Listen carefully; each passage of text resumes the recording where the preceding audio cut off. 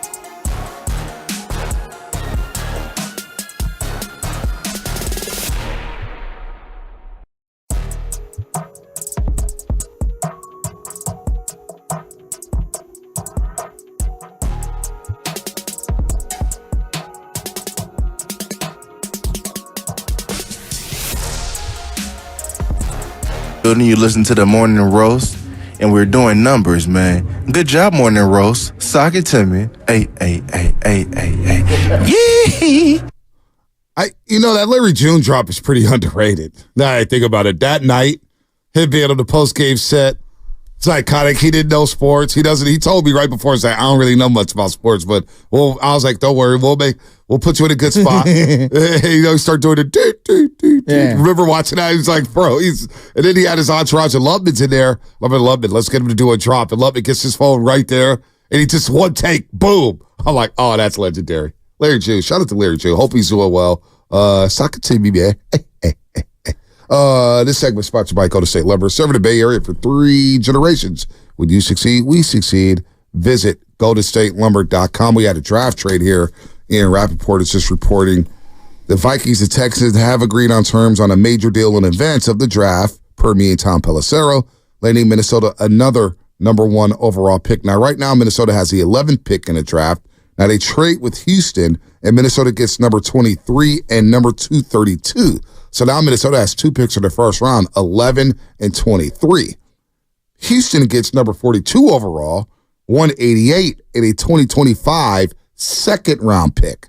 So Minnesota moves up, Houston collects an extra pick, and they move down in the draft here. So very interesting deal. Maybe Justin Jefferson could be on the way out. Who knows? Who the hell knows? Yeah, who knows?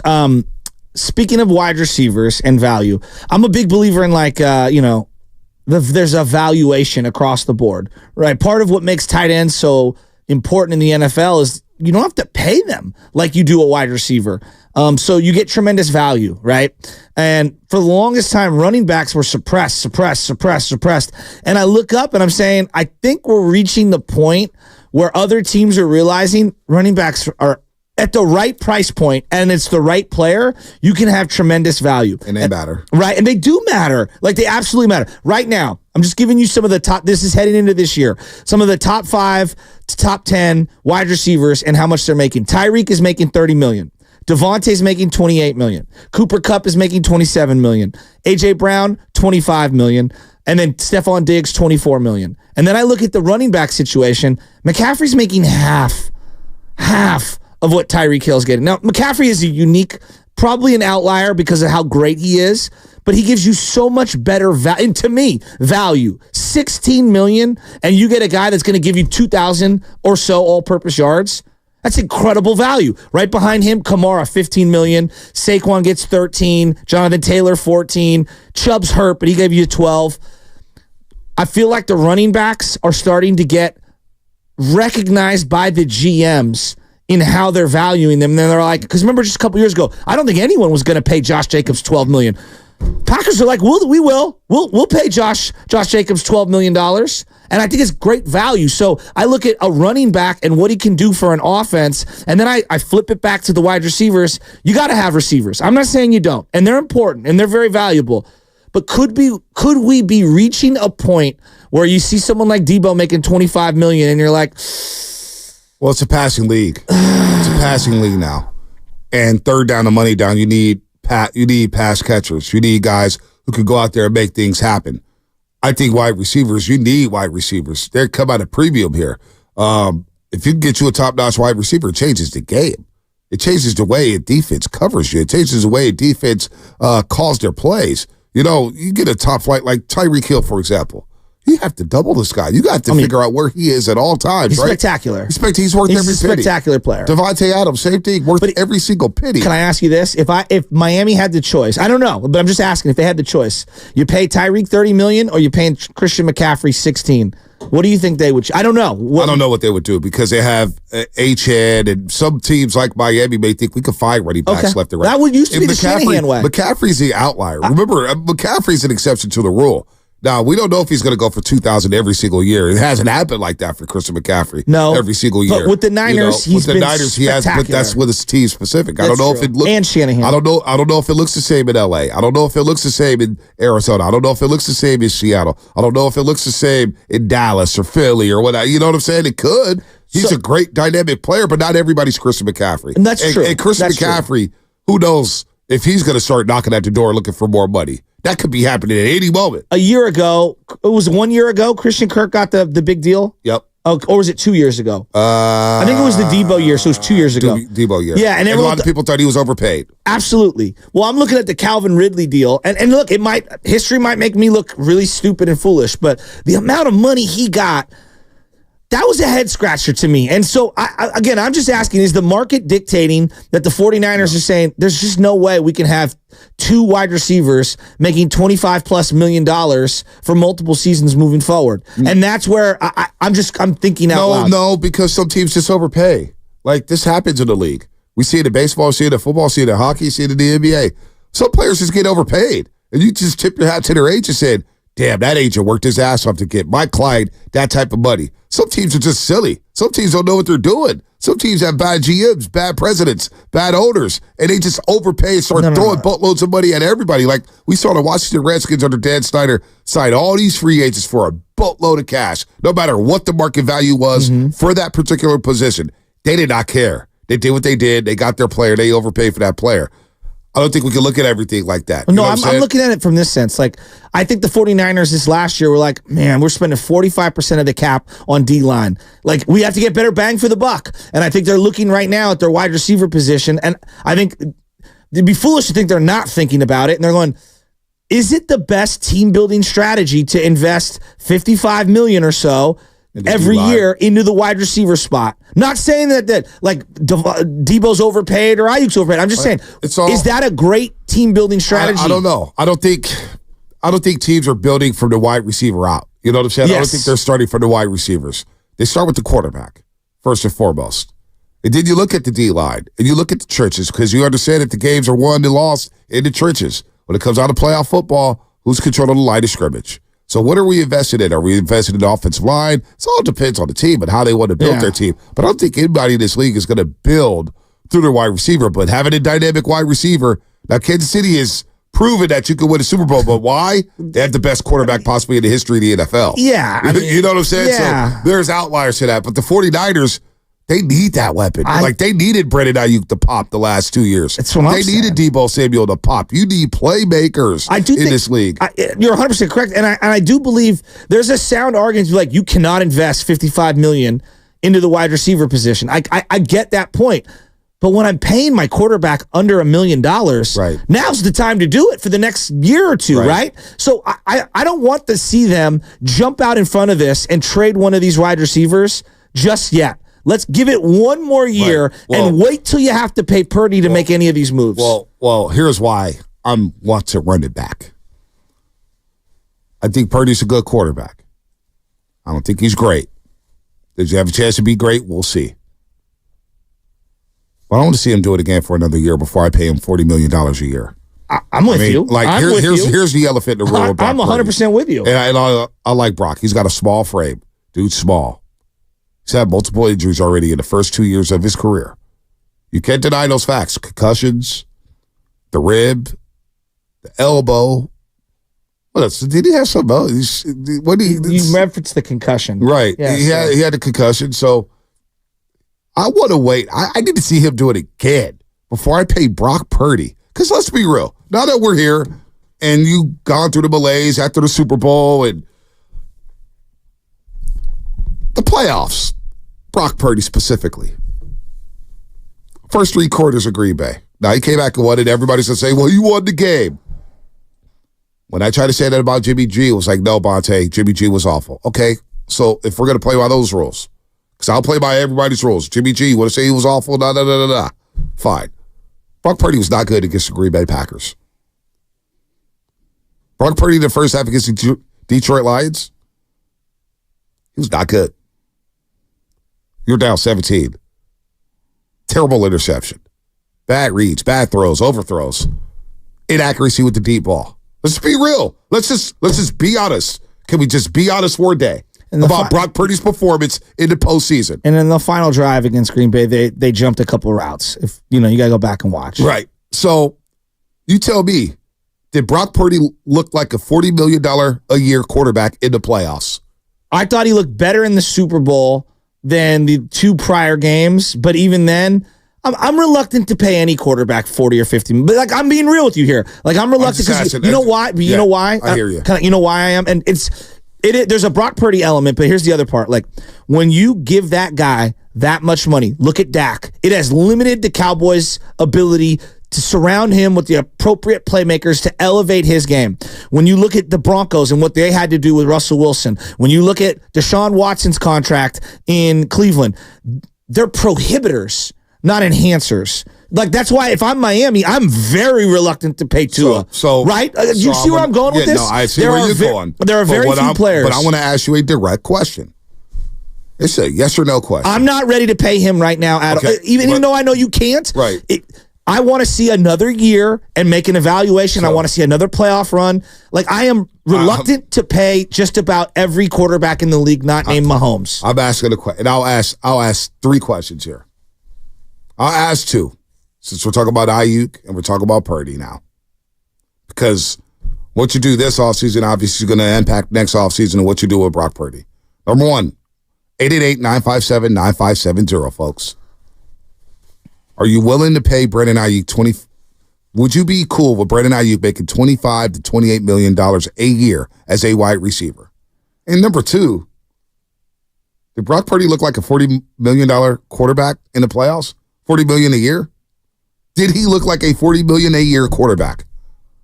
I'm going to say no, and it's okay. It's okay. It's okay to say no. I'm not being a hater. Well, he came back and won those games, but $40 million? Jimmy Garoppolo won those same games. And I'm not the biggest Jimmy Garoppolo fan at all. I was a cheerleader for him for a while. I was like, man, this guy's winning games. And I understood that he's throwing to Trent Taylor. He's throwing to Kendrick Bourne. He's throwing to a rookie in Deebo Samuel. He didn't have these weapons. Not these weapons. He didn't look like a $40 million a year quarterback, and everybody wanted him out of town. He eventually got out of town.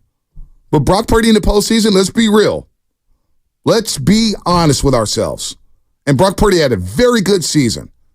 Hell, he could have been the MVP of the year. But did he look like a $40 million a year quarterback in the playoffs? And no, he did not. He did not. How many people scoffed at paying Lamar Jackson? How many people scoffed at paying? Oh, everybody. Everybody. Now, I love Lamar. He has not performed in the playoffs. Purdy has won more games and shown more in the playoffs than Lamar Jackson has. But I think most normal, thinking fans would be like, yeah, Lamar Jackson is a franchise type of a player that you should invest in. But even then, you're like, he runs around. I'm worried about injuries. Well, we saw what happened Christmas night. I don't know if you didn't go to that game, no, right? No, he was spectacular. So I was at that game. I was holding my baby. Yeah. I wanted to go. My wife wouldn't let me. I was at that game. I was very angry. I watched Lamar and I watched Brock. And it was a big-time football game. And both those teams wanted it. And it wasn't even close on who the best quarterback on the field was. It wasn't even close, Shasky. But I'm sorry. Joe Burrow, Brock Purdy, same thing. Head up. Because this is what we're talking about now. The elite of the elite. Joe Burrow's on the same football field with Brock Purdy. You were at that game. No, did you go to see Brock? Did you see Joe Burrow this year? I don't know if you saw. I only went to like 4 games this year. Okay, all right. So I was at that game, and I said, damn, Joe Burrow's good. I don't think he had like 1 incompletion in the first half. Daniel Jones is making $40 million this year. Wow. Daniel Classic Jones. Overpay. Classic overpay. I'm taking Brock Purdy no doubt. all day to the high heavens. No Kyler doubt. Murray's making $46 million, right? This is what the market is telling you that these guys are like. You're taking Brock over Kyler?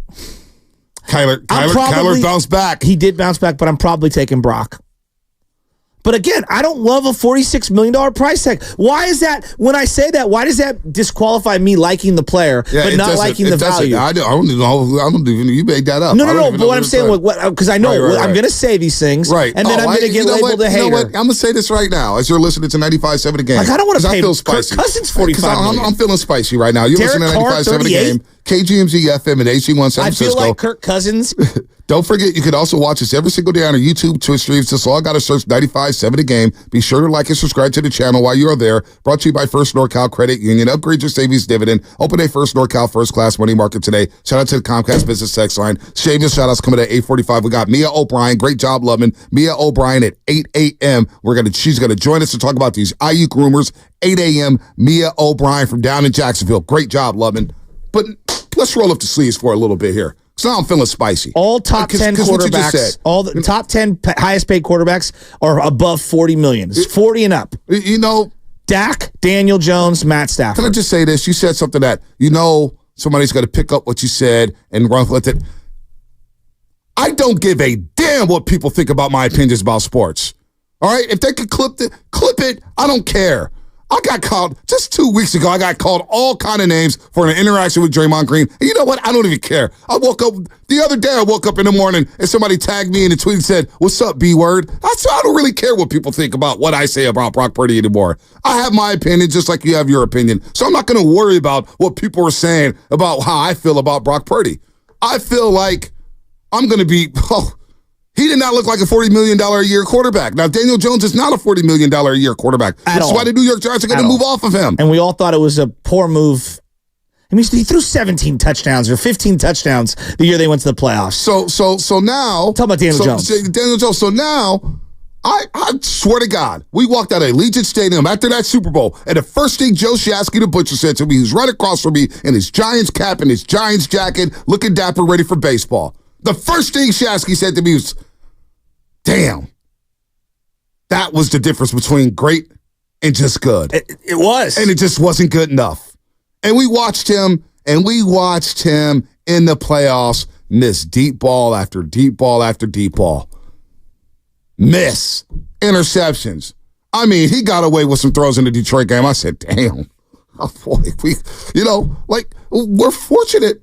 We're fortunate to even get to the damn Super Bowl. Let's be real here. We were fortunate to get to the Super Bowl. Had Dan Campbell not had a couple questionable decisions go his way, the Lions should have been playing the Kansas City Chiefs in Las Vegas. Let's be honest. We stole one. Well, we stole one. And you know what? We got a stolen back from us in Las Vegas. Why? Because they couldn't execute in the most important plays. When Shanahan's running, yelling, McCaffrey, and Purdy's throwing it in McDuffie's hands, and he's batting it down on 3rd and 5, you're thinking, damn. I just think the way that I value and I look at players in the NFL is there's value and there's money and there's other, like Josh Allen. When I watch Josh Allen play for Buffalo, there's no amount of money that they could pay him that doesn't tell me he's worth every bit of it. When I watch Patrick Mahomes, it doesn't matter what that man is. Steph Curry's a great example. If you told me Steph Curry makes 100% of the salary cap, I'd be like, yeah, he deserves it. Right. You know, LeBron James for 20 years, you know? But a lot of the other guys, a lot of really good players, how much are you making? Mm-hmm. Right? Like that does matter. The Gordon Hayward contract in the NBA. He's a good player, right? He's getting great money. Jaylen Brown, your boy. Did you want to pay him $300 million? Mm-mm. Right? Mm-mm. So I look at the NFL and it's like, I think Dak is actually really good. I think people hate on Dak. I think Dak's good. Do I think he's great? Right. No. Do I think him making the amount of money that he makes actually sets him up for less success because they can't afford other pieces around him? Absolutely. And that baked into the equation of how people view Dak Prescott. This is great. YouTube. I love YouTube.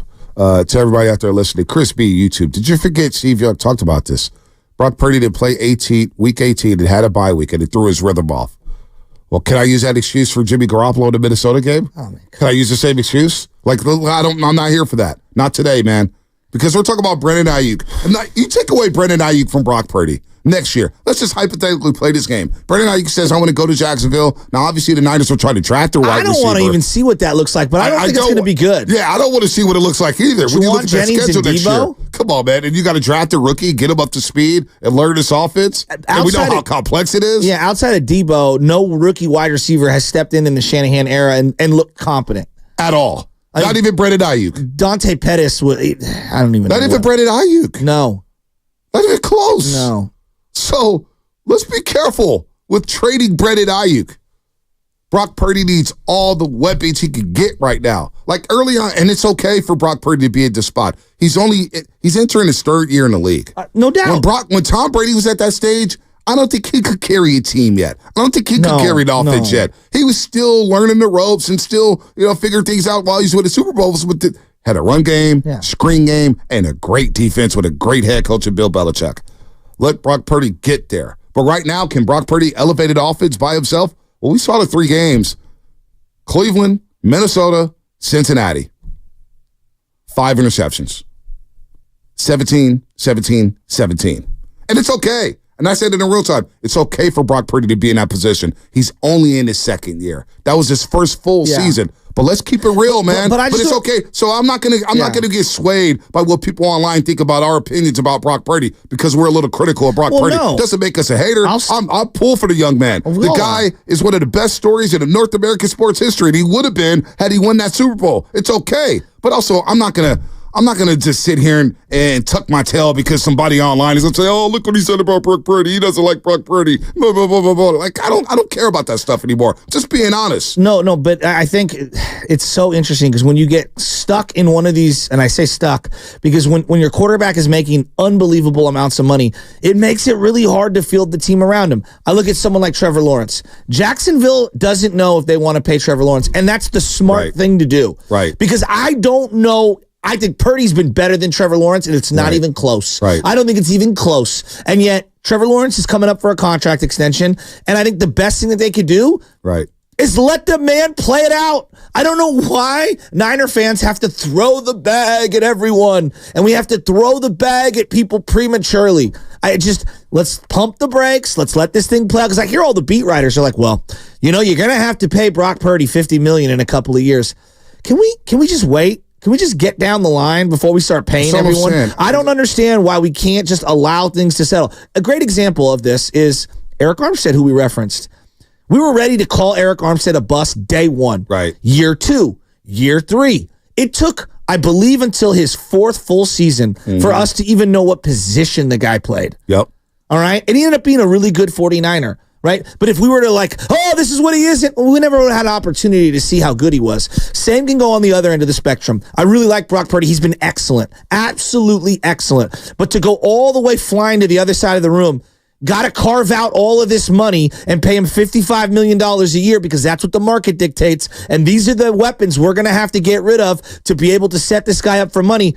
Let's just let the season play out, and let's keep as many weapons as we possibly can. I'm saying. That doesn't mean we don't love Brock. It doesn't mean we don't think that the team, he's better when the team is more loaded. Every quarterback is better when the team's more loaded. Like, I don't like paying Baker Mayfield $35 million a year, which is what his new contract's going to give him. I think it makes it more difficult to field the team around him. I want to suppress Brock's contract as long as I possibly can, and that is not a discredit to Brock, and that is nothing other than I want the best possible team to win the Super Bowl. All right, well said. Let's shameless shout out 745. What's coming up in the game is shameless shout out 745. And your phone calls 888-957-9570. Chime in on the conversation if you want to, or you can just hear us yell back and forth or talk back and forth, not yell. Anyway. People are up in their feelings this morning. I love it. More coming up on the roast, brought to you by Prize Picks. Like a cobra.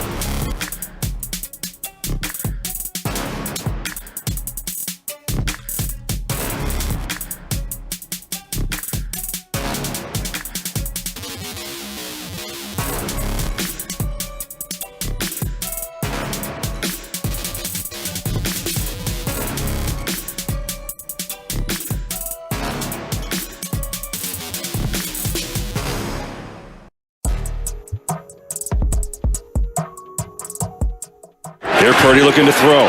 Has some time. Rifles over the middle and it's picked off. It should have been picked off. It was right there for Savage, who had a pick six last week and he just couldn't hang on. Oh. Wow. Well, you mentioned, look, Purdy's wearing this glove. And again, I'm not saying that's why he threw it. It looks like it came off his hand well. I mean, he threw that ball and hit Savage dead in the chest. I think the ball came out just fine. I just think it's a bad read. I mean, that looks similar to that early bad read against the Ravens. Now, back to the morning roast with Bonte and Shasky. Nah, don't call me a hater. I didn't come back with that highlight. Welcome back to the morning roast. A.K.A. Ferrari. Download the free Odyssey app and listen to 95.7 The Game wherever you go. Catch every Warriors game live on the app, along with all the music and news the Bay Area needs. Catch amazing interviews like yesterday with Steiny and Goo when they had Monty Poole on from NBC Sports Bay Area, our Warriors insider at NBC Sports Bay Area. We're talking Brock. We're talking Aiyuk. We got Mia O'Brien coming up at 8 o'clock. She works down in Jacksonville. Let me get her credentials. While you do that, I'll give you my top 3 hooks by rappers, not R&B singers. Guys who make the best hooks. Number 3, Snoop Dogg. Number 2, Tupac. Number 1, 50. Yes, I think he has the best hooks in the history of hip-hop. That's cool. That's cool. Does Brock Purdy have the best accuracy in football? Has one of the best accurate arms in football. Has one of the best brains in football at the quarterback position. But we're talking about Brandon Aiyuk, and we're going to get Mia O'Brien on from Jacksonville. And why? First week of the offseason, and I get these are all rumors. But I just, she tweeted out that Brandon Aiyuk, and it's not on her, she's doing her job. And I'm interested to hear what she has to say about it, but said there's mutual interest between Aiyuk and Jacksonville. Why would the Niners, if they are, play any games with Brandon Aiyuk? I'm just trying to think logically here. Their top wide receiver on this football team. And let me remind you, folks, what Brandon Aiyuk did last season as a 49er. Back-to-back 1,000-yard seasons. Back-to-back. All right? Doesn't happen often around these parts anymore since Jerry Rice and T.O. left this team. I think Anquan Bolden as a receiver is the only one. The only one. Crabtree never even did it. Now you look at the targets. Brandon Aiyuk was 36th in targets. 36. Like you look at CeeDee Lamb, he had 181 targets with the Dallas Cowboys. Aiyuk had 105 targets last season. He caught 75 passes. 75. 16 games. How many yards did he go for? Brandon Aiyuk. All he did was go for 1342. What about yards per catch? Yards per catch. Well, Aiyuk was second in the league, 17.9. Why would I not try to give that guy $25 million a year? So I don't believe the Niners are going to trade him. I don't even know where this talk's come from. It's just kind of, I'm scratching my head here thinking, why would you want to take away a weapon for the quarterback you believe is your franchise quarterback? Or even, here's my business acumen here, just how I think when it comes to sports teams. Okay, let me re-sign Brandon Aiyuk, and I got all these weapons. I got Kittle, I got Debo, I got Aiyuk, I got Christian McCaffrey, and I have a contract year coming up for Brock Purdy. All right, you played really well this season. We lost the Super Bowl, but you know what? It was your first full season at quarterback. Now let's see it again for your second full season where there's a lot more tape on you.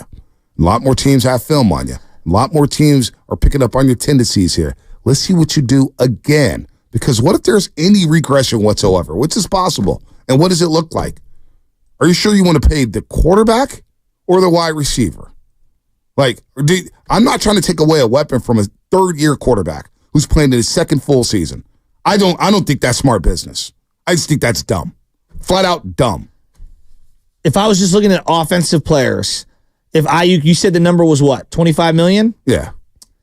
That would put him in the top 20 of all the NFL offensive players.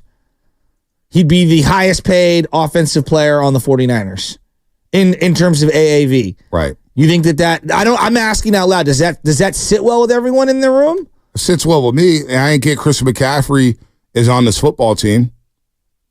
But if you know what? Because I'm looking at if McCaffrey, you and I believe McCaffrey's the number one option. He's the number one option, no doubt. And he should be paid, but he got that contract at Carolina. Last year was Brandon Aiyuk. You think he was? Oh, I know he was. Okay. The numbers told you the impact he did. I mean, he played without Debo for a few games. Brandon Aiyuk blew up. Okay. Brandon Aiyuk was the second option, no doubt. Now, George Kittle was the third option. Yeah. And so Debo was your fourth? I don't know.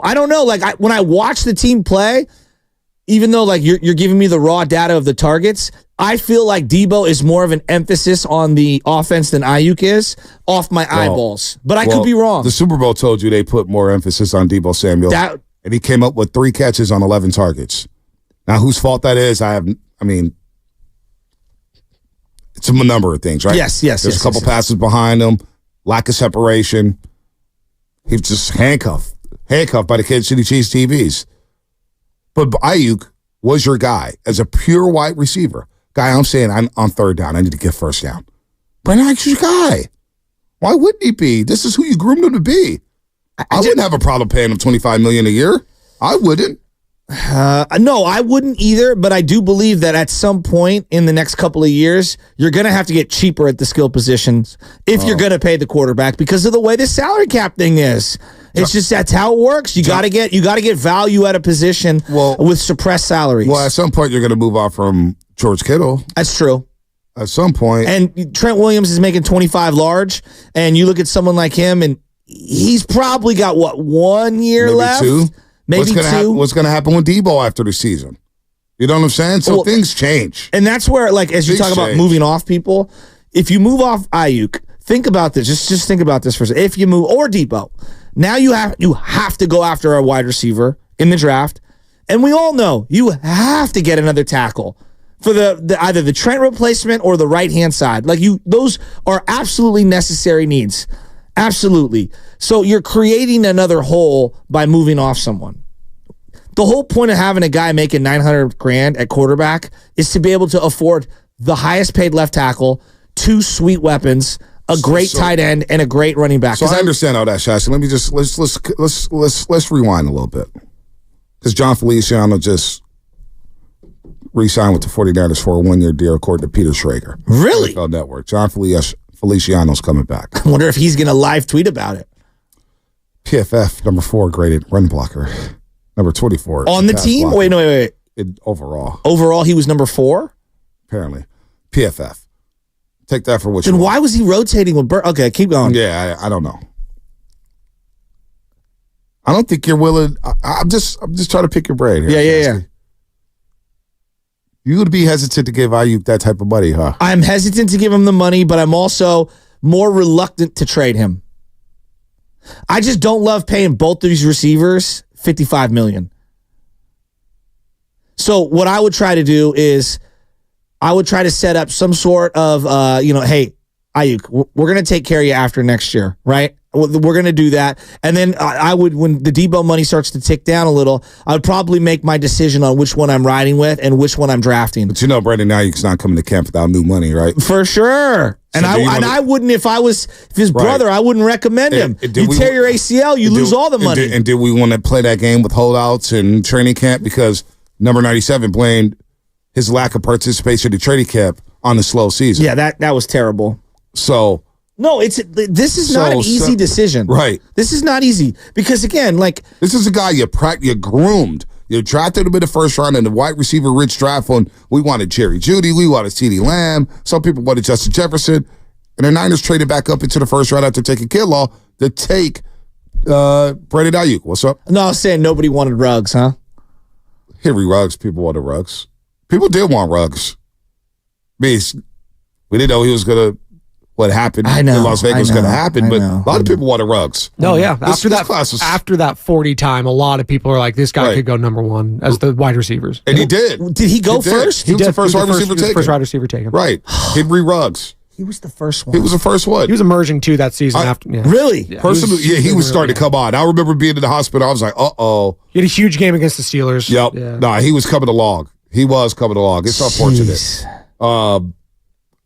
But Ruggs, Jeudy, CeeDee Lamb, Justin Jefferson, Michael Pittman Jr., Claypool, Jalen Reagor with that draft, and Aiyuk is popped. No, I know. He's had 2 good years. I'd say 1 great of the 2 good years. But, like, again, I just, the way I do business is I'm reluctant to pay anyone in the NFL immediately boatloads of guaranteed money. That's just how I operate. Now, you asked me about Nick Bosa. I had no problems paying Nick Bosa. I was frustrated that the team and Bosa couldn't get a deal quicker. The other part of that is Bosa, since day one, has given you essentially Hall of Fame production.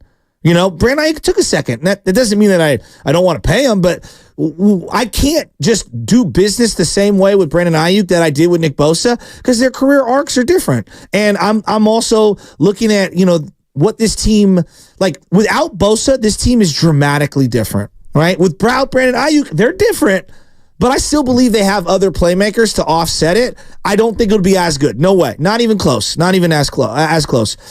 But why do I feel in my head it would be easier to find production at wide receiver than it would be to find premium Bosa production? Like if we're talking about comparing and contrasting those two. Well, you want to replace 75 catches at 1342? I mean, that's really hard. 1,342? It's really hard. You seriously think that you could just find out walking down the street? That's just going to fall on the tree, Shasky. Come on, man. You've been watching football for a long time. That's ridiculous. This guy has been upticking the whole damn time he's been here in San Francisco. 748 yards, 826 yards, over 1,000, 1342 in a run-based offense that they're 30th in pass attempts, right? What was the number? They were 30th, 29th in pass attempts for 49ers, and Aiyuk made the most. Hell, week one, Pittsburgh, he set the tone. 8 catches, 8 targets, touchdowns galore, everything. You're just, with Shanahan, you're telling me that you're just going to find that production when we've gone through Dante Pettis, we've gone through Jalen Hurd, we've gone through Richie James Jr., we've gone through River Craycraft, we've gone through Sherfield. Who else do we have? Richie James Jr. Who else do we have? Who else do they bring in? They brought in some other guys. They've gone through wide receivers to try to find value. Ronnie Bell wasn't even playing by the end of the season. So you think they could just, this team under Shanahan could just replace that type of production? I don't want to challenge that. I don't want to even risk that. I would rather just keep Aiyuk knowing that he's a proven commodity and that, so you said if you take away Aiyuk, you think this offense can hum a little bit. Who's the downfield threats? I mean, they're going to have to find one. That's what the draft is for. Right. So now you got to trust a rookie and develop a rookie to get them up to speed in this quote-unquote complex offense. I don't love that. Yeah, I'm good off trading Aiyuk. I'm kind of good off that. But right now they're like $2 million under the cap. They just restructured Javon Hargrave. Again, I don't know. Something's got to give. They either have to give this man an extension to create more cap space for this year, or they're going to have to move off him. Like it's one or the other. Or there's a post 6'1" Debo move coming, or could there be a Kittle move? I find it highly doubtful right now today that they're just all going to stand pat. You know, something's got to give. Aiyuk's only missed one game in the last 3 years. He's been very durable. And he had the shoulder early on in the season, and he battled through all that. We didn't even think about it. Didn't even think about it. Missed the one game against the New York Giants. Look, if we're banking on futures in terms of Debo versus Aiyuk, I think most reasonable people are taking Aiyuk's future over Debo's, even though Debo might be a more impactful player week to week. Mm-hmm. Very interesting. Very interesting. I think everyone wants to keep Aiyuk. I don't know. I don't know. You don't? Yeah, I'm seeing the YouTube. I'm seeing the Comcast Business X line. People said, Aiyuk's replaceable. I don't. Just like it's nothing. Hey, Aiyuk's replaceable. I think he's a really good player. I'm not willing to play that game. I'm not willing to play that game and say, trade him for a draft pick. I'm not trading a proven commodity in this league. In this league that's so hard to find guys, especially at the wide receiver position. See, I look at teams like the New York Giants and I'm just saying, like, they have no playmakers. They've tried to get playmakers. No, I know, and they can't get playmakers. What would they do to get themselves a bona fide number one? Who, the 49ers? No, the New York Giants. They've tried, I think. They got rid of Beckham. They've tried to draft. They're trying to do anything. His value is. But who, Brandon Aiyuk? Yeah, I do. I wonder what his value is. What did Devontae go for a couple years ago? Devontae more accomplished, better player. But what did he go for? The 30th overall or 28th overall? What was it? And then, so let me ask you this. If Minnesota right now called you, Shasky, you're GM of the 49ers. Yeah. And they say, here, we got 11 and 23 for you. Give us spread it out. 11 and 23? I'm doing it all day. Really? Yeah. Okay. Because then I could shore up multiple holes. Yes, I am doing that one. All right. I would. That's 2 first-rounders? How are you? That's a quarterback deal. How are you replacing Brandon Aiyuk? Well, one of those picks would be a wide receiver or a second-round wide receiver. You just look at the draft, like, you get great value in the second round on a wide receiver. So we'll see, because like every year 2 we do firsts, this. Because like 2 firsts is a lot, but you can whiff on 2 firsts. We've seen John Lynch whiff on 2 firsts. You can. You know what I'm saying? It doesn't guarantee anything having 2 firsts. The Raiders sent their first-round pick, number 22 overall at the time, and the second-round pick, number 53. That was it. Yeah, I don't think Minnesota's giving you 2 firsts for a Brandon Aiyuk. Right. They seem to be in stockpile mode of draft picks. Adams was 29 at the time, too. 29. That was his 3rd contract, too. And Ayuk's 25 right now. Yes. 25 years old. And probably actually, just entering his prime. Devontae had a couple struggle years, too, early on with Green Bay. Yeah, he did. A couple very big struggle years. Like Aiyuk. Was in a doghouse. Now he's your best wide receiver. So we'll see. We'll talk to Mia O'Brien, because the only reason why we're talking about Brandon Aiyuk and these trade rumors is because Mia O'Brien from down in Jacksonville said, hey, 92.5 FM in Jacksonville, hey, Brandon Aiyuk and the Jaguars have mutual interest. Really? Huh. That's interesting. I wonder if that's the case. Meanwhile, Debo changes his number from 19 to 1. Could the Niners be waiting for the T. Higgins trade to go down? I don't know what they're doing. I have no idea. It's all speculation. This is why it's a little. These conversations have shelf lives, right? Because we don't know what's going on in those war rooms. That's true. Everything is speculation. But that's personally, I hate speculation. No, I'm with you. But the beauty of the NFL, does this guy have this, or does he guy want this, or are they waiting for that? I have no idea what John Lynch and Chad are doing right now. Because they've been a little not reckless, but like they spent a lot of money. They're up against the cap. If you had the franchise tag in your back pocket, a year from now, but you have to guarantee all of that money in that calendar year, right? And their money is just so tough to navigate right now. But that's what the beauty of what makes the NFL so great is having that franchise tag. You like a player, you're not really sure how you can work out a long-term deal. Boom, here's the franchise tag. It's not the greatest for the player, but it's great for fans because it maintains a player on your team. And I feel like this situation, something's got to give. Either they're giving him a contract extension or he's getting dealt. I don't see him showing up second week of August practicing on the field without a new deal. Do you? Oh, Brandon Aiyuk? No, he's not coming back to training camp without a new deal. No chance. But that's where I want him working in the offseason with a healthy Brock Purdy all summer. I want them working together all summer to work on their synergy and their timing and being on the same page. I don't want any of the same problems that we had last year with Bosa holding out and kind of just disrupting everything at camp. I want all hands on deck. Well, you better pay the man. So I'm not sure Brock Purdy, I'm not sure Brandon Aiyuk stepping on any field with any 49er this offseason. I'm just not sure about that. We'll see. Mia O'Brien, she works down at 1010 AM, 92.5 FM, Jacksonville Sports Radio, flagship radio home of the Jacksonville Jaguars and home of the Florida Gators. So we're going to talk to her at 8 o'clock about this Brandon Aiyuk situation. We got Shameless shoutouts coming up in 9 minutes. 9 minutes Shameless shoutouts. Let's go to Dave in Livermore. Dave, what's happening? You're on the roast. What's up, fellas? So I just wanted to bring up, you got to pay Aiyuk when you're talking about paying 2 receivers at the same time. I'm not saying, you keep them both. But what I'm saying is if Debo got signed for that amount and Brandon Aiyuk is producing more, is healthier more, is willing to block down field more, is showing up as a leader even in practice. We talk about it all the time when he stood up to Fred Warner to protect his guy. He deserves to get paid. Not only that, yes, Brandon Aiyuk has attributes that you can replace, but you cannot replace durability. We always have to remember that.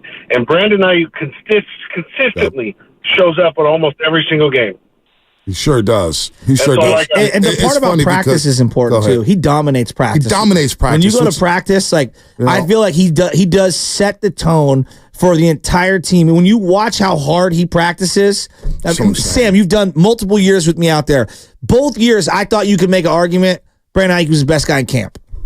Oh, absolutely. I mean, it's just by watching him, he was outstanding out there last 2 years with Trey Lance and Brock Purdy. Dominating, right? Like I'm talking about literally not taking one play, one drill, nothing off. He dominates. Which is why I didn't get our conversation earlier in the year when you didn't believe that Aiyuk was a bona fide number one on this team or maybe in the league. And I was like, wait, what?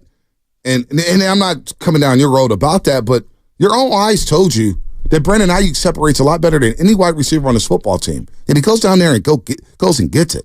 And I'm glad Dave just brought that up about Fred Warner. I had forgotten about that. When he stepped up to Fred Warner, was like, nah, you're not going to punk me, dude. I'm out here. Mm-hmm. And then you see him go out there and he dominates practice, one-on-ones, team drills, you name it. I've watched this young man grow and grow and grow. And no, like, this is why Niner fans were scared that Brandon Aiyuk would end up in Kansas City with Patrick Mahomes. Why do you think Niner fans are so petrified of that? Oh, Brandon Aiyuk's going to go to Kansas City and go pair up with Mahomes. Why would we be scared of that if Brandon Aiyuk wasn't the number one wide receiver? No. I think there's a difference between bona fide number one, to me, is equivalent to ace in baseball for starting. Not every team has an ace. I hear you. Right? I hear you. So, like, franchise quarterback, we throw that around. Like, you can make an argument there's like 3 franchise quarterbacks in the league right now, right? So, when I look at bona fide number one, Tyreek Hill, Justin Jefferson, CeeDee Lamb. I don't know. Come around and come on. Don't do that. I don't know, man. I don't know. He's like, there's a handful of guys, dude. There's a handful of guys. Maybe CeeDee. Maybe I don't. Yeah, because he has been the number one for them. Okay, like 2 straight years. CeeDee Lamb. You know, like, I don't even. Is Cooper Kupp still a bona fide number one? Absolutely. Even with Puka? Absolutely. Still? They're both 1A and 1B. CeeDee was first team All-Pro last year. Dude, not only was he first team All-Pro, he had 135 catches. Okay. And 1,750 yards receiving. Bona fide number one. Like, I look at Stephon Diggs. Like, I love Stephon Diggs. I don't know if he's a bona fide number one no matter where he goes. Like, so maybe there's like 5 or 6 guys, and I think Aiyuk's slightly outside of that group. That's all. That's fine. I still think he's great. And Cooper Kupp, you leave him one-on-one. I've watched him torch the Niners. He's just got hurt a lot the last couple Yeah, that's years. it. You know what I mean? But he's on the field. That's why I was asking. He's a bona fide number one. Like, I don't know if, like, I love DK. I love DK. I don't know about DK because there's times where I'm like, he gets in his own way, but he's a monster. He's an absolute monster. 888-957-9570. 888-957-9570. Shameless shoutouts coming up in 5 minutes. 5 minutes. Shameless shoutouts coming up here as we talk offseason stuff, speculation galore, trade this guy, trade that guy, who we're going to get. Where there's smoke, there's fire, diva, all this stuff. It kind of drives me crazy, but it also gets me going here because they're going to have to make a decision on quarterback next year. And this is like the elephant in the room is, as we're talking Devos, we're talking reshuffling the defensive line and patching up the offensive line as the Niners bring back John Feliciano. The guy who's coming into this next season, who has the most to prove, whether we like it or not, is going to be number 13, Brock Purdy. It is what it is. But it feels like the regular season, because of how great it was this year for him, not that it's irrelevant, but you're going to have the same conversation that you have with a lot of athletes in sports. What are you going to do in the playoffs? Well, and he's put himself in a position where we believe him to be one of the really, really, really good players at this position. What's it going to look like in the playoffs? And ultimately, that's how a lot of these guys are judged. Once you've proven in the NFL. No doubt, because the dialogue after the playoffs last year with the Golden State Warriors and Klay Thompson, and we'll talk to Tim Roy at 8:30. Klay Thompson, the last 3 games against the Lakers was not good. The owner said it. We said it. It was just not pretty. And that went to the offseason, and automatically it was like, oh, Klay's washed. He's done. He's cooked. He's terrible. Like, you know what I'm saying? Mm-hmm. Like, playoffs dictate. Jason Tatum in the finals, he can't get over the NBA Finals loss against the Warriors. And I'm watching Jason Tatum cook KD yesterday. 23 first half points. I'm like, damn, look at Jason Tatum. He's so good. And Boston runs away with it in the second half. Then I'm watching Kyrie, and I'm like, man, Kyrie's putting on a show yesterday against OKC, and OKC wins that game.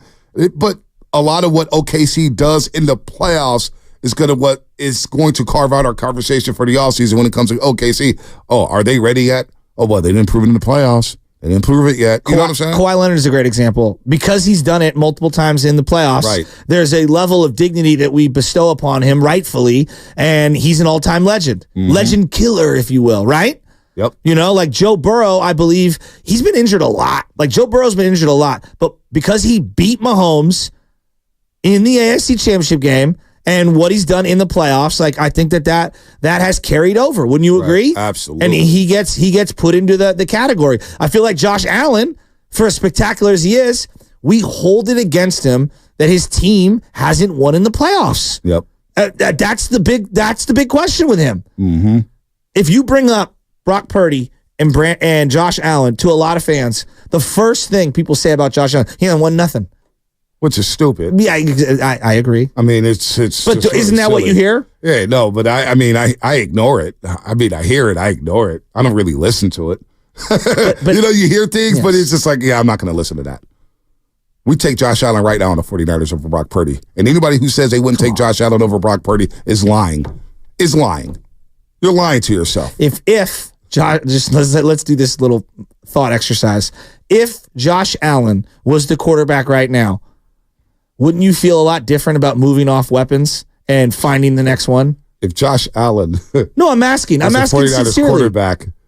We're talking about the parade we experienced in the month of February. Yeah, I mean, you also probably wouldn't afford. That is what it is. Other guys. It is what it is, though. But no, they will figure things out because when you have you brought something up before the show. That I just now that you said that, guys go sign with Mahomes, right? Oh, they're dying to. Did you see the text message? People seem like they're lining up to play with Josh Allen, even though they're playing in cold-ass Buffalo. Oh, yeah, because he's Josh Allen, and they want to win a ring. Von Miller, went there. I mean, he wanted to win a ring with Josh Allen. That's part of why, and they paid him. Would people be lining up out the door to play with Brock Purdy? Maybe not yet. Not yet. But down the line, I don't know. Maybe. We'll see. We'll see. Because people started lining up to play with Brady. Well, Odell Beckham went to Baltimore last year, and then Derrick Henry went to Baltimore this year. To play with Lamar. They want to go play with Lamar. Obviously, people have always wanted to team up with Brady. We talk about this in the NBA. I do believe the NFL has more, especially when it comes to the skill position guys, you get more of those, I want to go play with that guy. Right. Juju Smith. Right. Going to Kansas City. There's people in denial. You could say Josh Allen hasn't beaten Patrick Mahomes. He put his team in a position to beat Patrick Mahomes multiple times. It's the defense. It's not his fault the defense can't hold it. And the field goal kicker. Thank you.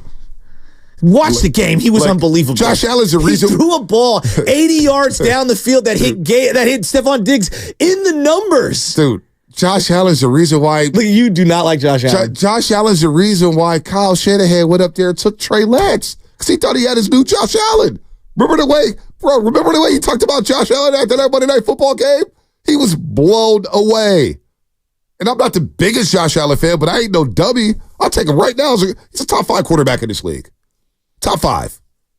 With everything that's on this plate, and he got better under Joe Brady's OC. Once they fired Ken Dorsey, all of a sudden you saw the real Josh Allen stand up. So 888-957-9570 is the number. As we're talking Brandon Aiyuk and Trey Lance, we got Mia O'Brien coming up at 8 o'clock. Then we'll change gears. We'll shift gears to the Golden State Warriors as they take on the LA Lakers tomorrow. We'll have a nice little Warriors conversation. And then FP Santangelo will join us as he just got back from Scottsdale. We'll geek out over some baseball here as baseball season is around the corner. You're my shower, Bonte. Oh, no. A Bonte shower? 888-957-9570. That's an uncomfortable drop. 888-957-9570 is the phone number. Let's go ahead and get Shameless started. I've got a good one I want to start with.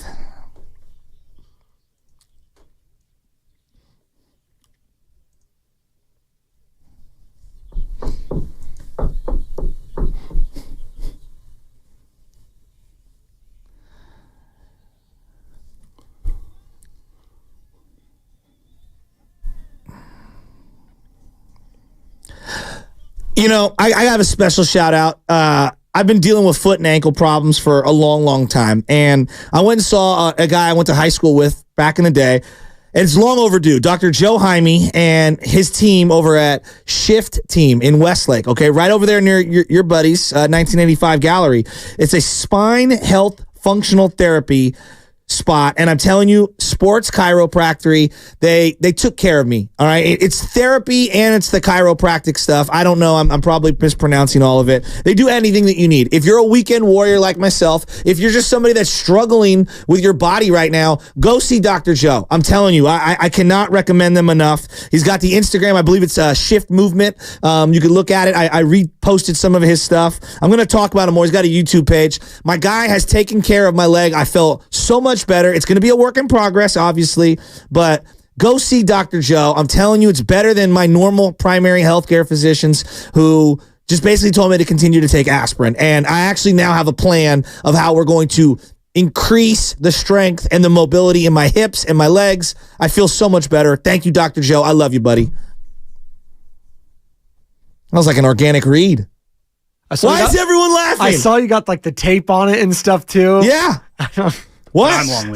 Spadoni, I'm going to let you guys go. It's a shout out. I'm not on the injury report today. I'm just not even going to follow. So I know I'm curious because we got some time here. 888-957-9570. So what did they do to your Achilles per se? So it's not the Achilles. Come to find out, it's this from the big toe underneath the foot that runs all the way up the leg. It's not the Achilles. It's this like kind of tendon that goes underneath it, that wraps underneath it. And trust me, once they start massaging it, the whole entire leg started tingling. I've been doing this suction cup thing. I mean, he does the whole thing. And I'm telling you, you feel like $1 million.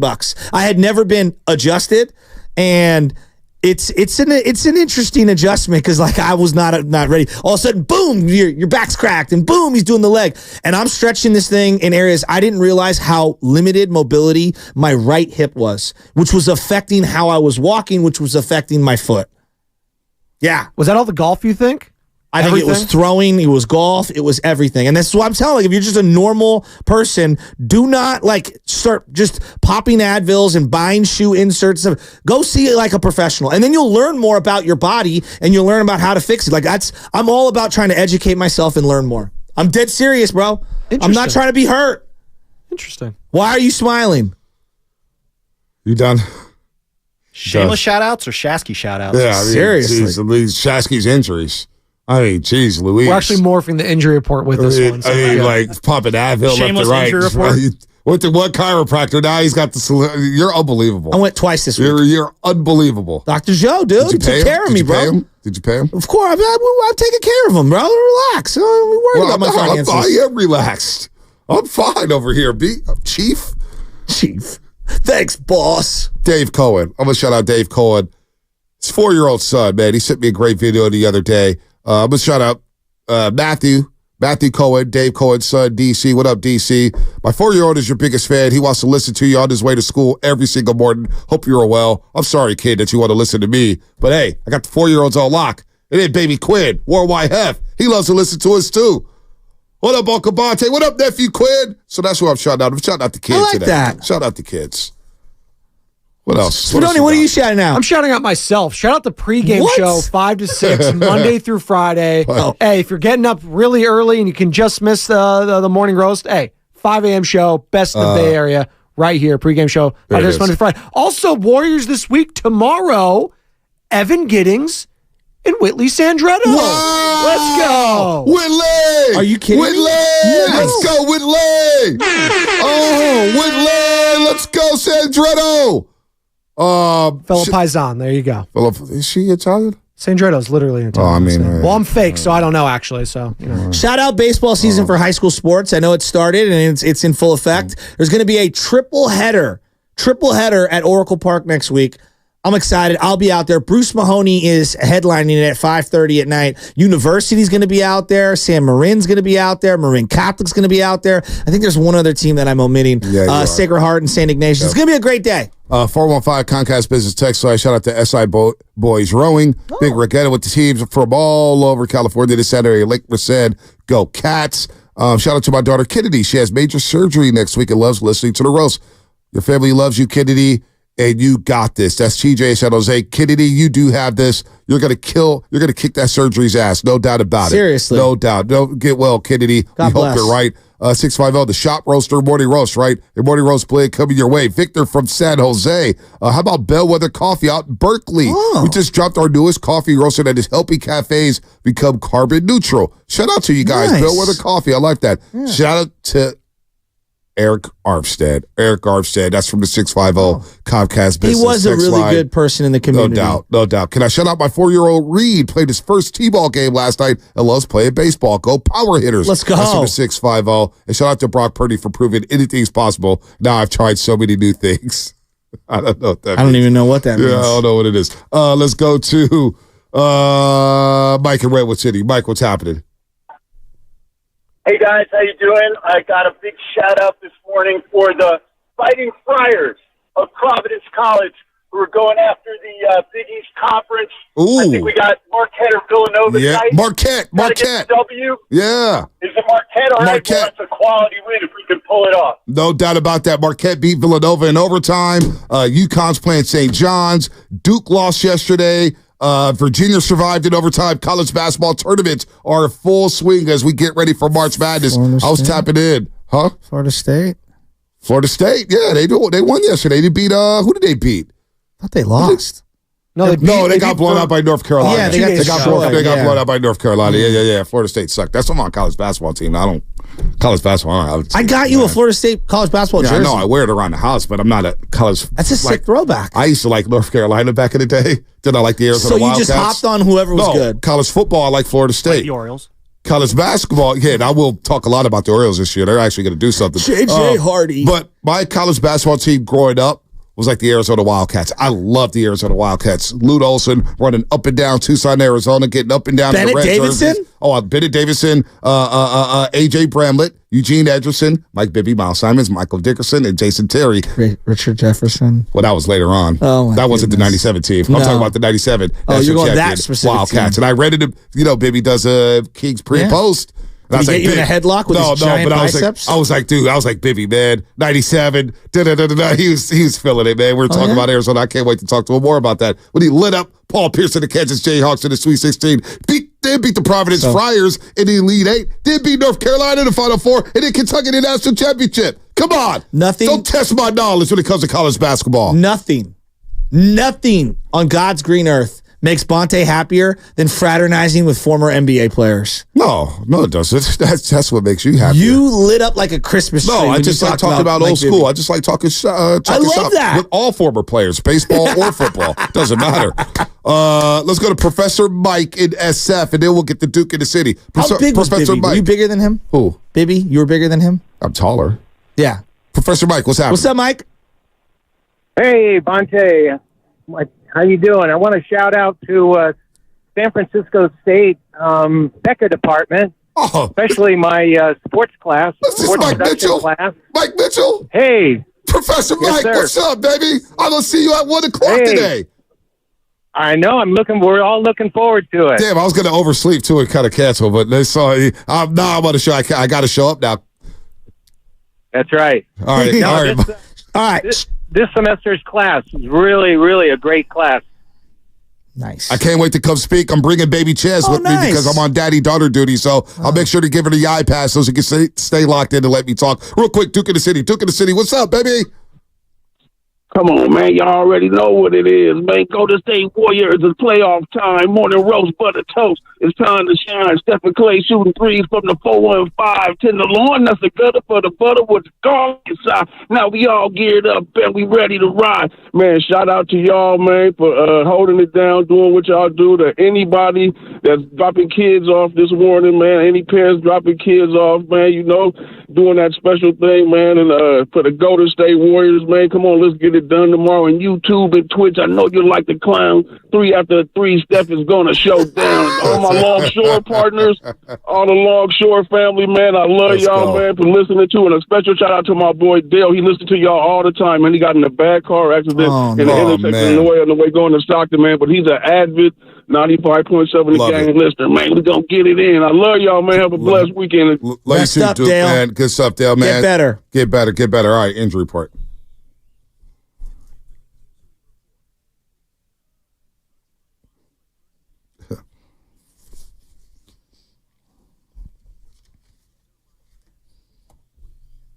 All right, Scott Alexander, former Giants reliever, signed a 1-year deal with the Oakland A's. He's expecting to miss an extended period of time with a stress reaction in his left rib. No timetable for his return has been provided, but the expectation is that he will miss some time to start the regular season. The injury report brought to you by Boxer & Girls in Northern California's premier workers' compensation law firm, helping injured workers get their lives back for over 40 years. What's coming up in the game? Brought to you by Fremont Baked Full Service Baking, no compromises. Mia O'Brien. 92.5 Jacksonville FM, the home of the Jaguars, the home of the Florida Gators. She tweeted yesterday that there's mutual interest between Aiyuk and the Jacksonville Jaguars. So let's get down and dirty with Mia O'Brien and figure out what the hell is going on with Brandon Aiyuk here on the Morning Roast. Join us today during the Jeep Celebration event.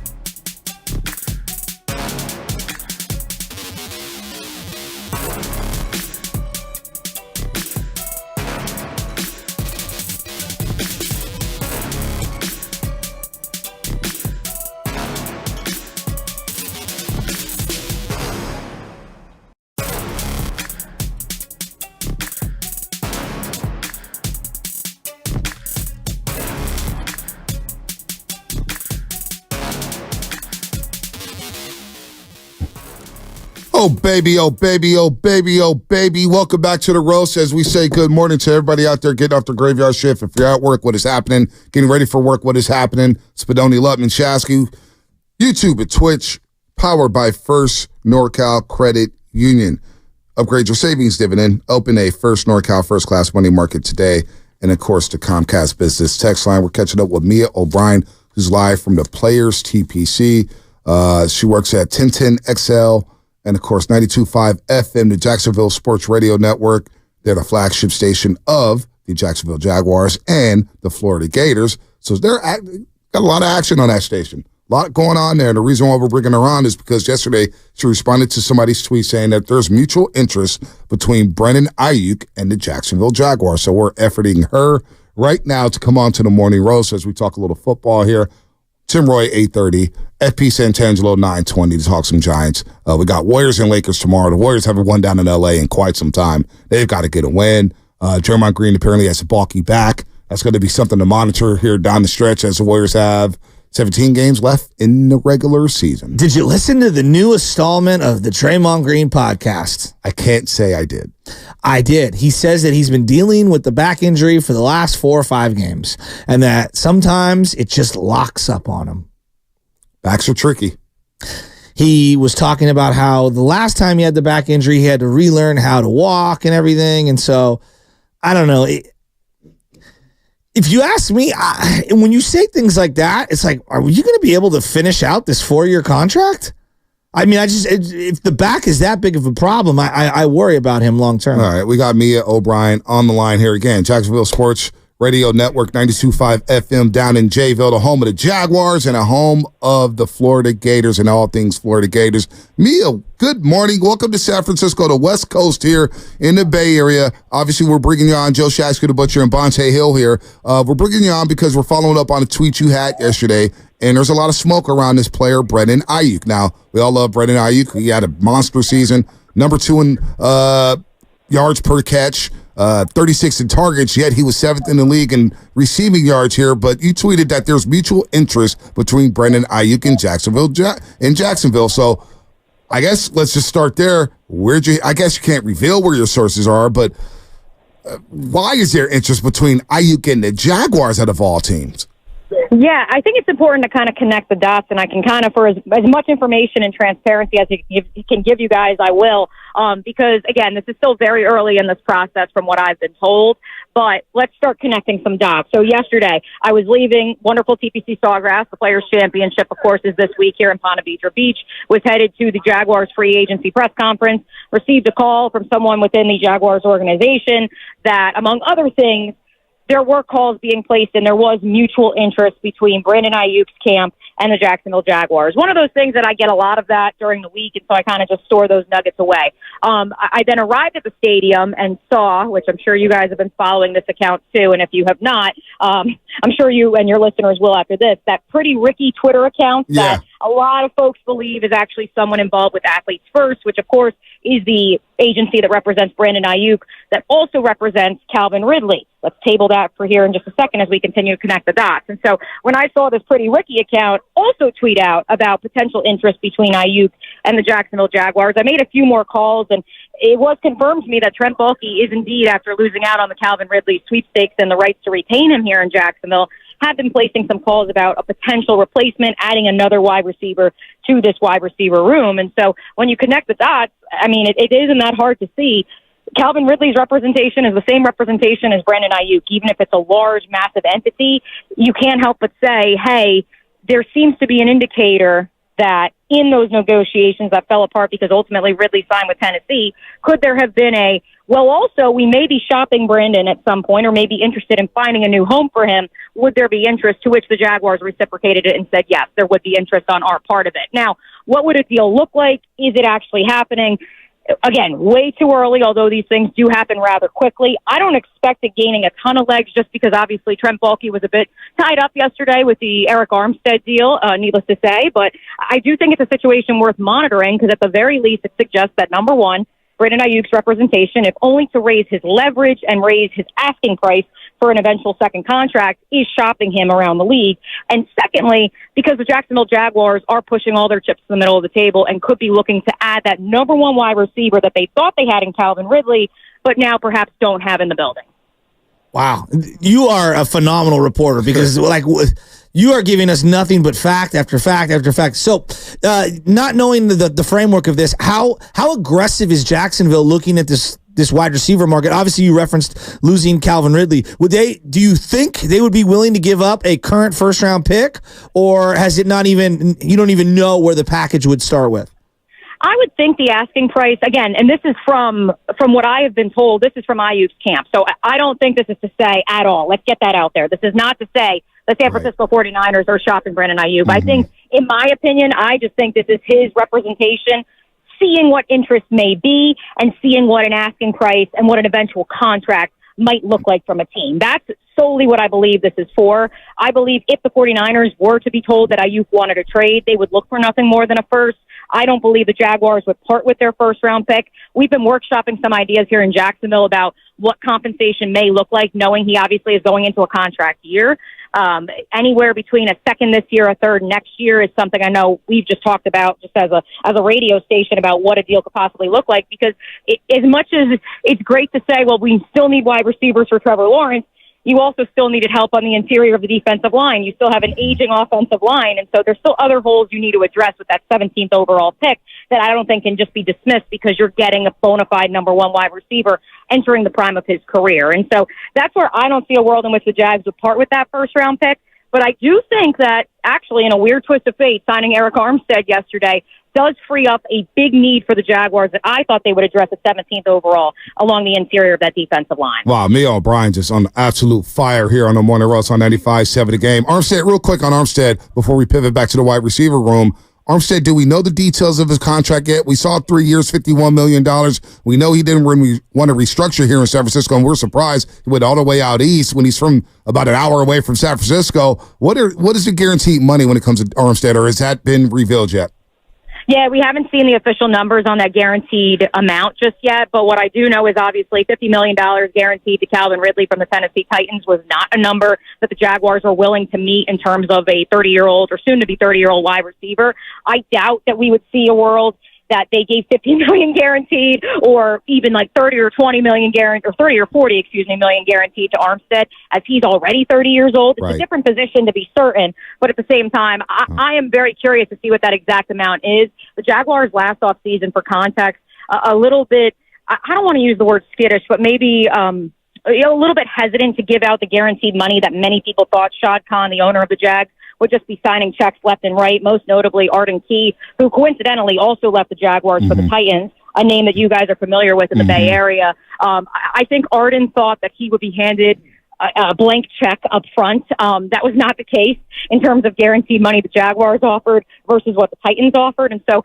I am genuinely intrigued to see what that number will be. But all we know as of now is it's estimated to be about $17 million a year for a 3-year contract. Do you think, Mia, they would be willing to give Brandon Aiyuk $50 million guaranteed, knowing he's only 25 years old, if the Jaguars did trade for the 49ers wide receiver? Yeah, and that's actually something I was just talking with one of my colleagues here at the course about, because the truth of the matter is, again, for context sake, for everybody in the Bay Area, Calvin Ridley is 29 years old. He's soon to be 30 years old. His football shelf life is different than a lot of folks because he didn't leave high school until he was 19 years old, I believe. He didn't leave college until he was 22 years old. He obviously missed a year and a half due to the suspension and the medical leave of absence when he was with the Falcons. And so you could make the argument that his quote-unquote football life, he's really about 26 years old. And so if the Jags weren't willing to give him $50 million, would they be willing to give it to Brandon Aiyuk? I tend to believe that if in that 1 year, let's say the Jags were to somehow make a deal, and again, for all intents and purposes, this is a very much exploratory stages of a potential trade, but if they were to make a deal, I would be very curious if they had to agree to that extension before the trade was made, or if he would play on the 5th-year option, and then they would come up with the dollars and cents. I think just because the Jaguars have gambled on a Christian Kirk before, and they've seen amazing returns, but then last year with the Ridley deal, you eventually give up a 3rd and a 5th-round pick, but for what proved to be a 1-year rental. And so I'm curious if there would be a buyer beware of we need to see it in our building before we give that money. I would think Aiyuk, though, would command something in that $50 million guaranteed range if he's to continue the success he had on the field this past offseason. Okay, one last. You're giving us great info.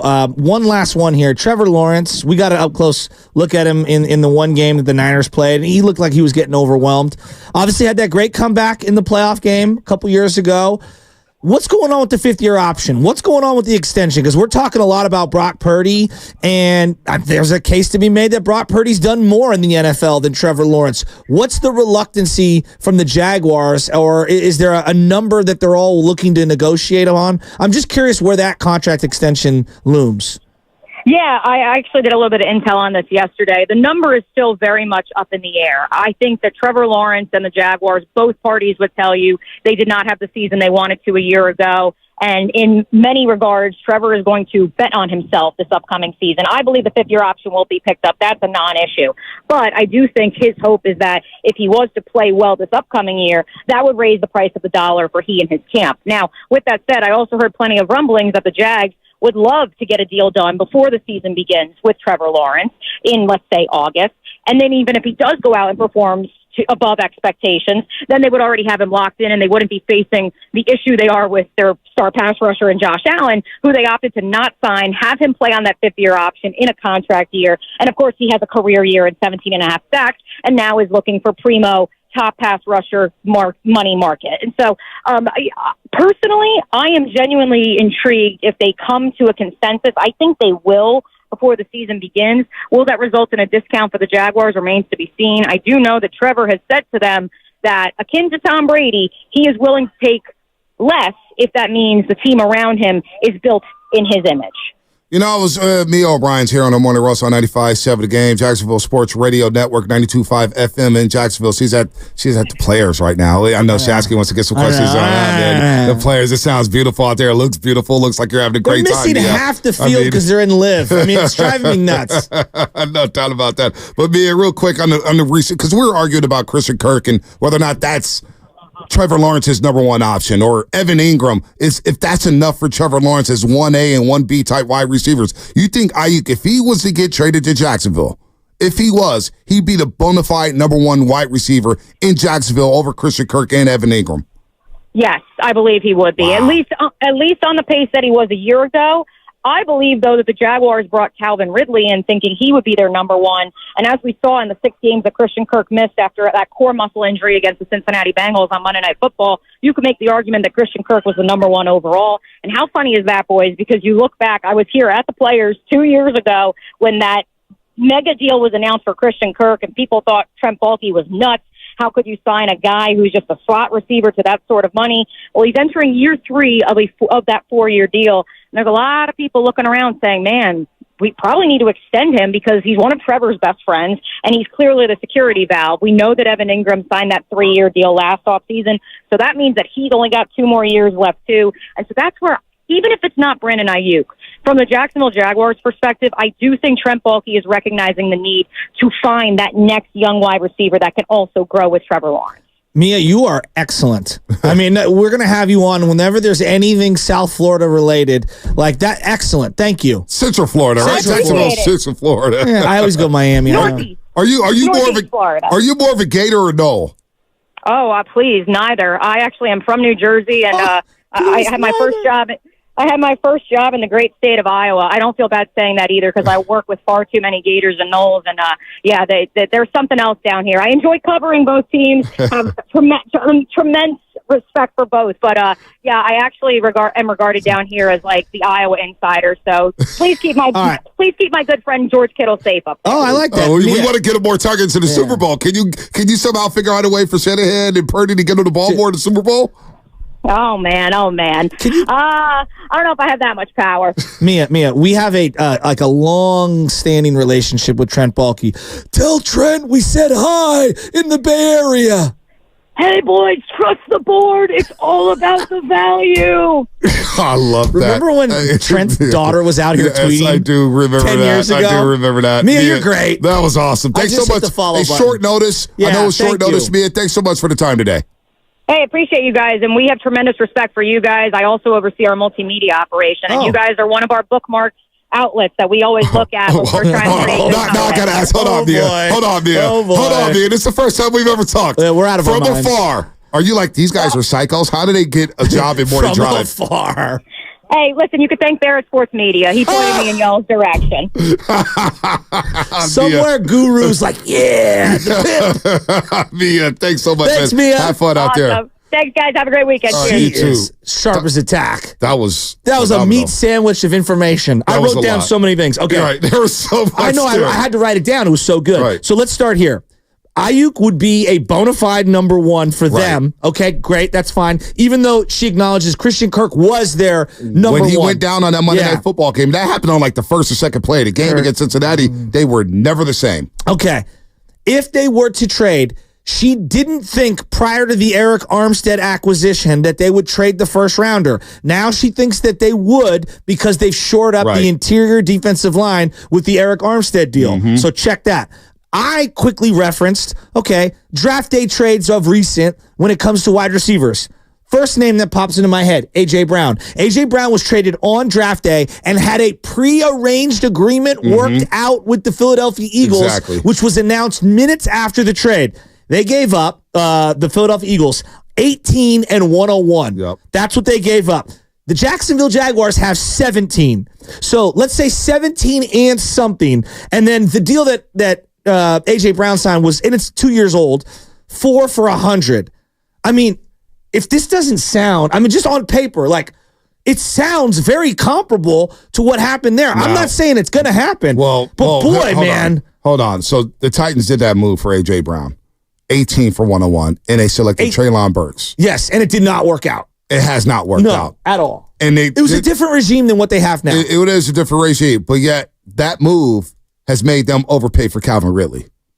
In retrospect, yes. In retrospect, yes. It's a trickle-down effect to it. Yes. You gave up a premium wide receiver talent. Yes. So, yes, that's what the conversation was, but if I'm the 49ers are saying I need more, that's Tennessee's problem. It's Tennessee's problem that Philadelphia ripped them off and got away with just giving up an 18th pick and a pick in the hundreds for A.J. Brown. That's Tennessee's fault. Well, if I'm the 49ers, and Jacksonville may operate like that and say, whoa, A.J. Brown went for this. That was a couple years ago. Yesterday's price isn't today's price. No doubt. Not even close. And if I'm John Lynch and I'm even thinking about this, which I wouldn't, I would try to keep Brandon Aiyuk at all costs because he's my best wide receiver on the football team. If Jacksonville really wants to dance and trade for Brandon Aiyuk and give him all that money, I need more than just 17, and I need more than 101. I need multiple draft picks. I am leveraging this situation. So, I'm not doing that. Not doing it at all. So it's not enough. It's not enough. By the way, I sent you guys the Michael Silver article. I forgot to get into that with you guys today because Michael Silver wrote an article yesterday about the aggressive offseason rearming a defense shakeup, and it's a long, deep dive about Kyle Shanahan that has a lot of people up in arms about Shanahan again. So we'll get into that a little bit later. Well, so you referenced Tennessee completely. They whiffed. Like they traded A.J. Brown. Whiffed. And we do it in real time. Okay. Can I play the other side of the coin? Now, I don't know. You're probably more likely to be in the middle of this, but here's the other side, and this is as grand slam as it comes. Stephon Diggs was traded to the Buffalo Bills. It worked out for the Bills. They gave up a first-round pick, I believe 22 overall. They used that pick to draft Justin Jefferson, and it's been one of the greatest selections since Randy Moss for the Vikings. Who's been closer to winning as a team, though? Oh, well, Buffalo's farther along. They've won, right? Like, no Jefferson's put up great numbers. No, historic. Has Jefferson... He's been historic. Has he even played the playoff game yet? Did he play in one game, playoff game? They were one and done, remember? He threw short of the sticks, Monte, in the quarterback dock. Oh, that's right. The New York Giant game, the wild card game. Yeah.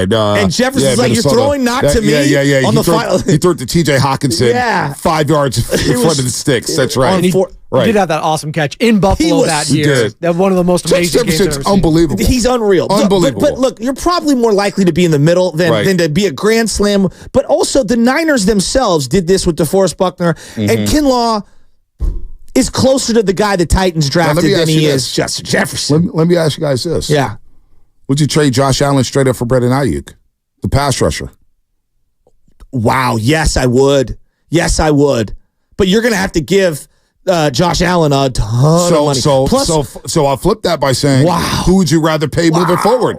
Josh Allen or Brandon Aiyuk? Whose future are you betting on? I mean, if you got a speed rusher and Josh Allen opposite Nick Bosa, wow. We just signed Leonard Floyd, so I know, but in this hypothetical, I think I'm going with Josh Allen. You're talking the D lineman, the linebacker. The D lineman, not the quarterback. Yeah, not the quarterback. I think I'm taking him. Josh Allen last year had 17.5 sacks. He's been a good player. He's been a really good player. But, he's due up for new money. A lot you know what I'm of saying? money. So when I see a player have 10.5 sacks, 7 sacks, 7.5, 7.5, 17.5. He was on Urban Meyer's team. I mean, that's all. I'm just saying. Last 3 years, he's been on Doug Peterson's team the last 2. Yeah, and they've been better. So He's been better. He's been a little better, no doubt. Oh no. I think we're underselling Brandon Aiyuk so bad. Okay. I think we're underselling him so bad. But so you know if I what? gave you 17, if they do it. So let's say hypothetically, I give you 17 and let's say 105. I'm not doing it. I'm saying no. No. Yeah. Saying no. So the Niners would have 2 first-rounders. I'm hanging up the phone. Now, is there a chance is there a chance you find another Brandon Aiyuk in the draft? Maybe. Now, here's the wide receivers that are projected. I know we got a couple minutes. Yeah, Adunze's the guy I want. We got Tim Roy coming up here as we talk Warriors. Adunze's projected to go top 15. Yeah, he's right, a 6'3", baller. 215. Malik Neighbors, LSU, is going to go in the top 10. Marvin Harrison Jr. is probably going to be the top receiver picked in this draft. He'll be wearing an Apple Watch while playing. Right. Brian Thomas Jr. Will be one of the receivers taken. Lat McConkey from Georgia. He's smaller, 6 foot, 185. He made a lot of plays from them. He's up there. Mitchell from Texas. Xavier Worthy, who had to create 4.21 40 time. Doesn't always mean anything. And then my guy, Keon Coleman out of Florida State, he's projected. He's like the 37th ranked player on this board. Maybe you find somebody who could replace a Brandon Aiyuk. I don't know. I'm unwilling to trade proven talent. I get that. And if there's a wide receiver on this team that I wanted that I trade, it'd be Debo, not Brandon Aiyuk. I'm with you on that. But you can always trade Debo a year from now. Listen, right? B. O'Brien will replace some of that sound, man. She said connect the dots. And the other thing is this. The $25 million fifth-year option for Trevor is going to get picked up. Yep. And they're trying to work out a deal before before August. Yeah, because they don't want him to obviously cash in. I bet the Niners are trying to work out a deal at the earliest possible spot that they can for Brock, because the price tag on quarterbacks is only going up. But the thing that Trevor said to her and to everyone, I want to take less money and be like Brady. Yep. It's very smart. These guys are smart, man. Take a little off top and spread the love. You love pocket watching. I love the finance of the NFL. I find it to be the most fascinating chess match. You know what? If you're going to replace Aiyuk, give me Keon Coleman. That's how you make me happy. In the second round? And then I drafted an offensive tackle? Doesn't always mean they're going to pad out. No, I know. Doesn't always going to be they're going to pad out. I don't want to give up on Brandon Aiyuk. I'm not. Anyway, what's coming up in the game brought to you by the Alameda County Probation Department. Tim Roy coming up on the Morning Roast. Want a career with purpose, great pay, outstanding benefits, and a promising future? The Alameda County Probation Department is seeking dedicated people to make a difference as a juvenile institution.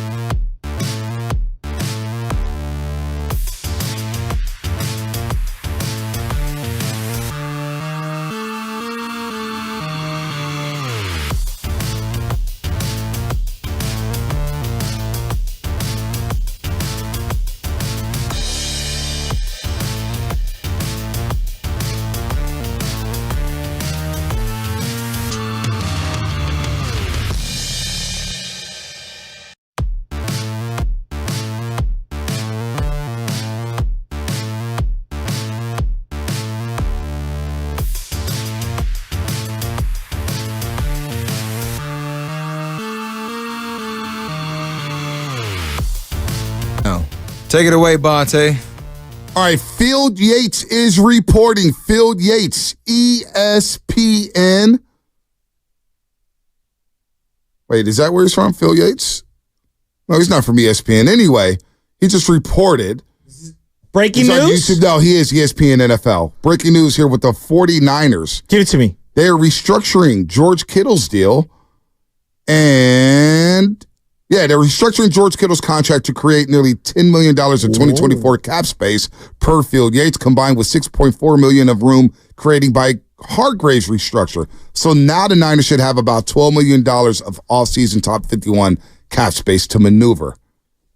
$18 million in reinforcements coming June 2nd. So they just created some cap space here with George Lynch and Javon Hargrave. George Kittle. Well, I say George Lynch. Yeah. I'm thinking of the old basketball. You know what? George Lynch, the former North Carolina Tar Heel, Philadelphia 76er. Him and Aaron McKee. George Lynch. Really Eric Snow. I'm thinking basketball here because we got Tim Roy. George Kittle. You George stopped Kittle. me in my tracks, and I was George like, wait Kittle. a minute, what? Not George Lynch. George Kittle. All right. I know we're going to talk Tim Roy here in a second. I've got something I want to float about the Niners and the receivers. All right. When we're done. All right. When we're done. Because let's bring in the voice of the Golden State Warriors, Tim Roy. It's been far too long since we talked to Tim Roy. I'm glad Tim Roy's back on the call. Back with the Golden State Warriors as they're in L.A. getting a practice in today before they take on the L.A. Lakers tomorrow night at Crypto.com Arena. A pretty big game as they're tied with the Lakers in the 10th spot when it comes to losses. They're tied with the Lakers in the loss column, 2 games behind the Mavericks in the loss column after the Mavericks lost last night to OKC. So there's still hope for the Warriors to get to that 7-8 bracket in the play-in. Tim, good morning, man. It's been way too long since we talked. It has been a long time, guys. Great to be back on. And yeah, you're right. The math now, you look at the math, and there's still hope for number 8. And the reason is they have 2 games against the Lakers starting with tomorrow night, and then 2 games left with Dallas as well. So if they can win those games or go 3-1 in those games, they still have an outside chance to move up to 8. Tim, what is it about LA, real quick? Because I've just dawned on me here that the Warriors haven't won down at Crypto.com Arena against the Lakers since the season opener of that last championship season in 21-22. They haven't beat the Clippers for a while in that building either. What is it about Crypto.com Arena where the Warriors get down to L.A., they can't buy buckets, things happen down there? I don't know, man. It's like a house of horrors for the Golden State Warriors recently. Yeah, it really has been, and I think part of the reason is they don't. The Lakers aren't their best matchup, right? They don't. They're just not. Historically they have not matched up against this Laker team as well as they have against other teams. And yeah, you're right. I think down here, I think there's a variety of factors. For whatever reason, the Warriors seem to never shoot well in this building. They never have like a lights out type game. Maybe they're due for one, but it has been a very difficult place to play. And now in recent years, one of the reasons why they've had trouble down here, yet you're playing LeBron James, Anthony Davis, or Kawhi Leonard and Paul George. Those are pretty good players. Mm-hmm. And, let's not forget that during the championship runs, the only player they had a losing record against was Kawhi. And so that's always kind of factored in. He's been the one guy they really never had an answer for. I'm looking here at this team and where they're at right now, and they wouldn't even be close to where they're at without the ascension of Jonathan Kuminga.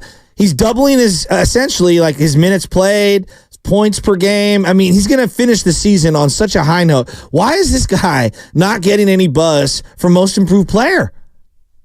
I don't know. I think he should, probably because he plays on a team with Steph Curry. That's probably why. But he's really I think understanding the game better than ever. There were a couple of drives in the Dallas game where his youthful ambition took over his ever increasing knowledge of the NBA game, where you take it right to Gafford, right, which is what Gafford wants you to do. He's not moving out from underneath the bucket there. So later in the game, he pulls up and hits a 15-footer. I said, okay, good, because that means he's realized the situation. You know what? This is better for me than trying to go over the top of that guy.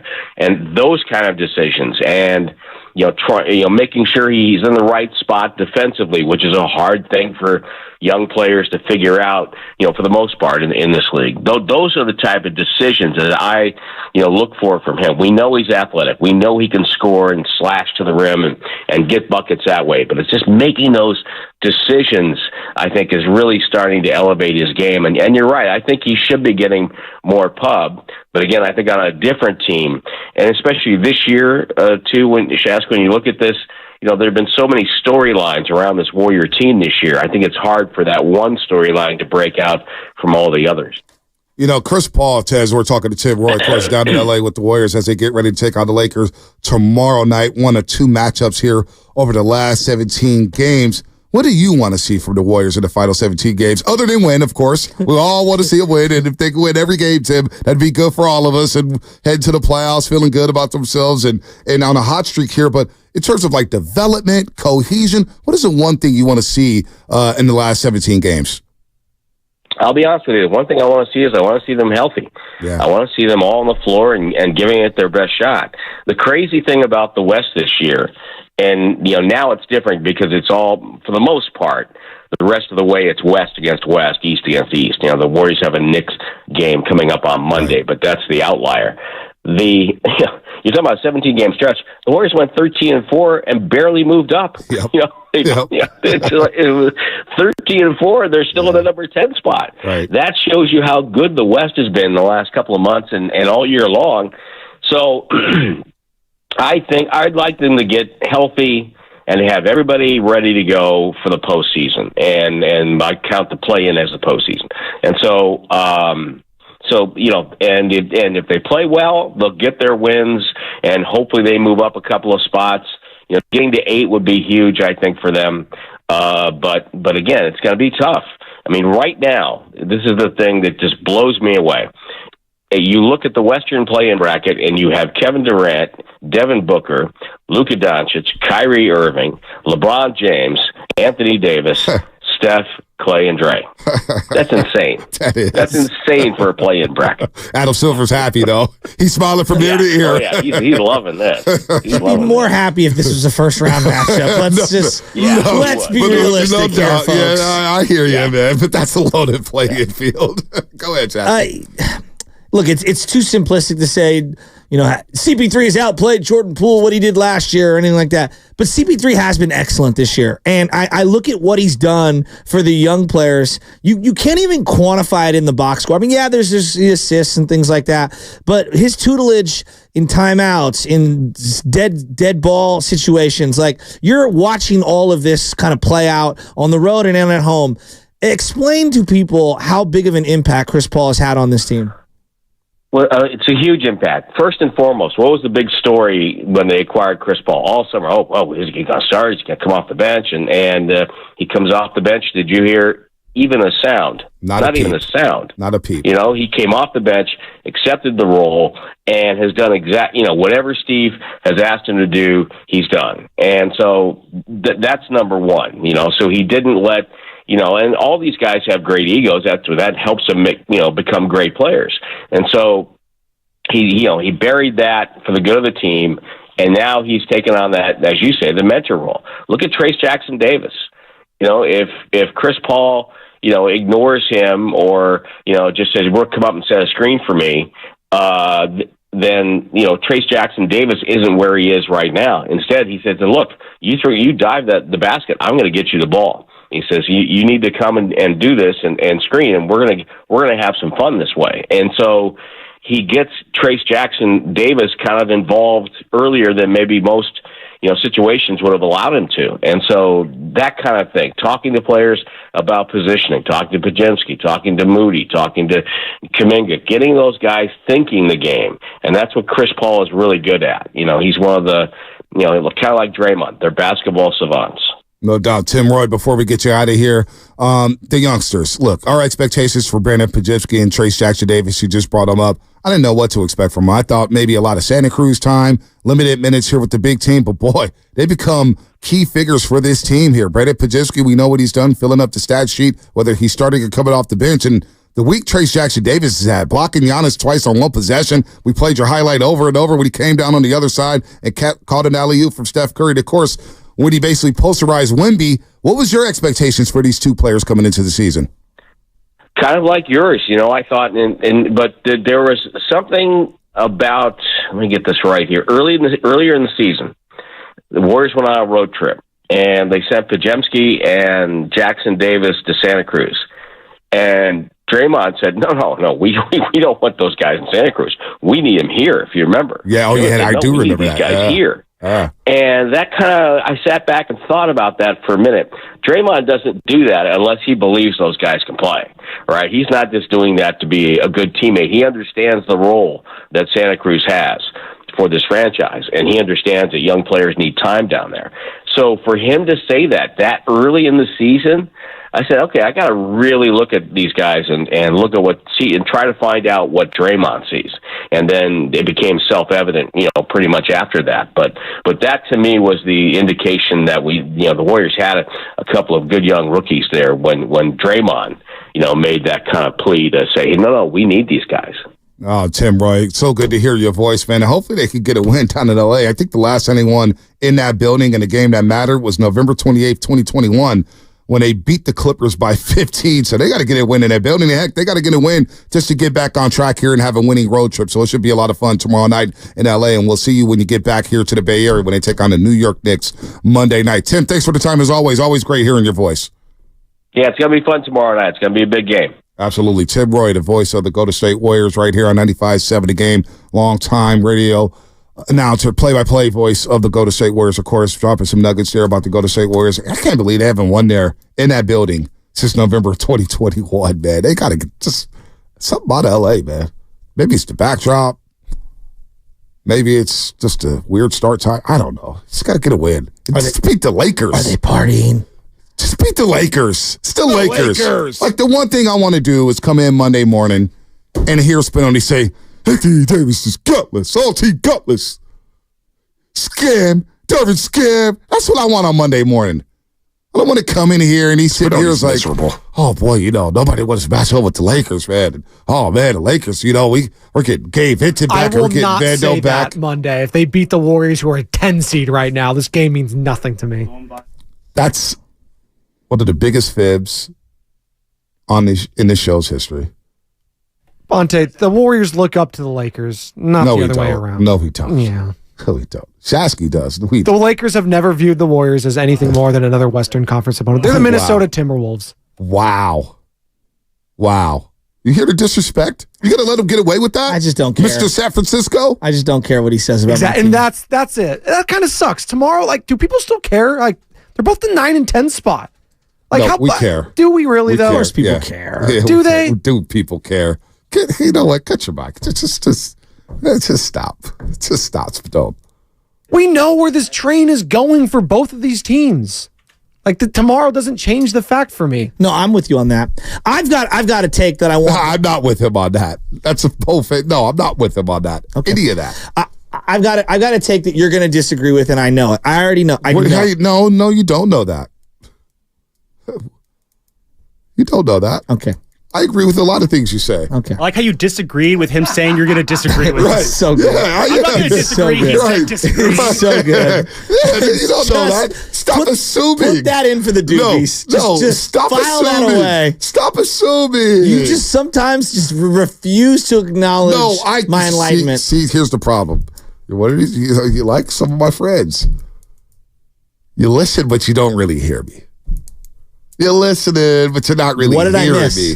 Oh, you miss a lot of things because you say it all the time. Bonte, I always do this. You say something, and then 3 months later, I go, damn, Bonte did have a point. Because I was late to the trade. Yes. It's called saturation. You gotta I let your thoughts saturate and marinate into my brain. And I do too. And then, a mature individual realizes where they're, have some blind spots. You know what? And then they grow from the situation. Kyle Kelly, I'm with Kyle Kelly here. Kyle Kelly on YouTube, new Doobie Award category, flip-flop of the year. Oh, I love that. The flip-flop of the year. I'm in on that. I'm with that. If you ain't flipping, what did Market buy? Where's that drop at? Can you play that drop? We don't play it enough. It's one of my favorite drops. If you ain't flipping at this moment. Whoa, what? So, you got that drop? Yes. No. Okay. Remember, we had this whole move to the new building. We lost all the drops. If I don't play it, we don't have it. So like the Niners. I have to go through a whole show from another. I don't even know when I played that drop. So. Can we work with some premises here? I want to. All right, so I want to hear what I'm going to disagree about. I want to hear a philosophical conversation. Let's have this conversation. You want to hear a philosophical? No. Look, Is Debo a great player? I think he is. When he's healthy, he's a great player, right? Brandon Aiyuk, I think, is a great player when he's healthy. I think Kittle's a great player when he's healthy. I'm not sure Jimmy Garoppolo was ever a great player. I think he was good. When Brock's played well, I think he's played great. Okay, so I think my working premise is I believe Brock to be better than Jimmy Garoppolo at a variety of things. I think he's a better football player and a better quarterback. So that's where I'm starting at. Are you expecting me to disagree with that? No. At that point? Okay. All right. Did they have a prolific offense in 2019? No. In terms of passing? The numbers say they were better passing because Jimmy almost threw for 4,000. He should have threw for over 4,000. But remember how many fourth quarters he sat out because the Niners were blowing teams away. Their defense was elite. Would you agree? It was very, very good. Yeah, it was elite. So I'm just looking at like their rushing totals, right? And Breida and Mostert, you know, they were 700, 600, and even Tevin Coleman had 500. They ran for 2,300 yards. Okay? That's a lot of yards to run for. They were a run-first team. And I think they ran for something similar last season. I'm getting to that. So we get to the receiving, and Debo was a rookie. He had 800 yards. The guy who led the way was George Kittle, and he missed 2 games. He had 1,000 yards, barely over 1,000. Emmanuel Sanders was here for 10 games. He had 500 yards. In 2021, with BA basically starting in the doghouse, right? Remember, he started in the doghouse. Elijah Mitchell led the team in running with 900 yards. Debo became the weapon that we love. He only ran for 360, but Debo as a pass catcher caught 1,400 yards. Kittle had his 900, and then Aiyuk followed behind with 800 yards. Where I'm going at with this is that all of those years, I wouldn't say they were a pass-happy team, and yet they had tremendous success. I thought they lost a bunch of games in 2021 that were winnable games. Why are we so afraid of removing one or both wide receivers when I'm kind of showing you that, like, Kittle is going to be Kittle and we could find other guys to get production? Do I want to keep all these guys? Of course I want to keep all these guys. But if I'm working premise and start with Brock is better than Jimmy, then I believe they can get comparable production from a variety of wide receivers. I mean, Kendrick Bourne was a good player for this team. A really good player for this team. And I don't believe very much in his talent. So if I drafted, and let's say, hypothetically, even if I moved off both of those playmakers in Debo Samuel and Brandon Aiyuk, which I wouldn't want to do, but if I had to, I think your offense isn't going to be bottom of the league. I still believe they'll be able to run the ball with Christian McCaffrey. I still believe they'll find a way to get George Kittle his 1,000 yards, and they'll find a couple of receivers, whether it's off the free agency bucket list or out of the draft, to give them 750 yards receiving. So you're willing to trade Debo and Brandon Aiyuk? It sounds like you're there. No, this is what I'm saying. It sounds like you're there because I don't think it's the end of the world. What am I supposed to disagree? It's not the end of the world if they trade them. If they trade one or both. So now you got to replace your starting wide receivers. And you bring in 2 guys. And remember, I'm just saying hypothetically. Hold on. We're going to play this. I'm going to play this hypothetical with you. Hypothetically. Before I disagree with you, I'm going to play the hypothetical with you. Hypotheticals. We're going to play the hypothetical with you. I'm going to play this game with you. That's what I do. And then we'll get to whether or not I disagree with you. Which I can already tell by your tone. I'm already leading because I'm going to lay out hypothetical, and I think you're going to agree with me on this one. Get rid of both wide receivers, and you fill those spots. And before you cut me one, up, I'm saying you could get one rid or of one. both. You said one or both, yes. Or both. Or, big or. Now Christian McCaffrey's going to see 8 in the box every single time. He kind of already does. No, he doesn't. I mean, not as much. The Super Bowl was literally that. Yeah, well, and you had all the weapons. Well, the quarterback couldn't get the ball down the field. That's another conversation, right? Am I not, like, what am I lying? Am I lying? I just continue to go back to this. Come on, man. We're gonna really try to get rid of both wide receivers and expect 2 guys where the free agency market's already dried up, and we're gonna depend on 2 rookies to replace the production of Debo Samuel, who's an All-Pro, was an All-Pro, and dude, we forgot. Have we already forgotten that Brandon Aiyuk was second-team All-Pro on a team that does not pass the ball? Brandon Aiyuk was second-team All-Pro. I mean, you're kind of answering my question because if you're a team that doesn't pass the ball, why would you invest $60 million, $55 million of your roster into 2 guys who like you're not going to throw to as much as teams that are more pass happy. But so you're going to just replace these wide receivers, get rid of your wide receivers. I'm saying I'm open to moving off of one. Playing in the league that on money downs, you're going to face a lot of third downs. You're going to have to throw the ball at some. You can't just run the wing T offense or the wishbone and just run the ball down people's throats. That's obvious. The Niners, it was proven in the Super Bowl. You couldn't run the ball because they're running into brick walls because teams took that away. Look, I'd be willing to get rid of Debo before Aiyuk. But right now, I'm not willing to get rid of either because I need Brock Purdy to have all his weapons here. I got to make a decision on Brock Purdy. All of a sudden, I trade one of these guys and your passing game just becomes mediocre, like very mediocre, and you don't have all the explosives. Brock Purdy averaged 10 yards damn near the 10th. Why? Because he had premium playmakers. He did. You trade one of these premium playmakers, there's no guarantee you replace these playmakers with premium talent, right? That's obvious. So now all of a sudden you're going to have a regression. But I'm saying if I'm looking at the team as a whole, to act like they can't find. You have an offensive-minded head coach who. Well, how come they? I mean, I think we've already gone through this exercise. How many times have you tried to find wide receivers? Well, again, Debo was a second-round pick. They just re-signed Chris Conley to a one-year deal. Chris Conley, number 84. Who made some big plays down the stretch for them. So you ready to give him a full-time role, Chris Conley? No. He was actually excellent on special teams in the Super Bowl.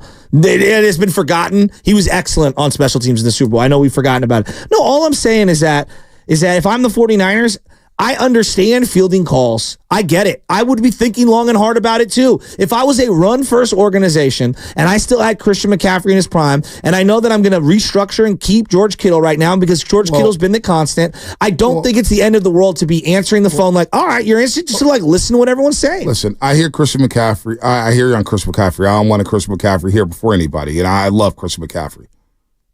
But you guys all told me last year you guys were so worried about the damn carries, 272 carries. Yeah, but I got other backs. Elijah could play, and Jordan Mason could play. Jordan Mason's not a full-time back. He's a part-time running back. Yeah, but he's a part-time running back who gets 5-10 carries. Yeah, and you saw the offense. I'm not asking for 200 carries. This offense without CMC is dramatically different. We're talking about 10 series a year. We're talking about 90 touches. We're talking about reducing CMC's Those 90 workload. touches could be the difference in winning a football game. Winning or losing.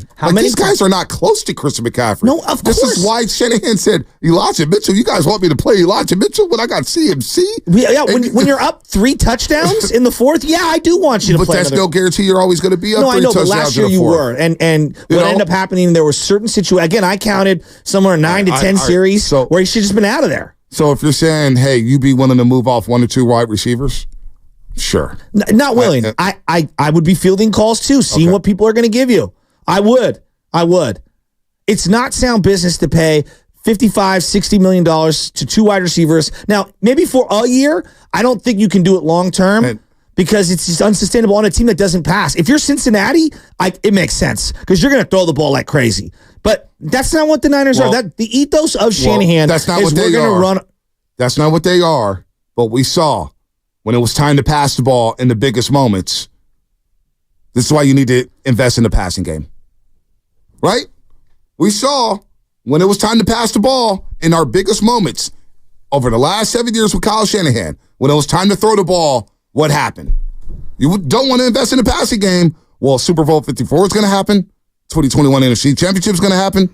Philadelphia is going to happen. The Super Bowl last year is going to happen. And you're going to get behind by 17 points against Detroit. I think fixing the O-line, and you could still draft another playmaker. I'll draft multiple playmakers. Like, you do need to get cheaper at skill positions. That is like, at some point in the future, you can't be paying $25 million to 5 guys on offense. That would be unfair to Brock Purdy. And now you're not going to get the best out of Brock Purdy. You take away weapons from him. Well, but if I shore up the offensive line and I run the ball more effectively, I'm doing a lot more pass action, which is what they want to do. They play action. Run the ball pretty. All right. Look, people don't have to agree. I'm just saying it might not be the worst thing. Listen, it might not. I don't disagree that they need another offensive lineman, but they're going to run back the same starters. Probably. Burford, Feliciano, and McKivitz are back. They're all back, folks. So do you? And Brindle's all back. So they're going to draft They're going to draft an O-lineman.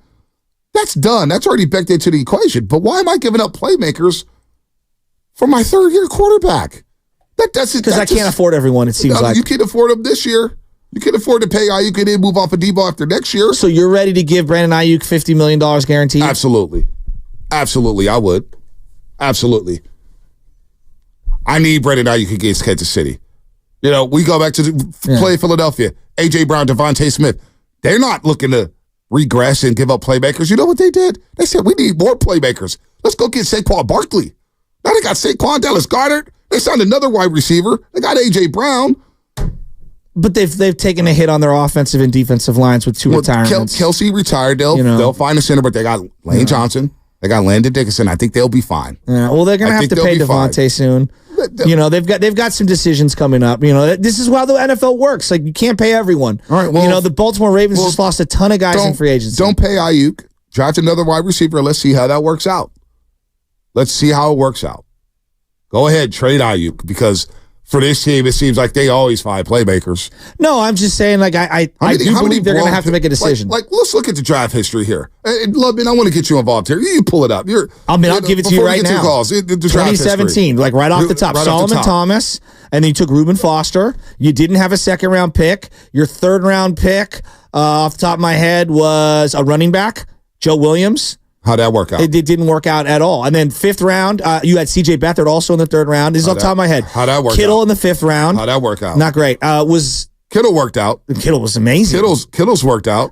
You also took Adrian Colbert, I believe, that year, who played safety pick. for 1 year for you. So skill position. I'm just looking at skill positions. That's all I care about. And then 2018, you took Mac McGlinchey 2017, and Dante Pettis. Hold on, let's go back to 2017 for a second. Kello Witherspoon, third round. All right, Joe Williams, fourth round. Hello, I forgot about him. Joe Williams, fourth round. All right. Retired. I was kind of close. Retired. Retired. That's why you should, it's good to do it on top of the head, but sometimes, if you're I was playing the game. Trent Taylor, fifth round. Taylor, forgot about him. How'd that work out? I mean, I thought that he was going to be a player, but he's a fifth round pick. Right. A lot of people remember his short area quickness, all that stuff. No, the best was the next year when he got his back shaved, and the play-by-play guy was like, "It's not a big procedure. Everyone does it." And I'm like, his back was shaved. The spine was shaved. I mean, it's unbelievable. So then you take Dante Pettis in the second round, and Softy up in Seattle. Text me right away. That's a bad pick, bro. I'm telling you, bro. It's a bad pick. Catch a touchdown week 1 in Minnesota. Great. We lost that game. He also beat the Niners lost that game. When he also beat it. I was at that game. I know. I was going to the bathroom. I came back and everybody's cheering. Like, what's going on? Dante Pettis running this in the end zone. So then, Dante Pettis second round in 2018.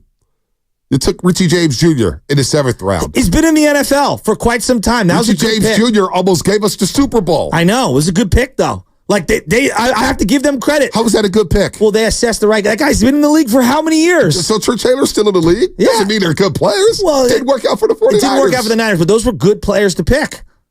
Stop. What? Stop. What? Don't. Good players to pick. I think they're still in the league. Yeah. Hey, Richie James Jr. is about to get cut by Kansas City. Almost blew the Super Bowl. Well, Trent Taylor's a punt returner for crying out loud. Richie James Jr. has stuck around a lot longer than we all thought. Oh, man. He should thank Shanahan. No, we should be crushing Shanahan for not using Richie James Jr. because on Thursday Night Football during the pandemic, he had 8 catches for like 170. And it's like, damn, Richie James Jr. can do that? Why you been burying him on the depth chart? River Craycraft would have no career without Shanahan. All right, so 2019, Deebo Samuel, second round pick. I love it. Yeah, and that's worked out, to say the least. Jalen Hurd, third round pick. Who would have been a player if he didn't get hurt? He would have been. You were as excited as anyone. We talked about that preseason game over and over. He never stepped on the field again. All right. All right. Like, come on, man. What are we doing here? Highlights. All right. 2021. 2021. Unlimited possibilities. Do we need to go down the Trey Lance rabbit hole again? Because we know that hasn't worked out. What about 2020? They drafted Aiyuk. Hold on. Oh, yeah, okay. I skipped over. Yeah, you know what? My bad. 2020, Aiyuk. Yeah. And you guys want to trade this guy now. So really they only you guys want to trade Aiyuk. A second round or higher, they've really only, skill position, they've really only whiffed on Dante Pettis. Second round or higher. All right, second round or higher. Okay, all right. Now we're changing the goalposts. Now we're moving the goalposts. We are. Because in the third round in 2021, you drafted Trey Sermon. And I jumped up out my seat, was like, I'm more excited about that pick than Trey Lance. And yeah, both those guys flamed. Trey and Trey, both out of here. All right? Oh, but Sermon gave the Eagles so much intel on us. Now, 6th round pick Elijah Mitchell? That's a player. That's a player. But he's obviously not the guy you want to be your bell cow because you traded for Christian McCaffrey. Don't forget Breida earlier, 7th round or undrafted that 1 year. He was solid. Jordan Mason, undrafted. He was all right. They've done a pretty good job. Juwan Jennings, 7th round. They've done okay. I mean, look, you want to throw all these misses in my face. There are some hits. There's some hits. I mean, Charlie Warner just got a 3-year. I couldn't even say it out loud. I couldn't even say it with a straight face. Come on, man. I'm not trading Brendan. Brendan Aiyuk is a top 10, top 15 wide receiver in this league. I'm not trading him. I don't want to trade him. I'm not. Who's that in there? Oh, what's up, my guys from Jack's Restaurant? What's up, Jax? I'll come in here in a second. Let's get the film on mic, man. I'm tired. You guys are killing me. All I'm saying is that they'll find a way to move the ball. Yeah, I want to keep them all. You know what? I want to keep them all. When you kept them all this past year, you score touchdowns and they're scoring 30 a game. Not everybody can go. Yeah, you get rid of these playmakers and you're going from 29 a game to 22 a game, and you're losing a lot more games. Well, maybe if I have a defensive coordinator on the sidelines, my guys up. I'll hold them to 16. No, let's go back to Steve. See, because you lost the argument. You lost this argument. Can I be honest? You did disagree with me, correct? Yeah, it didn't make any sense. I was waiting for you. I was trying to agree with you. And you spent 3 minutes talking about God knows what. And I'm just like, all right, here we go again. We're a run-first team. Phil on Mike, what's happening? Bruh, Bonte, I'm trying to love Shasky, but I can't.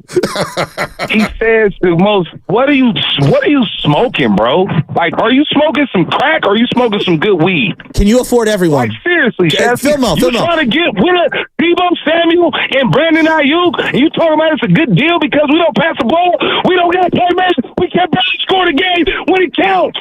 What are you smoking, Shasky? Filmo. Yes, sir. This is so good. Can they afford everyone? Come on, you could see this coming. At some point, they're going to move off somebody. It doesn't matter. Not this year. Matter. You can keep Why do you care what they can afford? This is not San Francisco living, bro. If you're rich in San Francisco, you make $100,000. Who cares? Well, the NFL cap cares. This is not real, bro. Get all the best players you can get and let's win a freaking Super Bowl. What are you talking about? Getting rid of your top 4 or 5 players, bro. You just said get rid of Deebo and get rid of Aiyuk because we don't pass the ball as much. Meanwhile, Purdy can't pass the ball because of miscellaneous reasons. But bro, what are you smoking, bro? I was gonna talk about something else. Listen to you. I'm like, this is from Shasky. This is from San Francisco Shasky. Hey, Fibble, Warriors gonna beat the Lakers tomorrow? Listen to this, man. This is what I was going to talk about. Tim Roy voice is phenomenal. It really that is. Man, oh my God, he has the greatest voice. I had an interview yesterday. I want to shout out 95.7 The Game because I work at another radio station. I'm not going to bring it up because that's not bad politics. But anyway, we're at another radio station, and I had an interview. They was like, "You're Phil on Mike. I know your voice." I'm like, wow. He was like, I heard you from 95.7 The Game.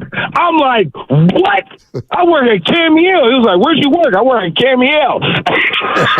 But I heard you from 95.7 The Game. How lit is that? Anyway, with that being said, man, seriously, I love Bonte, bro. On some real talk, this is what I was calling to say. You from the hood, bro, and people love you, Bonte. Bonte, Shasky, people look up to y'all, bro.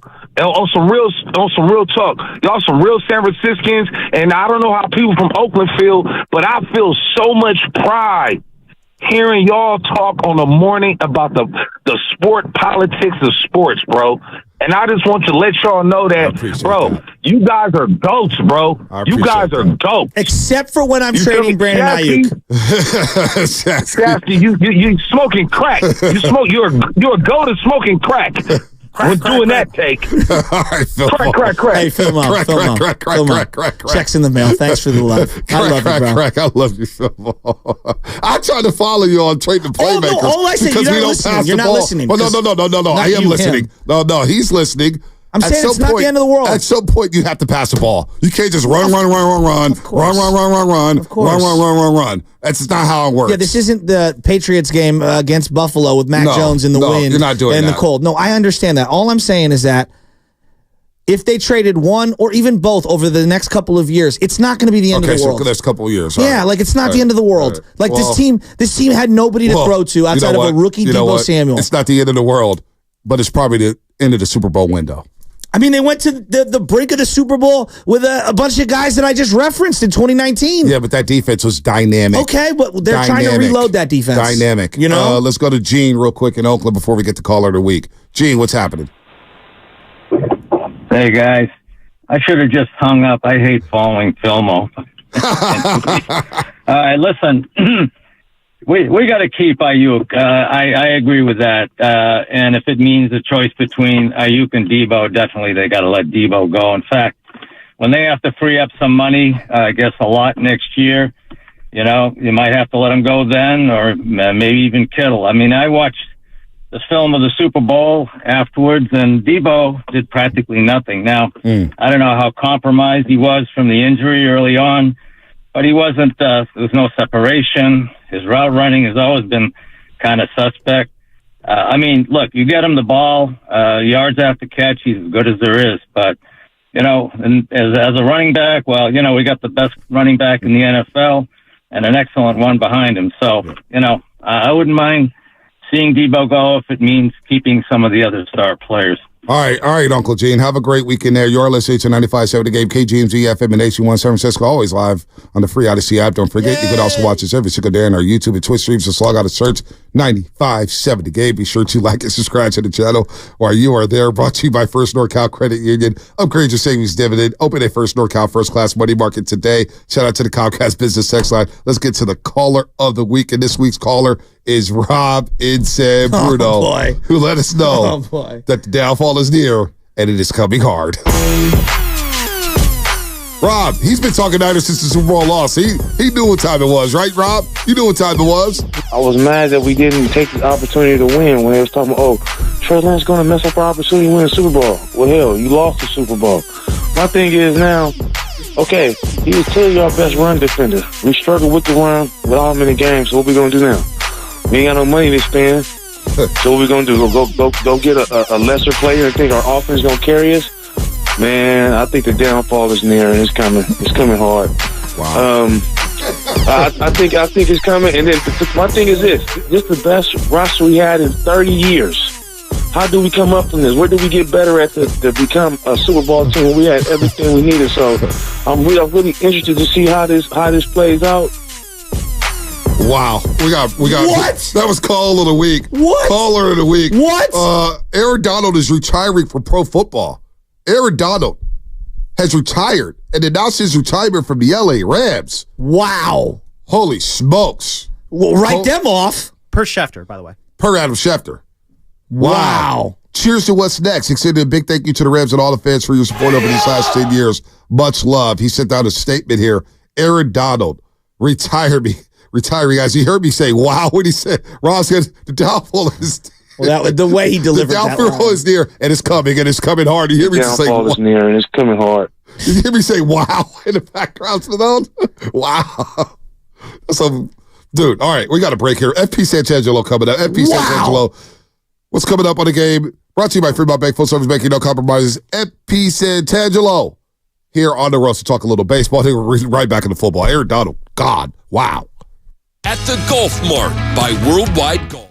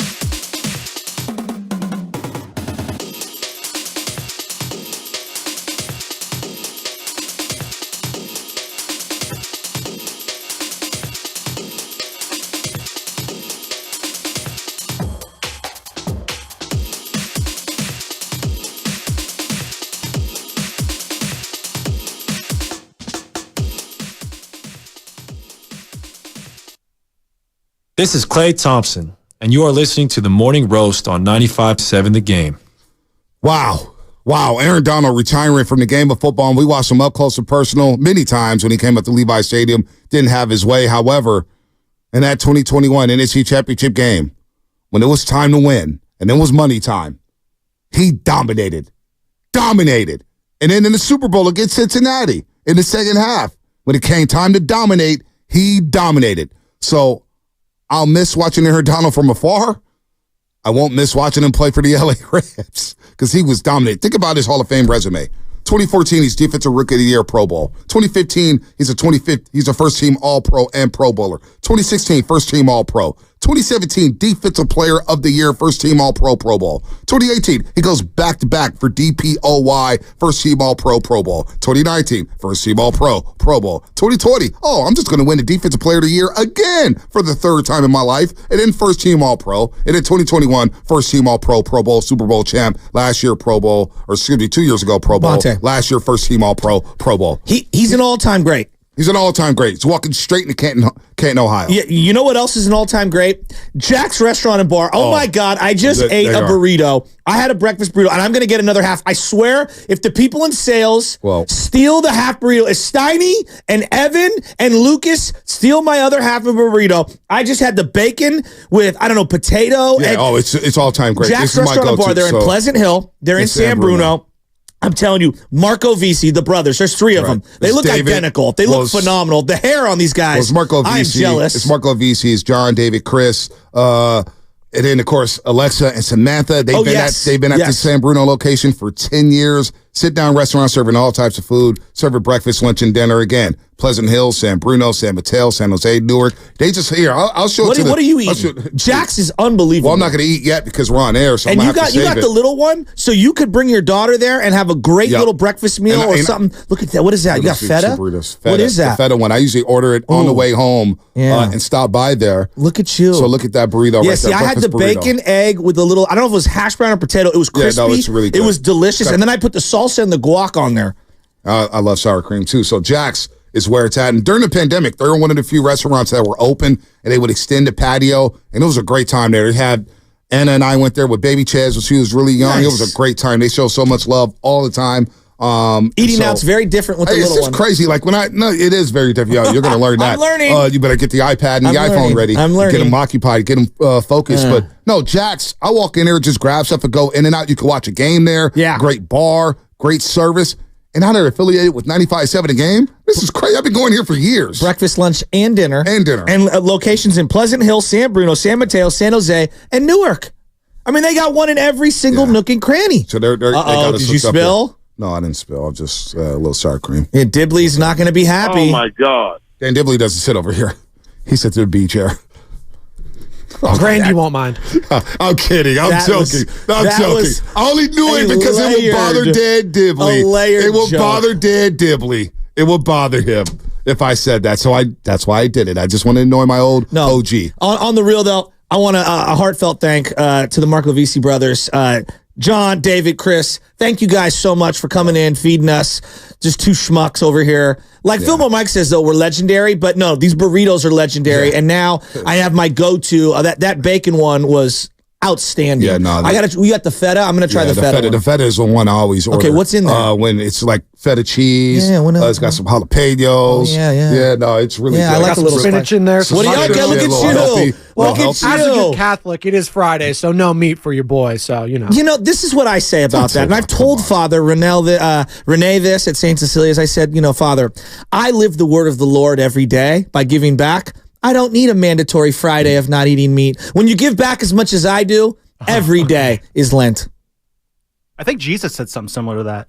When Jesus turned water into wine. It's like taking the 49er wide receivers, trading them both away, and turning the next draft prospects into the next Debo and Aiyuk. Could Bob Melvin turn his Giants lineup from water into wine? Sam loves that. No, I'm looking at Bonte's reaction. That's incredible. It's incredible. I mean, what's FP think of all this, though? Let's bring it up. But you know what? FP, I miss you even more after the takes Shasky's delivering today on the Morning Roast. FP Santangelo, senior, not junior. We'll never have junior on this show. Only senior. No, I'm kidding. I love junior too.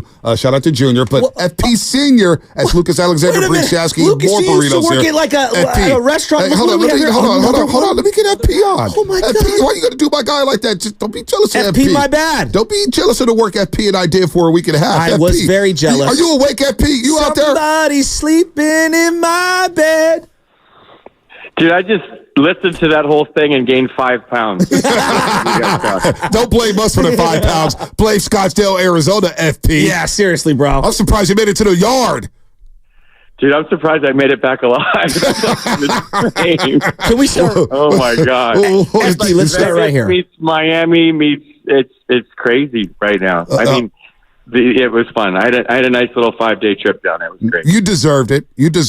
And you deserve some rest. But tell us about the Giants, man. I mean, I don't. What should we know? Let's start with Marco Luciano. Who is Marco Luciano for Giants fans that had their hopes up for this prospect to take an opening day job and be a centerpiece of this organization for the foreseeable future? Who is Marco Luciano? What is he doing right now in Scottsdale, Arizona?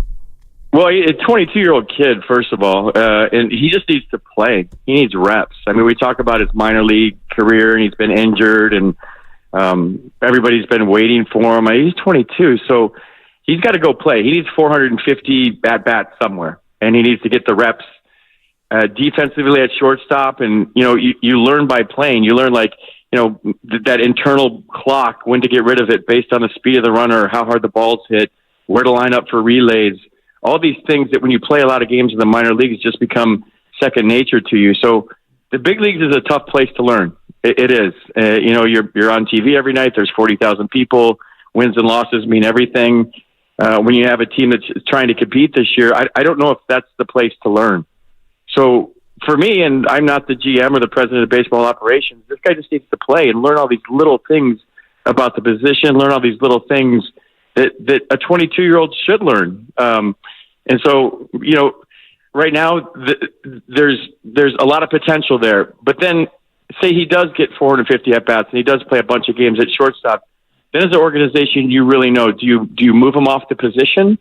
And do you make him a left fielder or an outfielder and just let him go swing as hard as he can and play and relax and play a less, I guess, important position and concentrate on hitting? So for me, he just needs to play. It's not, is he ready? Is he not ready? Is he good? Is he a bust? Is he a phenom?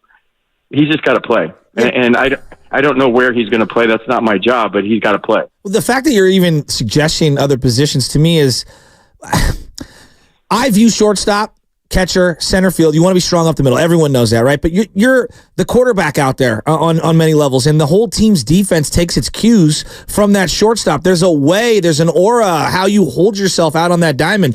If you're 22, this is the modern MLB where you're seeing 19 and 20-year-olds come up and show they got that swagger. That's a red flag, FB. I'm worried. I'm now worried about, at least as him as a shortstop. Yeah, I mean, it is. I know the position well. It's a position that you are the quarterback and you are the leader, and you have to take charge and you kind of tell everybody where they have to be on every play. And you run the bunt defenses, you run the first and third defenses. You're telling the pitcher it's me and you on a comebacker, or you got the second baseman. There's just so many little things that go into that position. So yeah, I'm not saying he doesn't have those things. I don't know well enough. I think it's okay every once in a while if we say I don't know, and I don't know. I don't know if he has that or not. I haven't been around the team enough to know if he has that or not. But you watch him swing. He's big, you guys. He's a grown man. His shoulders are broad. I mean, he almost looks like kind of like a Cespedes playing shortstop. He's big. Really? So yeah. He can run. He's having a tough spring, but I don't go by the numbers. I'm not saying, he's 1 for 20 with 11 strikeouts or whatever he is. I go by how they're carrying themselves. Does he look the position? Does he fit the part? How's he interacting with teammates in the clubhouse? Is he freaking out because he's 1 for 20, or is he still confident? There's so many different things that go into making a major league club. But I'll tell you this: if he does make the team, he's got to be the shortstop. It can't be like Nick Ahmed plays 3 days a week and he plays 3 days a week, and he's got to play. So that's my point here. I don't know where he's going to play, but he's got to play. But I feel the same way about Luis Matos, because I'm looking at this outfield. It's like, I love the Jung-Hoo Lee signing. I hope it ends up being a fruitful one for them. It just, when I see that Conforto wants more of a role this year and Yaz wants more of a role this year, I'm thinking, well, like, where does Matos fit into all this? Like, he's a guy I think needs to play every day. I don't even know what to make of him. His numbers look good in spring, but outfield, FP, better than anybody. I thought he was a poor center fielder in terms of angles and jumps and just the basics, hitting the cut. I don't know. Where's he fit in all this? Because that's another guy that I think needs to play every day. First of all, I just got an update on my Apple Watch, and it's got my quotes already on our Twitter feed. Is there like a 95.7 stenographer taking notes right now? His name is Sam Lubman. Yeah, His name is Sam Lubman. It's the only thing he does on the show. The only time I hear from him is when he tweets something wrong and when he tells me to break, which we never break on time. So there you go. Hey, you guys, here's the thing. Like, Matos was like warning track power guy last year, and you could see the potential, and he's gotten bigger and stronger, and his build is. I was with him in the clubhouse the other day. Like, he's put together now. Like, his lower half has grown, and the ball's jumping off his bat. Like, literally, like he was. Him and David VR were the two most impressive guys I saw in 5 days. It's a small sample size, so what do I know? But the ball's coming off his bat, and there's going to be no more warning track power with this guy.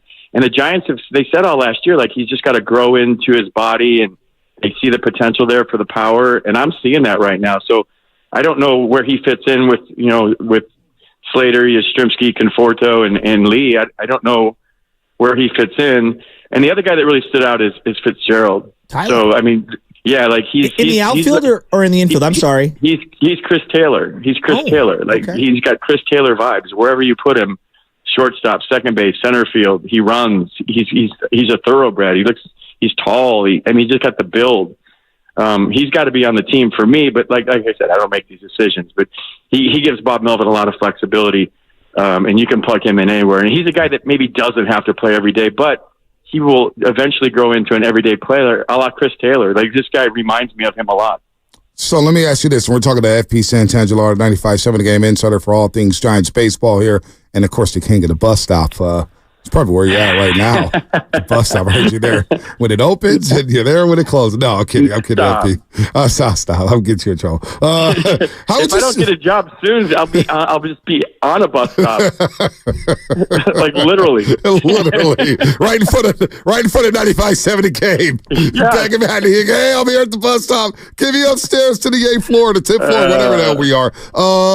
How would you sell Bob Melvin to fans who are skeptical about him being an improvement from last year, just being an improvement for the Giants organization? How would you sell fans on Bob Melvin, FP? I'll just say this, a general statement, Bonte, is that, like, it just felt different being there. It felt different being around the team with Matt Williams and Bob Melvin and Pat Burrell and, guys that wore the Giants uniform now coaching the Giants. And I watched all the drills, the bunt Ds, and with the pitchers, and they're doing squeeze defenses and just going over like little things. And I'm not saying the last regime didn't do that. The last regime, when I was in spring training last year, worked really hard too. And it was like a beehive. I feel like they had a million coaches and everybody was doing something every day, but it's got a more relaxed baseball vibe. And what I mean by that is, when I say baseball, I think there's going to be more baseball this year for Giants fans to watch. And what does that mean? Like, they're working on base running, going first to third. They're working on bunts and bunt Ds. And I think in general, the game is getting back to that. I talked to a bunch of coaches. I talked to Tony La Russa for a while, played the drop thing. I talked to Tony La Russa for a while. And there were some coaches for the White Sox that I talked to. Hold on, FP, before you continue. We had Bob Myers on earlier this week, and Spadoni dropped a whoop, whoop on him, and Bob goes, hey, I just said I was at the Super Bowl. I didn't tell you I was shooting with. The fact that Bob Myers knew about that drop is amazing, isn't it? That's really cool. It always locks me up like a 3-2 changeup. But like, the game is getting Nelson Cruz. The game is getting back to baseball, and I think we all want that, right? We're sick of the shifts and hitting the ball over the shift and guys in a 1-2 count swinging like it's a 3-0 count. There's going to be an emphasis on base running. I saw like the White Sox during batting practice. They had a base running station at third and a base running station at second, and they were working on reads live off the bat. I'm like, thank God. And I think the game is getting back to that. And I think Bob Melvin and Matt Williams was running all these drills, and Mark Hallberg, who's from the last coaching regime, is just a baseball guy. He's like Ron Wotus Jr. So the coaching staff, to me, and the game itself is getting back to what we all grew up loving, and that's just the game of baseball: hitting runs, hitting behind the runner, lead off double, let's hit a ground ball to second, move him to third, the sack flies. And the Giants were doing these things during the game. And I don't know about you guys, but it was real frustrating to me the last couple of years watching this team with a leadoff double, and with 3 outs, the leadoff double is still standing on second base. There was no like emphasis on moving runners and getting them into scoring position with less than 2 outs at third base. So you're starting to see the little things creep back into the game because no shift, because the bases are closer, because there's an emphasis on speed and athleticism. I think the Diamondbacks kind of led the way in that last year, showing people like, hey, you can get to the World Series by having some really athletic guys that cover a lot of ground that can run. And that's what it used to be back in the day. So I'm excited about this. I'm kind of a purist. I love base stealing and base running and defense and hitting behind the runners and, not striking out. Jung-Hoo Lee is a guy that just put the ball in play. He's got a pretty swing. You guys are going to love this guy. He's a lot bigger than I thought. He's 6'1", 220, and he looks every bit of it when he's standing in the batter's box. Wow. So I don't know that. I'm not saying I don't know what this team is going to be. I'd love to tell you, like, hey guys, get excited about the Giants. Like, they got a good. I don't know. The pitching to me right now is a huge question mark, and so, I don't know. I don't know what they're going to be. It's a big mystery to me. I think we're all going to see it together unfold. So you're a little worried about the rotation, like I think Shasky is too, right? Yeah, are you worried about the rotation? Because I am petrified. Because here's why. Like, you bring up old school. Like, I'm thinking the '80s Cardinals. They always ran the bases very well. They're excellent base running team, but you have to have pitching. You want to go old school, like pitching.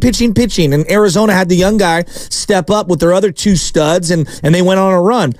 When you look at Matt Cain, and you look at Lincecum, and you look at Bumgarner at the beginning of their career, that first full season, getting up to 150 innings is, I mean, some of these guys never been stretched out that far. And I'm looking at Kyle Harrison, and I'm like, okay, Logan Webb's going to go 185, okay? Who else is cracking 120? Like, who else? Where are they going to get starting pitching from? Harrison's never been stretched out. Jordan Hicks has never pitched 120 innings in any season. Wisenhunt, like Alex Cobb being ready, I am very, very worried. You need 7, 8 different starters to take spots this year, and I don't know where they're going to get the innings from. Yeah, I mean, there's some kids in camp. I think the Tristan Beck thing hurts.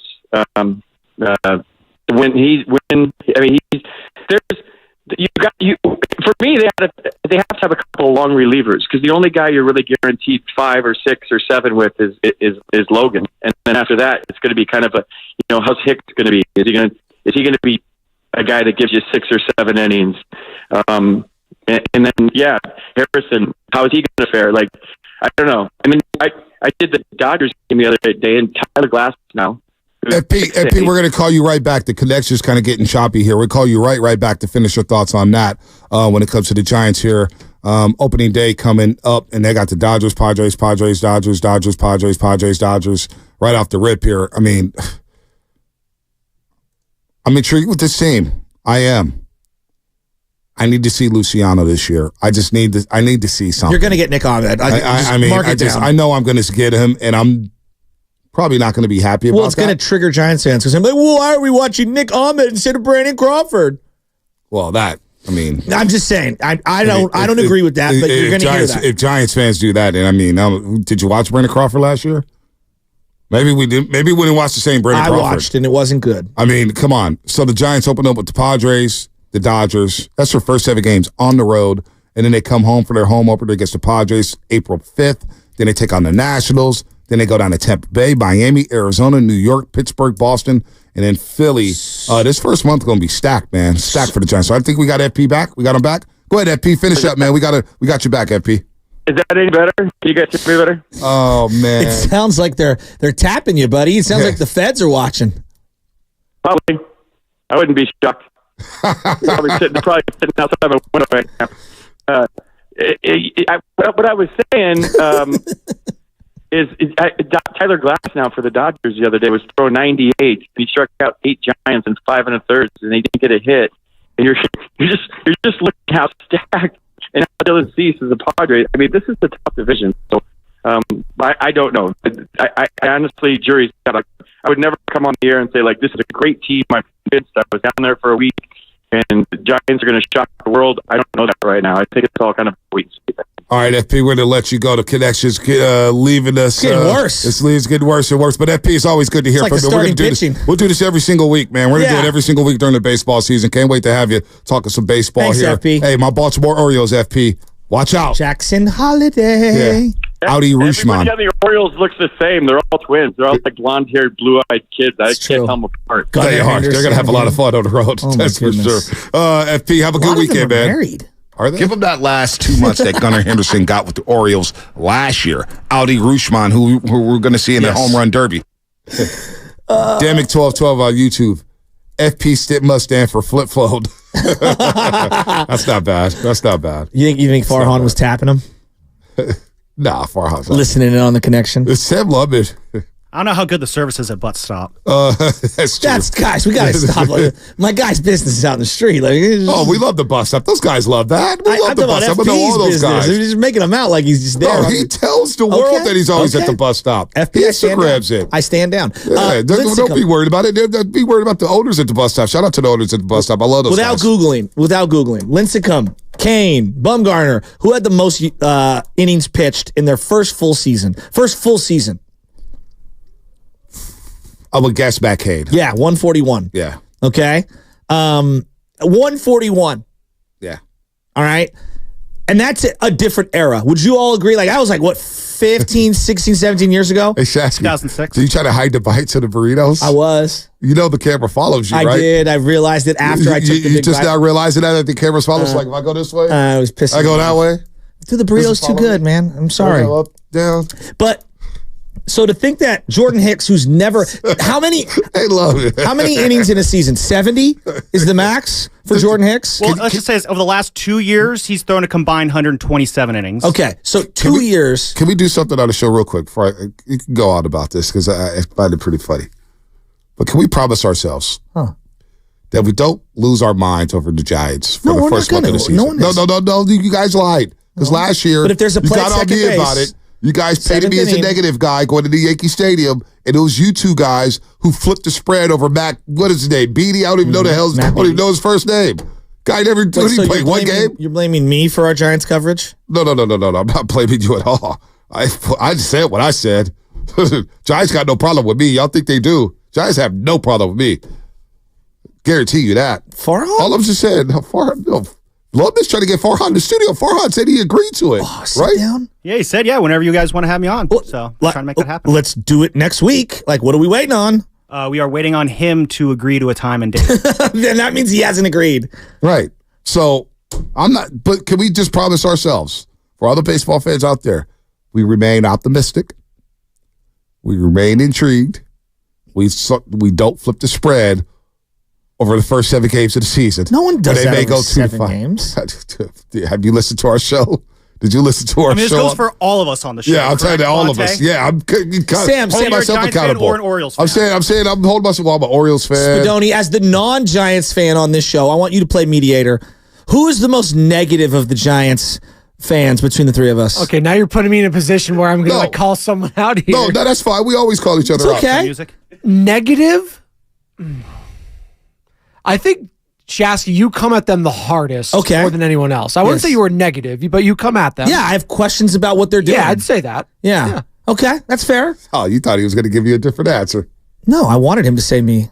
Why? Pride myself on my criticisms of the Giants. I just told people. I hold them accountable. I just told people. In the same way you hold the Niners accountable. I just remember that first month when the Royals came in and beat 2 out of 3, and then the Royals were awful last year, too. They were one of the worst teams in baseball. It felt like Robin Sambrunno. The downfall is near, and it's coming hard. Dude, Matt Duffy got a louder ovation than anyone on the Giants, and my head almost exploded. So So all I did last year was say, hey, Bobby Wood Jr. hit a home run in that opening game, and I told everyone like Bobby Wood Jr. is such a stud. What do you mean you told everyone? I had him the year before when he was a rookie on the Kansas City Royals on my fantasy baseball team, and I told you about Bobby Wood Jr. You didn't even listen to me. On my Royals. My Royals. No, seriously, no, because you do this sometimes. Jason When I was Hill. bringing up the Orioles, you said the Orioles are crap. They're not doing anything. And I said, dude, they're coming. Just like the Oklahoma City Thunder and the Minnesota It took Timberwolves. 30 years. It takes you a while to resonate. I'm telling you. I was So the Giants are coming. It takes some time to resonate. All I said, no, I'm not saying that. It's not taking any time to resonate. They got no players. Listen, all I said was I'm not spending a dime on that team. And if I was you as a fan, I wouldn't spend a dime either. And you know what? A lot of people listen to me. Well, a lot of people listen to me. And you know what? The attendance went down the drain. Everybody stopped. It's like, you know what? I'll watch these guys at home. Maybe I'll watch them at home. By July came around, the Giants were on my cell phone. I was playing video games, dog. So there's no reason to get irate over a team that we don't expect to do anything. So just promise ourselves that we have refreshing baseball talk. We'll stay very intrigued. Yeah, exactly. I don't want us flipping spreads because they lost 5-3 to the Padres. Well, stay tuned. How did they lose that game 5-3? Yeah, exactly. You're asking me. You're asking me and Sam for us to calm down throughout the year when it comes to Giants talk. I just want to make sure I'm clear. I'm the calmest guy when it comes to Giants talk. I tell my wife, I'm like, I want you to communicate exactly what you want. Do I have to say it again? So say it. Let's be very optimistic, or not even homerish. Let's just calm down and pump the brakes. Let's not go crazy. Let's not go crazy over the Giants if, say, they get swept in Tampa Bay. You know, when they go down to Tampa Bay, they may get swept down in Tropicana Field. They will get swept. Almost everyone gets swept every year. Exactly. I just don't want us going crazy over the Giants this year because you know what? We don't know if the Warriors are going to have a deep run in the playoffs. We're going to have to talk about these jokers one way or the other. TV Bonte is going to be must-watch this year when he fills in. Best. I don't think you got to tip your cap to this Brewers team that's hollowed out and has traded everyone away. I mean, when this Oakland A's team comes into town with Zach Geloff, you just have to tip your cap. I mean, Mason Miller was just hot that day. I'm just saying, man. We're going to bring up this guy, Hayden Birdsong, and I'm telling you, Giants fans, you're going to like him. Bonte, fill in just for the Orioles series, please. Oh, hey, listen, I went to the Orioles game last year to go see my Orioles on a Sunday afternoon. They did work. And they did work on the Giants. Them boys are... See, man, I played a well-rounded job. I'm gonna get my flex on here. Why is that? You know, I'm just well-rounded. Because when it comes to baseball, every single year, I'm on these guys, on all these other teams, man. Wait. Bobby Witt Jr. drafted number 1 overall. You were on him. No, I wouldn't. I just want to make sure we're clear. You didn't start talking about this until last year. Drafted number 1 overall. You just started talking about these guys. You started talking about this. You just started talking about these guys. Come on, man. You just started talking about. I even asked Lovin one day. I was like, "Do you really tap in?" He goes, "No, I'm really just a Giant." I like watching other teams. I like to see what's out there. So when we are playing, I'm like, oh, these teams are weak and these guys ain't got it. It's like, well, you may be able to put the brakes here. I don't think you watch much of these guys. Major League extra innings, it's fun. You know why? Because you can have all 8 games on your screen in baseball, and it's fun. I'm telling you, it's fun. I love baseball. Y'all think I hate it. I don't. I'm trying to have baseball talk and create and get good ratings with baseball talk here at 95.7. I was hired here in 95.7 a game due to my baseball talk. That is a fact. That is a fact. When Greg Papa interviewed me in the press box at Oracle Park, you know what he said? He goes, did he let you talk? Well, he did let me talk then. I was about the most words I got in the next 3 years. No, seriously. He goes, I'll hire right now if I was doing a baseball show. So let's. By the way, Niners are signing former Packer star linebacker Devondre Campbell to a 1-year deal. Number 59, Devondre Campbell's 1-year deal with the San Francisco 49ers. Who are you more happy with at this current moment? Baseball in general or Brock Purdy? Both. I'm happy with Brock Purdy. Come on, Steiny. Get off the fence. Why would I not be happy with Brock Purdy? Brock Purdy just threw for 4,200 yards. He's fine. But you better not trade away some playmakers because you won't be fine. He'll go from good to average if you get rid of these playmakers. We saw that in the 3-game sample size. Be careful what you wish for. The best of the best quarterbacks can elevate the wide receivers, though, right? Exactly. Name the number 1 wide receiver outside of tight end, wide receiver for Tom Brady. Super Bowl runs. I mean, Edelman. But Wes Welker. Deion Branch. Damn, Branch. Yeah, that's true. David Givens. Was that Randy 1 Moss? or 2? David Givens. Oh my gosh. Randy Moss did not win a Super Bowl. Jabbar Gaffney. Randy Moss did not win the Super Bowl. I missed the Super Bowl part. My bad. Yeah, so I rescind. So that's where I'm at with that. Didn't he also have for 1 year Dante Stallworth? Yeah, Dante Stallworth. Maybe it was 2 years, but Chad Ochocinco. Kim Burrell Tompkins. Do you know what's a wild stat? In the last 20 years, that's a name. In the last 24 years, there's only been 2 wide receivers that made first team All-Pro and their team won a Super Bowl. Can you name those 2 wide receivers? In the last 20 years? Yes. 2 wide receivers made first team All-Pro and their team San won the Super Antonio Bowl. Holmes. Nope. Wow. Last 20 years. I was just throwing, and they won the Super Bowl. Demaryius Thomas. Did not make first team All-Pro. Wow. That's a really good guess. I dug deep for that one. I dug deep for that one. That's a good guess. I dug deep for that one because it's obviously Plexico Burress. No, not Plexico. Never made first Alshon team. Jeffries. Damn. Oh, Alshon Jeffries. That was a reach. It was Marvin a reach. Who was it? I thought that was 06 Colts, Marvin Harrison. Okay. That's 1. Reggie Wayne, the other one, all on the same team. Was Joe Horn or Marcus Colston? I was going to say. Hines Ward? May have played with the guy who just recently retired. I don't know. Cooper Kupp. Cooper Kupp. Wow. Oh, wow. Wow, yeah.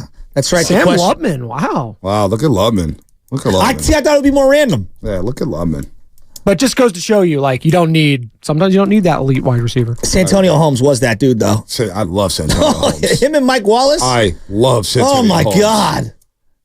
I love Santonio, man. So you're a big Steeler fan from afar, not like that. But what do you think of Russ in Pittsburgh? I kind of like it. You do, don't you? I kind of like it. Tomlin, Russ. It's their last ride. Tomlin, Russ. Bronco country. Let's ride. It's their last ride, baby. Did you see what Russ did? No, what shaved his head off. Oh, yeah, I saw that. He's serious right now. I know. What do you think Guru thinks about that? Because Guru has always said he had good hair.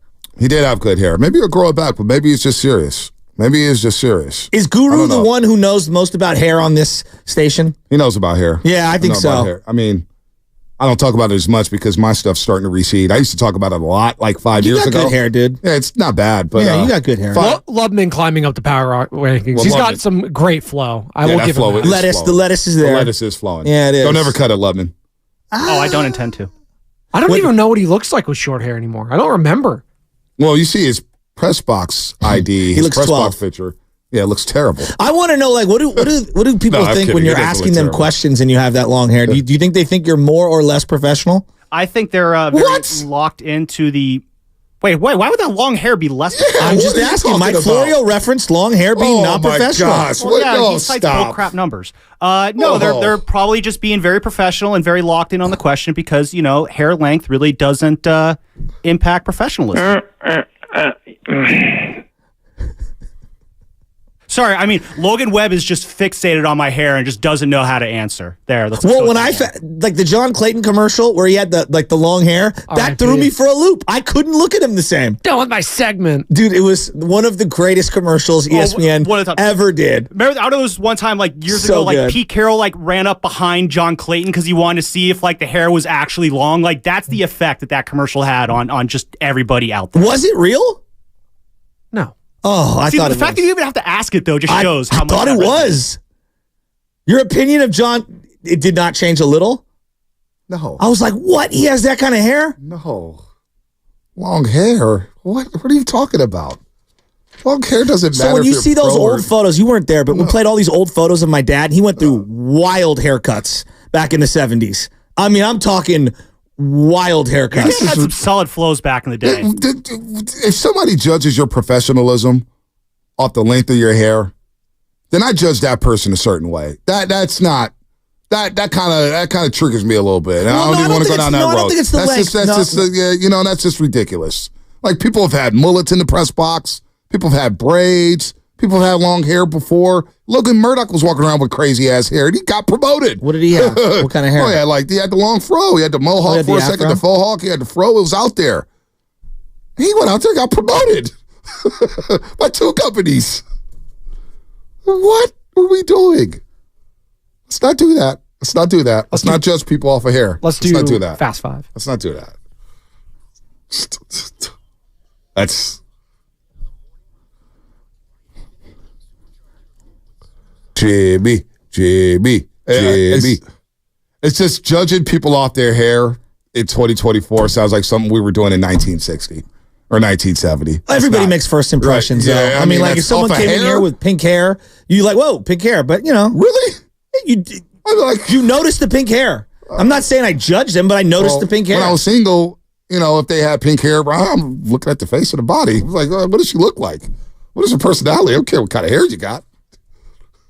Green hair, black hair, blue hair. Give a damn.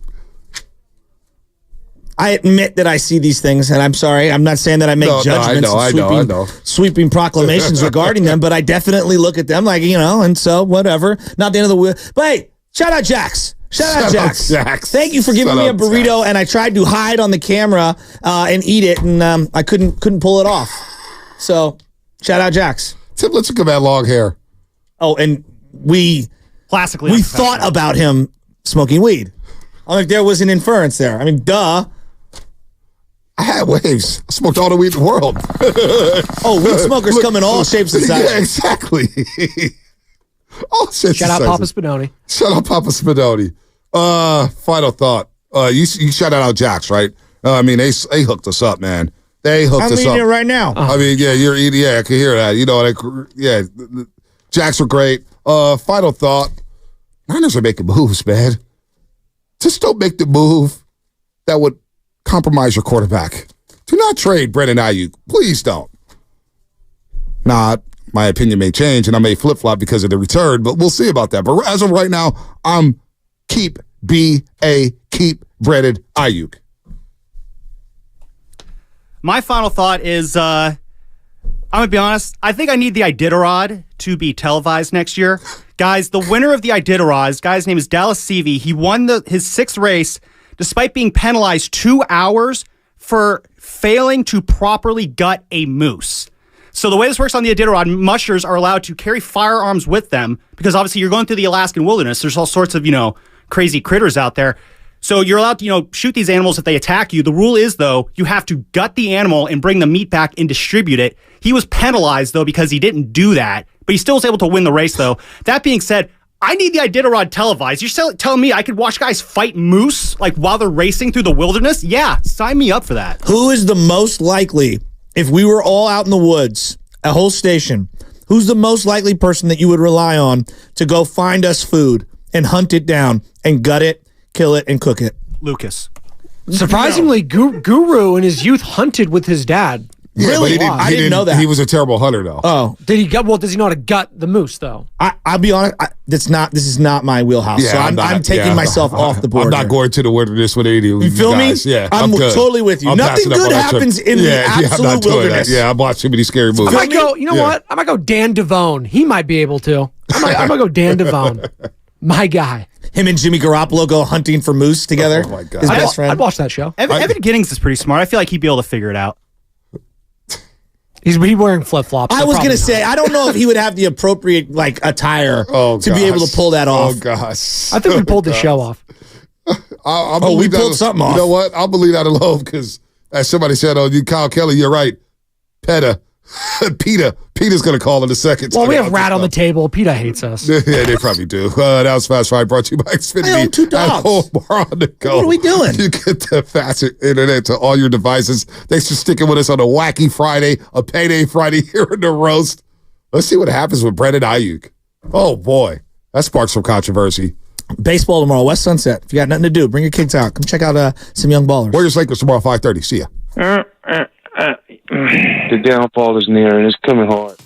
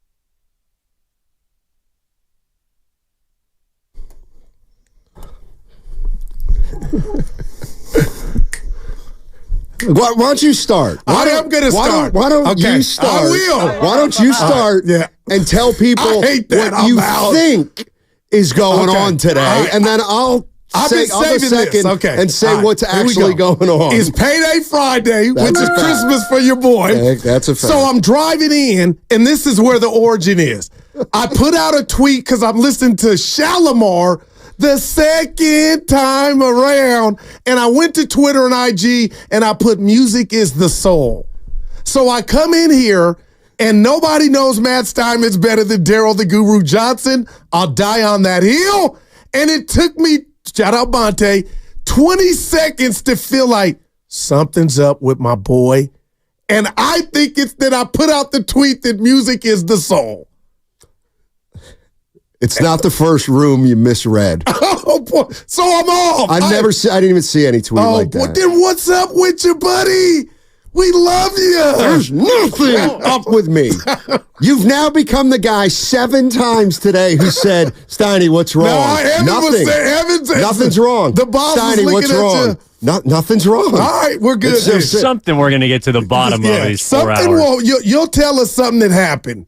There's Steiny. nothing wrong. This ain't the Payday Friday, Steiny. No, there's nothing wrong. I'm irritated. I'm excited to get into, let's do it. Can the Warriors make a championship run for the 9th time in a row? No, I was thinking Brandon Aiyuk. No, they can do the it. Ryan Clark v. Tiki Barber. We got all type of other stuff outside of the Warriors. The Oklahoma City Thunder last night beat the Dallas Mavericks. But something's wrong with the Thunder. Something doesn't add up with the Thunder, but the Warriors are sitting pretty. That's what's bothering me. Oh, no, I don't know where you heard the Warriors are sitting pretty. Was that you? Yeah, well, sorry. Yeah, I don't know where you heard the Warriors are sitting pretty because that didn't come from your boy. You look good today. It's payday. Let's go. I have the same shirt on I wore yesterday. Oh, boy, now we're getting to the truth. And my boss said, what's going on with these pants? There's like this stuff coming. He's like, oh, that means you're washing them too much. Oh, okay. All right. I guess stuff's like, looks a little like dandruff. No, you look good, though. I know. Oh, boy. Here's a question for you. What you got, partner? Okay, you did say one thing today. You know what the first thing you said to me was? What, do you got curfew today? Oh, yeah. That was the first thing you said to me. Because you look preoccupied. The first thing he said to me. It's St. Patty's Day to me. Do you have curfew today? When do I have curfew? Yeah, I'm a grown man. I'll give you that. I'll call you no curfew. Let's do it. I set curfews for others. This is real quick. Yeah. St. Patty's Friday. It's actually on Sunday, but we'll celebrate today. Otherwise known as amateur hour. Oh. It's like New Year's Eve. You don't want to John Curley texted us last night. The courtesy of that text. I'm getting ready to drill him, too.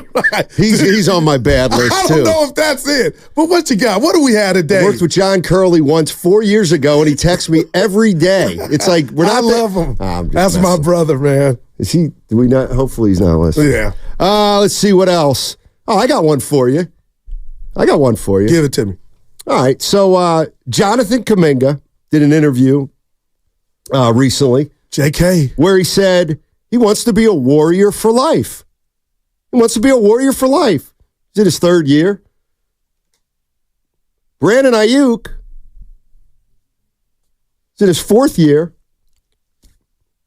Contract coming up. Mm-hmm. Why does he have interest in Jacksonville? Why does his camp have interest in Jacksonville? Why does one guy want to be a warrior for life and the other guy not want to be a Niner for life?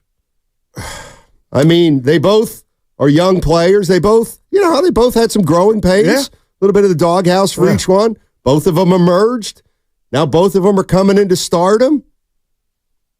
How come one guy wants to be here and one guy, doesn't look like he does? Well, okay, I'll take you asked me, I'll take a crack at it and we'll throw it to the fans. Jonathan Kuminga went Clint Eastwood in regard to calling out his coach and what he deemed a lack of playing time.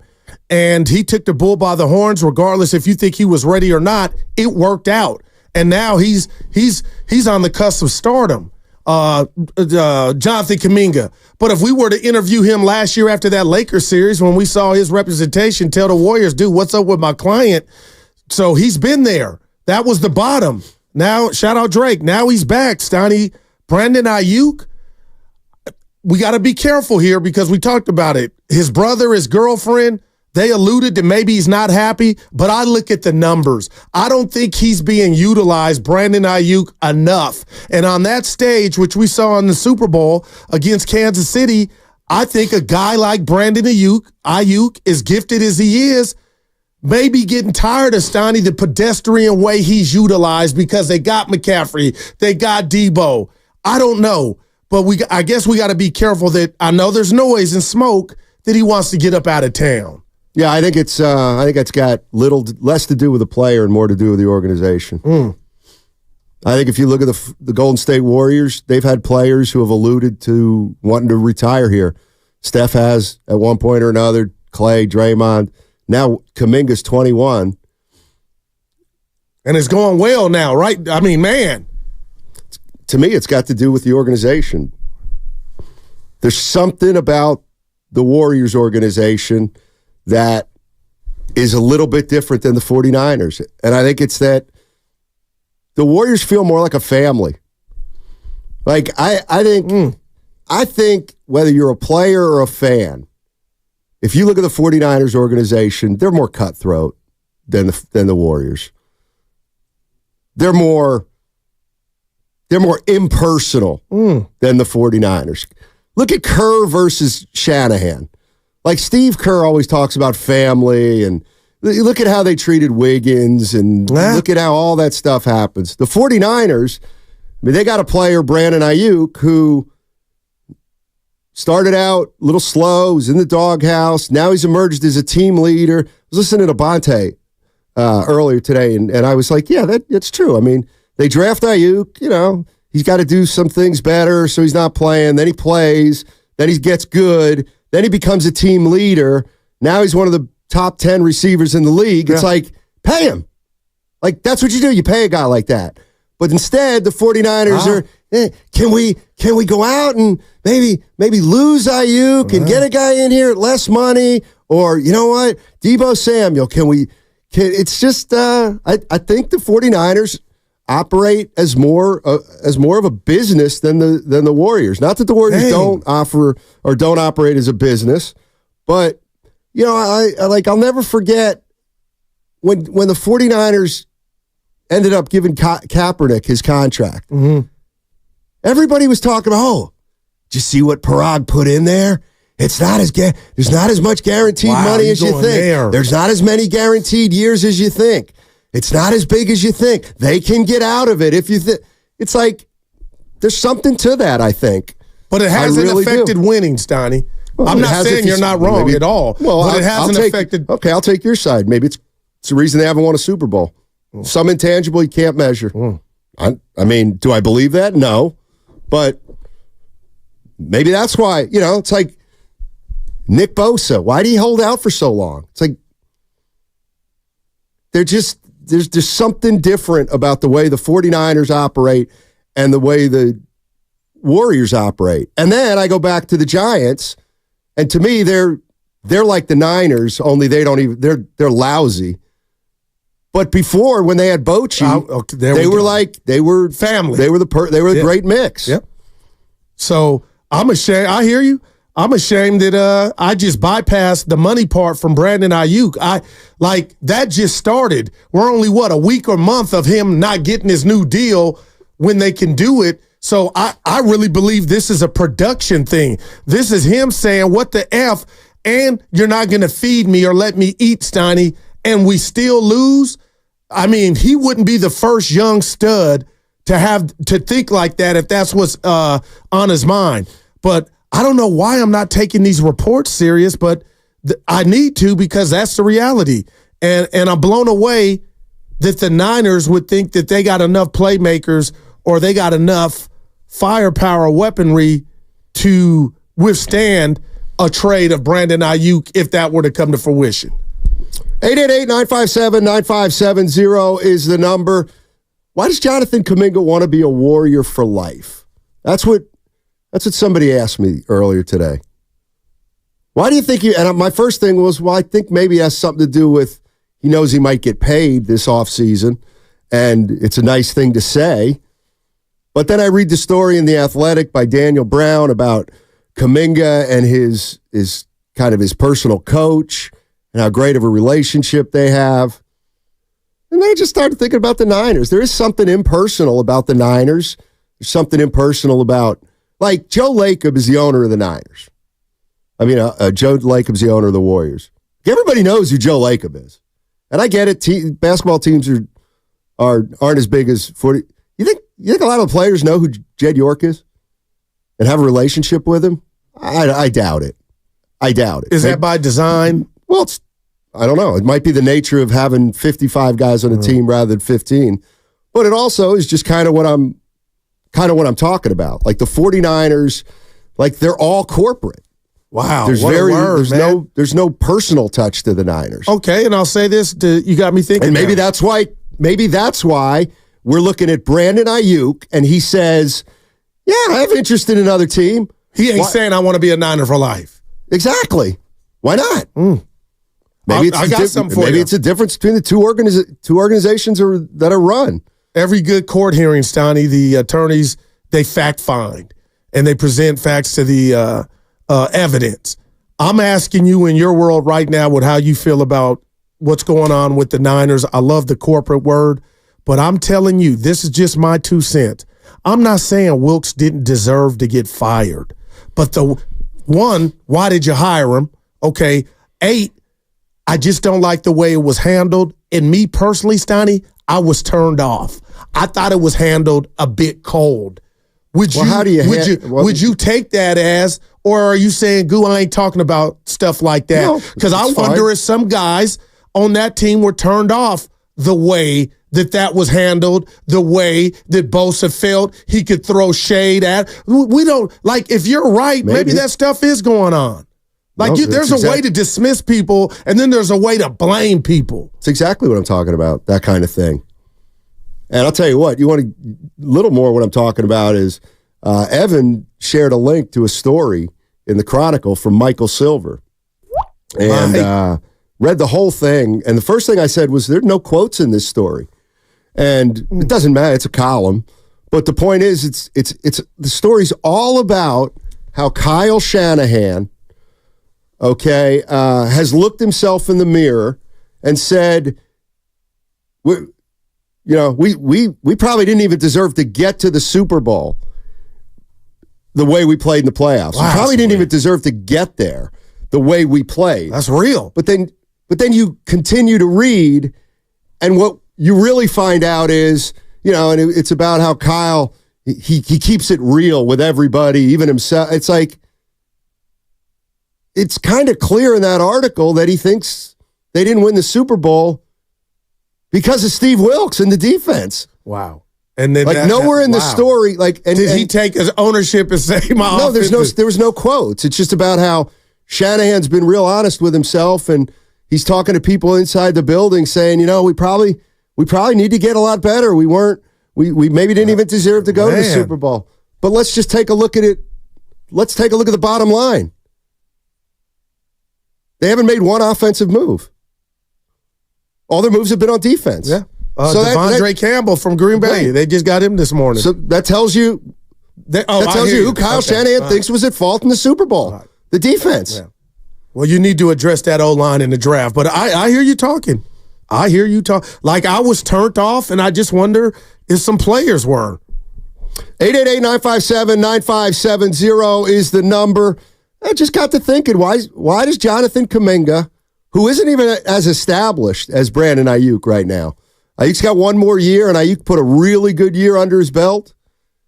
Kuminga's emerging this year. His first year, he's really kind of emerging.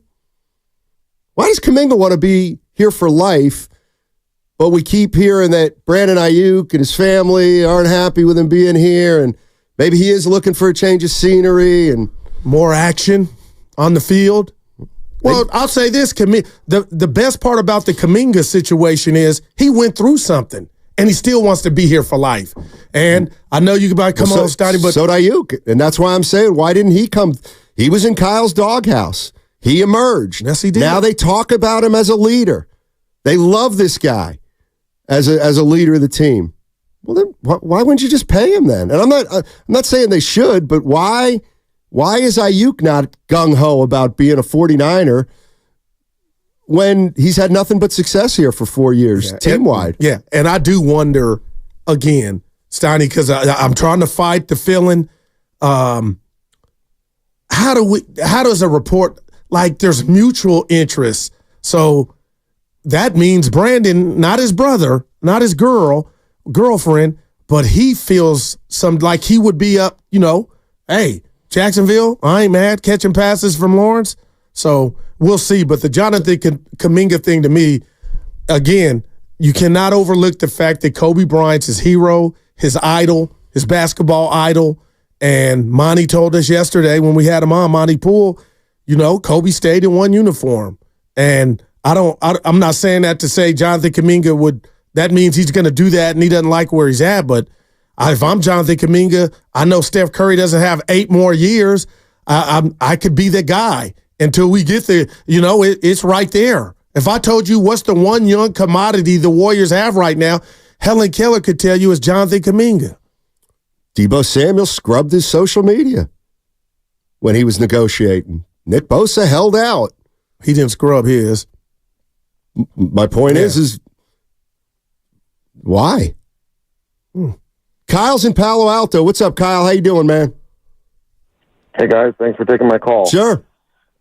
Hey, I think you're onto something, Steiny, and your point about, 55 players versus 15 is a good one, but you can look back to Jetty Y's old uncle, Eddie D, as the previous ownership group for the 49ers and the culture that he fostered in terms of, taking care of players and what that means to an organization. And it's been part of my biggest gripe with the 49ers in recent years is it seems to be lacking.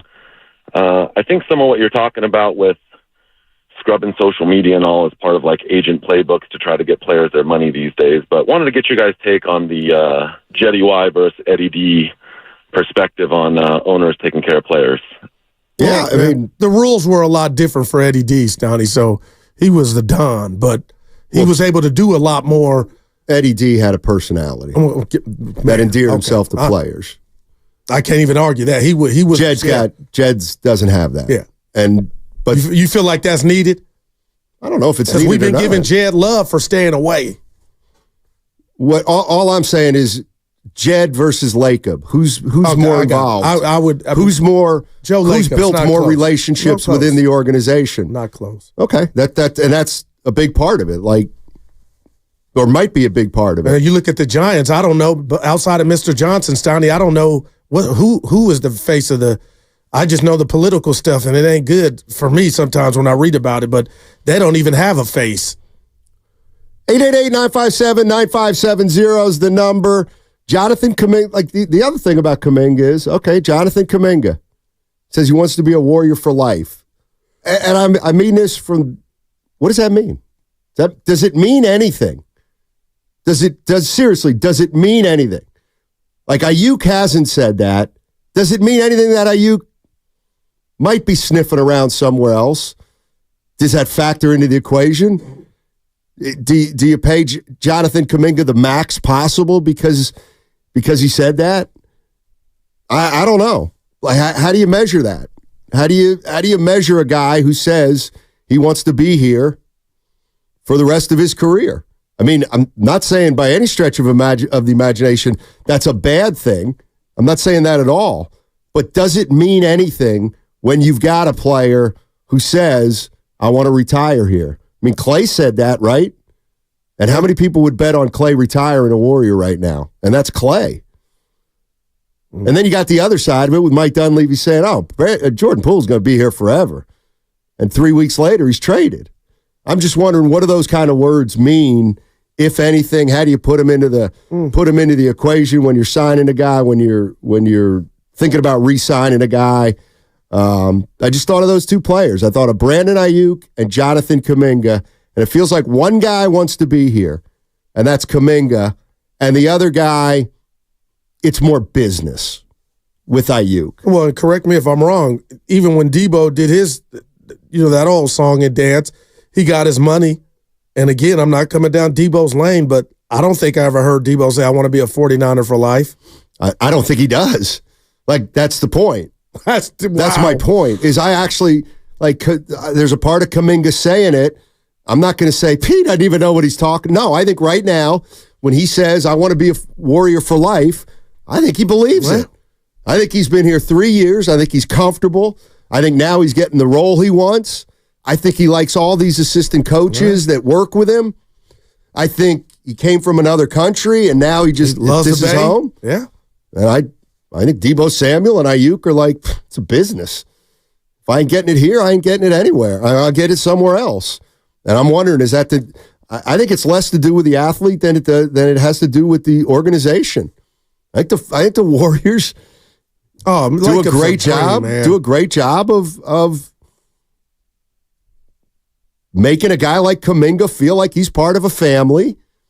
And I'm starting to think that the 49ers make their players feel like they're part of a business. That's all. And maybe it's the nature of the sport. But I got to could be the nature of the sport. No doubt. And you're not just saying Kyle. We're talking about everything. Mostly 49er. But I got to give him some love here. And Steiny. Lynch. They're all buttoned up corporate guys. I'm going the DB, Jimmy Ward. Never bit his tongue. Hit hard, played hard. He was up out of here. He has some choice words about his tenure and how he was out of position. But again, I just go to him as an example. He didn't throw Kyle under the bus from a personal standpoint. And that still is kind of, now actions speak louder than words. But I because a guy doesn't get thrown under the bus doesn't mean they don't run a corporate, or even a sign or a line by a guy that it was tough working with Steiny. But we had like 6 examples after the Super Bowl of stuff that happened with this team that then we looked like the Super Bowl ended and it was clear they had an issue with Steve Wilks. Bosa threw Wilks under the bus. Yeah. What that's and he felt like he could do it. Yeah. And maybe that pissed off some other people, other players. Well, no, all I'm saying is when you say, well, we haven't heard anything. Yeah, we have. We've heard a lot about that. It all came out, a lot of stuff came out after the Super Bowl about not being on the same page. Obviously, there were issues with Wilks, with the defense, and Feliciano, the missed block, all that kind of stuff. I guess we heard Brandon Aiyuk talk about the growth, his relationship with Kyle. It was all good, and everything was good because they were winning, and he's starting to have an impact on the field. So if we look right there, that looks good for Kyle. But as far as, that doesn't make him a bad dude that he don't like what the coordinator's doing. It's just about how it was handled. And then him calling that timeout in the Super Bowl, that shrug or whatever he did, Steiny, it just didn't sit well with me. Like, you know what you're doing. You're lightweight embarrassing this dude. That's just my 2 cents. 888-957-9570 is the number. Don't forget, you can download all 4 hours of Steiny and Guru on the free Odyssey app, plus watch us on the YouTube and the Twitch, brought to you by First NorCal Credit Union. Upgrade your savings dividend. Open a First NorCal first-class money market today. 888-957-9570 is the number. You want to jump into the conversation? And that segment is sponsored by LifeSource Water Systems.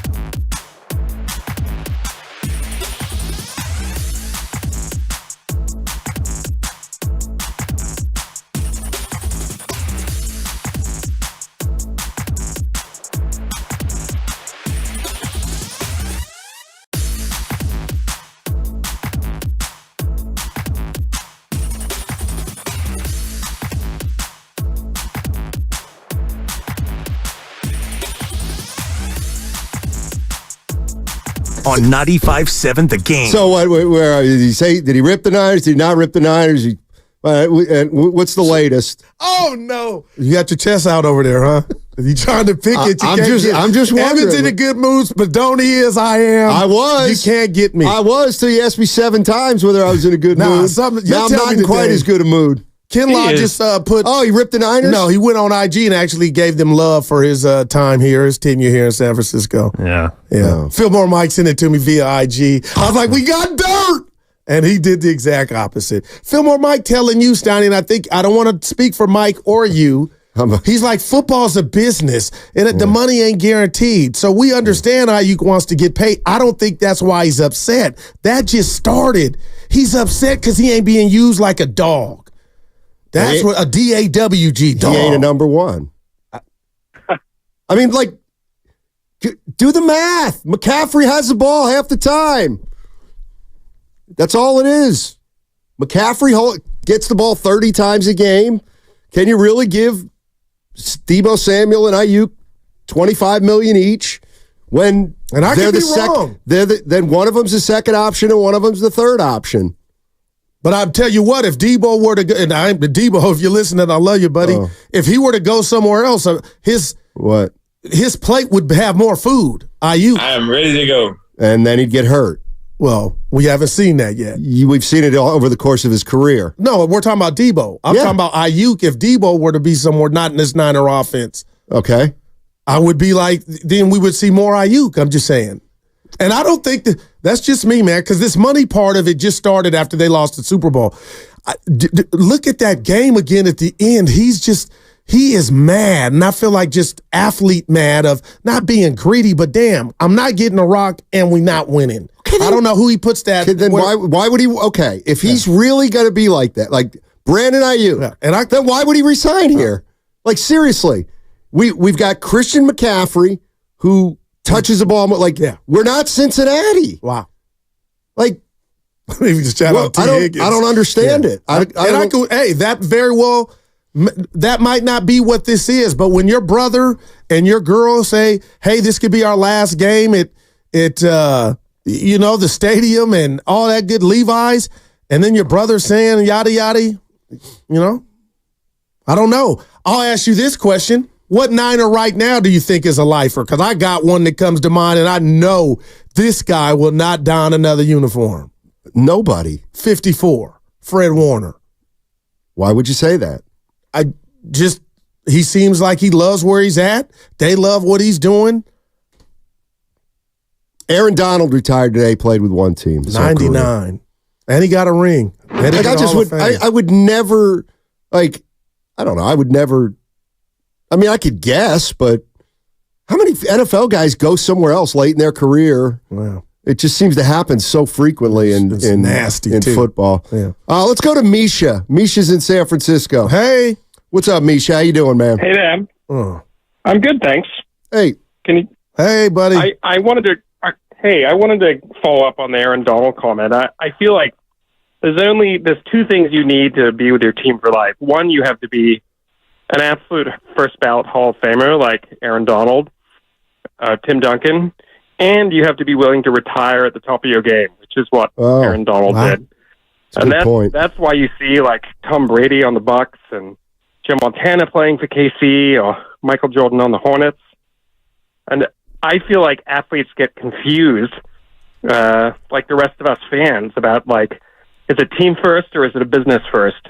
If you're a fan, I'll ride with Purdy or Jimmy or JT O'Sullivan, who is ever under center, that's good enough for me. But when you're a player, you're an interchangeable cog in the machine, unless you're so good that the team can't get rid of you, and you're willing to step out at the very top, like Aaron Donald did. Yeah, that's a good point. Yeah, it's a good point. Thanks, Misha. Appreciate the call. How many dudes retire on top, Stoney? You know what's funny is my first answer was nobody, but who does Kyle Shanahan truly value? Who does he truly value? Well, McCaffrey for sure. Okay. I'd give you that. Trent Williams. I'm just going on how he talks about him, and I feel like I think one of the biggest differences, and I think this is kind of getting to the heart of it. I think and I don't know what Belichick is like behind closed doors, but I think Kyle Shanahan is more impersonal than most coaches. Like Andy Reid is, to me, more loved as a coach than Kyle. I don't think there's a lot of emotion with Kyle Shanahan. I think it's a business. He's the boss. He tells you what to do. You do it. He thinks it's either good enough or he doesn't. Like, I don't know. I just don't think his people skills are the best. And the question of whether it matters or not, it might not matter. It might not matter. But I'm wondering why, he hasn't made a connection with some of these players. Like, he clearly had no personal relationship with Jimmy Garoppolo. And whether he didn't like him enough as a player to even bother to try to develop something further, I don't know. But Jimmy Garoppolo, Kyle can't fake it. Jimmy Garoppolo knew Kyle Shanahan didn't really have a lot of respect for him. And that's why I don't think it was ever going to really work. And do I think that Kyle Shanahan's got full confidence in Brock Purdy? Yeah, for now. For right now, I do. But I don't know.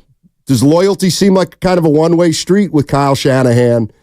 And then, again, I'm just getting back to Kuminga and I'm getting back to Aiyuk. And why would Brandon Aiyuk not want to? I'm not saying that they're going to move him, but clearly, Brandon Aiyuk feels like he can take or leave the Niners. And I'm wondering why after 4 great years or 4 years of success with the team.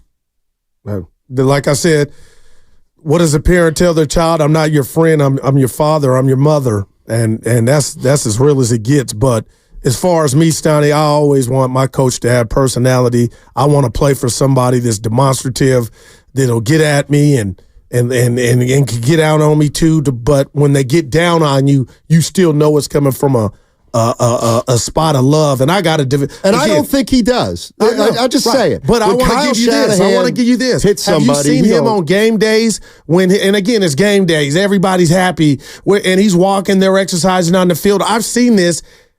I'm like, damn, that's a different Kyle. Almost like he's playing the adrenaline, and he's slapping dudes on the pad, and like you said, what I appreciate about this conversation, you're like, Goo, I don't know, but I suspect it. Like, it's obviously working. They don't need to be best friends, the player and the ball player, because the biggest sign of respect is I'm going to go out here and bust my ass. I'm going to know my assignments, and that's why they've been winning. So I got to kind of ask what do you want? Well, for the sake of this discussion, are they winning or are they not winning? They're not. Have they won a Super Bowl? No, they have not won. They have not. So they've come damn close, and I think he's the coach is the biggest culprit for them not winning. That's just me. But Brandon Aiyuk, again, I feel like it's touches, or not just touches, chances. They should have lost the Green Bay game. Now that we put the rat on the table, I didn't hear Kyle say we were lucky to get there. They should have lost to Detroit. Well, he didn't say that. That was characterized as something he said. Well, there's a lot into we saw that.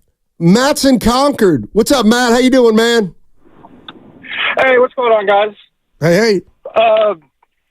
First, I wanted to say I loved what Misha had to say about, being a lifer. You got to retire on the top of your game and be an easy first ballot Hall of Famer. And with the way Aiyuk and Kuminga are handling it, I think it has a bigger impact with what Kuminga says, because in the NBA, I don't want to say you have a long runway, but, they expect their draft picks to take time to develop, right? And it's a player-empowered league. Whereas in the NFL, this wide receiver class is supposed to be really deep, and there's so many players that come through it. You got to get paid when you get your opportunity as a player in the NFL. And teams, contracts are written on paper. They can, let somebody go, and they've got a rookie coming up who can make an impact, especially with someone like Shanahan, who believes that he can scheme anybody open. Well, I'm with you there. And he schemed them open the Super Bowl, but the line couldn't block, so they couldn't complete the play. You can't tell me the 49er players don't know that Kyle thinks he could do fairly as well with somebody else. Now that was Kyle absolutely and that's kind of what I'm talking about. Does it matter that Kyle might not have the personal touch that an Andy Reid has, that even a John Harbaugh seems to have, certainly that a McVay has. Does that matter? Well, I wouldn't feel valued if I thought my coach thought that about me. Hey, Guru, you're doing a great job. That's Jimmy Garoppolo. That has to be a terrible feeling. I mean, I don't seriously though, Matt. Even if Jimmy Garoppolo is not the greatest quarterback in the world, Shanahan didn't coach him right. Shanahan was disrespectful kind of when he was coaching. And he was at the Super Bowl. Jimmy was, and he didn't. Yeah, he was letting you know he wasn't happy how it went down or how he was treated over there. Again, we could say sour grapes, but that would hurt me if lie to me if you can. Oh, we lost the Super Bowl. We're firing a guy who gave up 25 points in overtime to the Chiefs. Wow. Yeah, that one. We're not looking at the guy who only scored 22 points in overtime against the Chiefs. Now, that doesn't mean the guy shouldn't have been fired if he didn't work out, but Shanahan hired him. Shanahan hired him for 1 year. Now he's gone. There's something impersonal about this. There's something about Shanahan, and I'm not saying he can't overcome it, but there's something impersonal about him. And there's also something where, I don't know that he takes a good, hard look at himself in the mirror. I just don't. I don't see a guy who's ever said, this is all, these losses, and this is all on me. And you know what? Maybe that's one of the little teeny tiny things that's preventing the Niners from reaching all of their potential. Because I'll tell you what, I know the Niner defense was not the biggest culprit on why they lost that game against the Chiefs. If anything, the defense outplayed the offense. Who would you rather play for? Kerr, Shanahan, or Kapler / Bob Melvin? Kerr. Exactly. Not if you're a young guy. But now they're getting their due. That was material for me. This is fascinating. I wish we could. Fascinating. Just something to talk about on Friday. What? You okay? Yeah, dude. I'm dynamite. This is the biggest curveball since I'm dynamite since Tom Seaver. What's in that water? Water is in that water. The original water. Both you guys have gotten on my nerves today. No, you've gotten on mine. I haven't said a word. No, and I'm that's sitting down, preparing for the show. Give me the money. Wait a minute. You got a curfew today, Schneidi? Okay. No, I don't know what I have. Come on. Give me the Saturday Steiny and Norms. Where's that guy? He's gone. See, something happened, and I had nothing to do with it. Nothing. For me to ask you about curfew, that was nothing material. happened, and you had everything to do with it. I think it's my music tweet that you I never saw it. I came in today early. I had a great conversation with the boss because the shows have not been good lately. Well, maybe you and him need to do the show because that's who you've been in love with. I wanted to figure out how to turn around this week and salvage salvage something. If I hear another, hey, I was taken to the bed. Well, you ripped him. He was out, so it ain't all that. He never heard that. Yeah, okay. Maybe I need to send him the audio. Oh, Nick's in Fremont. Let's get to Nick in Fremont. Yeah. Oh, Nick. Oh, boy. Nick one dime. Hey. What's up, baby? What's up, Nick? Hey, I just wanted to get my take on the Niners right now. I think the reason why the Niners haven't been able to win it all, and I think it has to do with Kyle. I feel that he doesn't have that it factor, and when I say the it factor, the problem with that is that his ego it gets in the way, and when it comes down to something going wrong, he is quick to throw everybody under the bus. but look himself in the mirror and be like, okay, maybe I am part of the issue. Let me work on me. And that's the reason why players tend to kind of not believe in much of what he has to say, because at the end of the day, everybody has a fault but him. You know, he might say it, but he might not believe it, which is different. You see what I'm saying? Yes. I do see what you're saying, and I don't think you're alone in that perception. None of us know Kyle Shanahan, but, I mean, we've watched him for 7 years, and we can obviously tell a lot about his personality. God, I was hoping he wasn't coming to me. What are we doing? I love it. What are we doing? I was like, my camera's locked and loaded. Are there no rules anymore? Right. He's part of our show. Listen. Zoom shut down. What's going on here? Bonte tweeted, we'll tell you, Bob. Hey, what Bonte tweet? After you just said, I was listening to Bonte this morning. That's right. You're in a, you're in a mode, and it ain't the Tell best. the Bay what Bonte just tweeted. He tweeted last night. Oh, it was last night. He was talking about the changes, I'm paraphrasing, with the Niners, and he could see them being favored or represent the NFC in the Super Bowl. And I felt that, and then I didn't. Because everything we're talking about in that call just hit me.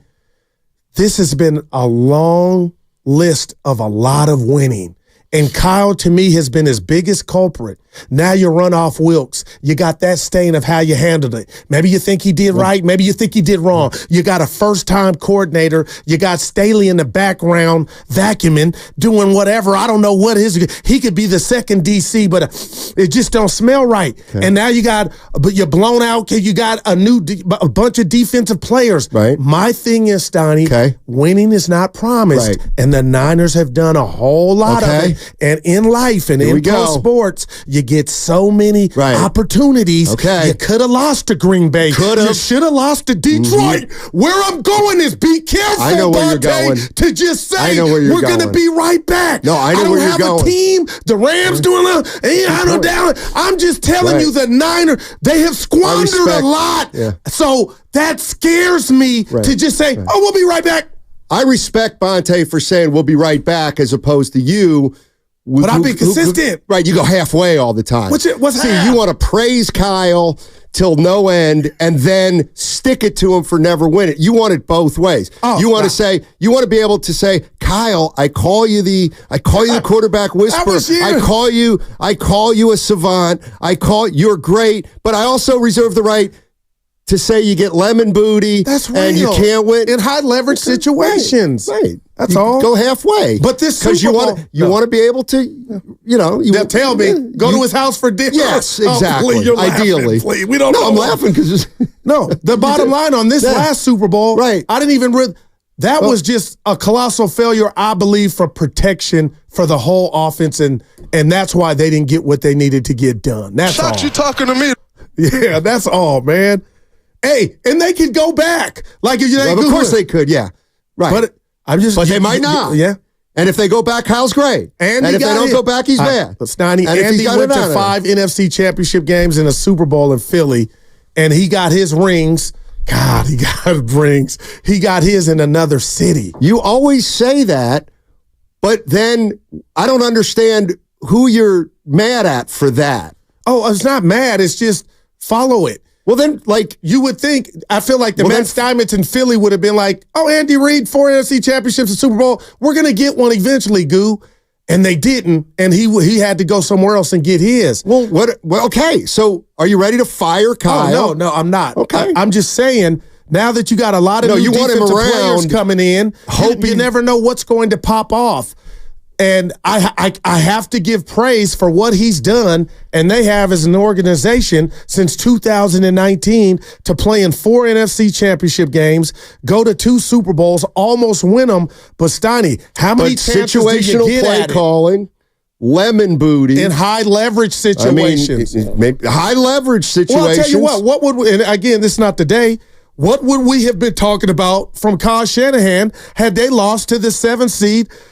Green Bay Packers at home in the rain. I actually wouldn't think any differently about them today than I would have had they won that game and lost in the Super Bowl. You know what I mean? To me, if the Niners had gotten beat by the Packers or the Lions, well, to me, we'd still be in the exact same place we are today. You didn't win the got Super job Bowl. security, but it's bigger than that. Wouldn't be less. No, among the fan, it would be like that would have been a colossal loss to lose to the Packers when you're the 1 seed at home to the team that just got hot and got in there. Right? So, but okay, let's take this to if they lost. The Packers were the first game. Yeah.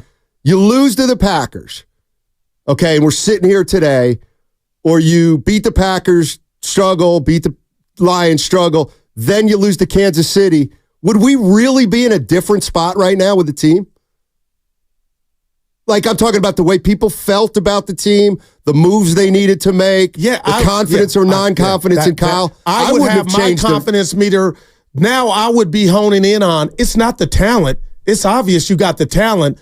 Why the first game out to shoot, you had a week off. Are you struggling with the Packer team that everybody that knows football knows you're better than? Well, they'd won 7 of 9 coming in. Yeah, the Packers. Green Bay had. But what I'm saying is, I'd look at it like this: the way I know certain fans, you, he winked you, yeah. Had they lost to the Packers, oh my gosh, you couldn't say, well, now they lost 2 Super Bowls in 4 years.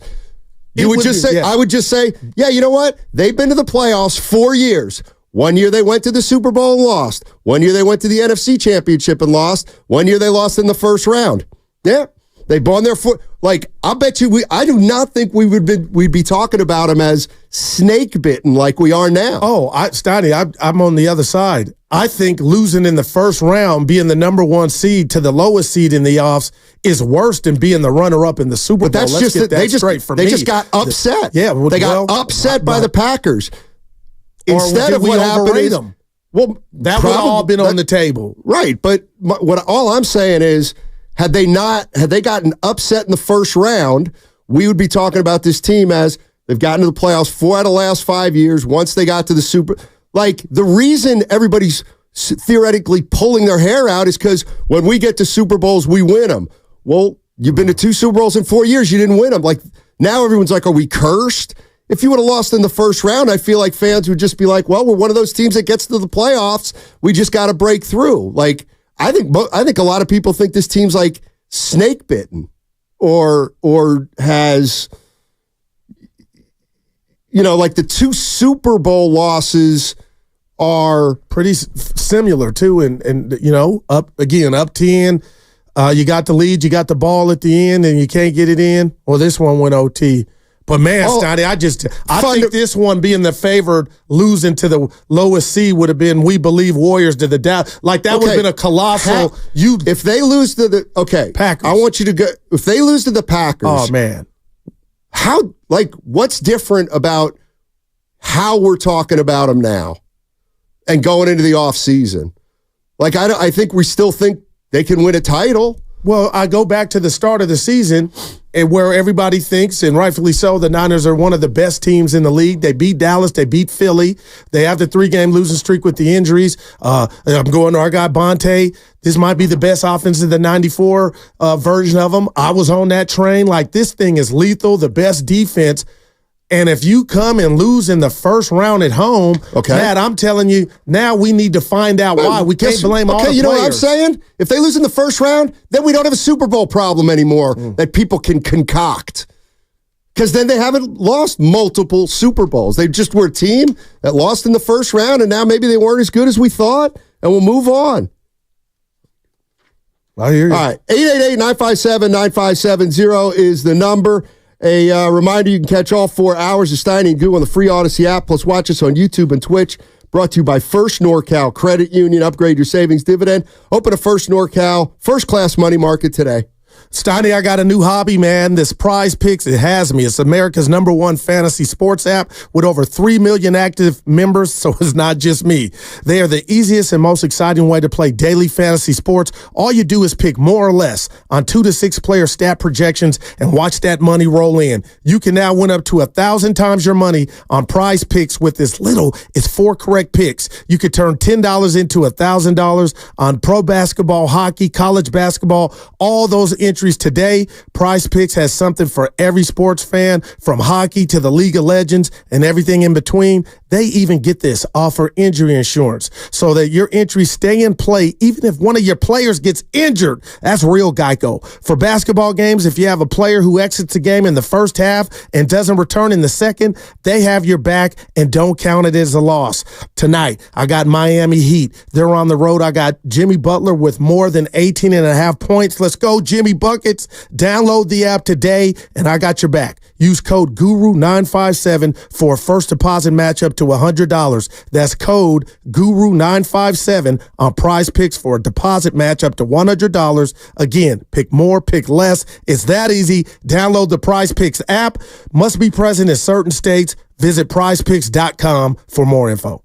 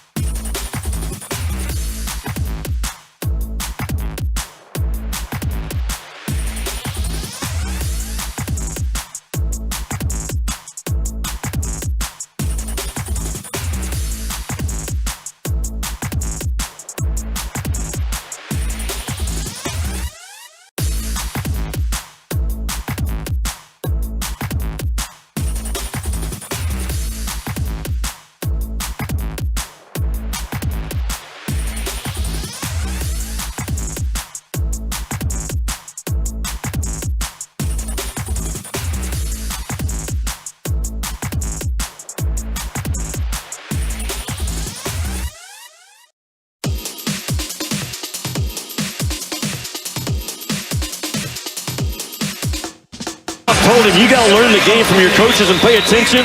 He paid attention. What a finish by Cam Matthews in Nashville. Bulldogs rolling. Now, back to Steiny and Guru on 95.7 The Game. It's Guru's favorite time of the year when the games mean the least. Not for the bottom feeders. It's the NCAA college tournament. Yeah, the last chance for the bottom feeders. Yeah. We figured out what's bothering you. Figured out nothing. Tennessee is down. Necty is down 100. Trouble. The energy from these guys in the back, they saved you. Oh, they did? Yeah, because you can't? I get tired. Yeah.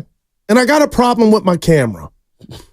I come in feeling good, but substitute anything for camera. I control it, but I feel like Spadoni's behind it, focused on my pouch. Like I'm trying to raise it neck high, Steiny. Yeah. Don't talk about that. Like, stay up. So, big Mr. Know-It-All, Guru. Go for it. Well, apparently you thought I was in a bad mood before the show. The game hadn't even started before the show. So what was it before the show? It was Tennessee losing by 19 at half. And that was what was it at 9? Yeah, exactly. You knew he was going down today. Let me I knew the tournament's lousy, but let him stop screaming. No, I won't. Hey, remember that day? Whoa. Hey, I have a Steiny radar. We're married, bruh. I know you better than you think. You are so off base today. It's unbelievable. Feel it. And I wasn't saying you were mad. I'm not mad. Off. Nothing was off. I'm going to find out. Nothing. Other than the fact that the shows this week have been subpar, nothing's been wrong. Numbers don't say that. And I'm different than Kyle Shanahan because when I look in the mirror, I don't just look at the defense, which is Guru. I look at the offense, which is me. I'm the system. That's the difference. I haven't been good this week. That's what's been bothering me. Yeah, okay. That's what's been bothering me. I wish you had that mechanism. And I've spent extra time in the gym. I'm doing more reps. Please. I'm trying to learn some more jokes. That's what winners do. This is your best joke. Thank you. Yeah. This guy is such a D. Dude, it is. And it's payday. You know, you wanted to stir stuff up the other day, like you always like to stir it up. I'll stir it up. Remember the other day? So you said something to Lucas, and what was it? And I said, don't worry about it. It didn't involve you. I'll tell you what I said. I'll tell you exactly what I said. I feel like you got the wrong person. No, remember the thing you said? I said something. We talked about it, and then Lucas said, you should remind Steiny about what he said about Kyrie. Okay. All right. And then you said, hey, what'd you say? And I said, shut up. Yeah. I'm not talking about it anymore. It was a radio shut up, people. Correct. Yeah. Thank you. I know. You know this straight. My fault. Okay. I'm watching the Dallas Mavericks the other night. I'm going to do against the Warriors. I'm so mad at the Bay right now. I'm going to do it. Now I'm watching the Warriors play and I'm watching the Mavericks play and I'm like, the Warriors didn't have Curry. I'm just thinking of Curry and how, all his weaknesses. And I'm thinking, you know what? What if Iguodala's right? What if Andre Iguodala was right about Kyrie Irving? You know what? Stop! If you switched Kyrie this was it. for Curry, both teams would be better. I'm just going by what obviously Curry on the Mavericks makes them better, right? I mean, of course. Oh my God, yes. Curry instead of Kyrie makes the Mavericks better.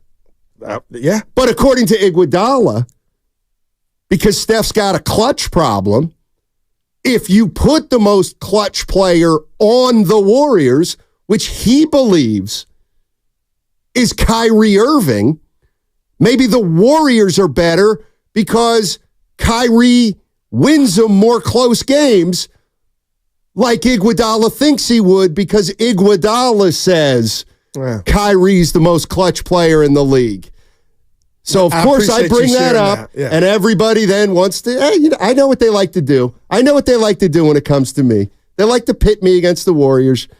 That's fine, but that is so not true. No, it is true. They just judge you on what comes out your pie hole. It is true. Yeah, so when you say it, nobody's pitting you. And I dare to say that maybe Michael Jordan's better than Steph. Oh, my God. What a hater. Well, let me just step in here. Oh.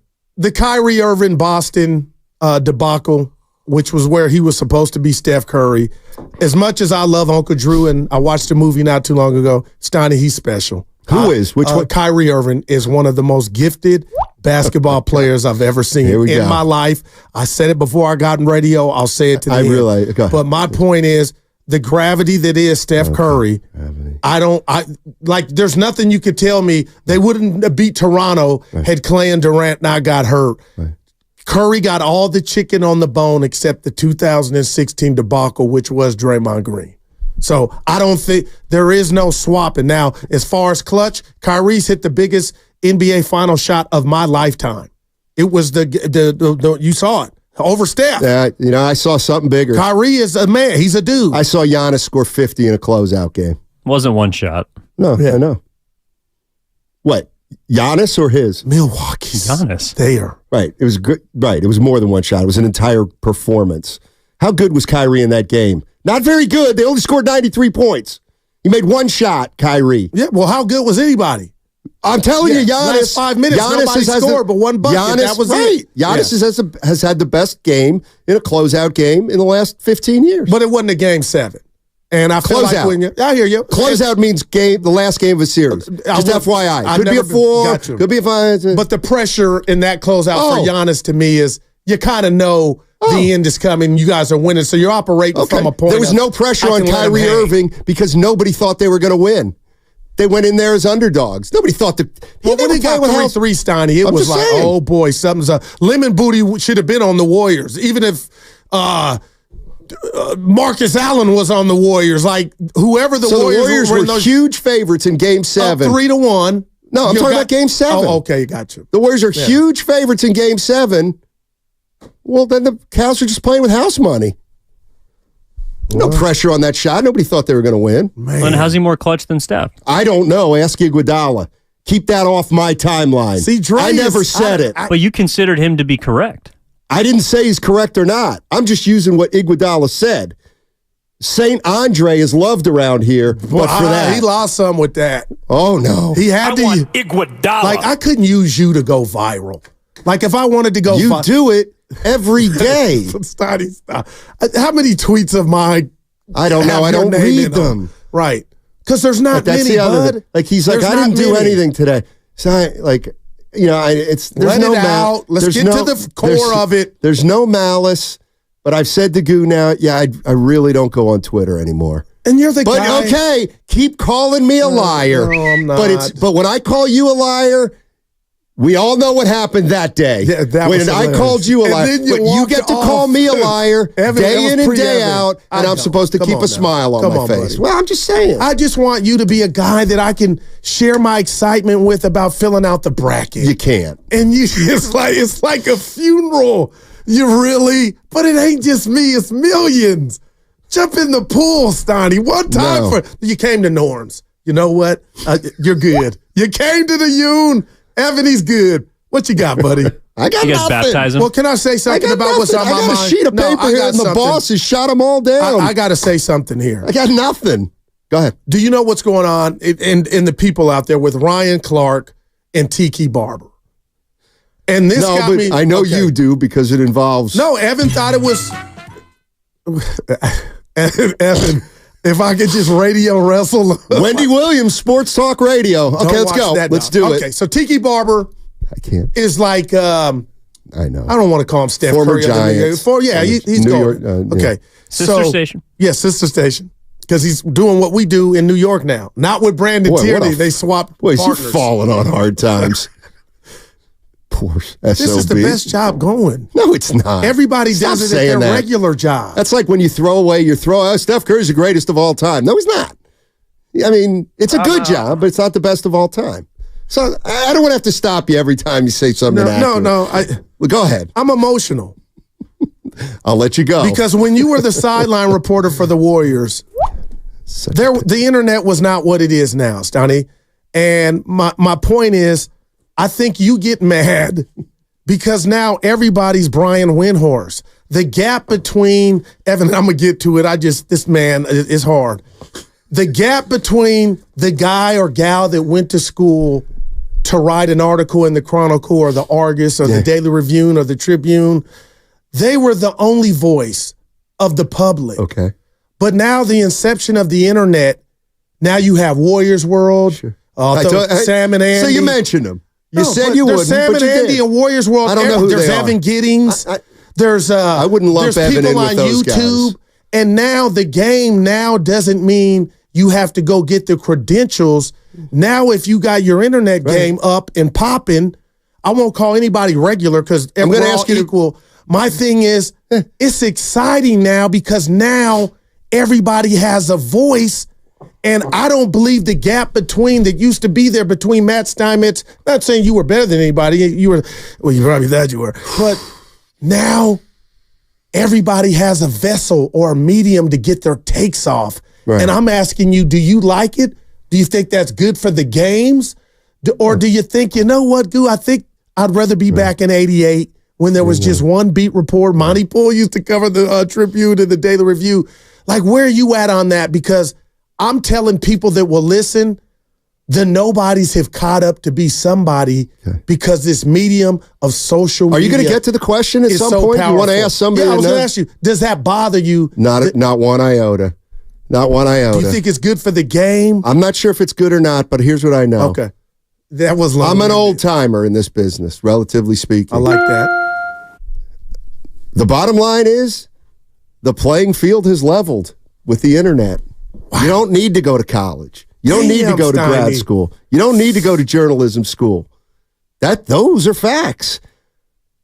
However, this is where I'm different. It's the way it is. There are a lot of old timers that can't handle it. Wow. They do think it sucks. They do think it's unfair that some guy named Bill Simmons came out of nowhere and started dominating the field. Yes. Stephen A. Smith doesn't count because he worked for Philly. Yeah, he worked for a newspaper. Who else? Who's Ryan McAfee? Yeah. There's a lot of old timers that can't stand those guys that think they never paid their dues. They think they aren't good enough, man. And they think they've gotten screwed in their old age. Yeah, I don't.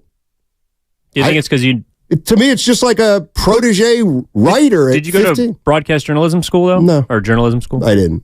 But Sonny, it doesn't, because when you say, Goo, I don't go on Twitter, and I get that, and I believe you go on, but I think you don't like it so much, or you say you don't like it because you're getting so much for, and I ain't saying you looking down on anybody. No, I do. But maybe everybody's there's too many opinions coming at you. That's just the way it is. Like I said some can't handle it. Oh, man. A lot of guys my age can't. Those guys have run a lot of guys my age out of the business. Wow. They just have. It's incredible. Newspapers ain't newspapers anymore. No doubt. You got to agree. You got to adjust. But no, like, I don't even want to throw a name out because I don't even want to give the illusion of a guy I do like or a guy I don't like. The guys are out there and the women are out there. Yeah, let me tell you something. That does bother a lot of guys my age who have gotten a certain kind of education. Yeah, guess what? You can come out of nowhere and make a move. You know what? And anybody who makes a move and anybody who gets successful, they obviously got something going for them. Whether we like it or like, give me like Bill Simmons. I mean, oh my God, what's my guy at Barstool? Portnoy. Yeah, Portnoy. Yeah, I mean, pizza guy. Oh boy. Yeah. I'm not a big fan of Portnoy, but he's got him. People like him. People hate him. He's made $1 million. Right. Skip Bayless. I mean, I don't spend my time hating Portnoy. Right. Is that an answer for Yeah, you? well, the reason I brought all that up to pay it off.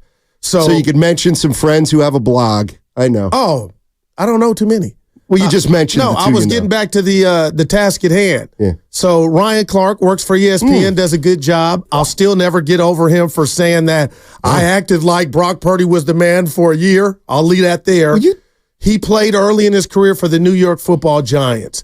Tiki Barber was his vet, his OG. And Tiki Barber found out that Saquon Barkley left the New York Giants, his alma mater, to go to division rival Philadelphia Eagles. All right. Now, like our boss says, our show plays different on radio, and he doesn't say it's bad or good on radio than when you look at it on YouTube and see us cheesing. So Saquon, Tiki Barber, I saw him say this. I sent you the video. Of course, you didn't watch it. No. He said, Saquon's dead to me. Oh. And he smiled. He smiled when he said it, and he was having some fun because now you're taking your services to another division rival. South Beach, right. So Ryan Clark comes over the top out of nowhere and says, when I was a rookie, this man is a OG veteran, taught me everything you shouldn't do as a vet, and went in on his experience with Tiki Barber. Tiki responded, said, oh my God, this dude don't know me. Yeah, it's incredible. He don't know me. He talks good. And my point is, it was out there for social media to see. And that's why I brought up the medium, because that's where we do it at. Instead of just picking the phone up and calling the guy you got a beef with, I'm asking you, Steiny, do you like seeing that play out in public? And who's wrong if someone's just telling their truth? Because what if I just put it up a video of how my daily interaction with you, would that be fair or foul? Would you be looking like this mother? What did I? Well, like the other day. No, if I was just being truthful, people were like, hey, how's it working with Steiny? But everything that was sacred anymore. Well, everything that was said on the TV, right? Yeah. And he said if I said it on the TV, then I don't have a strong opinion. No. I don't. Our show don't consist, sometimes it does. There's never anybody interviewing me about how it is to work with you. They think they know, or they hear every day and they tune in. But if I were to go on a 5-minute interview with somebody and put it and plaster it on my IG, hey, how's it go? How's it working with Steiny? Right. And then I just said what if there was something in there that could be perceived as shot? And would you be wherever you're at just eating your cereal like this? I wouldn't care. You say that now. I wouldn't care. See, I would. If you said something that I thought was below the belt. I don't do interviews. Well, the other thing I know about you is what you would do is you do the interview, you would say something inflammatory, and then you would say to me, Steiny, I was just kidding. Oh, and then I would give you the benefit of the doubt because you're my guy. You're my guy. God darn it. Like, for example, the other day, all right, I do a 4-hour show, all right, and I'm talking about the Warriors positively for 4 hours. Yeah. 4 hours. Come in here, talk about the young kids, but I mean, God forbid I say, the Warriors are playing 4 young guys for the first time in 15 years. That's not a bad thing. I know people can't wrap their head around that I might have said something positive about the team, but fine. We can't talk about that, though. Why? It's got to come back to, they can win a title, Steiny. Can we talk about something other than whether they can win a title or not? Let's talk about Podziemski, and let's talk about the young guys and how Steve Kerr's in corp. No, nobody wants to talk about that. Why not? Because it might be a positive. Mm-hmm. Well, I would, from my vantage point, I would say you're 99.9% of can they win a title? Like, they you're can. The default mechanism they can. to get that started. It's nobody we control what we want to talk about. Oh, my God. Yeah, like, seriously, Steiny, I think you default to the can they win the title? Because you're like, all right, Guru, whatever I'm trying to say or I'm feeling good about or not feeling good about, you'll default to, all right, then. Can they win a title? And then that's how they get started. Without even knowing it, talk about the playoffs and getting to the Western Conference Finals. Yeah. And I'm just like, I can't do this anymore. I can't do it anymore. What? You put me in a position where I look like a D. Oh, no. Like, all I can say is, well, I wish I had another side to me. I wish I could be this guy. Steiny, I think they can make the Western Conference Finals. Goo, stranger things have happened. It's possible. And I can do that 6 out of 7 times. But the 7th time, I'm like, it's just like. But every time I think you know me, you know that I'm coming here with an encyclopedia worth of hope. I know that's all it is. Going to.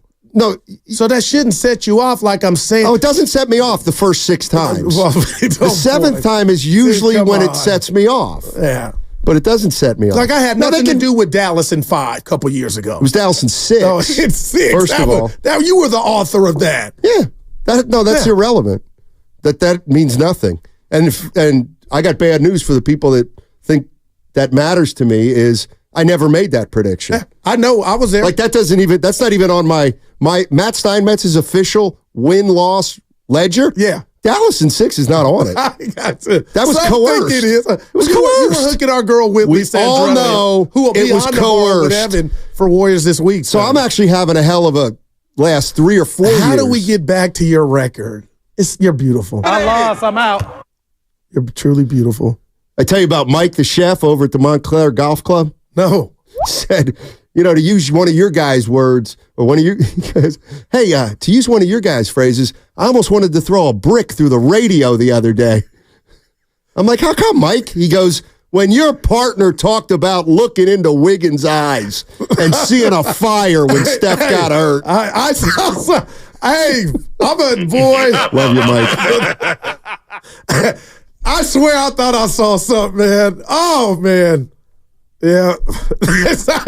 It's happening in relationships to me too, Starter. You think you get a signal. By the way, throwing a brick through something is not what we use. It is what you use. No, gurus. That's gurus. I want to throw a brick at you. Oh, boy. Wig actually showed he had 17 that night. The night after I thought I saw something. He had 7 in Monday. garbage time. Yeah. But if we did that for every player, we'd do it more for Wiggins. Oh, boy. No, he'll turn in his eyes when Pods told him to give him the ball. Yeah, Monty chuckled. But Pods is a firecracker, man. He ain't scared, and he thinks he belongs. Where do you want to go on the other side in terms of the topic? Man. Do you ever... I feel like I didn't take the car into a garage. I wrecked my car before, my parents' car. They told me to go get something out of it, and I drove it through the garage. Oh, I know. I'll tell you what'll hold people. We can get into Dylan Cease. Huh? I got ammo. By the way, that's a one-sentence conversation. I'm not making fun of the Giants because they were in on Dylan Cease. Last I checked, they signed Soler. Yeah. So it's no longer a joke if they say they were in on somebody because now they have a track record. Don't you get it? 1 for 10, that's fine. There were jokes out there, and they were not valid. about Cease. They're not. Well, those are over. Those jokes are over. But the gist is that we were in on it. You landed one, right? Soler, but you need more. They got somebody else too. How about Matt Chapman in your face? Hey, the joke's over. Yeah. The joke's over. It's played. It's so played. I don't want to hear it anymore. And that's Evan. He likes the A's and the Padres, so he tried to steer that into, how about a conversation where we kind of stick it to the Giants? I'm not having it. Why did that bother me? It's been their most successful It can't be 2 offseason teams in 12 Padres, years. but he is an A's guy. He grew up there. Yeah. Hey, we got to go, Goo, and let's try to figure out what we're talking about on the other side. 888-957-9570 is the number. Coming up on the other side, can the Warriors make a push or a run?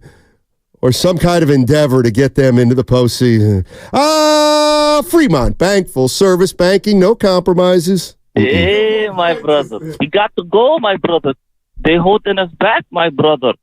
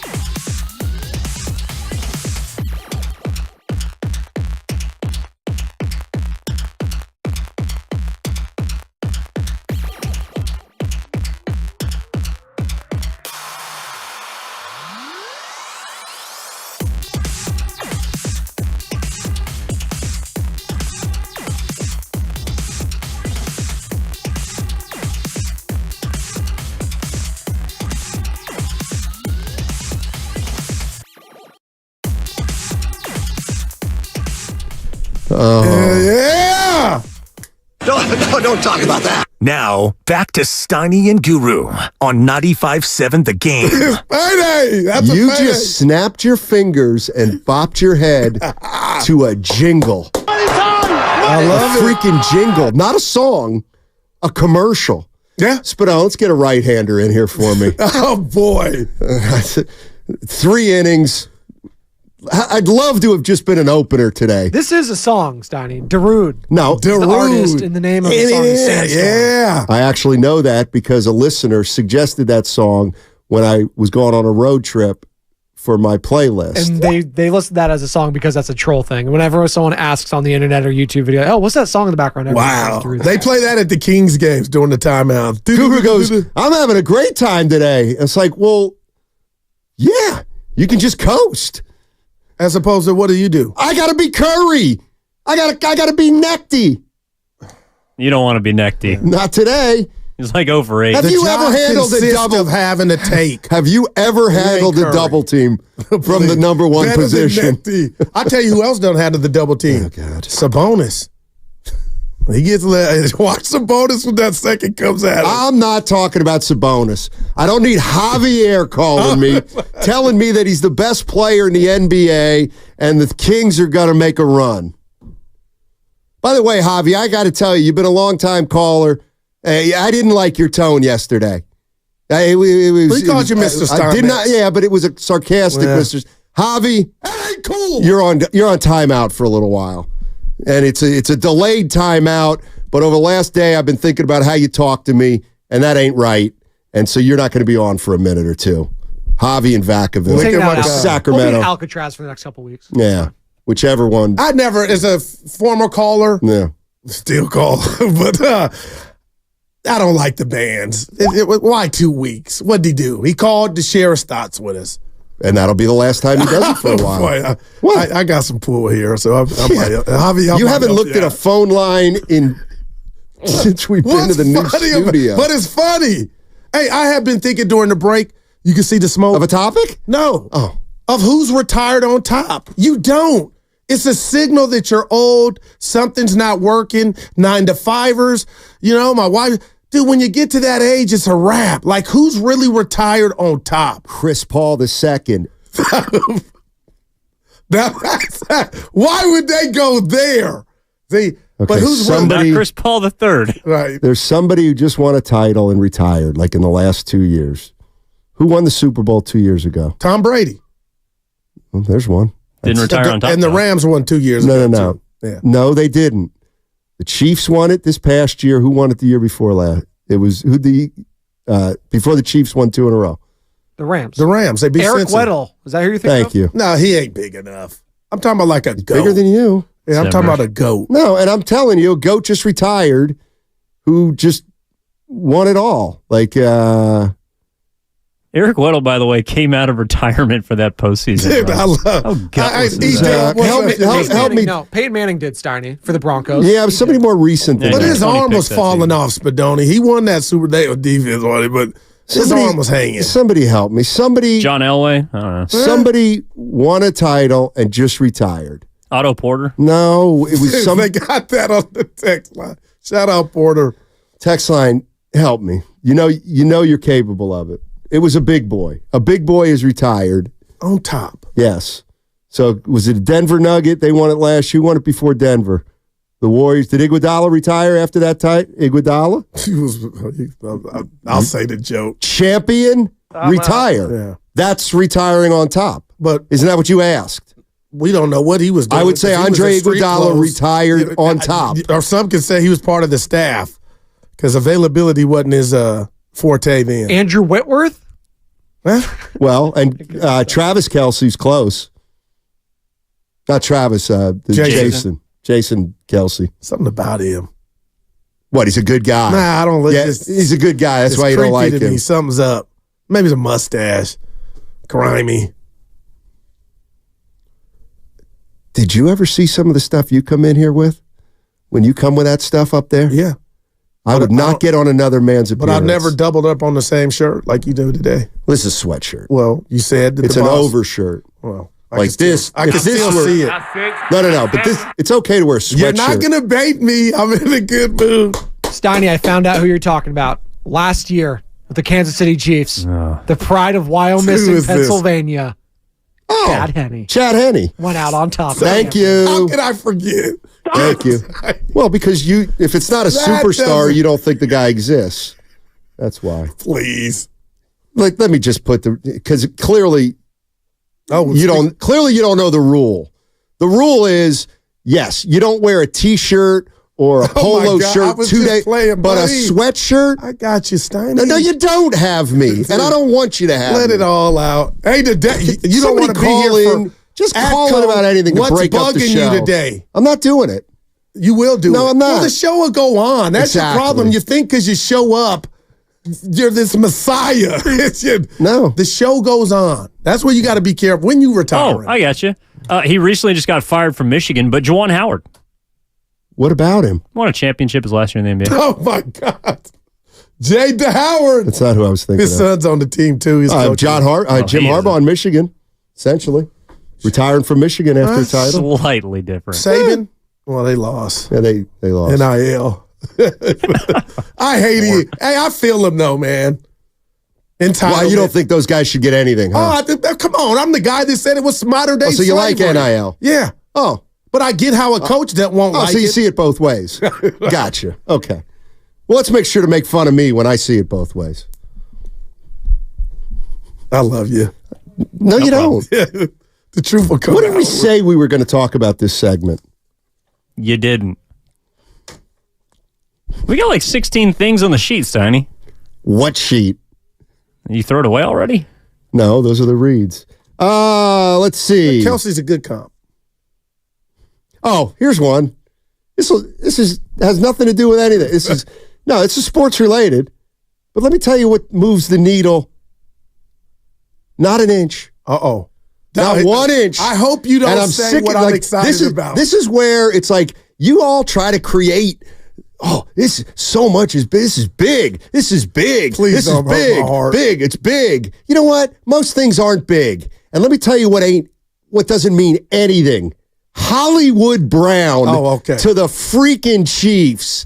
He stinks. But he stinks, Goo. He's it playing means with the GOAT and the GOAT that divides the plays. This will be the best Hollywood. He's talented, Steiny. He stinks. Yeah, but he doesn't stink. He stinks. He's going to watch. Just watch. Just watch. It I'm means not saying he's what are they going to win a Super Bowl now? They could going to win a Super Bowl without him. Right. I'm just telling you. Exactly. That offense you answered will get the most out of Hollywood Brown. No, they won't. It's quiet. No, they won't. I'm not telling you he doesn't Jerry play Rice. hard.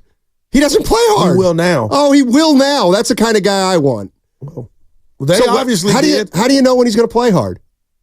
Because he's tired of losing and he's with winners now. Sometimes you're a product of your environment, Donnie. And sometimes you got to break through your environment like Steph Curry did when he came to the Warriors. If Steph Curry were Hollywood Brown, he would have gotten to the Warriors and said, you know what? There's just too much negativity here. There's too much for me to break through. I'm going to be a product of my environment. Steph Curry said, we have not won in 12 years. I'm not going to stand for it. I'm going to break through. And he elevated the entire organization. That's the difference between greatness, and that's the difference between a player that's just got. But Hollywood Brown can't do. He's never been that good. Oh, I thought he's been ultra talented. Patrick Mahomes will be the Steph Curry for Hollywood Brown. And there it is again. But there it is. I'm trying to give Steph Curry credit. I'm trying to bring something up that Steph was able to do that very few of the greats, even the greatest of the greats, are able to do. We heard you. And now Hollywood Brown is okay. Let's talk Hollywood Brown. Don't you see how I just praised Steph Curry? The Warriors have had Mullen come in here. Not Mullen, but like Sprewell was in here. Hardaway was in here. Monte. Nobody could do it. Nobody could do it. Everybody succumbed to the system, not Steph. And that was a great point. Why are you so defensive? I am a system. We heard you. Because you're sad now that people might think that I actually don't hate Steph Curry because you need that. What does that do You for need me? that to elevate. You love that. Right. Hey, I've heard what you say in Sacramento when I'm not around. No.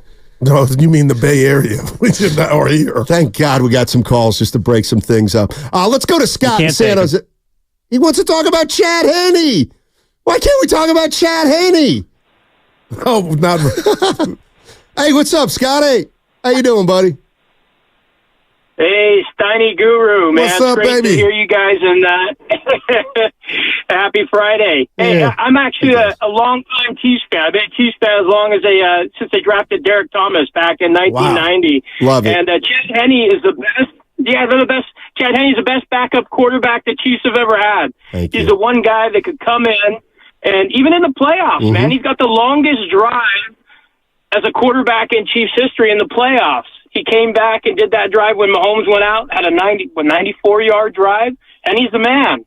But, Guru, I've been wanting to call since last week when you talked about this Wiggins business. Oh, man. This guy, I swear, and it made it even worse after you said that. When you said you saw a glow in his eye or something, I think what you saw was him kind of thinking about how many games he needs to take off to get out of this mess before the end of the season. Oh, boy. I don't think this guy saw anything. And when you saw Steph Curry got hurt, he got, man, I got to get out of here. I mean, when he jogged up and didn't pass, he didn't pass to Podziemski, and he also missed a free throw when he got fouled. This guy jogs around, and you got these young guys like Kuminga, Podziemski pointing other guys in defense. You got them on offense passing to each other. This guy is on his own. I don't know. He's in his own world right now. I don't know what's going on with him. But this guy has to go. He has to go. Hey, what about him? And then I saw him the next game. Yeah. I thought, Guru, you definitely didn't see the right thing, man. You read the wrong thing with him, boy. Well, thanks, Scott. Appreciate it. We know. Well, Drew down with the text of the day on the First NorCal Credit Union chat. Anything is possible, Henny. The best one's from Chico. What is it? Gooby slander and Steiny up and down J Street. Oh, boy. You know I show you love. When? Next question. You just think I'm the internet. And that's well, I know you're into gossip, but what do you mean? No, you can't get at everybody you want to and everything. That's why I brought that subject up about guys you say can't handle what social media and the takes and everything. And a lot of times you get frustrated with all that is, and you take it out on me. But I'm here for because it's I didn't type crap. It's what you put on the internet. No, please, you look at my tweets. I'll say it for I'm at Four Corners on Twitter. Here we go though again. Except my baseball lineup reviews. You got a few more coming, Gil. You know, it's every once in a while I do say something and I'm like, Stein, you got to cut that S out. And about 8 years ago, we had one of those when I said, you're a liar.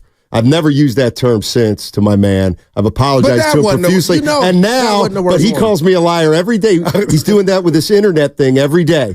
He's calling me a liar every day. Oh, boy. And that's okay. You know what? Didn't hurt I'm fine with it. That didn't hurt me. Well, shouldn't have. You lied that day. But you walked off. I was like, boy. You can stop asking that question. And he got fired. Who? Staley. He's here now. We don't know what his role is. Yes, we do. He's overseeing. What? The defense. All right. I actually think it doesn't. No, God, I'm curious. I like what they did. They promoted a guy from within, and then they brought in somebody from the outside to look over his shoulder. Well, that's fine. Hey, you cover all your bases there. The problem's still going to come down to Kyle and his arrogance anyway. I know you don't want to go. D wants to talk about the Warriors' potential run. They can make a run. This ought to keep us. Hey guys, how's it going? Hey! No way. You think they can make a run? Anything's possible in the NBA. You're right. They can make a run, but something that's not right with me, and that's the defensive brain. I mean, the brain trust that's on the bench. Every time they won a championship, they had it with Luke Walton, Mike Brown. They need a wingman. Why can't they get Budenholzer to take out the stretch run for them? Kerr needs help. They're making some pretty bad decisions on the bench. Well, I'll tell you this. Oh, my God. The one constant from the Warriors defense. Yeah, let's go get Mike Budenholzer. Has been the perimeter D, man. What are we doing? That's perimeter defense now. That's my biggest Mike issue. Budenholzer become a defensive wizard? Well, he left Milwaukee. They stink on defense now. Dude, they are missing link. Well, Middleton's not out there. Something's wrong. Yeah, Middleton's not out there. Brooke Lopez. Damian Lillard's fat. Give me something, Brooke. Giannis is on the downside. How about that? Oh, boy. Start looking people in the mirror and telling them the way it really is instead of this. You don't believe that. I'm watching Giannis. How many years has Giannis been in the league? Have we seen the best 8? of this dude? Dude, I'm Sam, how many years has Giannis been in the league? Antetokounmpo. Probably up around 8 or 9. 9. He's on the downside. I actually do think that's the case. This is his 11th. Are you okay? 11th season. Yeah, I'm good. Yeah, no, he's getting better. No, I'm just saying 11, I get you.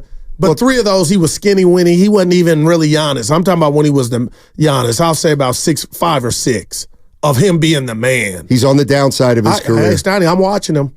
Not like Steph, though. Steph's still rising. Him and LeBron. Him and LeBron, that'll guarantee you 33 wins. Watch. You ought to be ashamed of that take. Where are you watching tomorrow? I'm not watching anymore. I'm sick of watching. You know why? Because I'll watch and I'll accumulate. I got 50 years of basketball knowledge. I'll watch. I'll bring up points. I'll think I have stuff. Yeah. And you know what? You guys don't listen. You ain't worth it to me to take notes. No. You got to say it. No. I'm not to deliver. I'm not watching the game Saturday. You know what? Because it doesn't matter. They're going to make a run. Okay. They're going to make a run. That's how the guys Lakers 123, Warriors 89. You know what? And they're going to make a run. No, they can still make a run. Yeah, you're right. Evan, no, they can't. When was the last time? I think I was in high school. The Warriors won in L.A. You shared it with us. Yeah, I think it was like 2021. Let's end that. I didn't know you guys. Oh, yeah, end that. Because Evan, you weren't even around. If we can go down there and win Saturday, then we can win a title. Joe's in Walnut Creek. I feel like that's what you're really saying. I'm not. That's what you're really saying. I'm going to watch the game, Brandon. You God. I'm good now. What's up, Joey? Hey. So, Guru. What's up, baby? I know you guys both play basketball pickup. Yeah, I'm still going, baby. Yep. Well, Pods and Wiggs are the exact opposite nature of player, right? Wiggs is that guy with all the skills that rarely plays well because you know what?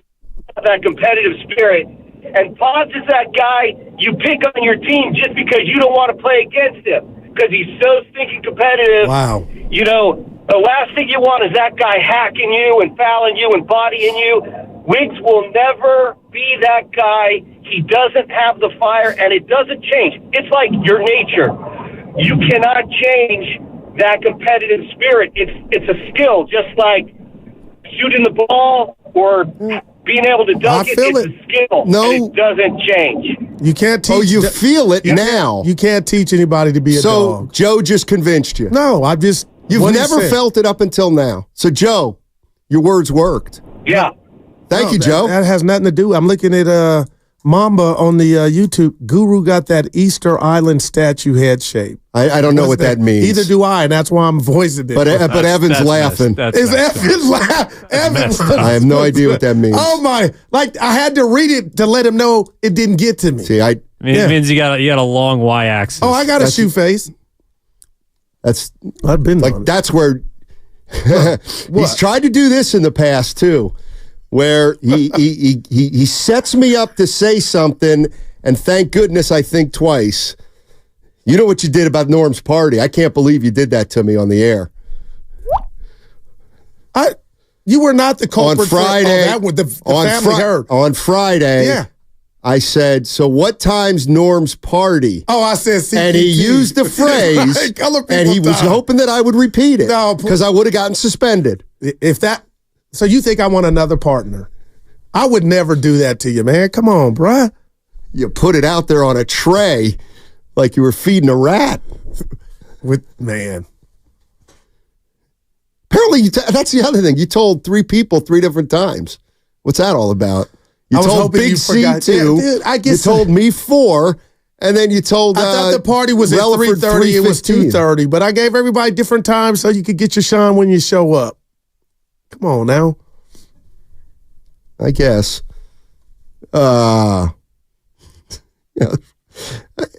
Can't.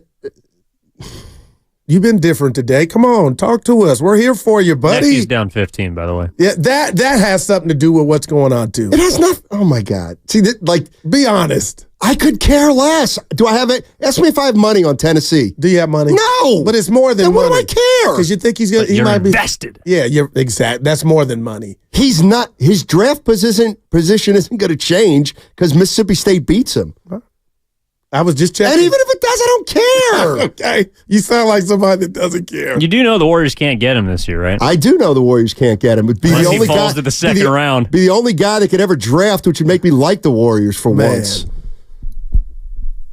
Maybe I would be less objective than I am now. See, the problem is I'm objective. You like Pods? I do like Pods. Who that? Well, yeah. How can you not?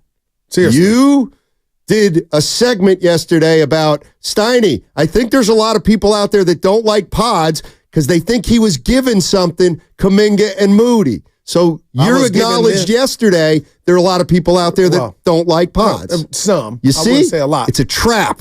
My mind. No. It's a steel trap. It's steel. And that's why sometimes you and I, because I was speaking willy-nilly, defending Pods for the people that exist out there.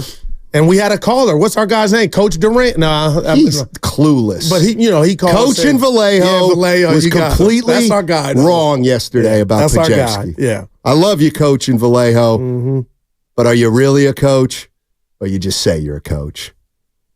Come on, Coach. Someone says you look like the dad in Mean Girls. I don't know what that means. I'm about to. I don't know what that means. I got a head shaped I don't like care. What was it, Evan? It doesn't bother An me. Easter Island statue. Oh boy. These Tell me- people, look at yourself. Look in the mirror. Tell me that reference at the break. All right. Oh, we got a call. Big D in the city. What's up, Big D? How you doing, buddy?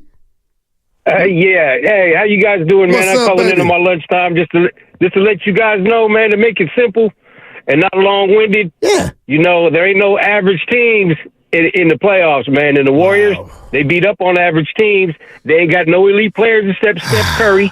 Pods is on his way to becoming elite. He's a rookie. Kuminga's on his way to be elite. T.J. Davis on his way to be elite. Wiggins is whacked. And, you know, Clay is on the downside. I hate to say it. So I love the dude, but hey, man. What are you pack it in, expecting? baby. What are you expecting? Like, can they win a round? Can they get to where they get to win a round? I'm expecting them to beat the Lakers and get all happy and everybody's back on the road. And guess what? They get kicked out on the next one. You know what I mean? That's, first round kick out, man. Wow. I hate to say it. Let's hope he's wrong, man. You hope he's wrong. Well, we I just are. Dub I don't Nation. hope- I just watch the game. Lacob's hoping he's wrong. That's fine. I don't put me in that group. I don't hope for anything.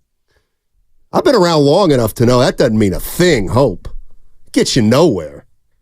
I watch it play out. It's starting to bother me. I know I am. I That's got my 2 more thing. hours. Guru, what you got? Some hope. Well, she's the looking at? goalkeeper for the U.S. national team. That's a 3. Who is? Hope. She was. I think she retired. Hope so. On top. No, actually, they weren't on top when she retired. She was kind of disgraced. Yeah, Yes. I forgot. In fact, you could say on the bottom. Right. My bad. All right. Yeah. Yeah, I know. Hold on. Let me get this wire out from under my chair. Dude, they're calling you Neil Flynn. That's your doppelganger? Does he remember any shows from the past, my partner? You think he's a difference maker? Neil Flynn is the custodian on Scrubs. I've referred to him 15 times in the last 2 years. Now, you know. He's the guy I took a picture with at never the watched forum. an episode of Scrubs. So put that in your pipe and smoke it. I know you haven't. Like that was the Jefferson Scrubs. I ain't watched Scrubs or That's Friends. changing the subject. It's but it's what's his about name? Neil listening. Flynn. On a payday Friday. I'm gonna Put your remember who the hell phone Neil down Flynn is. and tune in Yeah. to 95.7, the game. By the way, let me tell you who's not the difference maker of the week. The guy, difference maker of the week. It's right now. Who's it going to be? Man. Purdy scans. There's Aiyuk in the middle. He got open. Touchdown. And there it is. They go up top. And Brandon Aiyuk with a touchdown grab. That's Mike Tirico, and that's Brandon Aiyuk. He's the difference maker of the week, brought to you by Friedman's Appliance, a trusted name since 1922. Visit friedmansappliance.com today. Evan found that one clip where he got a little separation on 95.7. The game.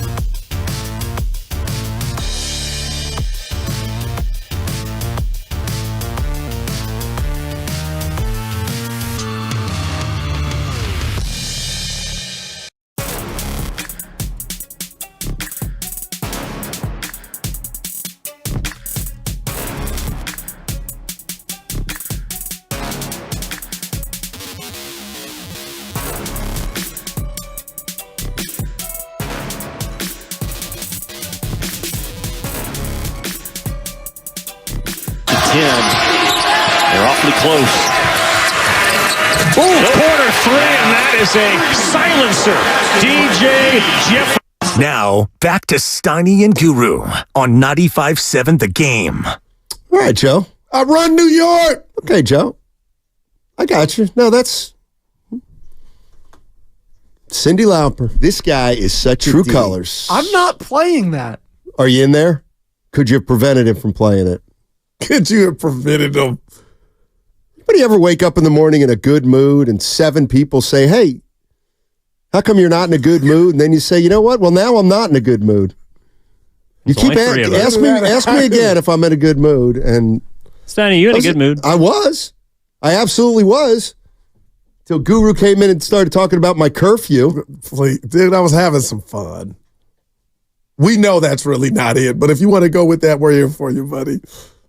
I was in a perfectly fine mood. Nothing changes that, but bad news. Me coming in saying you got a You curfew. were the bad news. Oh, boy. Yeah. Oh, no. You think the 49ers are gearing up for a big move?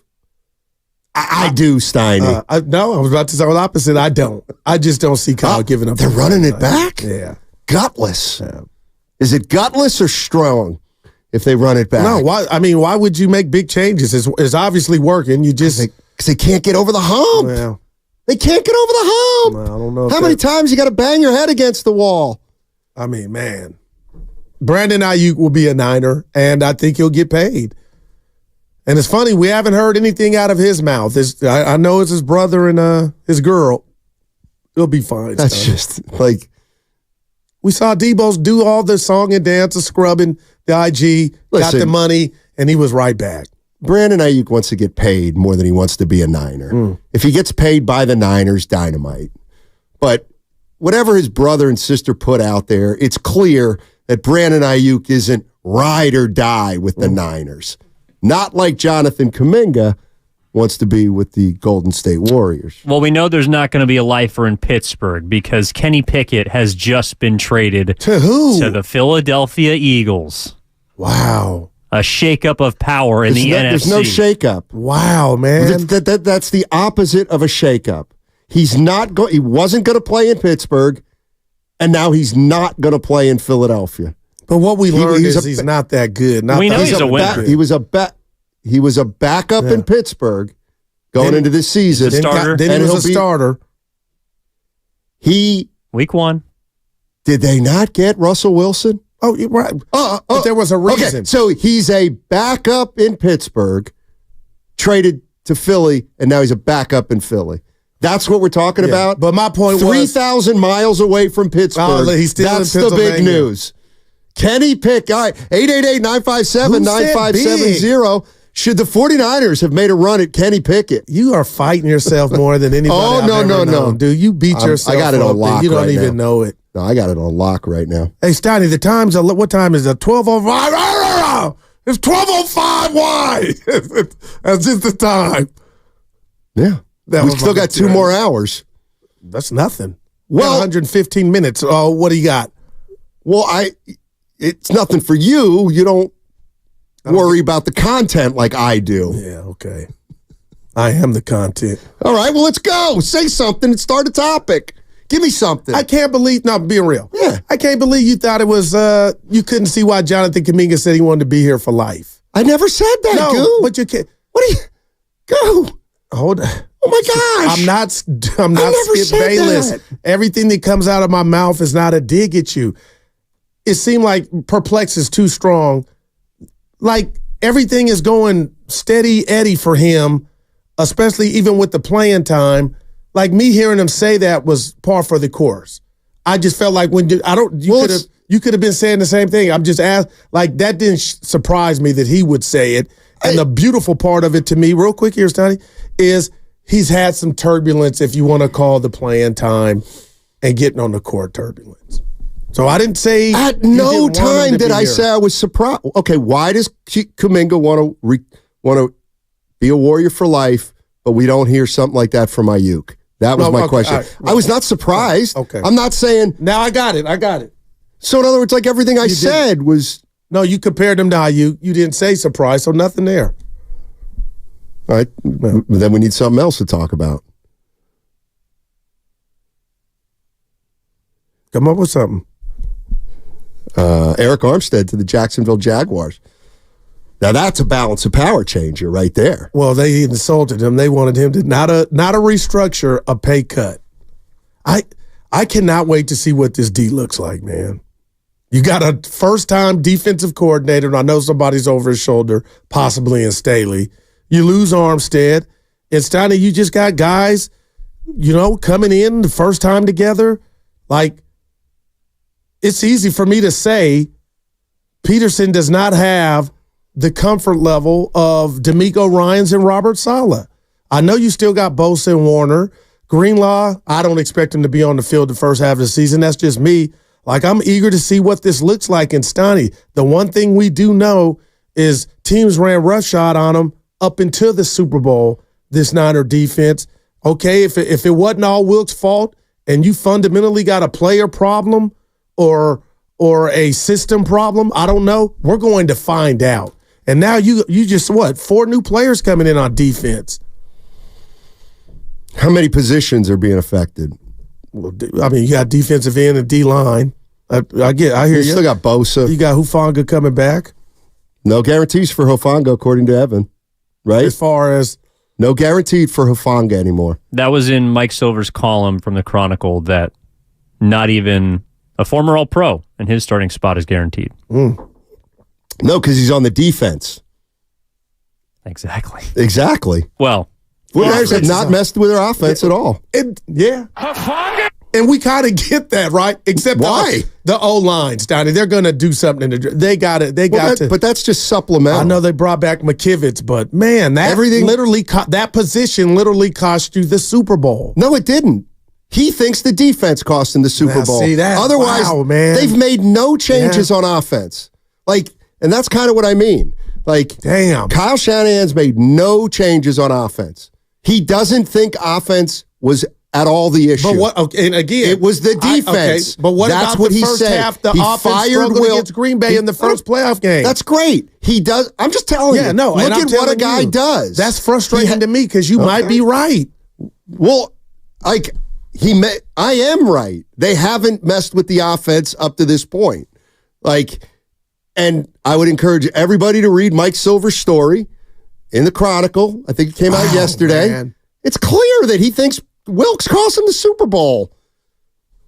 And there's not one quote in there. It's all about the whole story is about how Kyle is talking in the building about the team.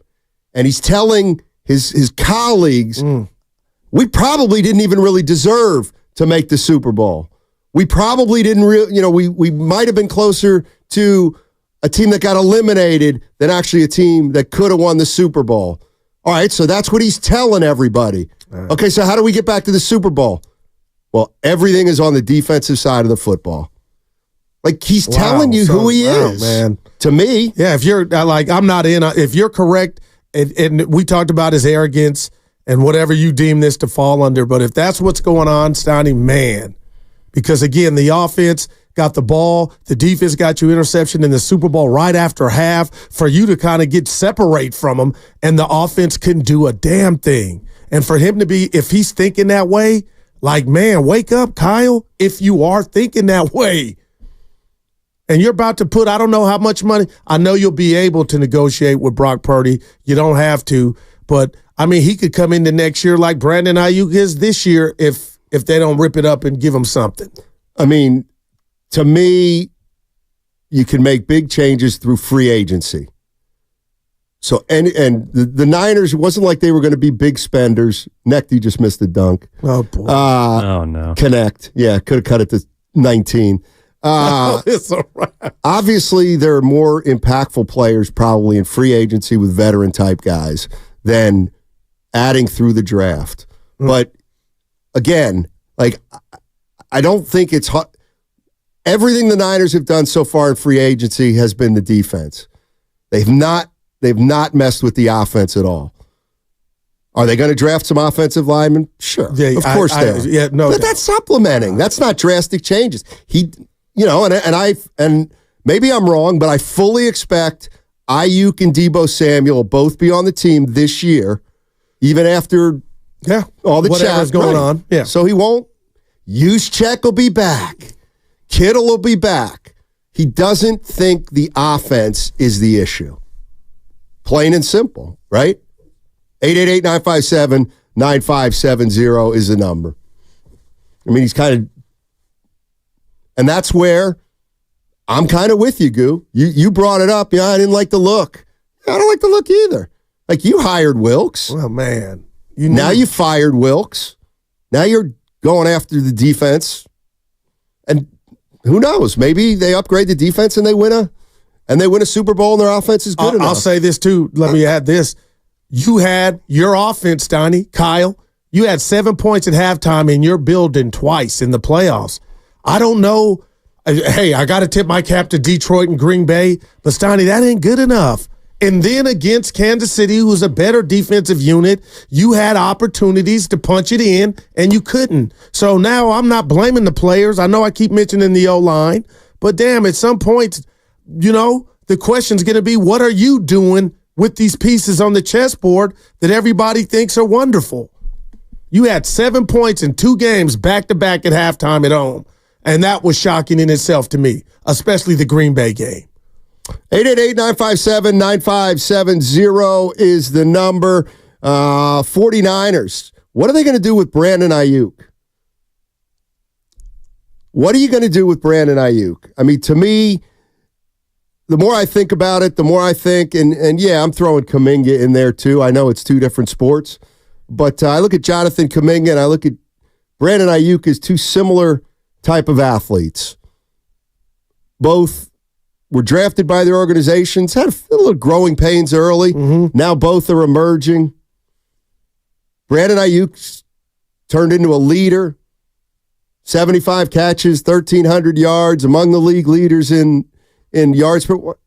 Why does it feel like they're not just going to sign him to a $25 million deal?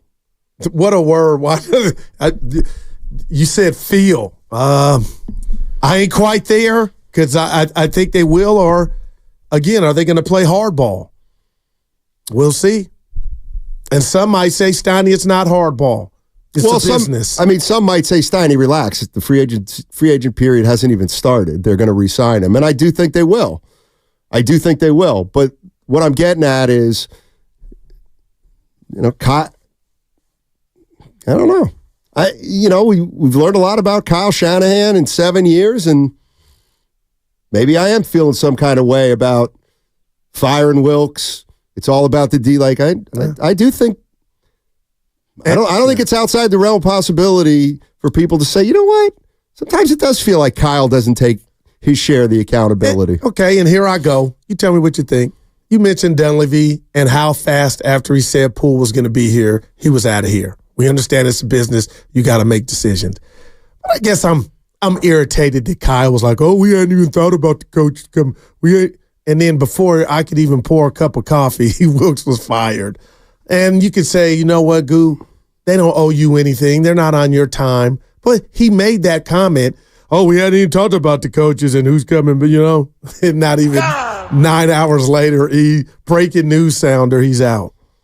Let's go to E.T. E.T.'s in Sacramento. What's up, E.T.? How you doing, man? Hey, what's going on? Hey, look, it ain't E.T. This your boy TC. Oh, okay.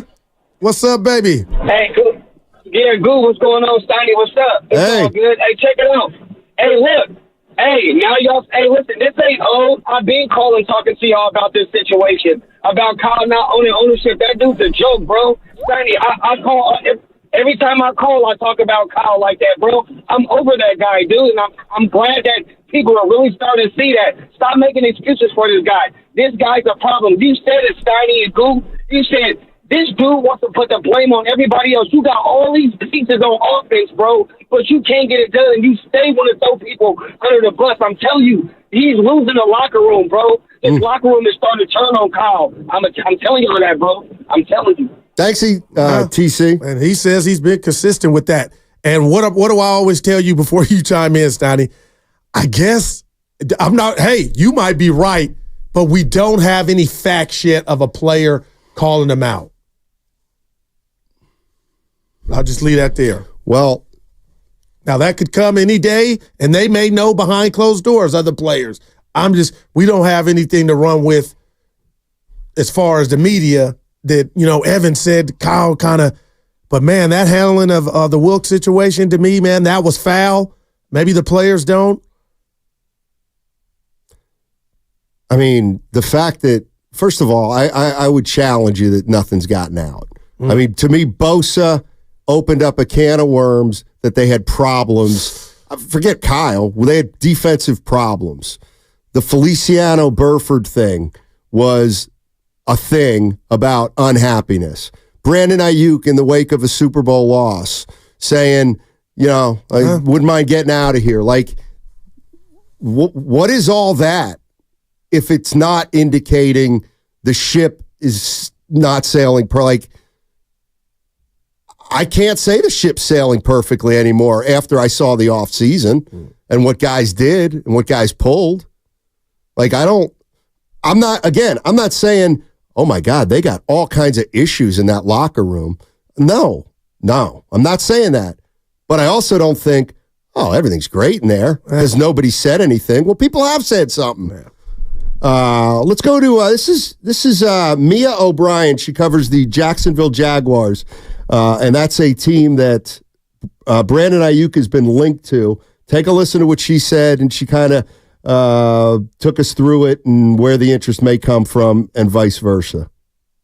There were calls being placed, and there was mutual interest between Brandon Aiyuk's camp and the Jacksonville Jaguars. One of those things that I get a lot of that during the week, and so I kind of just store those nuggets away. I then arrived at the stadium and saw, which I'm sure you guys have been following this account too, and if you have not, I'm sure you and your listeners will after this, that Pretty Ricky Twitter account that a lot of folks believe is actually someone involved with Athletes First, which of course is the agency that represents Brandon Aiyuk, that also represents Calvin Ridley. Let's table that for here in just a second as we continue to connect the dots. And so when I saw this Pretty Ricky account also tweet out about potential interest between Aiyuk and the Jacksonville Jaguars, I made a few more calls, and it was confirmed to me that Trent Baalke is indeed, after losing out on the Calvin Ridley sweepstakes and the rights to retain him here in Jacksonville, have been placing some calls about a potential replacement, adding another wide receiver to this wide receiver room. And so when you connect the dots, I mean, it isn't that hard to see. Calvin Ridley's representation is the same representation as Brandon Aiyuk. Even if it's a large, massive entity, you can't help but say, hey, there seems to be an indicator that in those negotiations that fell apart because ultimately Ridley signed with Tennessee, could there have been also, we may be shopping Brandon at some point or may be interested in finding a new home for him. Would there be interest? To which the Jaguars reciprocated it and said, yes, there would be interest on our part of it. That was Mia O'Brien. She covers the Jacksonville Jaguars. The Pretty Ricky website, I guess that's what I've been talking. Wow. But, Stein, again, I don't think anything's happening. They wouldn't trade Brandon Aiyuk if they weren't getting a Brandon Aiyuk back or something better. And a guy that maybe Jawan Jennings or Bale, Kyle feels like I can make him Brandon Aiyuk, but I just don't see anything. So you don't think it's, unless he wants to get out of here. Like, you don't think it's within the realm of possibility that the Niners say, instead of paying Aiyuk $25 million, let's do some different things where we may not be as great at that position, his spot, but we can be better in other spots and make us a better overall team.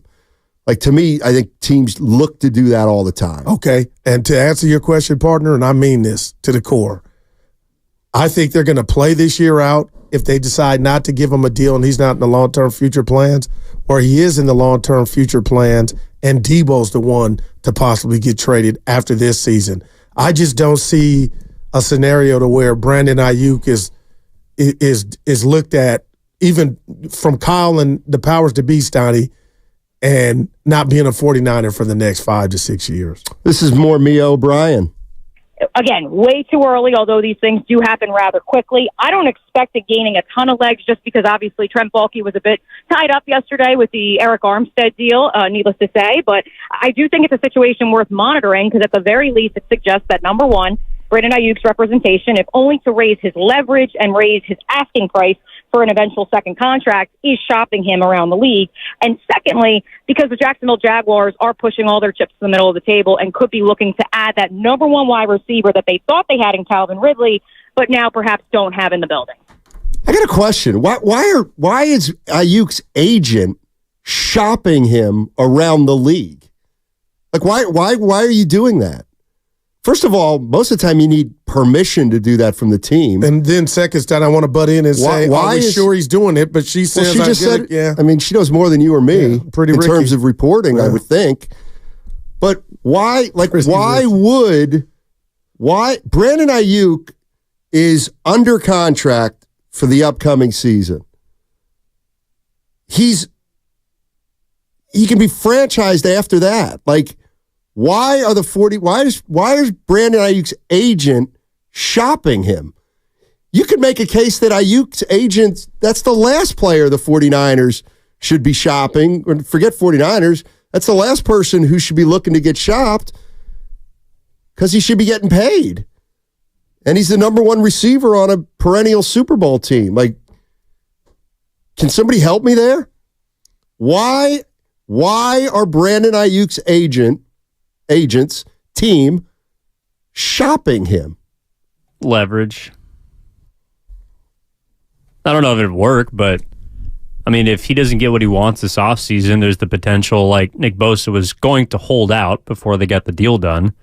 And so maybe it's something where the Niners go to his camp and say, we want to give you this. Say, well, actually, we can get this from Jacksonville. So if we don't get this money, we're just going to demand a trade and sit out. The one thing I'm just saying I don't remember Bosa's agents saying, last year, like, I don't remember Bosa being shopped to any team. But that's also because you knew. Right. Like, you knew the money was defined by whatever the highest non-quarterback and that's fair. Contract was. That's fair. Aiyuk is trying to figure out where his value is. Well, I also think it's nod, wink, wink.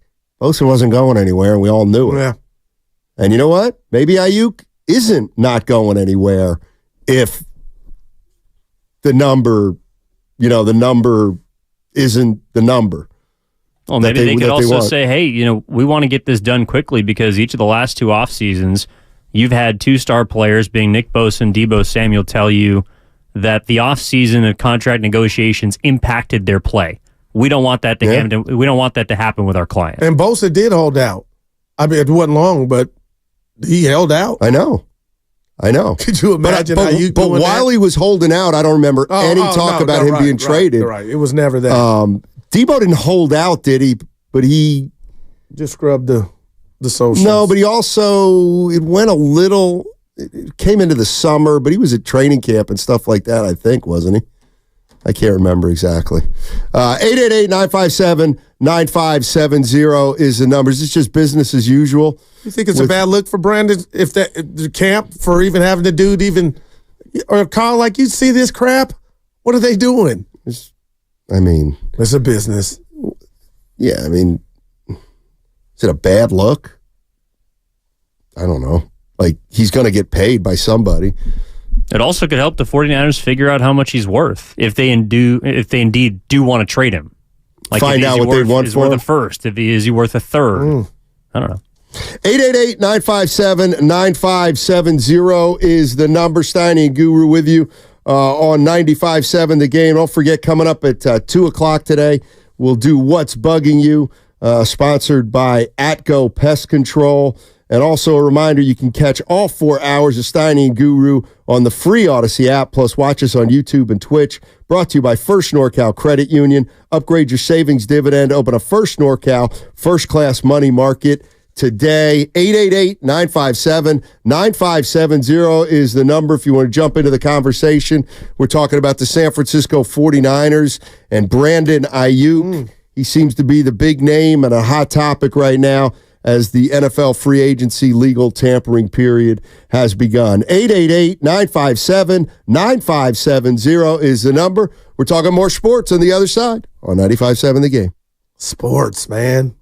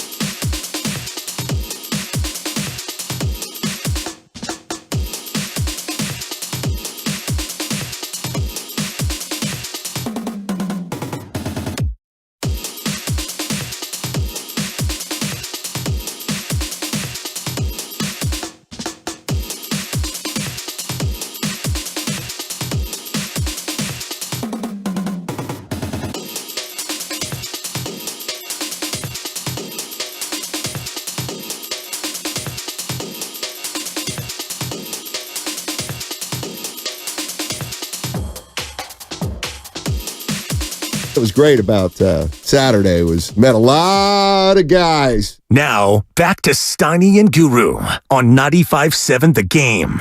Stein and Guru with you, 95.7 The Game. Warriors play the Lakers tomorrow night in L.A. We may get a Steph Curry update at some point today, I would think. They're probably practicing right about now. And hopefully Steph Curry will play tomorrow. We'll find out about Draymond Green. Yeah, I got to be careful. I just assumed Steph was playing. Nobody said that, but I expect him to. But, man. We had Monty Poole on yesterday, and here's what he had to say about the Golden State Warriors and their goals for the rest of the season. Get into the playoffs and win a first-round series. I mean, that to me, that's a rousing success because the way they played over the course of this season, getting to the second round, the conference semifinals for this team, it seems like such a long shot right now. So if they're able to somehow do that, that's a successful season. It'd go beyond that. That's a highly, highly successful season. That's extraordinary. So I think if they end up, in the 9 or 8, 9, 10, somewhere in there and can't get into the playoffs, you can only say it's a failure.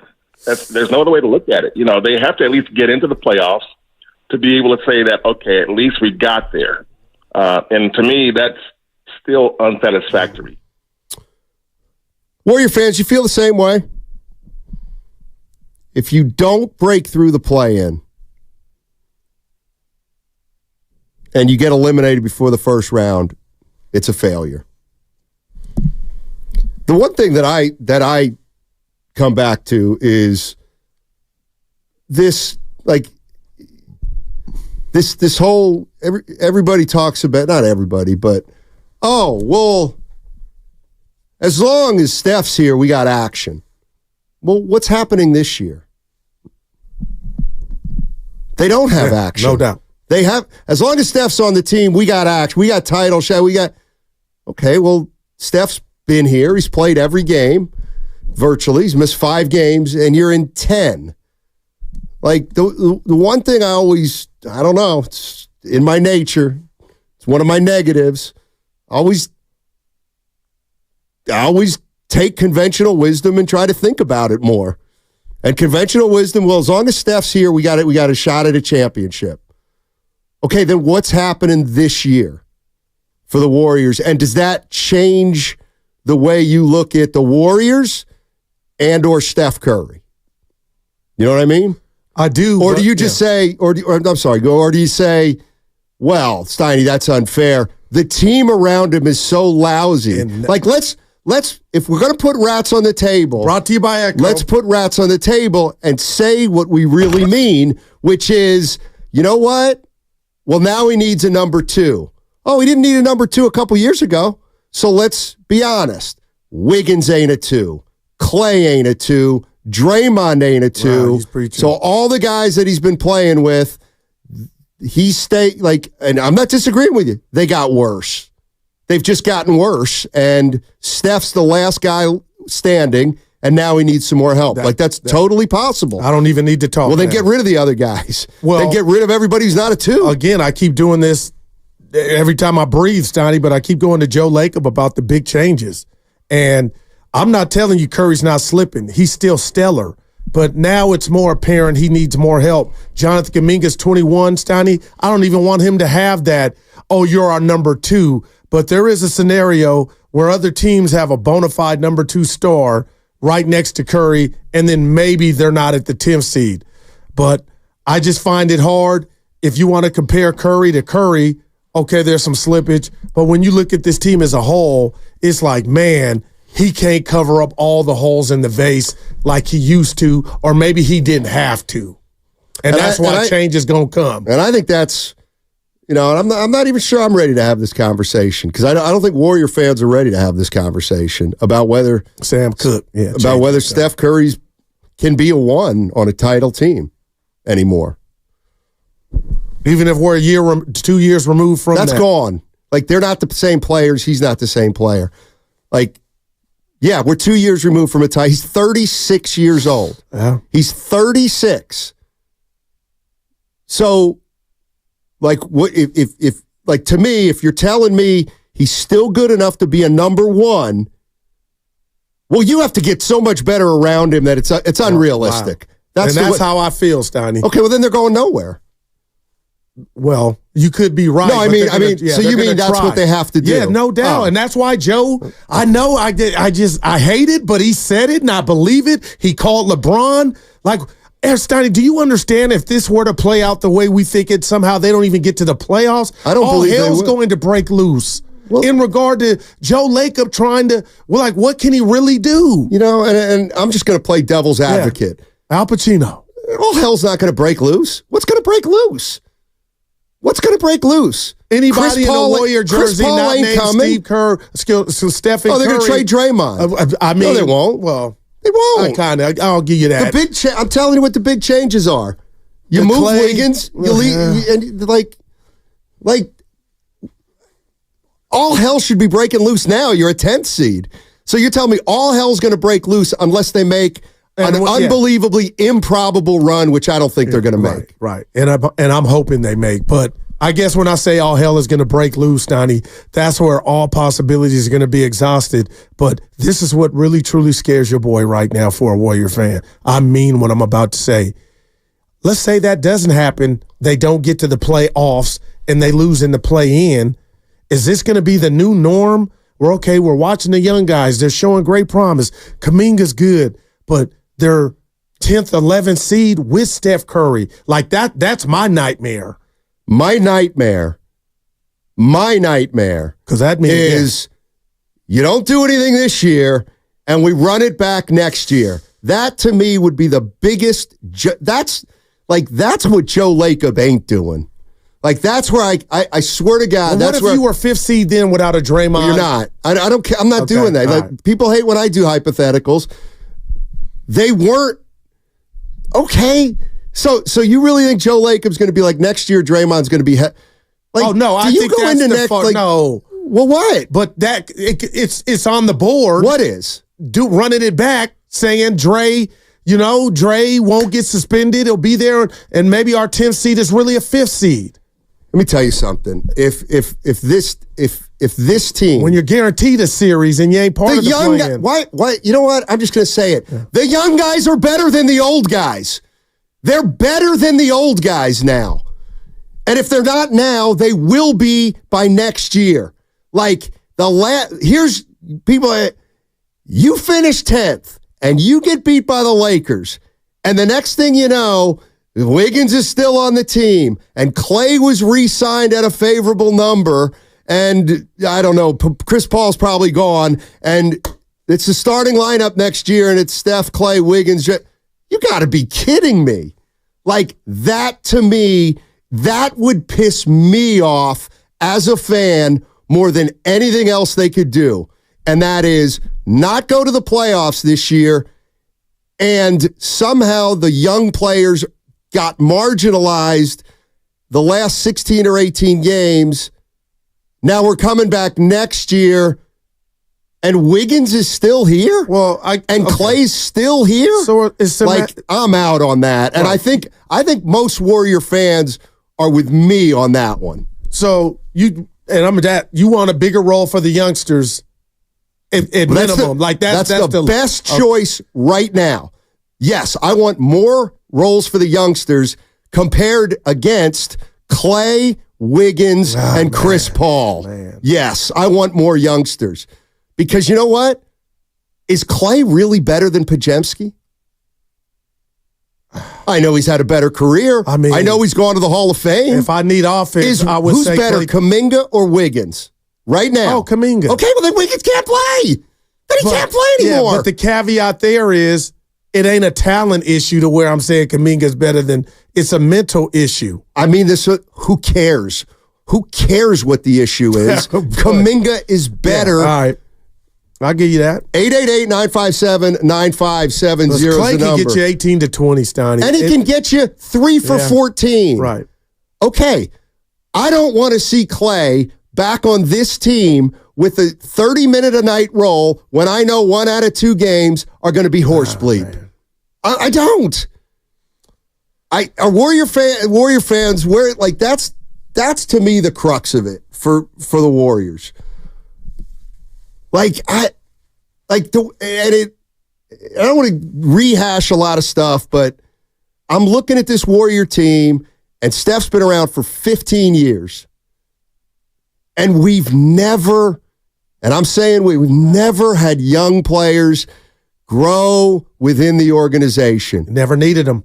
Right.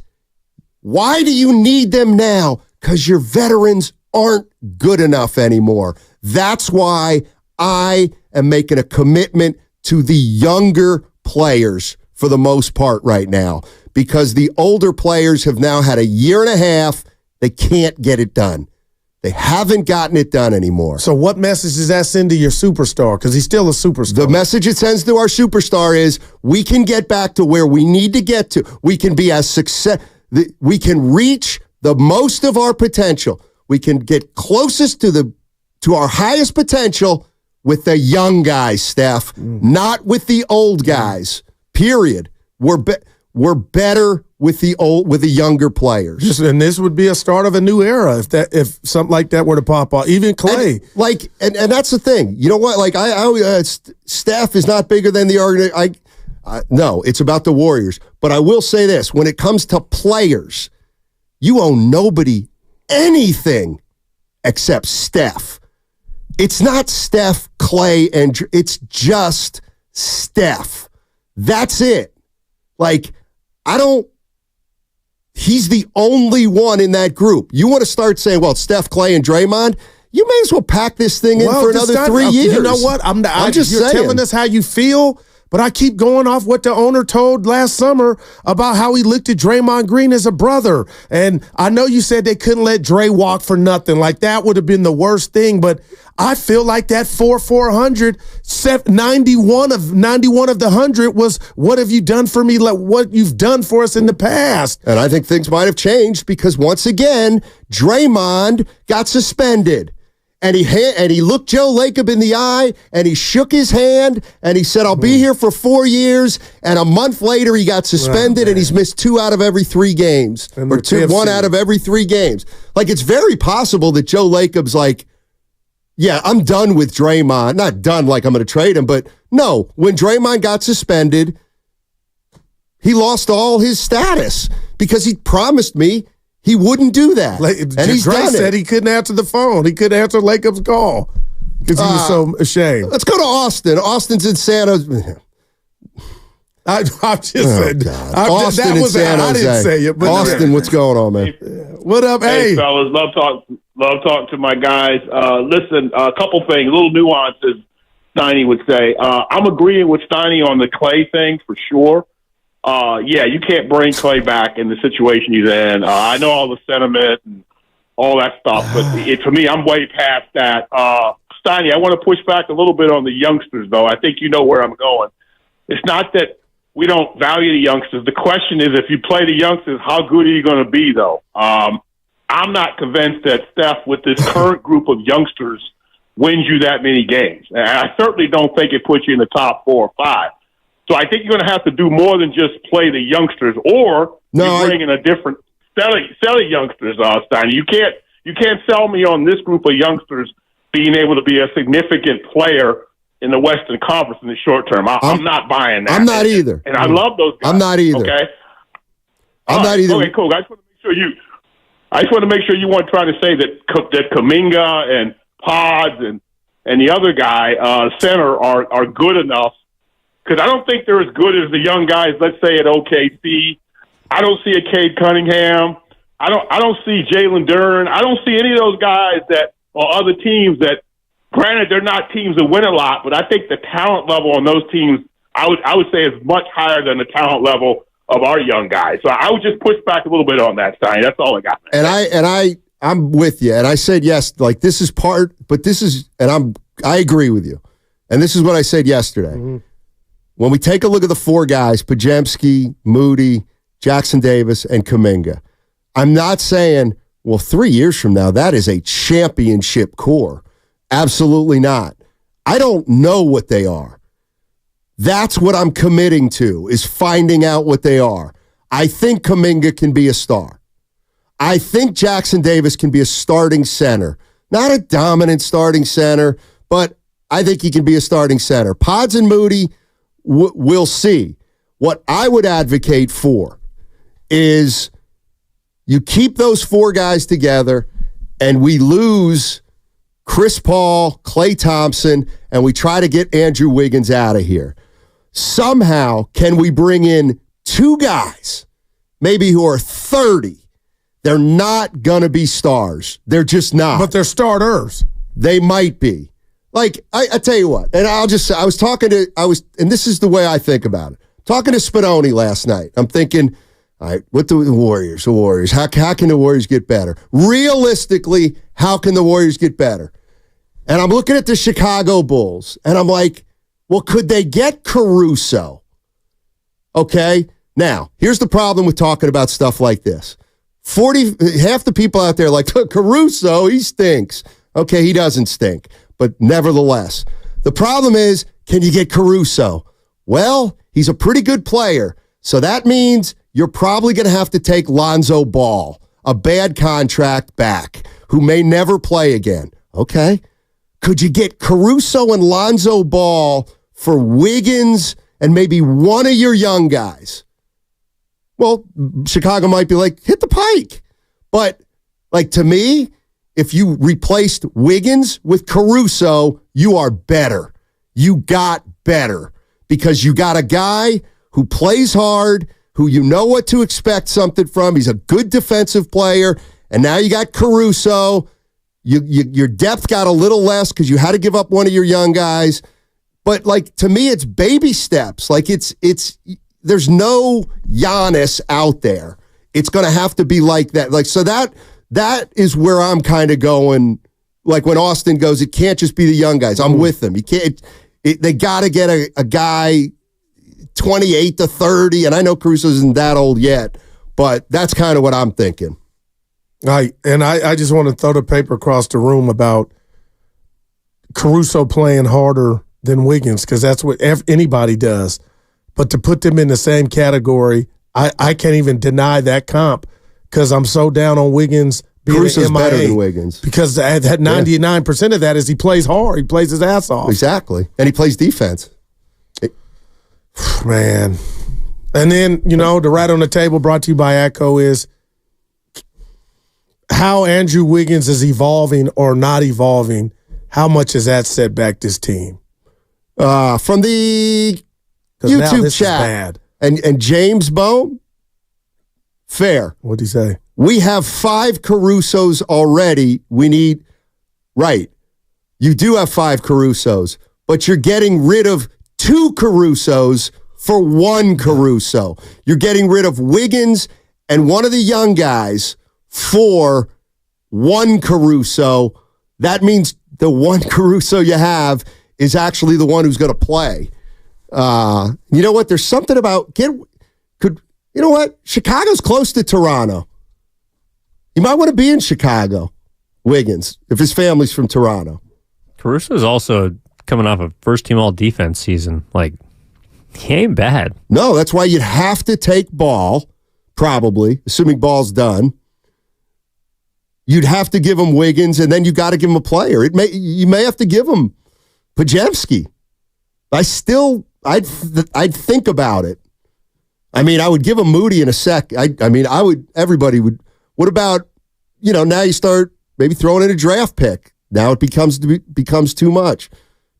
You're right. Caruso's first team all defense last year. He'd be the best defender on the Warriors. Steve-O in San Francisco. What's up, Steve-O? How you doing, man? Hey guys, how's it going? I'm doing all right, thanks.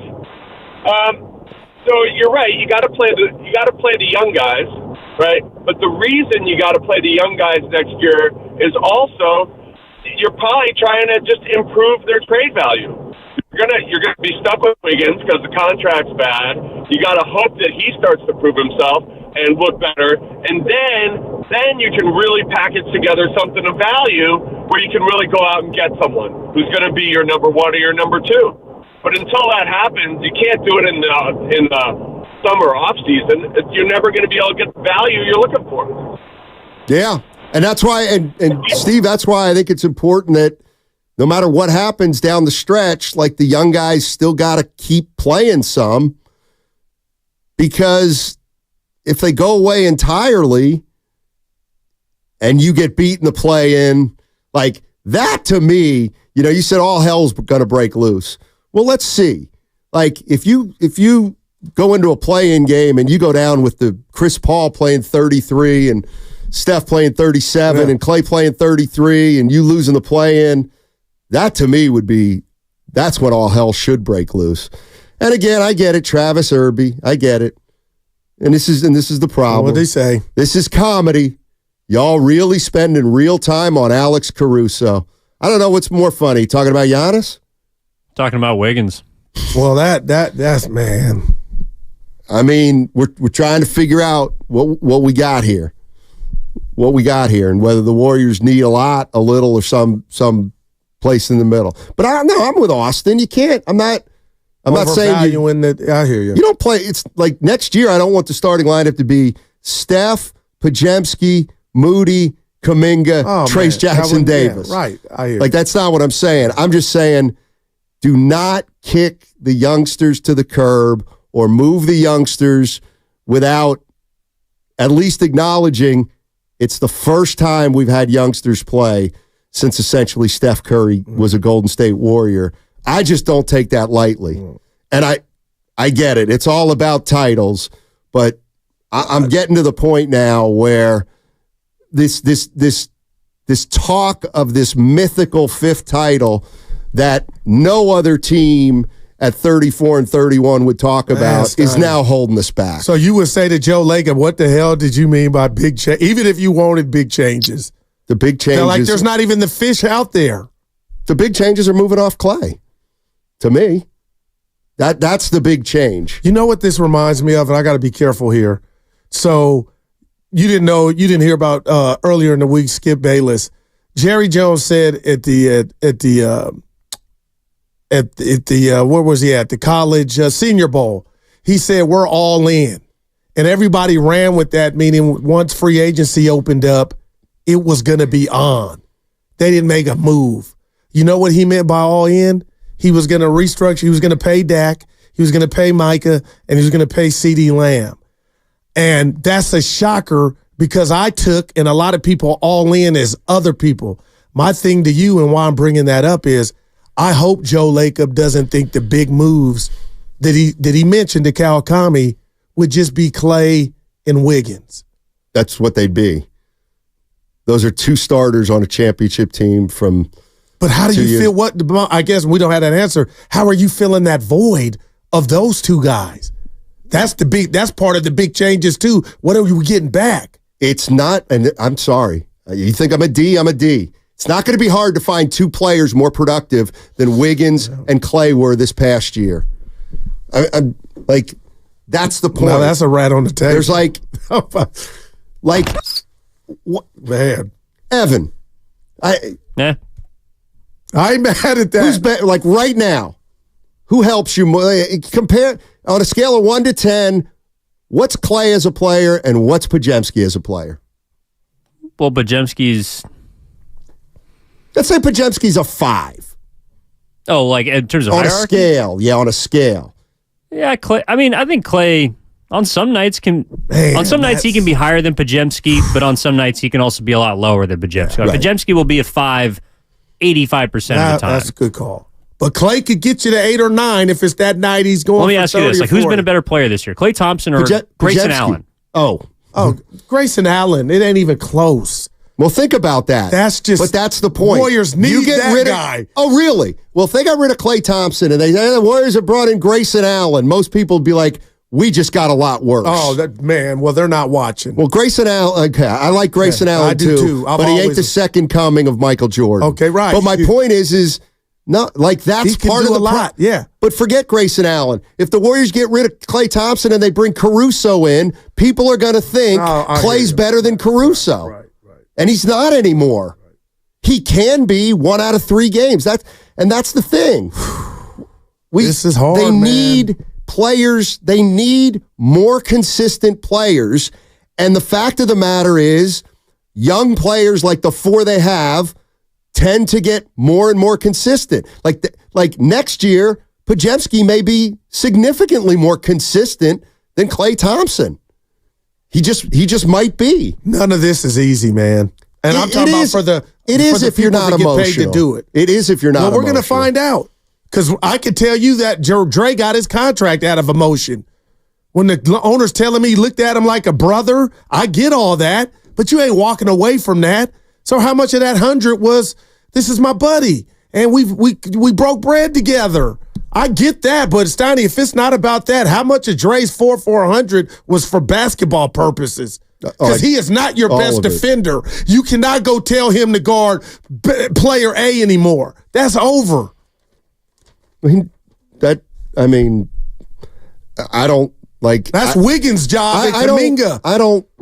I can't answer the question of how much emotion went into the Draymond Green signing. I have no idea. Reading that article and hearing that podcast, Steiny, I believe there was a lot. And I ain't mad at it. I'm just like, Joe Lacob's a real one. Well, he ain't forgetting the good times. Shout out J.J. Evans. Well, it is, to me, it would be a negative characteristic of an owner if he got emotional over Draymond Green's contract, but he's towing the line with Klay Thompson. Then he made a mistake. Wow. 888-957-9570 is the number. Steiny and Guru with you on 95.7 The Game. That segment is brought to you by the Alameda County Probation Department.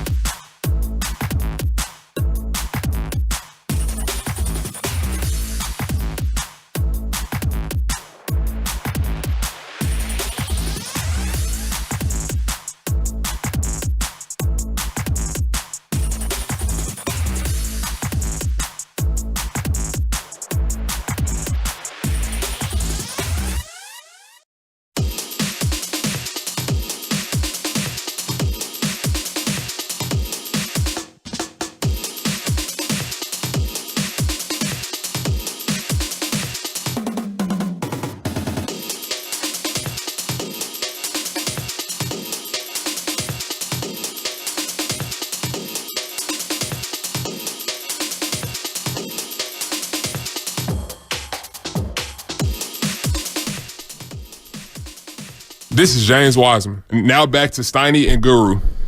Where was that dunk at, James, when you were in a Warrior uniform? This is James Wiseman. Damn, he cut quick. It was a dunk. And yacked it. Wasn't it? But I love you. You it don't wasn't know a defensive stand. But it you wasn't, did say it was nice. You said Guru was nice. You gave him that. Where was that at, James? This the big James ticket. He cut. That was the night. What's he doing? Ski skirt. Stopped on a dime. Look at my boy. Who stopped on a dime? Wiseman. James Wiseman has never stopped on a dime in his life. Stop it. Watch the videos. Now he had quick feet stop. Remember when you thought he was going to be good? Remember when you saw that video of James Wiseman dribbling over? Oh, don't act like it's just me. It was just you. With no shirts. Remember he dribbled from. Spears thought he was going to be Garnett. I'm not talking about Mark Spears. I don't have him as a partner. I'm talking about, remember when he dribbled in between those orange cones and you said, Steiny, he likes the ha-ha. This guy stunk. Man, when you write this Warrior book, man, that miss, I wonder how much is going to play a part into whatever's about to pop off. My point is, it ain't good. That was a miss, man. It was a miss, but it wasn't a killer miss because there wasn't, like, if the number 3 pick would have been Kawhi Leonard, then I'd be like, man. But it was, okay, LaMelo Ball. Well, the same people that will laugh at Caruso, LaMelo Ball could be helping you. Like, that's a body. Well, Ball's been hurt more than Wiseman, actually. He ain't been hurt more. You're right. I'm just saying. Yeah, I hear him. Like, to me, neither LaMelo Ball or who's the best at Halliburton. Yeah. Like, I mean, those guys aren't franchise changers in and of themselves. But Halliburton he's a Stoddy. I was hating on him. He's a good player, man. He knows the game. Long, can pass. So then, all-star. Knows the game, long, can pass. Yeah. So the Warriors took somebody who knew nothing about the game, couldn't play, and had no experience. Yeah, they projected. Why do you think they took Wiseman? Well, one, they needed a big man. I think that enamored them, and they looked at Wiseman not like as the new age big man that could put it on the floor, that could shoot, and he couldn't do any of that, and he had bad hands. So they committed the first. This is what I mean. Two things can be true. I can be a smart front office, but they committed the cardinal sin.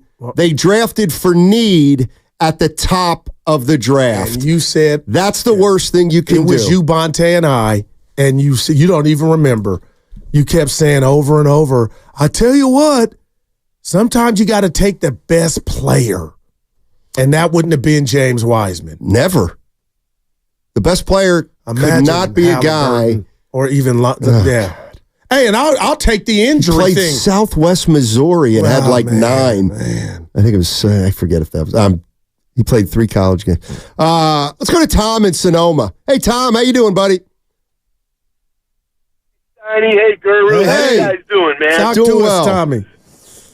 Okay, well, here we go, man. Okay. The Warriors aren't going anywhere, man. They can't even beat the 1 through 9 teams in the Western Conference. Don't rob them of that. Okay? I would feel better if we were in the Eastern Conference. I would say we might have a chance because there's only one team in the Eastern Conference that is the best, and that's Boston. And we have not beat 1 through 8. My second point I want to make is when we lost the GOAT in that game and we played San Antonio, all we had to do was replace one player, Steve Curry, the GOAT. What did he do? He replaced him and he put TJD in there, and it messed up our rotations, it messed up our defense, it messed up our secondary scoring. And we have not been right since then. We have got to quit trying to. We had a rotation that was winning. It only needs to replace one player, man, and that was it. And we have not been right since then. And I just think after this year, we're going to see major changes in the league. We're going to see Looney gone. We're going to see all these players gone. Clay, CP3, and no, I agree. I agree. You know, appreciate it, Tom, but we don't. We don't know that they We're can't not there make yet. it. Yeah, well, I am, but I'm just That not sounded like the end of one of my great.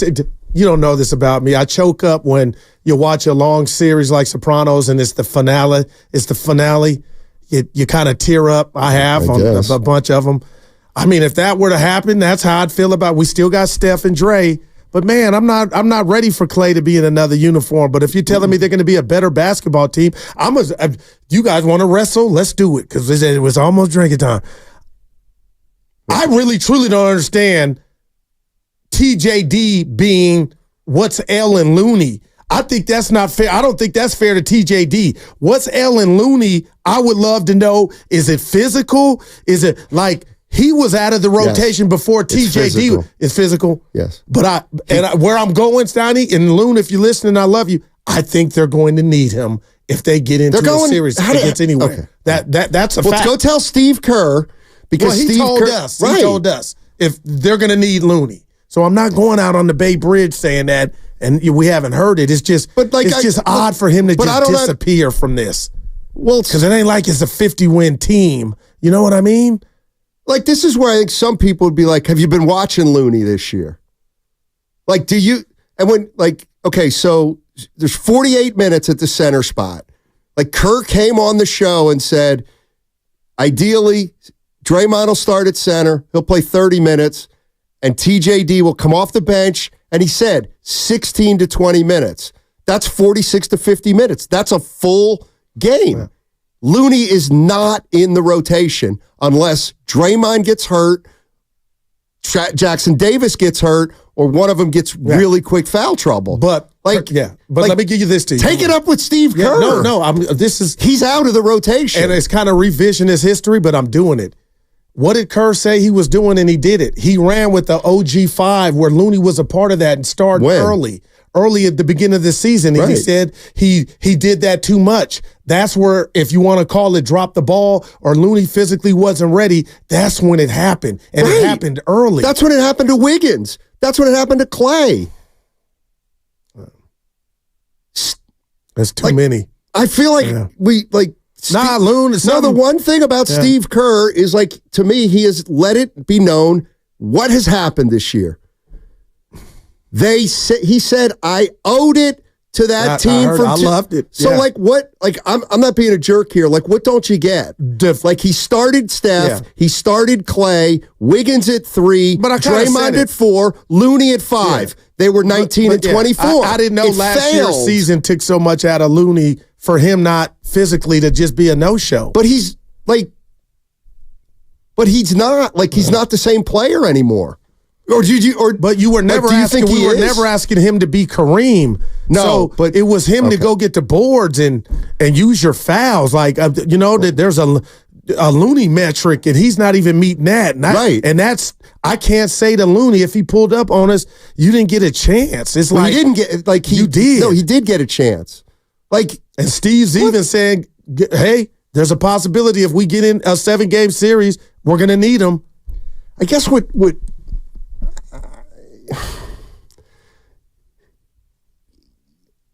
think about Kevon Looney, 2019, 2020.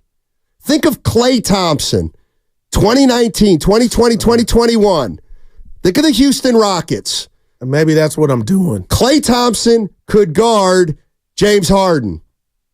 When Kevon Looney switched out on James Harden, he was one of the best players in the league. Well, they can't do it anymore. Why? That's why for Looney. I understand for Clay. Old. He ain't even 30. Dude, man. he's got chronic hip issues. Yeah, and he had beaten it, and we had talked about him when we were with him. He'd beaten it? Yeah, that's why he was able to do. But he's never been as athletic as he was at UCLA. Well, that is gone, and we know that. But we talked to him in his face multiple times about, dude, remember he had the neuropathy of the thigh or whatever, but it's less now than it's ever been in the last 3 years. That's why he's not playing. I don't want to say he's done, but he's done being that player.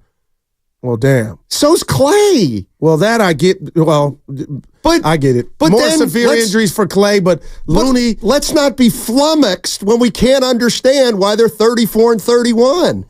Looney can't guard like he used to. Clay cannot You think he would tell you that if you said that to his face? I wouldn't have to answer I him. don't know where I'm at yet with that. So Kevon Looney's the same defender as...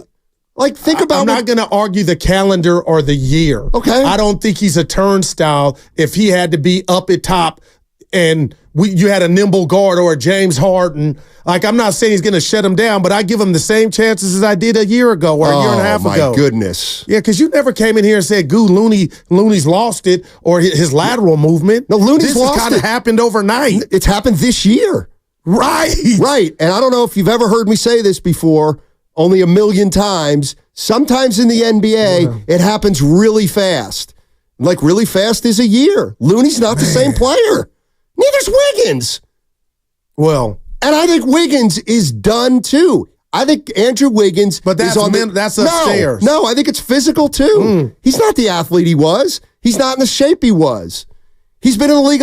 How many years has Wiggins been in the league now? 11? 10? Did you hear Kalina, the Dallas game, say to Bob and everybody that was listening, which I was, that Curry used to get Wiggins fired up, showing him the dunk. Who did he dunk over in Dallas? I don't know. But what year? Luka, thank you. Oh, there's a tough guy to dunk over. And then I'm looking at Curry I love Curry for trying to get it started. Shout out MC Hammer, but hey, Evan, look at this dunk. Remember you dunked it over, and that was a phenomenal dunk, but that didn't work. So they are trying let's watch Rocky.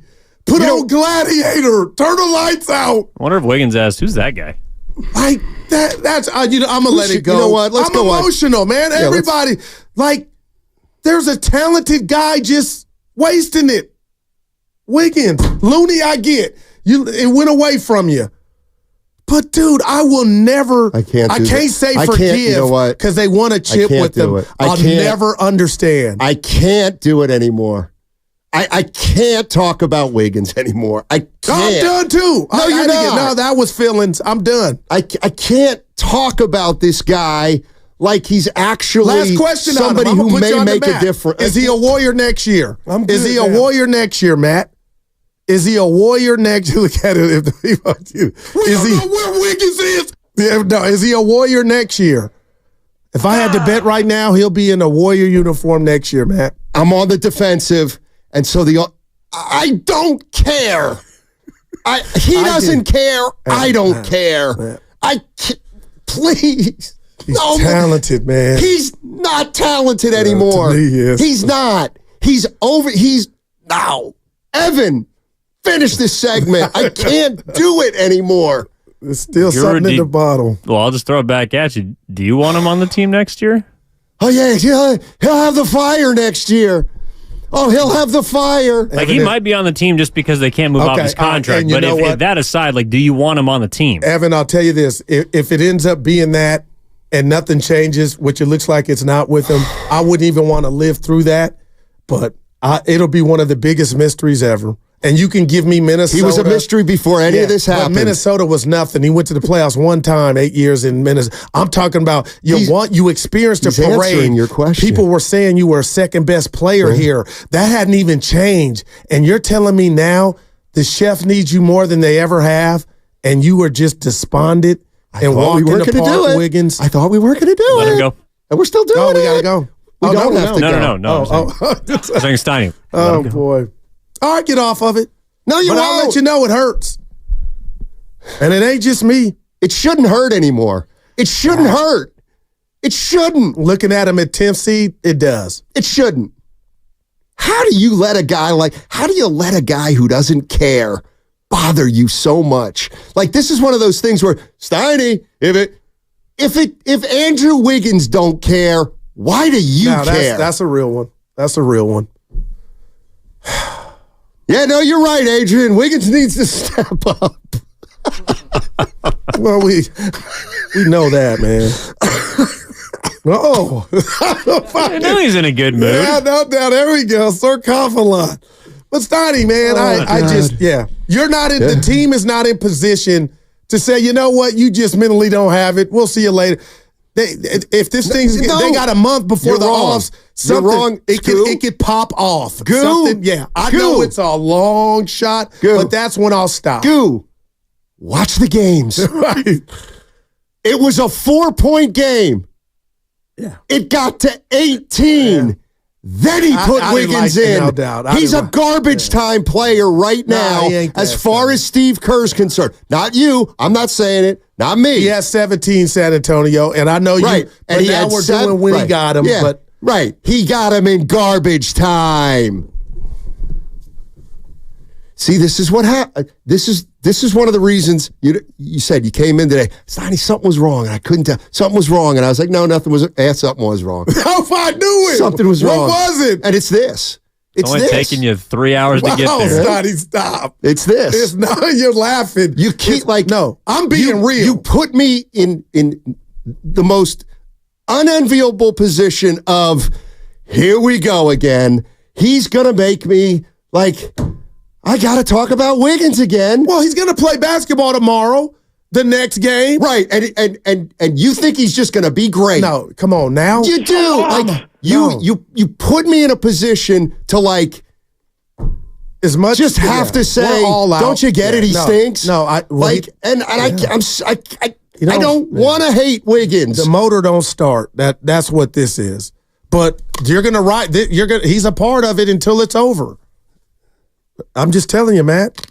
And I'm just telling you, when you continue to create this when you continue to create this fiction that this guy cares and this guy still holds the key and this guy just needs to you put me in a position where it's like, Steiny, you're so negative. I know. Well, I don't think Wiggins is going to the Hall of Fame.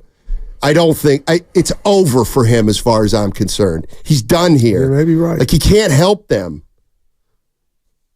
And my he's a wonderful guy. He just said who would want this? What other team would want this? I'm going to ask you to answer your own questions. And that's why I just said he'll be in a Warrior uniform next year. Okay, sure. And you know what? I bet he's really motivated. Is that what I'm going to hear?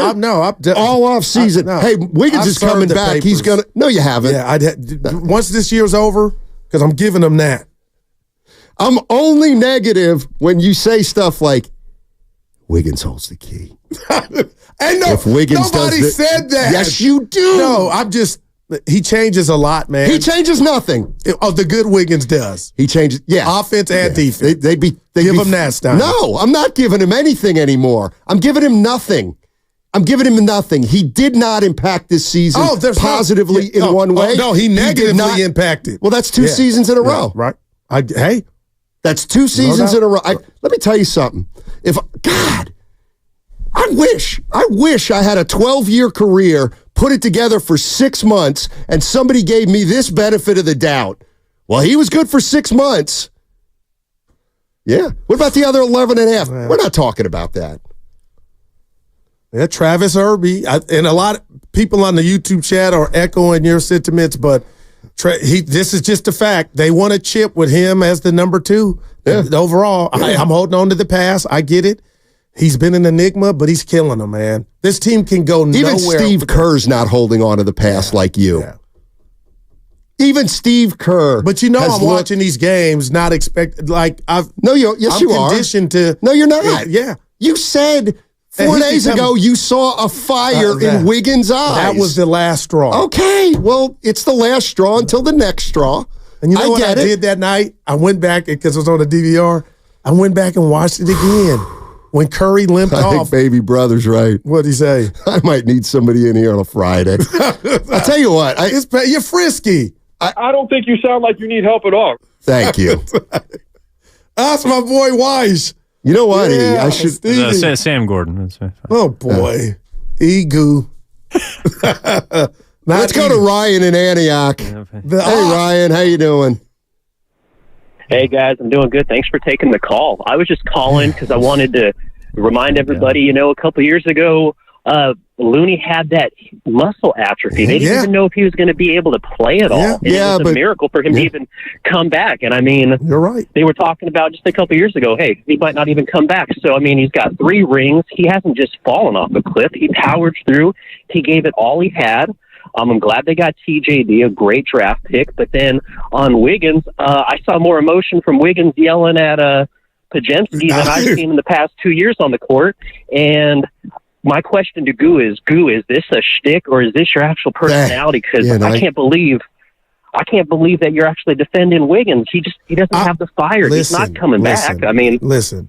The stick part. Thanks, Ryan. 4 years ago that would have been an insult. It's who I am.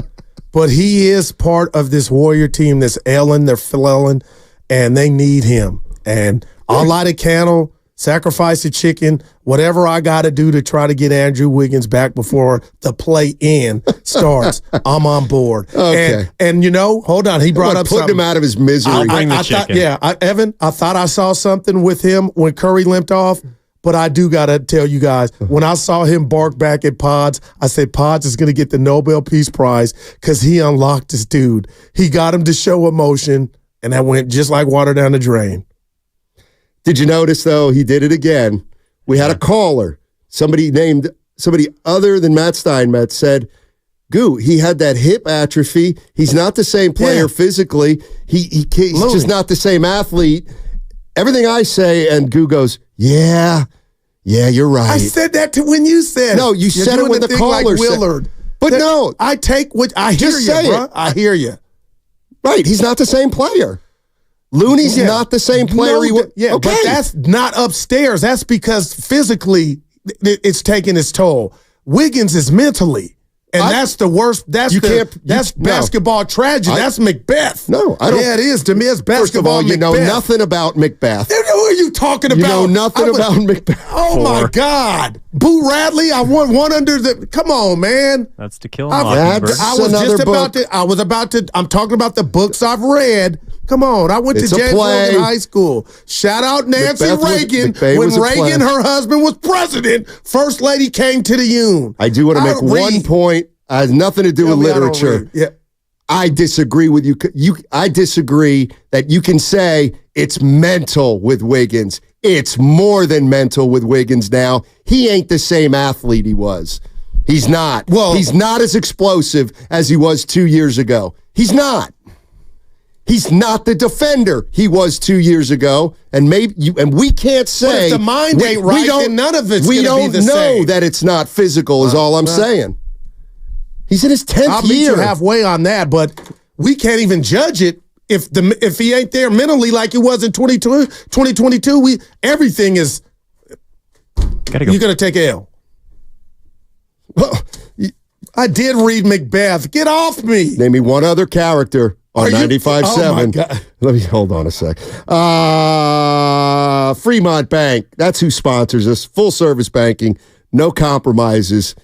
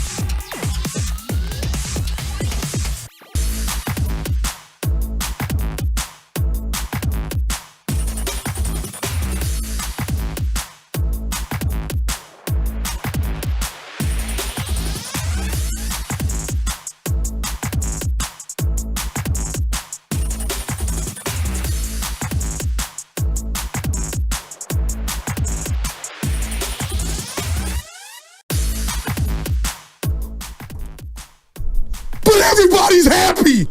I'm not. That was embarrassing. We don't know where Wiggins is. I'm good now. Now, back to Steiny and Guru. Who is that guy? I can't do it anymore. Dude, I feel the same, brother. I really do. I'm not talking about that.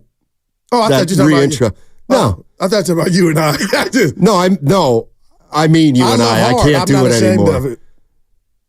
Go ahead. I just want the listeners to know one thing. This is It's the Too Short segment, by the way. Thank God. I go out, I get a drink of water, I use the men's room, I come back. Okay, I come back. And Evan's in here. We're having a convo, Evan and Goo. And Guru. Yeah, butt out. I'm in the room. And Guru goes, seriously, Evan. I wrote it down. I can't believe I got to do this. I cannot believe this is. Seriously, Evan, what do you think it is with Wiggins? I mean, every word pretend Steiny's not here. I said that. Oh, I tried my hardest. Yeah. That's some good stuff. But writing that down is like self-flagellation. Like, why would you do that? Because I'm begging him to stop talking about Wiggins. That's all you had to say. I pleaded with him. You had none there. And you did it off now, air. See, when you say that, now that hit me. I would totally stop that. But I do got to say something. You initiated it, which is the opposite of I gotta go stopping here it. because you snitch on me, and when I'm talking to Bonte when he's on his way I think Wiggins out, is going to have a big game. Oh my God! It's past a big game. It's now. Oh with an really? S on No, it. it's not past a big game because if he has 22 on Saturday, you're not going to shut up on Monday, and I'm taking the day off. And that's how you misread. I'm taking days off after Wiggins has 18 or more. I'm telling you that right now. You can't answer one question and miss the other 19 and tell me you got a good grade. Come on, partner. Lady Macbeth, by the way. Hey, we have to bring something to the table.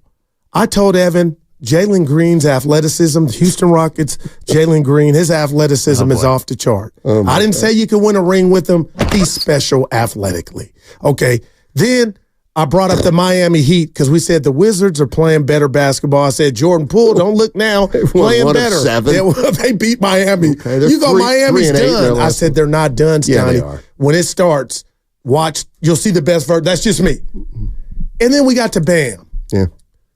And we've had this argument before. You go, Goo, he ain't athletic. I don't Bam think he's isn't. I don't think he's overly athletic. Finesse. He's so. But Well, if you're going to mention Jalen Green, don't mention Bam Adebayo. No, well, I thought you. Those are two different. And I was talking about from the center position. Bam, if that's all he's got left, Stoney, for what he is and his size, he's really athletic for his size. That's just me. I think he's average. Athletic. But yeah, I wasn't putting him on. But I didn't want to Green. I didn't want to get it like the other thing that we've been dancing around because we've been getting it everything. I've been struggling with this, but like you now see like, and I'm not. Go ahead, partner. Like I don't necessarily think Brandon Podziemski's a smart player. Like Podziemski's smart. He's heady. I don't necessarily think that. I think he's got some pretty good instincts. But I think he's got a long way to go before he becomes a very cerebral player. But you see signs. But I can't. Right? Sometimes it's hard to argue with you or debate with you because you want to pigeonhole me into saying he's either dumb or he's brilliant. No, who would you consider cerebral in the league? Chris Paul. Oh, that's a great comp. Let me give you one more. Yeah, Kyrie Irving. We know you hate Uncle Drew, but Kyrie Irving. Like LeBron. Jokic? Yeah. LeBron's cerebral. like LeBron, to me, I like doing this to Goo. I like doing this to Goo. LeBron's so cerebral. That's what won him that series last year against the Golden State Warriors.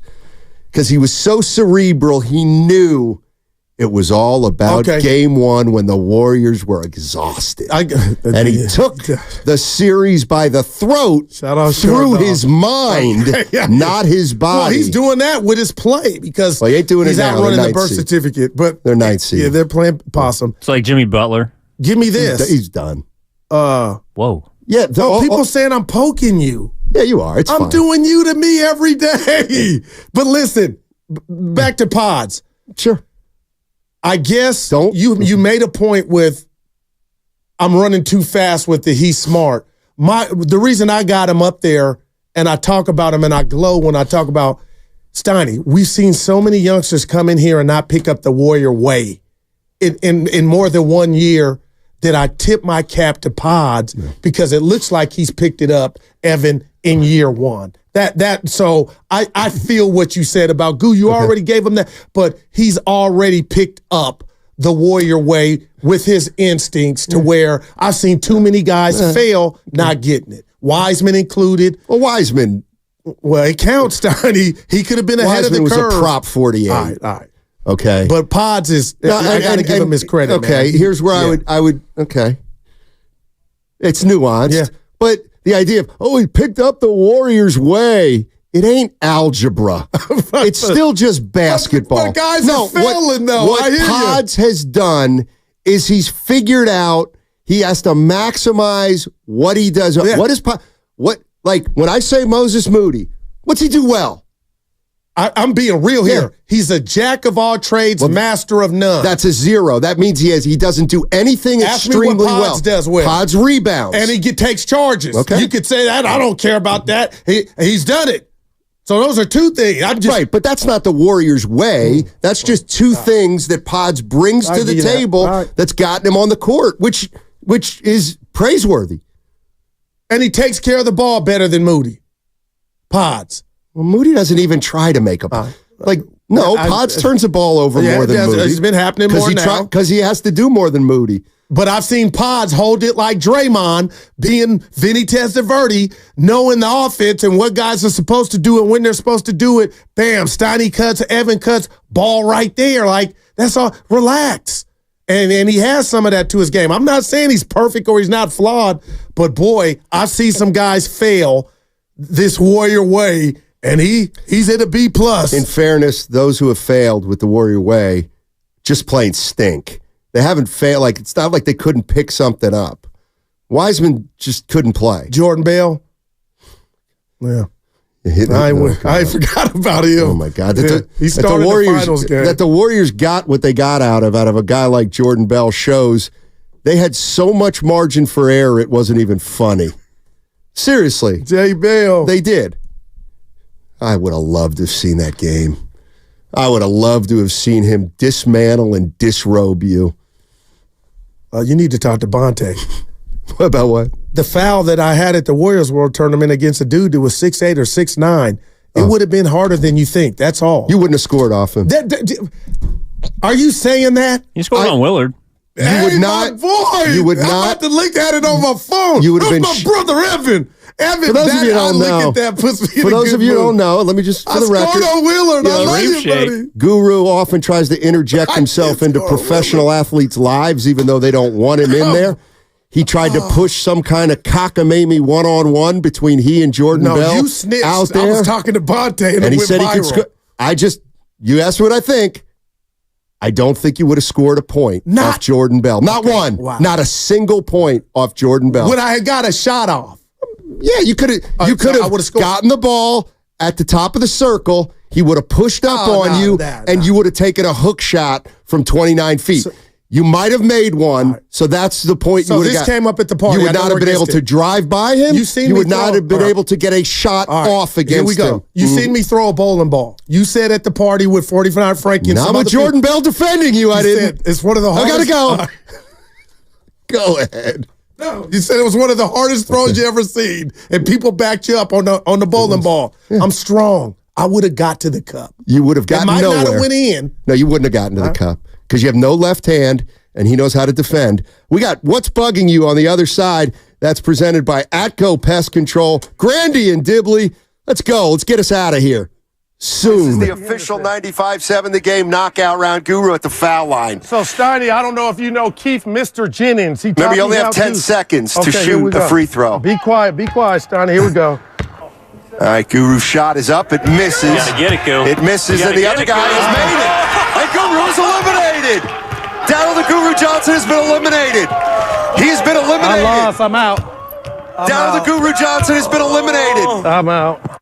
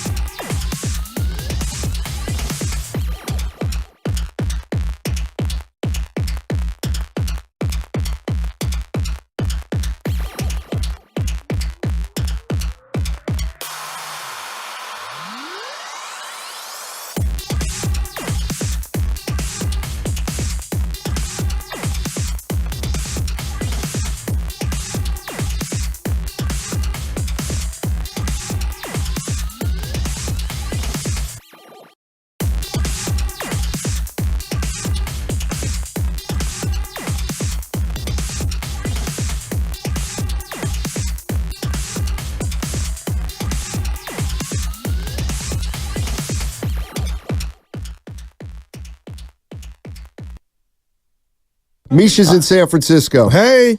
What's up, Misha? How you doing, man? Hey, man. Now, back to Steiny and Guru on 95.7 The Game. I'm turning the mics on, everybody. Oh, yeah. Turn them You on. better be careful. Turn them on. Grandy's here. Dibley's here. Dibley. Guru continuing to linger. I'm ready. Shout out the Cranberries. Yeah. Nice. Thank you. That's nice. Do you have to let it linger? They also have a It's the song. 90s, they also have a song that nobody cares about the Cranberries. Well, they also have a song that would fit oftentimes with Guru. It's called "Ridiculous Thoughts." They have a song Don't called look at me. "Ridiculous Look at Thoughts." him. Randy, I shake that off like Square him Mariah up. Carey. Square him up on a payday Friday. What's bugging you coming up in 10 Dude minutes? accused me of lying about. I went to James Which Logan time? High. Nancy Reagan came in the 80s, saw us when her husband was running the free world. Just say no, Goo. A joke. What are you going to make up I here? brought up Macbeth. He was like, you didn't read it. Like, that's hurtful. I asked him to name another character. Then I said... Mrs. Macbeth. I said, And then he said Boo Radley of To Kill a Mockingbird. no, that was to tell you another book that I had read. Oh, Exactly. Well, then he would have said To Kill a Mockingbird. Shout out, Boo. Yeah. On Mount Boomore. I don't know. with Boo Weekly. I don't know.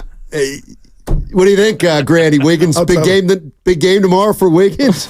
Guru sees it in his eyes. Don't feel forced to laugh. Don't be pressured to laugh. But go ahead. Do your natural laugh. Wiggins? All right. He'll get the opportunity, right, Randy? Yeah, he'll He'll get a chance. Yeah. He always does. There you go. We'll see how it works. It's going to be more on Steph and Draymond and Kuminga than Wiggins. Oh, by the way, I would like to apologize for something yesterday. I probably did go too far with Draymond Green. And God forbid he was listening and he might be mad at me. Why would you say you? Do we even know, Grandy? You guys know if Steph's going to play tomorrow, but why He's would you have expected to play tomorrow. Yeah. Why would you have to apologize? What did you say? You know, I was trying to have some fun and maybe, you know. And the one guy called and said, you don't know that he's not hurt. Yeah, come on. Of course I don't know that he's not hurt. But I know that he tends better play I know tomorrow, that he I'm tends hoping. to ail more when Steph doesn't play. Yeah, my back. That's all. Yeah. My neck and my back. Sure. Yeah. Spinal. Exactly. What's going on with the players? The players has been my guy Wyndham Clark with a big move early today in the second round. I believe he's at 12 under. Okay. 7 under today. And you're looking at Fitzpatrick and McNeely. Rory was supposed to make a move. And your guy Scotty Scheffler is 6 back, but Wyndham Clark 14 under. Hello, friends. You said your guy, Wyndham Clark? Yeah, he's my pick this week in my fantasy golf pool. Fantasy golf. Fantasy golf, you pick 2 golfers every tournament, and whoever finishes better of your 2, you lose them for the year. That's the way it goes. And I'm partners with a friend of Steiny and mine, Luke Stoffenegger. Oh. You know Luke. I do know Luke. Yeah. And so he and I have had a team in this league He's for been about... bugging me lately. Save it up at 2 o'clock. Luke Stoffenegger. What's bugging Steiny? Try spelling that last name. Yeah, it's French. Man, it's Stauffenegger. Good God. It's actually French and German. So he's got, as we talk about people who are from different backgrounds, Right. he's got the French and the German, Luke Stoffenegger. And Now- he's a P1 listener. Now, so. Goo What up, Luke? doesn't like when I use first and last names. You say sometimes I should be careful about that. Now, you The think I'm trying to government pick name. on? Yeah, the government That's name. what he Yeah. calls it, the government Some name. people don't like. Right. Some people Well, got jobs. When you're talking nice about somebody, you can use it. But if I'm going to, like, for example, if Philmo Mike were to come in and what a beauty. and disrespect one of us, right. and if I came out and said, I got to tell you about, Michael Julius Johnson or whatever his name is, Yeah. I don't even know, that becomes a problem. So when you are disparaging, you should never use their government name. Right. But when you're praising, go ahead and do it. But me being a former caller, we all have jobs. So if you say Daryl Right. Johnson, maybe the boss is listening. Exactly. So Exactly. yeah, say DJ. You actually still did it. You used, remember, this one always got me. You remember Juju Jumps High? Of course, yeah. Right. Yeah. This is the guy who used to live in Oakland. I Okay. think he lives in Vegas now. Right. He's But I used to play. disappeared. I used to play off Twitter. Apparently, I used to Yeah, play yeah. basketball with him, and he could jump out of the Right. gym. Right. And he had a way of tweeting. He did. He had a way of tweeting that was like, what? It was edgy. And so he would tweet, and I would translate. Take it upon himself to translate. I would translate. Wow. Because Juju would say, like, this blank is blank, and that and blank and blank Richard and blank. Pryor. Totally. And I would say, what Juju is saying is that Right. this individual has found his way to the hoop and has, exerted himself quite authoritatively toward the basket. Well, and then Jew would retweet it and be like, oh, yeah, you're hilarious and this and that. But he's mostly gone now. Steiny, you were out the room. I asked Grandy about the state of About basketball. Wiggins? No, about when are we going to get the next Larry Bird from French Lick, Indiana, or Never. Oakland? Like Never. right now, Jokic is running it. No, never. Giannis, Luka. We could just keep going. Like, boy, it's been a minute. For what? For the next homegrown United States top-tier basketball player. U.S. Yeah, we stink. That's why. We're not coached.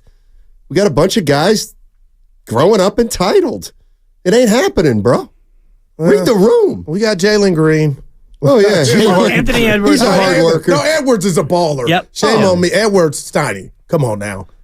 I turned you on to Edwards. We didn't know he's going to be this. And Shea? She's from Canada. Shea is? Yeah. Oh, never mind. Boy. Canada's like America White. Wiggins. Grandy knows. Canada Wiggins is going to come to play in the Olympics. That's Canada what he's waiting is for. Diet America. Oh, boy. Canada is everything that they wish that they were is about America. Canada might be better than the United States. Yeah, yet they Murray. Yeah. Man. They got RJ Murray. Barrett. RJ Barrett. He ate the Warriors for lunch earlier this Wiggins. year. Yeah. Wiggs. If we're going to talk Olympics real quick, Serbia's the favorite bet in your money basketball. on France right now. Just Serbia. early and often at home. He's telling us Serbia over here, my guy, the young whippersnapper. I mean, the bottom line is even with America, with their over 35 team, they're going to have their hands full. Wow, man. By the way, it's a universal game now. but it's always been a young man's game, a young person's game. And we're finding that out now with our Warriors and with, you just look at you look at what's going on in the West. Yeah. Draymond Green, Steph Curry, Klay Thompson, LeBron James, Kevin Durant, who else? Paul George. Yeah. Kawhi Leonard. Man. They're done. Yeah, These guys are done. But they got a million miles on them. Well, not yet. Those guys, it's over. The Lakers could easily get to the finals. No, they can't. I'm not counting them. They can't easily get to the finals. The Warriors are not sitting with If AD they get and to the LeBron. finals, they will be gassed. They can't easily get to the finals. The Warriors can't easily get to the finals. They're too old. It will be drudgery to get to the finals. Doesn't mean they can't, but they cannot easy get it to the NBA finals. That's what we saw with the Warriors last year. It should never be easy. They goo. I mean, just acknowledge the Warriors were gassed last year against the Lakers. Yep. No, they were. Goo. They just say, Steiner, you're right. Where I'm from, that they don't were even matter. Gassed. They were a better team. Curry was had their gassed. kryptonite. A team that was just a bad matchup with size. Too physical. Starting with Wore LeBron 'em James and down. Anthony Davis. That's And they why still this- should have won game one when Poole No, they did shouldn't what have. he did at the Because end. LeBron Walker the fourth. LeBron Yeah. thought it out. LeBron Help me won out, that Brad. series with his mind. Give me a double. And he played chess, and Steph was still playing checkers. You're trolling so hard right now. Dude, he's Stein. getting me. All day. All this deals. Thank All you. day. No, the trolling started with him early. What? What happened? Yeah, I missed Sonny, it. you got curfew today? That was an hour before the. That's right. And it set me off. Yeah, please. Shout out that movie. What's your curfew? Latifah. I have no curfew. I don't have. I'm a grown ass man. Uh-oh. Got no Look at curfew. him. All right. Boy. Better check your phone Yeah, after the no 7-second doubt. Who's delay. out there today? Who's with me? Who wants to run with me today? That ought to get him going. Who's going on a run? Oh, boy. You going to the cafeteria? I'm going to many cafeterias. Oh, boy. Look Payday at him. Friday. I don't know what I'm doing. I'm a Yeah, game time decision. Yeah, boy. Oh, Hey, just like Draymond on Wednesday, huh? well, let's see how Steph feels. Well, he was on Wednesday, but now he's expected to play because Steph is also. Is this still as big a game as you thought?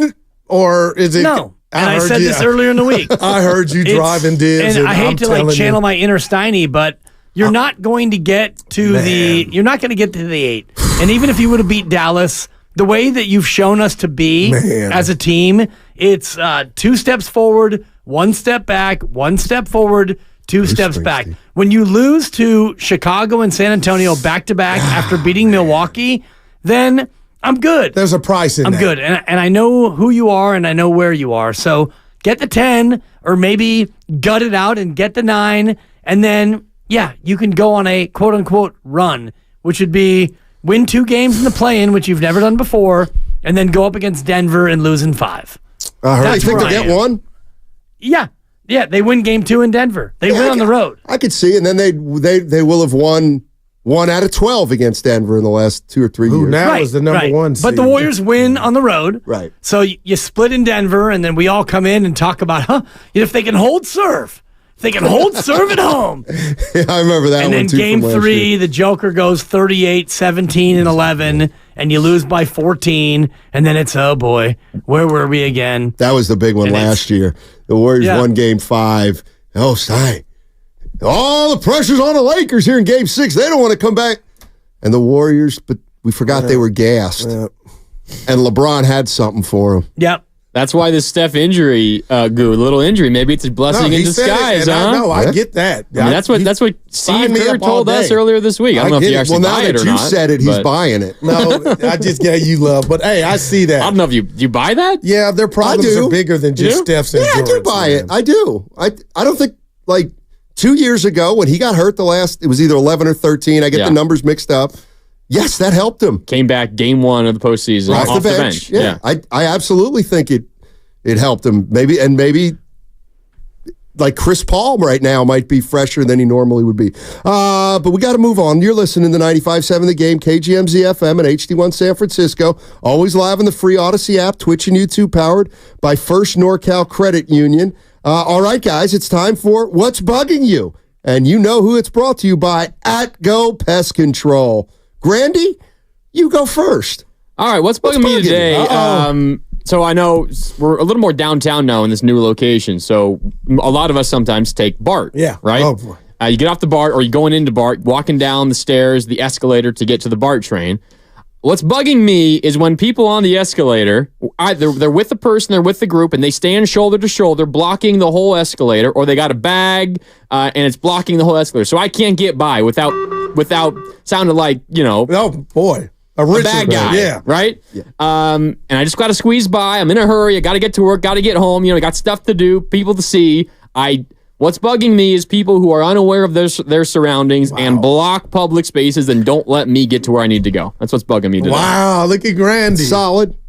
Yes. He's a man on the move. What I try to do is a gentle hand on the shoulder. Oh, that could get very gentle. I don't really like trying to touch random people and then in you public. say, and then even though you don't want to say I get up behind it, but then they got headphones on. They can't even hear me.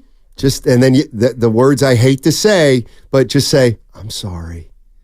Like, act all meek, and then they'll realize they're being the horses. But at least they weren't on their phone, though, because that's what's happening now, too. People are all just the time. deer in headlights. Yeah. Walking across the street on their phone, And I'm thinking about That's me. What pass rusher had the best swim move? Was it Strahan? Reggie White. Reggie White with the swim. I believe. And I know he would come with the club, exactly.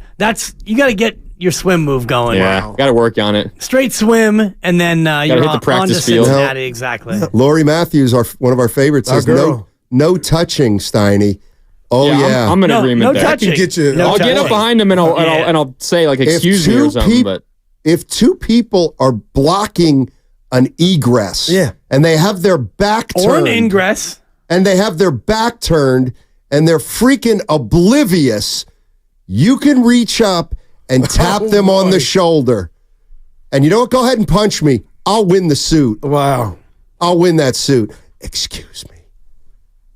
Well, you know what? Okay, you know what's bugging me? Same thing that's been bugging me for 25 years. If you find yourself driving in the left-hand lane and you look to your right and you're not passing anybody, get out of the left-hand lane. It's that simple. Wow. Left-hand lane is a passing lane. It's not a lingering lane like Guru outside of a bar at 2 o'clock. It's a lane where you make a move. Left, pass, back into right.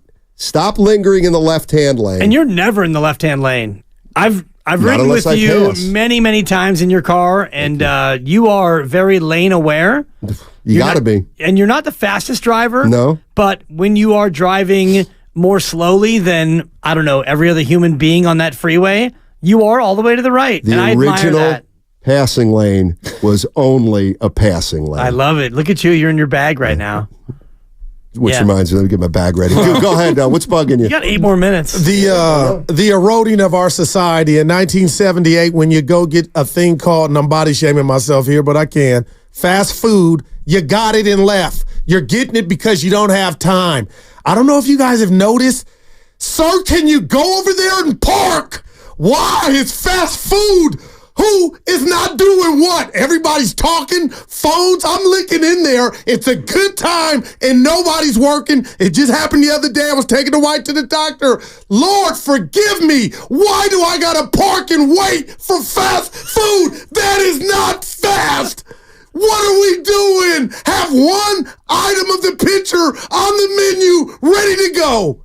1980s, they never told you, sir, can you pull over for what? And there's multiple cars now. It's like 3 or 4 people, like a drive-in. What has happened to fast food? What? Dude, you got air. You were jumping, I'm literally. sorry. Oh. And they're laughing, searching you. Why? It's fast food. Chris M. with the deadpan. They could be understaffed. Okay. All right, guys. It's just on the my YouTube. good Well God. done, Chris. Oh, I'm sorry, dude. Oh, no, I went last week, and I had the same experience. I didn't have to pull over, but I got my food, and I pull over, and I'm listening to you two, and I'm going to have my little early lunch, and I look, and the sandwich that I ordered, 1 bun. I got 1 bun. Oh, what do you mean? There was a bottom bun. There was the filler object that This I is ordered. terrible. There was no top Are bun. you saying So you got open-faced open toast. face? I got open-faced at this drive-thru, and so now I'm in a spot. You went back. You better. I'm either 8th in line again, or I park and I go in and hit them with a, hey, I'm open-faced, and now they're like, oh, yeah, your bun's right over here. It's one of those ones where you eat it open-faced, and you chalk it up. You took the L. But, yeah, hearing you talk about that, yeah. And I guess that's what's bugging me, because I can't follow what you just did. Oh, boy. Just peep it next time you drive. Why do I have to pull over? Yeah. And then you're next to people you don't know, and they're looking at you, and you're looking, I just wanted some fries. Come on. Yeah. And maybe they weren't ready. So, you pull over, and were you one of those guys who goes for the fries unsalted? That way you get them fresh? Because that was always Low Neal's go-to. Low Neal would go in and say, he would order, and he would say, who knew. Thank you. He would say, yeah, let me get a large fry, but let me get those unsalted. Because when they make the fries and they put them in the big bin, they salt them immediately. Wow. So if you want fries that are unsalted, they're going to make them fresh for you. So you're guaranteed fresh fries. Wow. So you order, let me get fries unsalted, and then you get up to the window and you say, yeah, let me get some salt Didn't too. know this. Wow. And then they look at you like, I see you working. But that's like a fast food hack, but that might lead you to have to wait. Evan just said something in my ear. I don't care. Tell Grandy to say it. I could care less. I don't this know guy is so... What? He's producing. What's Breaking wrong with news. you? Yeah, so we're done with I don't care. Everyone got their what's bugging you in, right? Yeah. You got yours? Yeah. All right. Oh, yeah. The Rams are signing former Raiders and Niners quarterback Jimmy Garoppolo. Big. He's back When in the is today NFC gonna be West. over? Jimmy Like, G. seriously. Welcome back when to the is today- NFC West, In Jimmy. L.A. That's Remember, a steal. you he's imagine? suspended for 2 games for violating Oh, the yeah. Well, they don't PED play the policy. Niners in the first 2. We don't know We yet. don't know yet. Oh, We don't know yeah, yet. thank you. Schedule's not out yet. But Could Jimmy you G imagine with the him Rams. coming back starting? But yeah, the Rams, who, I mean, I'm telling you, watch Matthew out for the Stafford Rams. with a little bit of an elbow issue. Oh, It's my man. neck and my back. Jimmy G at Levi's against the Niners. That Rams offense, Man. gonna be good. No Seriously, don't sleep in the Rams, Jimmy Steiny. G. Well, how come we didn't have the breaking news sounder for that one? Because you're not interested. You would have just got mad. Exactly. Eric Armstead has gotten a new Jacksonville. deal. Yeah. 3 and 51. $17 million How per much year. of a pay cut do you think they asked him? Well- for him to be like, I'm up out of here. They probably said, we're going to give you like 5. I don't know what they offered him, but it wasn't 17 per. Right. And, Armstead was, in the last year, Grandy, of his deal with the Niners? So Yeah. he was But they looking at... they still owed him a ton of money because they had already previously restructured his contract twice. So they kept pushing off all their money for this year and next year. Yep. Yeah. Speaking of which, why would the Steelers, what do they got to lose outside of football games when Denver's paying most of the ticket? Like Pittsburgh, like, okay, hey, it didn't work out. They're paying you, bud. Like, it's smart. That's exactly. And Kenny Pickett's moved elsewhere. He's in Philadelphia now. Yeah.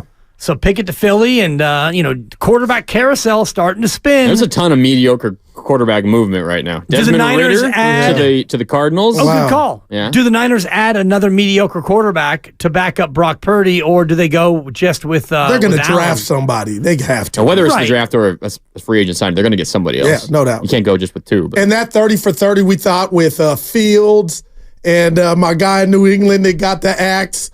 Who am I talking about? Mac Jones. Yeah, Mac Jones. That ended up being awful. Yeah, the hard times. Tough class, right now. and even Trevor Lawrence, number 1 overall. Yeah. He's on a little bit of uneasy footing going into this year. So turns out the dream quarterback class was more of a nightmare. Man, and the next year's quarterback class, 2022 quarterback class, which was Brock Purdy's class, terrible as well.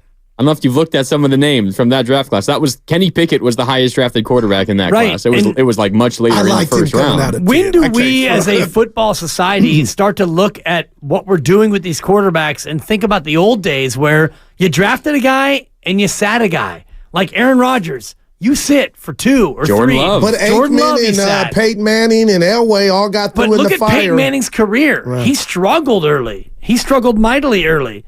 And, you're naming Hall of Famers. We're naming these guys who are mediocre. And so maybe when you draft a guy and you let him sit around a little bit, maybe he turns out to be better than if you throw him right in the fire. Well, why are they even playing a game like this? Because I've got South Carolina is 26-6. I've got them Auburn plus is 13, 24-6.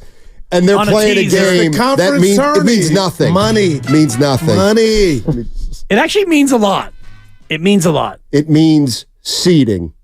Well, that's it. And if you're a bottom All right, feeder, I gotta you can go. win it. South Carolina is They're not bottom feeders. They're both But if top the bottom 10 teams. feeders I gotta take go. advantage I of gotta their go. situation. South Carolina's not a top 10 team. They're number 5 in the conference. You understand that those are conference seedings. Yes, yes, I do.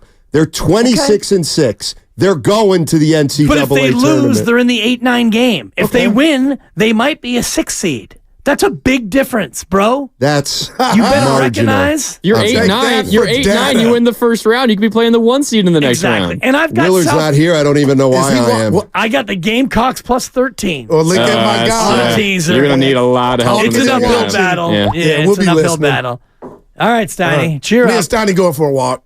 Yeah, good luck with that. Hit the cafeteria. Yeah, boy. But everybody's happy. I'm not.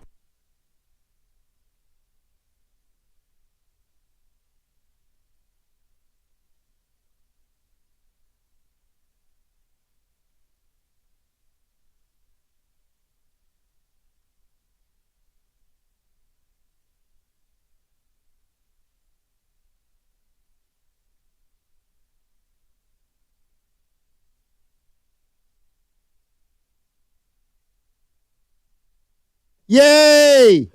Happy Friday. Payday Friday here on 95.7 The Game. It's Willard and Dibbs. Grandy in for Willard today. So Dibbs and Grandy with you as it's been this whole week on 95.7 The Game. It's been a ton of fun, and we've got a lot of football to get into today, Dibbs. A little bit of breaking news just a little bit ago. Jimmy Garoppolo back in the NFC West. He's going to be Matthew Stafford's backup with the Rams. Remember when he lost the NFC Championship game to Stafford and the Rams? Yeah, in LA? exactly. Exactly. What a difference a few years makes. And so now he's back in the NFC West. And part of me wants them to face the Rams not in the first couple of weeks, but after Jimmy G is able to come back. And let's see the Jimmy G, maybe Stafford gets a little bit of a hammy or the elbow flares up or the back. And sign me up for Jimmy G versus the Niners this year.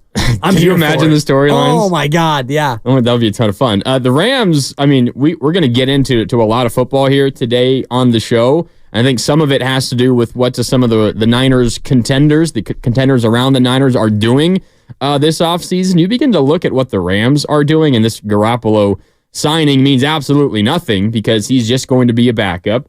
And if he does play, that Rams offense certainly takes a hit. Stafford is a much better quarterback than Garoppolo, but I mean, you look at what this Rams team was in the second half of the season. They got Cooper Kupp. They got Puka Nacua. They got Kyron Williams, who kind of came out of nowhere. They've beefed up their offensive line in free agency so far. The Niners got a little bit of company in the NFC West, Dibs. Yeah, they do. And, I'm not scared by Arizona and Seattle. I still think has got some work to do. But even last year with what the Rams had, which, was emerging with Puka Nacua and Kyron Williams, who had a good game against them the first time, to be sure. But I wonder about their defense, and I know they've had some changes coming into this offseason and coming out of the offseason. The Niners should still be heavily favored to win the West. And I'm sure they are. I haven't looked at the odds. Right, nor have I. But still, when you look at the teams around them, not just in the NFC West, but in the NFC in general, there's a lot more upgrades than you've seen in Santa Clara. Yeah, I agree. And it's kind of, it's not a knock on the Niners because they just have so little flexibility given their current roster situation, their current roster constraints, but there is a lot of movement elsewhere. And we're going to get into all of that today here on 95.7 The Game. It's, again, Grandy in for Willard. So Dibs and Grandy with you on Willard and Dibs with you up until 6 o'clock here on this Payday Friday. How do you think this Niners offseason is going so far? They've made a handful of moves. They've been relatively busy. Hasn't been anything too splashy. But what do you think about what the 49ers have done so far? 888-957-9570. Their biggest addition, Dibs, has been Leonard Floyd, the defensive end, previously with the Bills, also before that with the Rams. And I guess quickly, we should also say, when we're talking about the Rams, they made news earlier today because Aaron Donald retired. Right. First ballot Hall of Famer. He's going to be in the Hall of Fame the second that he's able to be. So the Rams are going to be without Aaron Donald, and that certainly is a blow to their defense. But the Niners added Leonard Floyd. They got Yetur Gross-Matos, another defensive end, Jordan Elliott, a tackle. Malik Collins traded to the Niners from the Texans, another defensive tackle. He'll probably start. That's the spot opened by Eric Armstead's departure, who, as you said, signed with the Jaguars for 3 years and $51 million. So a good amount of money there for Armstead. They had signed Eric Kendricks for a moment, and then he spurned the Niners and left to the Cowboys. They replaced him by signing, who was it, from the... Devondre Campbell. Yeah, Devondre Campbell from the Packers, who was a 2021 All-Pro, but is almost 31 years old and is getting up there in age and really struggles to cover out of the linebacker spot. But they fill in that linebacker spot. They re-signed John Feliciano, a guard. He might start at right guard as he did to close last season. They re-signed Demetrius Flanagan-Foles, a reserve linebacker who's also used in special teams. They re-signed Kevin Givens, another defensive tackle. He'll be a body that they slide in and out of that defensive tackle spot. And they signed a corner out of Detroit, Chase Lucas, but not really a corner, more so just a gunner on punts. So they're making a few additions here, but you're right, it's not nearly as splashy as what is going on elsewhere around the NFC. Again, that's not a knock on the 49ers, it's just more a reality of their situation. But how would you describe what the Niners have done so far in free agency now that we're in the 5th day since the legal tampering period? I think it's been good. I mean, good, if not fine. It hasn't been great, but it's been good because we talked about what they needed to do. They needed an edge, and they got an edge in Leonard Floyd, a guy who is probably better than Chase Young and better than Randy Gregory and better than Cleveland Ferrell. I agree. He's a guy who you can slot in there and hope that you can get more pressure than you got from those other three who all filled in opposite Nick Bosa. He's probably their best edge opposite Bosa since D Ford. When D Ford was healthy, he was really good. Although, Ebukam was really good when he was there. That's fair. And Amenahu was really good when he was there. I think those guys were... Floyd has a better track record. He does, for sure. And he's been a guy who's played a lot. He hasn't missed any games over the last 4 years, and that's certainly a key piece to that. You got more depth with Malik Collins coming in the interior. Gross-Matos is a guy who you can plug in the middle. Jordan Elliott. So I think you addressed the biggest issue that you had on defense, and that was the D-line. You got more depth pieces. You got a better edge. Whether or not that Chase Lucas can be a good corner or not, I don't think you're really counting on him to be that. He's probably more just a special teamer and a depth piece. The interesting thing for me is that your offense has been completely unchanged. Other than Charlie Warner going out, everyone else has been, retained. You had no real moves to make. So your offense comes back intact, and it's your defense where you focus most of your attention. Yeah, I'm trying to think of offensive guys that you've lost. You lost, as you mentioned, Werner. You lost Ray McLeod, who was more of a special teamer. Yeah, like your fourth wide receiver and a special teamer, an important special teamer at that. You also have a question mark around Juwan Jennings currently still, although you have well within your right to retain him if you want. You can. The Niners, they tendered him a restricted he's a restricted free agent. They tendered him a second-round tender, which means that if he gets an offer from somewhere else, the Niners can offer that same amount, and he's forced to come back. If they don't want to match it, they get a second-round pick back in return for that.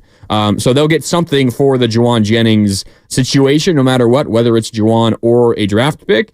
But that is still a question mark currently. But I wanted to run through what the 49ers have done so far, because I'm dealing with this thought in my head, this feeling that I haven't really been able to shake for over a month now, because the Super Bowl was the 11th of February. Right. We're now on the 15th of March. So it's been a month and a couple of days.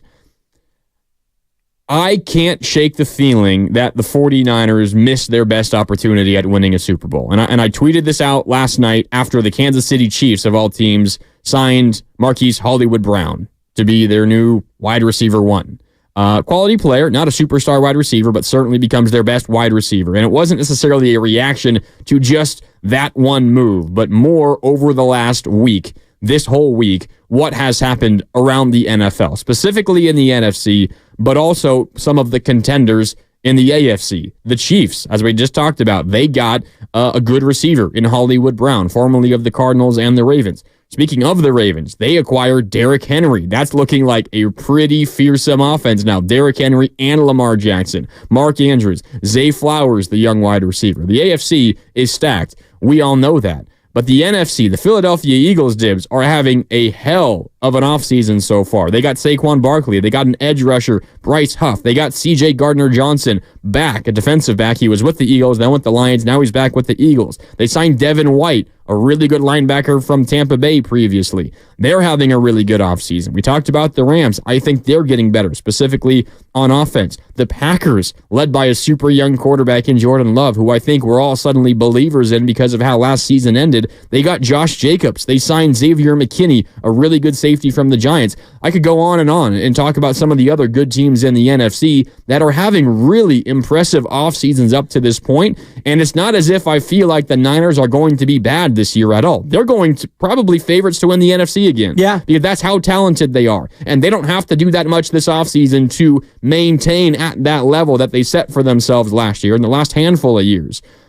But I can't help but feel like the way last year went, it was setting up for a 49ers Super Bowl, and I'm not sure if the Niners are going to be quite that lucky again in the coming years. So I don't know about you, but I can't quite shake the feeling that the Niners missed a really, really great opportunity to finally win another Lombardi. That's a weird feeling for me because they come back almost completely intact. And if you look at what they don't have on offense, they've got everyone back on offense. You still have your rookie, your quarterback on a rookie deal, and he played great last year. He was not the reason why you didn't win the Super Bowl. And your running back is back, and your tight end, your primary tight end is back. Your receivers are back. Your line is back. Your offense is back, and your offense last year was great. And defensively, the one guy that you're going to miss the most is a guy you lost due to injury, Dre Greenlaw, and you hope that you can replace him. Maybe Flanagan Fowles steps into that spot, and you find a way to piecemeal it until Dre comes back, assuming that he can come back in November or December. I still think when you look at their roster, even though they didn't add any really flashy big names, yes, they added Floyd as an edge rusher, and the defense looks to be different, and whether or not it's better than it was last year or not, it's not a lot worse. I wonder about that notion of them having their window be closed or them missing out on their opportunity, because what you said, the Niners are still a team that is very much intact, and talent-wise, you would put them up against any team in the NFC. Absolutely. Absolutely, I would. And I want to make sure that I'm doing a good job explaining how I feel here, because again, it's not that I think the Niners are going to suddenly drop off a cliff and be worse, much worse than they were last year. They might not be as good as they were last year, but that's not a knock on them. It's because last year they were historically good. Like across the entire history of the NFL, you look at a number of different metrics. I know DVOA is like kind of an out there stat that you don't really know exactly how it's calculated and what it means, but that's just one example. There's numerous statistics, ones that we understand, ones that we don't understand, that tell you all the same fact of the 49ers from last year. They were one of the best teams in the history of the NFL. And unfortunately, now this Niner team has the distinction of being one of the best teams in NFL history to not win a Super Bowl. Unfortunately, the 2019 Niners are also on that list. They were also historically a pretty good football team. And it's just the way the cookie crumbles sometimes. So I'm not saying that this is going to be a bad team because they've still got McCaffrey. They've still got Debo. They've still got Aiyuk. At least for the moment, and we can get into that a little bit later on here today. They've still got George Kittle. They've still got Trent Williams. They've still got Brock Purdy making less than $1 million, the best bargain in the NFL, bar none. Defensively, they still got Fred Warner. They've got Nick Bosa. As you mentioned, they just signed Leonard Floyd. They've got Charvarius Ward. They've got Hufanga, who maybe might not even start next year. Who knows? Mike Silver of the SF Chronicle writing yesterday in his column that Hufanga might not just be simply handed his starting job when he returns from his season-ending injury from a year ago. There's so much talent on this roster, and you could still make the case, I would probably agree, that this is the most talented team in the NFL. But you think about how last year played out. You stayed relatively healthy. Hufanga was really your only major injury. Right. There were others here and there, but nothing that was totally debilitating for you. The Eagles fell off a cliff towards the end of the regular season. The matchup we were all hoping for, waiting for all season, never came to fruition.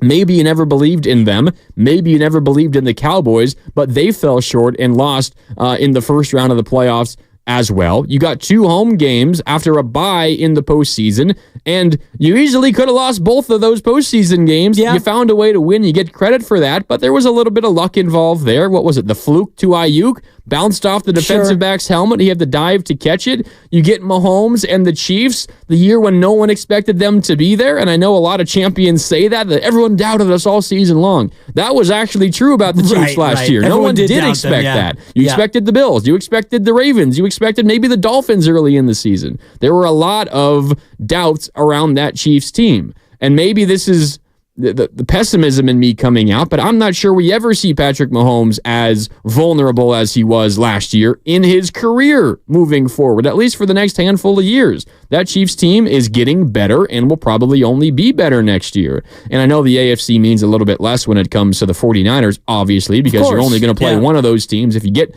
that far in the playoffs anyway. The Niners are still going to be really good, but I think the rest of the league at this stage might be catching up just a little bit. Maybe just a little bit, but still, you were the best team in the NFC, and you were the best team in the regular season, and Brock Purdy was the MVP frontrunner up until Christmas Day when they lost to Baltimore, and he looked suddenly human. So you bring back your quarterback, and you would expect Brock Purdy to continue to get better.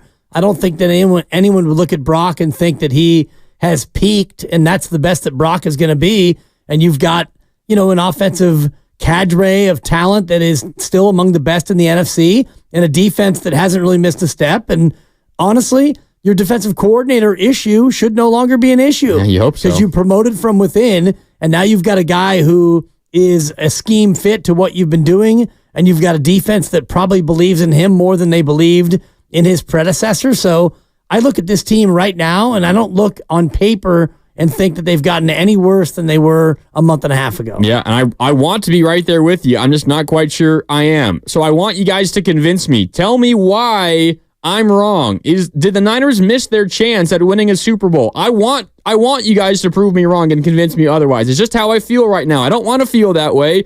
So convince me that I shouldn't feel that way. 888-957-9570. That's the number to call. We got more on the Niners coming up next. It's Dibs and Grandy. Grandy in for Willard today here on 95.7 The Game.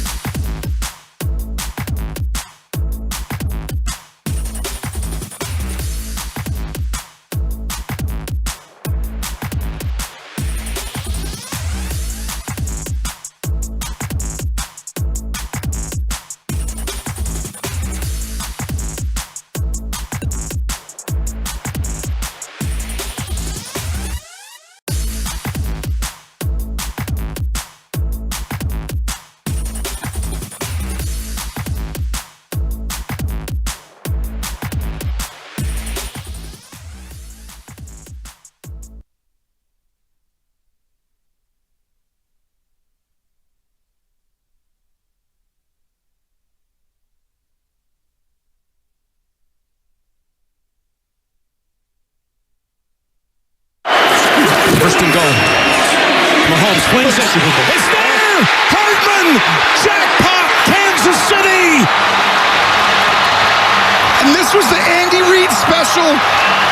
This was the Andy Reid special we talked about. He was saving all day. He's going to fake a motion to go across. And at that moment, he turns and goes back. Hardman, who they didn't have, right? And they go get Hardman and bring him back. And the game-winning drive of Mahomes' career, he's been waiting for. He's won Super Bowls, but he's never had it in an overtime. He is the best. He is the standard. When Michael Jordan wins it again. Now, back to Willard and Dibbs on 95.7 The Game. Man, why you gotta do that to me? Come on, Lucas. I'm trying to shake the feeling of my post-Super Bowl depression. And you gotta bring up the highlight where Patrick Mahomes ripped our hearts out again. That time throwing to Mecole Hardman, who was a Kansas City cast-off, and then they reacquired him at the deadline mid-season. Now he can be throwing to Hollywood Brown. Right. Not a superstar by any stretch, but imagine him on that Chiefs team last year. Yeah, dangerous. And already they were so dangerous. And, you held them down for 3 quarters, 3.5 quarters, and still, again... 19 points in regulation is what you allowed. Right, yeah. Exactly. And then, you get into the overtime, and the defense was gashed, and Kyle Shanahan was hoping for that third possession, and he's still hoping. Oh, God. Somewhere, he's still somewhere in Vegas right now, on the sideline with his laminated play sheet, waiting for that third possession. Yeah, it's been a while. Right. Dude, it's been don't we get the ball 30, one more time? 32 days, something like that? Yeah. He's still hanging. It's a shame. Yeah. That was, of course, Jim Nantz, Tony Romo, CBS. Not that I wanted to relive it again, but I guess that's what we're doing because I am trying to shake this feeling that the 49ers missed a huge opportunity. And I had that feeling when the game ended. I had that feeling when the game was going into overtime. It wasn't that it happened yet, but it was, they're in danger of letting this slip by them. And even moments in that game that they let slip through their fingertips. I mean, the missed extra point, and there was the muffed punt as well that bounced off, Darrell Luter's leg that led to the touchdown for the Chiefs in regulation. Off of Ray McLeod. R.I.P. Yeah, off of Luter, and then Ray tried to pick it up instead of just diving on it. And he booted it even further away, and then the Chiefs get it, all of that. There were moments in the game. There were moments throughout the season. There was moments in the postseason where you felt like things were working out for the 49ers until they weren't, obviously, down the stretch. So 888-957-9570, did the 49ers miss their best opportunity? And I don't really want to dwell too much on what last year was and more look towards the future and how it might change, how they can get back to this place. And I get a lot of this is also kind of hypothetical, but I just have this sense of dread that it's never easy, but it's not going to be that easy again. They could still do it, certainly. They have the talent to do it. Right. But every time you get to that stage, isn't it just exhausting to think about what it's going to take to get back? And it's going to be that much more difficult. Now, you could say, well, your team should get better because you've got a young quarterback who can improve, and I would agree with you there. But I could say the same thing about the Green Bay Packers and Jordan Love. I'm struggling, Dibbs. I know. And I can hear it. I don't want to feel this way, but I can't help but feel like, and this was the conversation all 2 weeks leading up to the Super Bowl. I've never seen a Niners Super Bowl win. And I can't shake the feeling like last year, a month ago, was the best opportunity of my lifetime to get it done. And I'm not sure if they're going to have as good of an opportunity once again. Who knows how long it's going to take? You're right. And if you look at the history of teams in the Super Bowl, you don't have a lot of history of teams who have made the Super Bowl this many times or even made the conference championship game this frequently and been denied. And we talked about the Philadelphia Eagles before under Andy Reid when they had McNabb and they got close and they finally got 2-1 and they didn't win the one, and then Andy Reid got run out, and then Philadelphia finally broke through. We've talked a lot about Buffalo. They went to 4 straight. They never broke through. It's hard to find a lot of franchises that have been knocking on the door as much as the Niners have of late and then eventually broken through. And, Philadelphia did finally break through, but it was under a different regime, and they beat New England back in 2018 with Nick Foles at the helm and Doug Peterson as the coach. So a little bit different than the McNabb, Andy Reid era. But the Niners have been close. And under Kyle Shanahan, they've been very close. They've been to multiple championship games, conference championship games, and they've been to 2 Super Bowls, and they haven't been able to break through. So it's natural to think that maybe this was their best chance to actually get it done. But I think if you look at their roster, you still have a quarterback on a rookie deal. You still have, talent-wise, as far as the skill guys goes, you might have the best skill group in the NFC, and you could argue that they might have the best group in football. You've got the best running back. You've got a top 3 tight end, top 3 or 4, maybe 4 or 5. Yeah. And your receiver tandem, and you only use 2 receivers. But if you took your 2 top receivers against most other teams, you'd be top 10 for sure. If you want to look at just those 2 guys against other teams' top 2, you might find 8 other teams that you'd prefer. I think even that you'd be hard-pressed to do. And your O-line is a top 8 offensive line. So your offense in totality is one of the best in football. Still.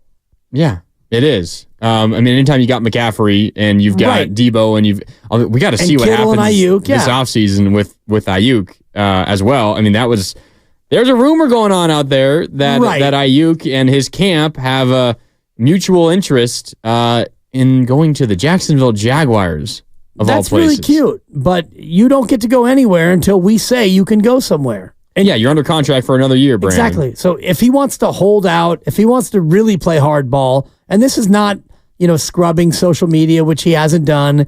This is not leaking word to the media that you are unhappy. This is not you posing for pictures in Jacksonville, whatever the Jacksonville landmark is.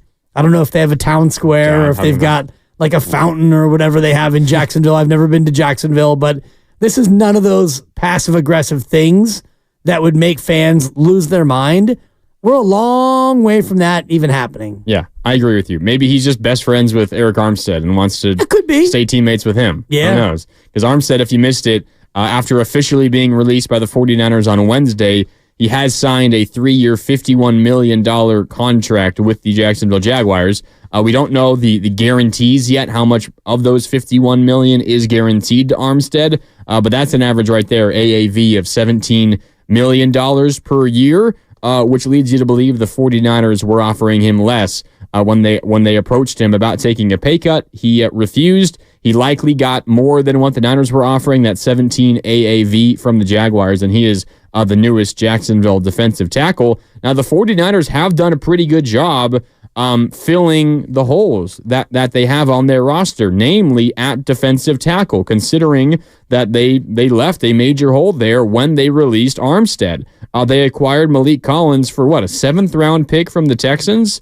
And looking at Collins and diving into him a little bit more, Dibs, that seems like great value back for a 7th-round pick. I mean, this is a starting quality defensive tackle. He's not anything terribly flashy, and he's not a superstar, but you have a star at tackle next to him in Javon Hargrave. You're trying to get a little bit cheaper elsewhere, and that's what you're doing with Collins, who is making, $8 million, up to as many as $8.5 million this season. So it's certainly more cheap, way cheaper than Armstead was going to be. You signed Leonard Floyd for 2 years, $20 million, so 10 years AAV there. That's $18 million between those two guys. That was going to be cheaper, those two probably, than Armstead was going to be, or just about the same as Armstead was going to be if you re-sign him to a new deal.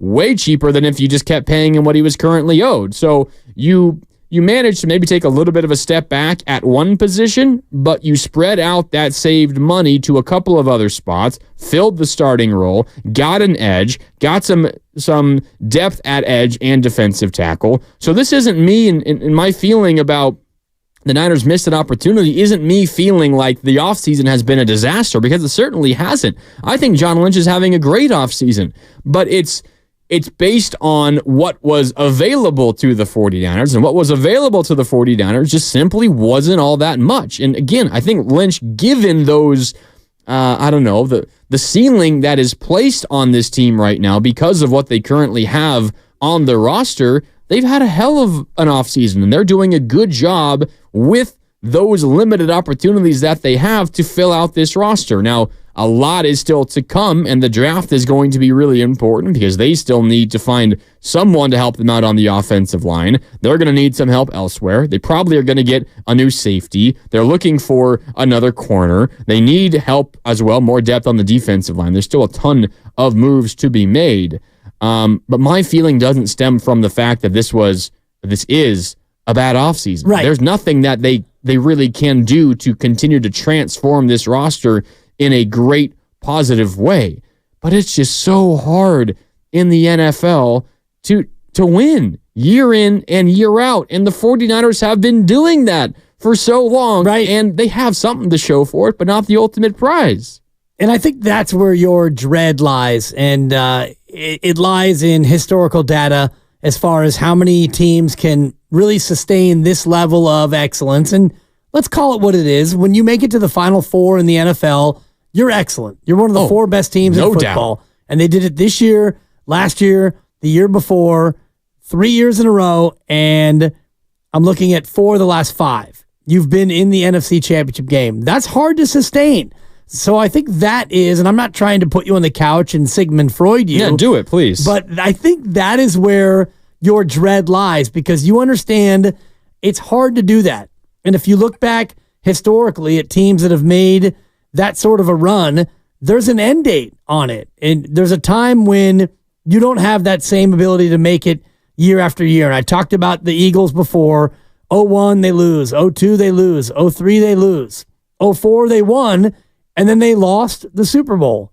Or no, then they won the Super Bowl. And later down the road, 0-4, they lost the Super Bowl. But they made 4 straight NFC Championship games. They made 1 Super Bowl. T.O. broke his leg. And that was it for... And played on it. Right, exactly. Yeah. But that was it. And then they didn't make it in 05, 6, or 7. 08, they went and they lost. And then that was it until they finally broke through and won the Super Bowl. So there is a certain amount of a window. And you talk about Seattle and the Seahawks and how often they made it to the NFC Championship game. And they eventually broke through and they got 1 Super Bowl, which they should have gotten 2, but they didn't. But 13, 14, they were there. And they've made it a number of times, and they got close, and then they won 1, and then their window ended, and now where's Seattle?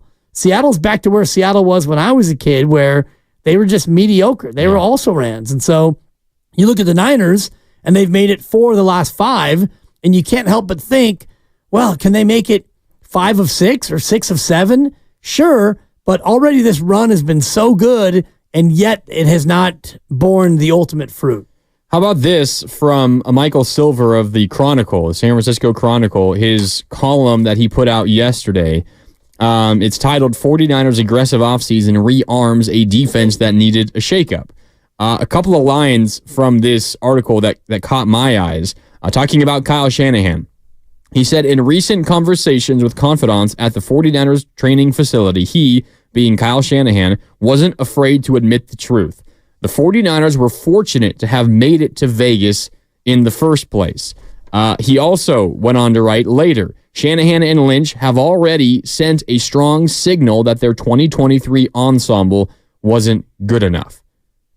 If last year wasn't good enough, Dibs, if your roster last year wasn't good enough, when is your roster ever going to be good enough? Fair question. And maybe part of the ensemble that they're referring to is the defensive coordinator, who's not here anymore either, because the defense you brought back last year was, in my opinion, good enough. Once you added Chase Young and Randy Gregory, you had Cleveland Ferrell. It felt like your defense had enough talent. If you look across just the D-line, Cleveland Ferrell, first-round pick, Chase Young, first-rounder, Nick Bosa, first-rounder, Javon Hargrave, I think he was a second-rounder, but highly, highly paid. Mm-hmm. You had a lot of talent across your D-line. Your linebackers were widely considered to be the best in football, and you had one of the best cornerbacks in the NFL as well. So how can that ensemble not be good enough?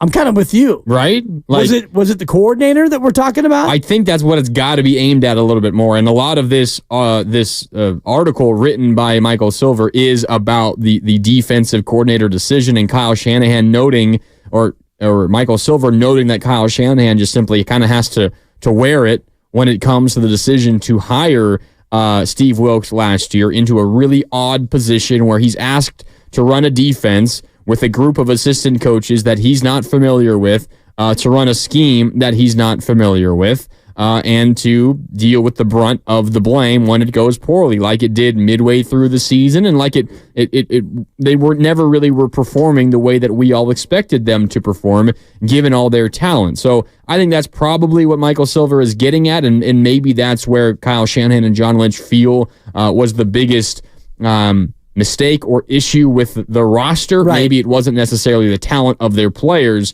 but more so some of the support around those players.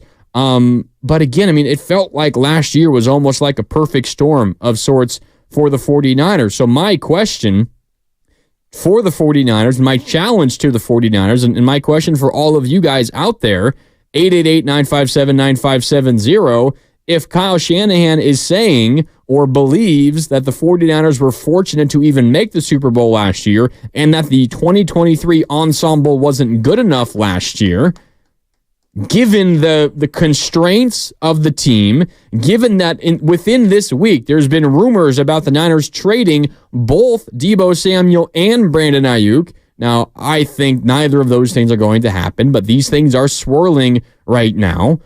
Given all of that, how does this team get better, and how do they upgrade and improve their chances at trying to win again? If we can admit that Shanahan might feel like last year was not good enough, and we can also face the reality that they can't do a lot to bring more outside talent in, then how do they get better and improve their chances next year? Well, they get the players that they have to play better in a scheme that is more befitting what the players can do. And I'm reading from Mike Silver's piece, and he talked about after SF's desultory performance in a loss to the Bengals, Shanahan initiated what some in the building referred to as a, quote, intervention, explaining in stark terms to Wilks, his position coaches, and the defensive players how he wanted the unit to approach the remainder of the season. So that speaks to me about just how disgruntled he was with how things were going defensively. After the third straight loss to the Bengals, you have an intervention and you call everybody out and basically say, this is how I want things to go. And,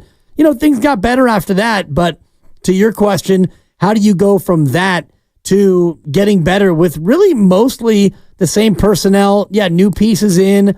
Armstead is out, and Chase Young will be out, and Gregory's out. Greenlaw's out due to injury for who knows how long. He might be gone for the year. Hopefully he's back by December. We just don't know. But you never know how Hufanga is going to bounce back. Right, Hufanga should bounce back, you would expect. But again, you never know with a player coming off of injury. It looks on paper like the team is a little bit lesser than last year, but with a new coordinator, maybe you can be a better defense. Yeah, I mean, you better hope so. Right. You better hope so, because, I mean, the defense wasn't terrible, but it certainly wasn't the bright part. I mean, throughout the entire competitive era of this Shanahan tenure, it's been the defense that has been the go-to unit, the unit that you relied on. Like, you felt most comfortable in a get a stop and a win situation, or have the ball and score and win situation. You felt more comfortable with your defense out there. The script was completely flipped last year, thanks in part, of course, to all the additions, the McCaffrey midseason acquisition a year and a half ago now. You have Deebo, you have Aiyuk, you have Kittle, you have Brock Purdy, who came out of nowhere a year and a half ago as well. So I get all of that. And maybe for a team that was as close as they were last year, Dibs, you know, you're a not muffed punt away from winning. You go down and you score a touchdown to begin overtime, or you get that touchdown towards the end of the fourth quarter instead of a field goal. Who knows? You win. You're so close to winning a Super Bowl last year. As Lori Matthews points out on our YouTube chat, powered by First NorCal Credit Union, maybe all this team needs is minor tweaks. You get better a little bit here, a little bit there, in the margins. You take the Farhan Zaidi approach, right? Get better on the 25th man on your roster. For football, maybe you get better on the 44th man and 45th man on your roster instead of the 3rd, 4th, 5th guy on your roster. If you get a little bit better there, maybe that's enough to push you over the top. But the reality of playing in the NFL as well, Dibs, is you need some breaks to go your way. And last year, some breaks went your way. A lot of breaks went their way. And you mentioned the only injury that they had of real significance was Hufanga, and you stayed healthy, and you made it all the way to the final game, and then you weren't good enough in that moment to to get it done. One thing Michael Silver points out, which I think needs to be noted, is the idea of bringing in Brandon Staley as the assistant head coach. He is from the Vic Fangio school and a very great defensive mind, and he coordinated the Rams' top-ranked defense in 2020. So you bring in Brandon Staley, maybe to look over the shoulder of your new defensive coordinator, Nick Sorensen. So Sorensen's the coordinator, but now you have Brandon Staley come in, and he's kind of like the assistant coach, but in charge of the defense. So maybe between he and Nick Sorensen, you can look at what you did right, what you did wrong this year, and fine-tune some things, because one of my biggest criticisms of watching this defense last year was that the pass rush and the coverage a lot of times didn't match up. Yep. The pass rush would bring pressure, and the coverage would be playing off, which is pointless when you bring 5 or you bring 6 and you have your secondary playing off. It's an easy check down, and it's an easy dump off for 3 or 4 yards. And other times, when you brought no pressure, you would have guys coming up and playing in press, and so now the quarterback has time, and your secondary can't hold up because you're not bringing enough pressure. So that's one area that I would look for in terms of Brandon Staley to try to shore up, marrying the pass rush with the coverage. Absolutely. It's got to be better, because that was a major mistake for the 49ers last year, a major issue. If that gets better, the defense improves as a whole, then I agree with you. That's a major step towards this team getting right back to the doorstep of a Super Bowl, because that is the goal for this Niner team every single year. All right, time for a break here on Willard and Dibs. I think there's also one other obvious way that the 49ers can get better. It comes inward. It does not come from outside additions to this team. You're looking at someone in particular to just simply get better, or maybe a group of guys to simply get better. We can talk more about that on the other side. 888-957-9570. How do the Niners get better without a total overhaul of their roster, which is just economically impossible for them? 888-957-9570. It's Grandy in for Willard. Dibs and Grandy with you. More coming up on the other side. We are presented by Fremont Bank. Full service banking, no compromises.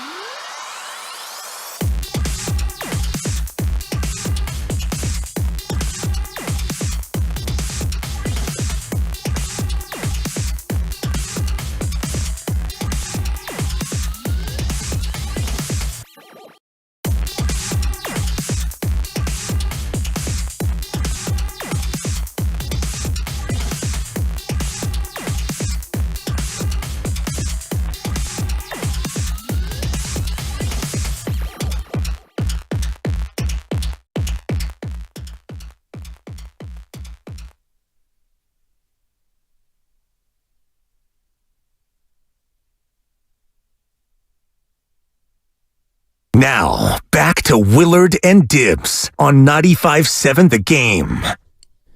Welcome back. Grandy in for Willard today. So Dibbs and Grandy with you here on 95.7 The Game up until 6 o'clock. So 3 more hours with you.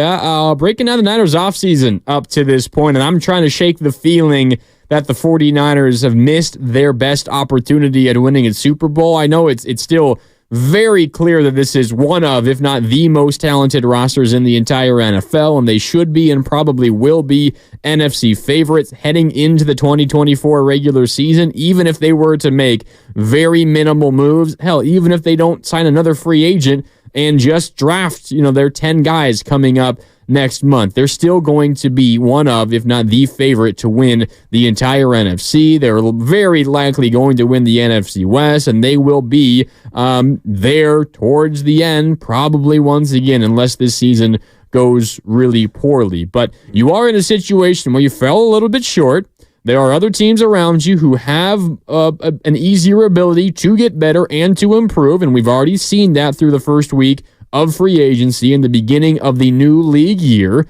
And, you always need a little bit of luck and breaks to break your way during the season to get, where you want to go. So my question to all you guys and to Dibbs as well, 888-957-9570, given the Warriors or the Niners limitations, given their limitations, how does this team get better? And I'll leave it to you first, Dibbs. Given what this Niners team is actually capable of going out and trying to do from an outward view to improve this roster, it's going to be difficult to do that. So how does this team get better in 2024? Well, I think you could look at what they've already done. You could see that they have gotten better already. The edge rusher is better than what they had. So that is in and of itself an upgrade. And you could look at the interior defensive line and think, that might be an upgrade as well based on Gross Matos and Elliott and Collins, how those players are going to fit in. You lost Armstead. You brought Givens back. That group you might be able to say is going to be the same as it was, but defensive coordinator, you feel like what you did in the defensive coaching side of things is going to be better. You went from Robert Saleh, who was great. You went from D'Amico Ryans, who was amazing. And then you went to Steve Wilkes, who didn't really fit, and the head coach criticized him, and the players were not thrilled with what he was doing. So that, to me, bringing in Brandon Staley and elevating Nick Sorensen in and of itself is a big upgrade from what you had last year. Now, can you still bring in more personnel to get better? Maybe. You still need a good nickel corner to step in. You can find that in the draft, and you need a little bit more defensive line depth. You can find that in the draft. I think free agency-wise, you're probably just about done.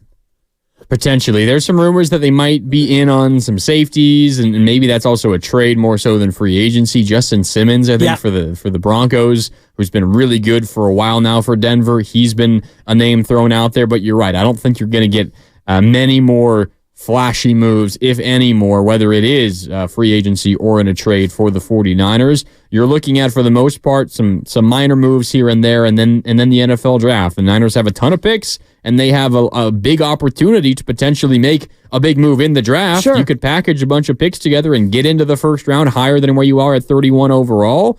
There's rumors that you could be looking to trade Brandon Aiyuk and maybe get a first-round pick back as well. So there are other ways that you can go out and improve this roster, but you're right. I think for the most part in free agency, they're probably done. And if you look at their starting 22, 11 on offense and 11 on defense, you probably know who that 22 is already. And offensively, you look at what they already have. And if you go out and you use your first round pick on a tackle, on a right tackle, is he going to come in and supplant McKivitz right away? I would doubt it. I mean, maybe, who knows? Yeah. Maybe, but I think Colton McKivitz played well enough to earn the job at least for another year. He was solid, and you signed him to a one-year deal to give him an extension and keep him around. I think that you gave him enough of a vote of confidence that if you do draft an offensive lineman, it's more of a future piece. You look at your offense, your starting 11, right now it's basically the same 11 that started the Super Bowl, and I think that's the group you bring back. Defense is where you've made all your changes, and I'm looking at the depth chart, and I see 6 new names 3 starters, 3 reserves. You add in Talanoa Hufanga, who you would expect would come back in and start. Maybe not. Michael Silver said he'll have to earn it, and that's just football. But if Hufanga comes in along with Jair Brown, your safety spot is better than it was last year right away. Yeah, obviously. And I agree with you there as well. And maybe you go out and acquire a Justin Simmons. And, yeah, maybe. And maybe that's what Mike Silver was referring to when he wrote in his column yesterday for the Chronicle that don't just assume automatically that Hufanga gets his starting job back. Who knows? We'll have to see how that does play out. Let's go out to the phones, though, here on Willard and Dibbs. It's Grandy in for Willard today. So Dibbs and Grandy with you. Up first is Dre in Lemoore. Dre wants to talk about this 49er team. What's up, Dre? You're on 95.7 The Game.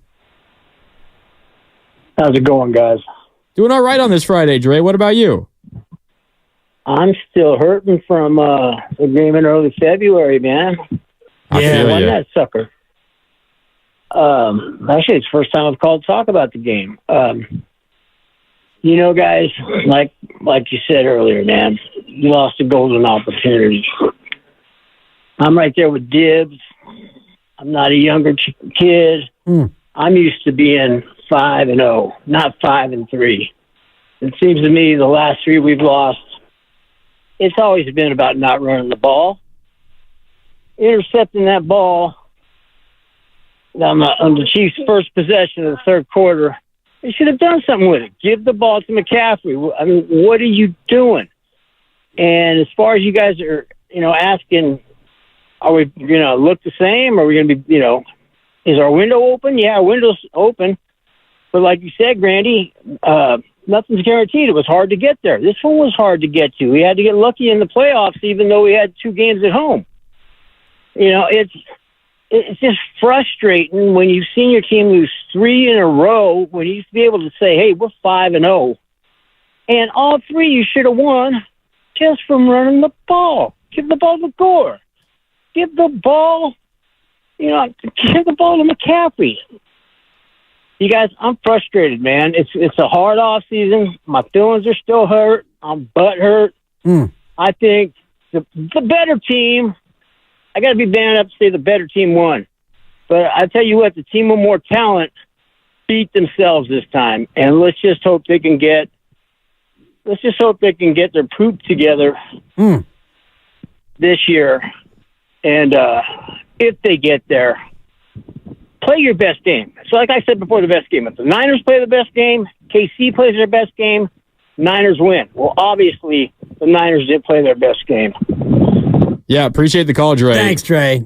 I don't really want to relitigate the whole Super Bowl and what went down there. He waited 6 weeks. I mean, and I feel that. Totally. That's how I feel. And I could see it on your face. Honestly, your text earlier today to the group thread was one, and I was like, man, he's definitely feeling it. Like 6 weeks later, maybe that was the last best chance in this window. It caught me by surprise, I'll be honest. The Warriors' turnaround and starting playing better basketball happened at a really good time because it allowed me to suppress all of my Niner feelings and frustrations for a while. Right. But now you got 2 Warrior days off, getting ready for the Lakers tomorrow. They're struggling a little bit. They feel like they're locked in the 9-10 bottom half of the play-in. It's like, what are we going to talk about today, Dibbs? Yeah. Well, and you and I yesterday talked toward the end of the show, man, there's so much Niners we want to get to. So let's hold it all for today, and then we can really unfurl our feelings. And Dre just brought all of us back to February where, run the ball.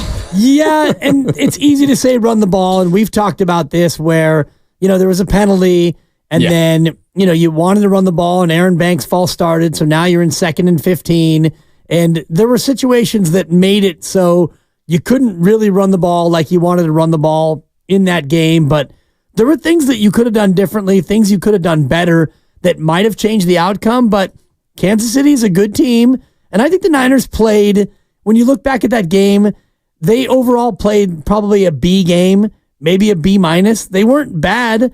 They didn't give it away. You went to overtime, and ultimately the decisions that you made and the field goal that you settled for turned out to be the difference. Yeah, it did. It's a rough one. It is rough. Dre's bringing back all those suppressed emotions in me right now. And Dre's right. I'm going to fight through them. And I remember the days when, yes, you were 5-0 in the Super Bowl, and now you're 5-3. And, this is a little bit before your time. Yeah, 0-3 in my lifetime. Exactly. So it's a little bit of a different feeling than those of us who, and I was 14 when they won the first one.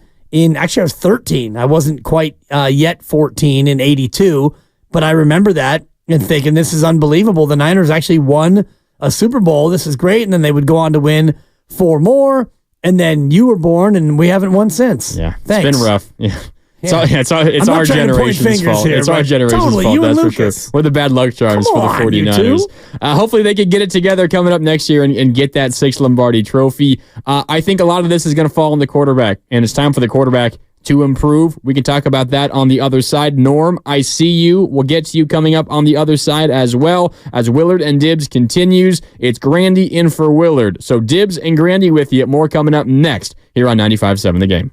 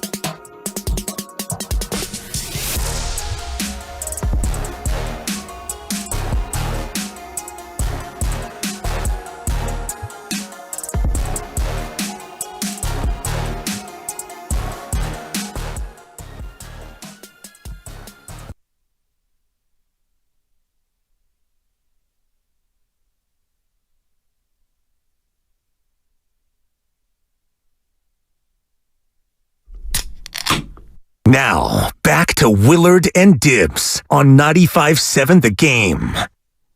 You're a little early, Lucas. It's not quite 5 o'clock yet. Although I won't say no. Oh, did he crack one? He cracked one. Cracking it. You crack another one if you want. Just feels like a great time to There you open go. something up. Yeah. I mean, it is Beautiful Friday, after all. A payday Friday. Oh. Yeah. How many we got going on in here? Double right now? fisted over there? I'm about to. Wow. I peeped in look in the boss's little office and He's gone? He gone. Uh-oh. You know what, boss? I know you're listening, so Oh. yeah. Another Yeah. Let's go to Dibs, half in the bag. For real. Just kidding. Obviously not. we're Boss, yeah. don't worry. That was a loud one, We're Lucas. content focused up in here. It's Grandy in for Willard today on Willard and Dibs. So Dibs and Grandy with you. We're streaming live on Twitch and YouTube. You can head to twitch.tv/957thegame, youtube.com/957thegame to watch us live. Subscribe to the channel for all of our content on both Twitch and YouTube. And if you are watching on YouTube, make sure to hit that thumbs up button on the bottom of your screen right now. It helps us out. We appreciate it. Of course, everything we do on both Twitch and YouTube is powered by First NorCal Credit Union. Okay, Dibs, so we're talking through this 49ers offseason, trying to find a way for the 49ers to get better because the league around them, I think, is getting better, and the 49ers are at a disadvantage when it comes to improving this offseason because they already have so much money tied up in all their great players. And it really is a good problem to have. If you are in a situation where you don't have a ton of available money, that means you've doled out a ton of the money. There are a number of teams who are in that situation, and they doled them out to bad players. Sure. The Niners have it doled out, for the most part, to really good players and players that are performing really well. So I don't mean this to be some sort of disaster scenario for the 49ers because it is clearly far from that. They are a very good football team. They should be favorites to win the NFC West. They will probably be favorites to win the NFC. They will be one of the top 3 favorites to win the Super Bowl, no matter what else happens the rest of the offseason, unless, something crazy happens on the injury front. And I'm knocking on wood there because that would be a disaster. So this is not some sky is falling, pack it all in, let's reset and start over because it's clearly not that. But it is, at least in my opinion, relatively clear that the 49ers have limited ways in which they can improve. But it's also interesting the way that we discuss this 49er team and everything you hear here on 95.7 The Game. If you're involved on Twitter, you see all the Niners content creators and all the Niner fans tweeting up a storm about this offseason. And so many wanted Danielle Hunter, right? Or go out and sign Khalil Mack or trade for Joey Bosa. Right, Get me another big name guy, right? It was all unlikely from the beginning because of what this team already is. But there is a clear and obvious answer, at least in my mind, when it comes to how this team can get better. You are led by a young quarterback who logic would say should only be getting better, Dibs. But I don't know if it's a draftism thing, as your co-host and the guy I'm filling in for, Mark Willard, coined during the last season, and he's spot on with it. I don't know if it's a draftism thing when it comes to Brock Purdy, but I feel like when we discuss this 49ers team and ways in which they can improve, the young quarterback leading the way, who likely has room to get better because he's so young and relatively inexperienced, he should be higher up on that list. But for whatever reason, nationally, he's not that high up on the list in terms of ways in which the Niners can improve. And for me, how this team can get better, if it's not from the outside, which it won't be, step 1A is Brock Purdy take a third-year leap, bud. Right, but how much better can he get? So you look at last year and how he played. He was, if not the MVP frontrunner, he was one of them for weeks 8 through 15 when you had the stink bomb at home against Baltimore, and he wound up top 5 in the MVP, and he led in yards per attempt. He had one of the highest rated seasons in NFL history. He completed almost 70% of his passes. He was amazing. So, yeah, he can get better because he's only a third-year player, but how much better can he actually get? That to me becomes part of the interesting conversation because if he gets a lot better, well, then now he's going to have the single best season in the history of the league. Yeah, and I guess for me... And that's all stats I know, but... And you're right. I mean, he was awesome in the regular season. There was the... He had the 3-game stretch where they lost, what was that, week 6, 7, and 8, where they lost to the Browns, lost to Cleveland. Browns, Vikings, and Bengals. And let's take them individually. You lost at Cleveland in not great weather against a team at the time that had the best defense in football. Mm-hmm. And you didn't have a good game, and the ball was wet, and you had a couple of ball handling issues, and offensively... You were not great. And he still gave you an opportunity to win that game, he did. By the way. And then your kicker missed a kick, and so you lost the game. Minnesota, he had a slow start, as I recall, and then he came out and he played much better. And defensively, you had no answer for Kirk Cousins. And then the Cincinnati game was one where it was just a scheduled loss, in my opinion. Last game before you get to the bye. And Brock Purdy wasn't bad in that game. The defense was terrible. Yeah. And Joe Burrow did not throw an incomplete pass until the third quarter. he was awesome remarkable. That That's when everyone was like, "Oh, Bengals, look out. They're getting their mojo back." peaked, and then all the injuries happened and they missed the playoffs entirely. Sure.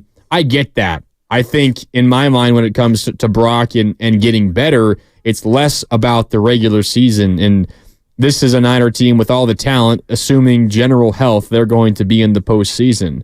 But if I were to ask you to judge Brock Purdy's postseason play, that, at least in my mind, Dibs, and maybe you disagree, let me know, that felt, as I think back on it now, quite different than the regular season felt. And there were bumps in a number of those games. He probably played his best game in the Super Bowl, oddly enough. Right. He wasn't incredible, but he certainly wasn't bad. It was a bad first half, both against the Packers and against the Lions, and he obviously figured things out in the second half of those games. But are you? If you're asking me, can Brock Purdy get better and improve on those postseason appearances? I would say absolutely, for sure he can. Yeah, I mean he can play better, but you're asking him to play, really, really well in the toughest of games, in the high leverage games, and I think that you saw in both those games, Green Bay and Detroit, there were throws that were available that he turned down, that he didn't maybe have his head up, and he didn't trust the play long enough to make those throws. So yeah, he could probably get better in the postseason. I look at a regular season where he was among the best 2 or 3 quarterbacks in football. So I would look elsewhere as far as, areas where the team can actually get better. If Brock Purdy has another year like he did last year, even in the playoffs, you're going to be just fine. And I don't know if you are going to lean on him, quote, playing better for your team to actually make it further than they made it. Yeah. Yeah. I didn't think that he was the problem, as all. He certainly wasn't the problem, and he wasn't the reason that they lost the Super Bowl. But if we're also being honest about what it takes to win the Super Bowl, generally speaking, you need a star quarterback. I mean, you look at, I have the list here somewhere, you look at the quarterbacks that have recently won a Super Bowl, Dibs, and it's a who's who of Hall of Famers. It's Patrick Mahomes a number of times. Obviously, we know that. It is Tom Brady. It's going back 10 years ago. It was Peyton Manning, although I know at that time Peyton Manning was on the tail end of his career, and that was actually the last game he ever played in. You have kind of an odd one in Nick Foles when he was the quarterback of the Eagles. Right. You got Matthew Stafford, who's going to be a Hall of Famer. Again, Brady and Mahomes and Stafford and Manning, all these guys. If you're going to win a Super Bowl, your quarterback can't just be good. Your quarterback has got to be great. There's very few instances where a good quarterback wins you that Super Bowl. Was Brock Purdy the reason they lost to the Chiefs? No, of course not. But was he able to just simply put the team on his back and lead a team to a victory? Maybe in the regular season at times, sure, but you didn't see it in the postseason. You didn't see it in the Super Bowl. And for a guy who's done as much as he did through the first year and a half starting as the last pick of the draft a couple of years ago and being thrust into a starting job randomly after 2 injuries, I feel like when we discuss this guy, we feel like he can't progress as a normal quarterback does. And if you were a quarterback drafted in the first round who through the first 2 years of your career, even if you have all these weapons that Brock Purdy has, and you accomplished everything that Brock did except the only difference was you're a first-round quarterback.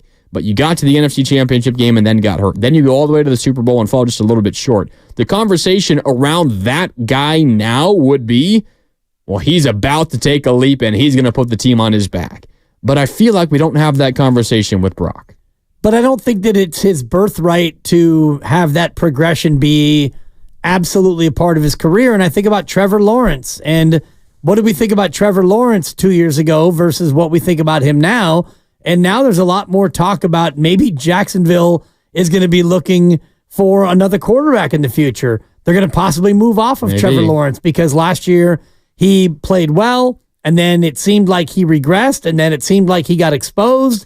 And now the number 1 overall pick in the draft, we're starting to have questions about whether or not he's actually good enough to lead a team to the promised land. And so Brock Purdy's progression and his improvement, it's not a birthright. It's not a guarantee.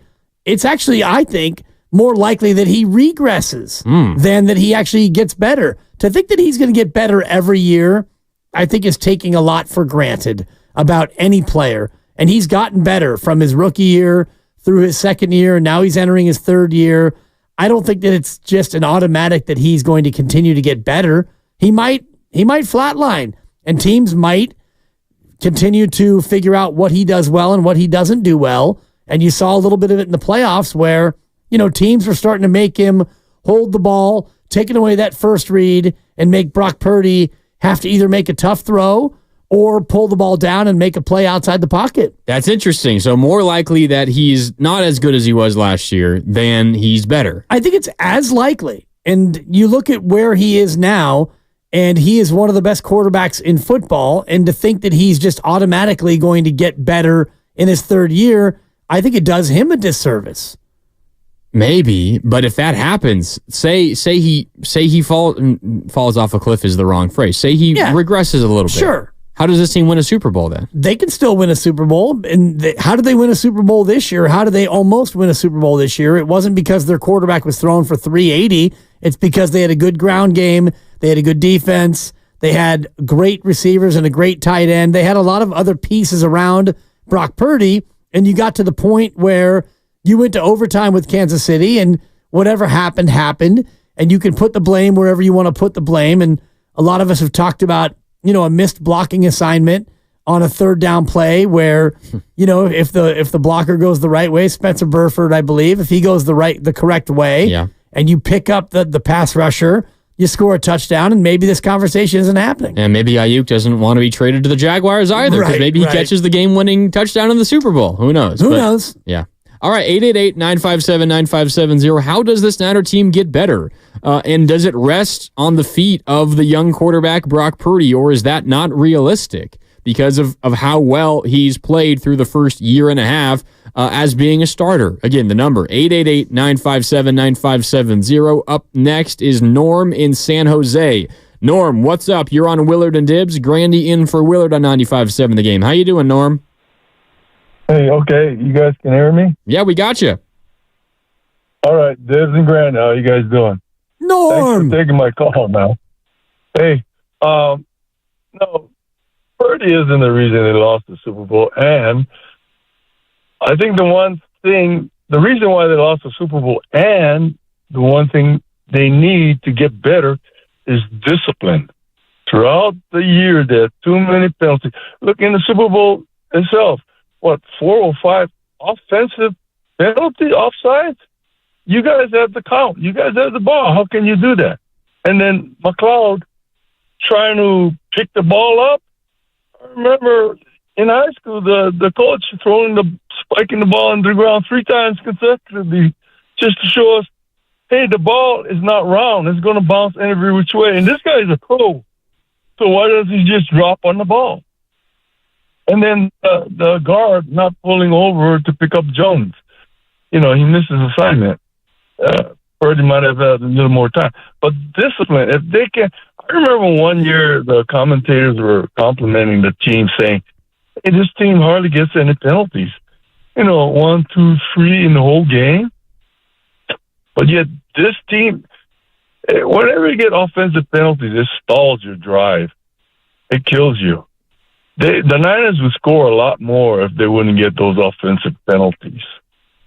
And things happen during the game, like that McCaffrey fumble. Hey, you can't help those kind of things.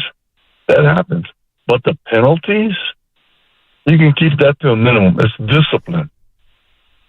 Yeah, I'm with you, Norm. Discipline is a big opportunity for the 49ers to improve on, and we can point in any individual game, but it's obviously so highlighted in the Super Bowl. Individual moments, one holding penalty here, McCaffrey not holding on to the ball on the beginning drive, as you pointed out, and Norm pointed out as well. Burford not blocking, one of the best pass rushers in the NFL, and all of those little things added up together, Dibs, the muffed punt, all those things together turn a win into a loss. So we can point at all those individual things on really any given game, but maybe Norm is right from a larger sense. It's just discipline, but over the course of an entire season, you're going to lose focus here and there. You just hope it's not in the Super Bowl of all games. And that's my biggest takeaway from the Super Bowl was the attention to detail was lacking from Trent Williams with a couple of penalties back-to-back and false starts and a muff punt and a blocking assignment that you couldn't convert and a missed PAT and all these little things, these small mistakes that don't seem big, they add up, and then you get to the end of the game and they rear their ugly head. You had 2 third-down conversions that you could have converted in the fourth quarter and in overtime, and you didn't. One, because you didn't block, you had an offensive lineman go the wrong way, and the other one because you didn't contain the left side of your pass rush, and you got a ball knocked down, and all these little things led you to a spot where you gave the best player in the game the ball with a chance to drive down and beat you, and he did. Yeah, and we all could kind of feel it coming as well at that stage. At the end of the regular season and then in overtime Once as well. They settled for 3, and you realize that Mahomes was getting the ball and all he needed to do was go 75 yards against a defense that just got gashed, you felt bad. Yes. It was a feeling of dread for sure. And I still feel that dread. I was going to say that dread is what you brought into the show today. Yes. That feeling of dread, not about 6 weeks ago, but about 6 months from now. Yes, exactly. And it was born from 6 weeks ago, but it is about the future because I'm not sure if in the future the Niners will ever have a better chance. Not ever, but this era of Niner football will ever have a better chance than they did just 6 weeks ago. 888-957-9570. So with all that said, is it just simply on the feet of your young quarterback, Brock Purdy? Is it up to him to improve and to therefore improve this whole team? What do you guys think? 888-957-9570. Up next is Vince in the city. Vince, what's up? You're on 95.7 The Game. How you doing today? I'm good. What's going on, guys? Not much, Vince. Just enjoying this a beautiful Friday. It is, but this traffic is terrible. Oh, I'm sorry about that. I think the issue with Brock is much like everybody's been saying. I feel like it's where he was drafted, and the fact that he's looked at as an overachiever because of all the talent that surrounds him. But if you look at all the Super Bowl winning teams, those teams are absolutely loaded. So I don't know why he gets knocked. The only other thing I can think of is because he was the last pick, but Tom Brady was a 6th-round pick. So, I think if Brock continues to play the way that he has, I think we've seen enough that we can say this is the consistency we're going to get from him. I cannot see him being the issue. I think the team will win the Super Bowl and get better, which in these things that I think that I'm going to say, I think they've already addressed is the D-line for one, because towards the end of the season last year and then in the postseason, for some reason, our run defense was terrible. There were too many 5-yard, 4-yard pickups from the other teams where it was like, well, if they're going to give that up, what are we going to do? How do we stop the other team? And it was always a nail biter, and it was kind of worrisome where our defense before was, those dudes were nails. They weren't running the ball against us. You were going to have to beat us over the air. Also, I think we went away from the run game a little too much in the Super Bowl. And I still don't feel like we have that elite cornerback. I mean, Mooney Ward is an all-pro. He's a Pro Bowler. He's great, but I feel like we need a lockdown, shutdown corner. And then the last issue that we have to address is still finding somebody to fill in for Drake Greenlaw, because losing him is, I think, the single reason why we lost the Super Bowl. We lost his intensity and his coverage over the middle of the field, and Kelce got off in the second half after he went down. Yeah, good call, Vince. I mean, the Dre Greenlaw injury, you're right. Oh, devastating. That changed the game. The energy was just sapped out of the 49ers sideline, and to the Niners' credit, they still were right there and could have easily won that game.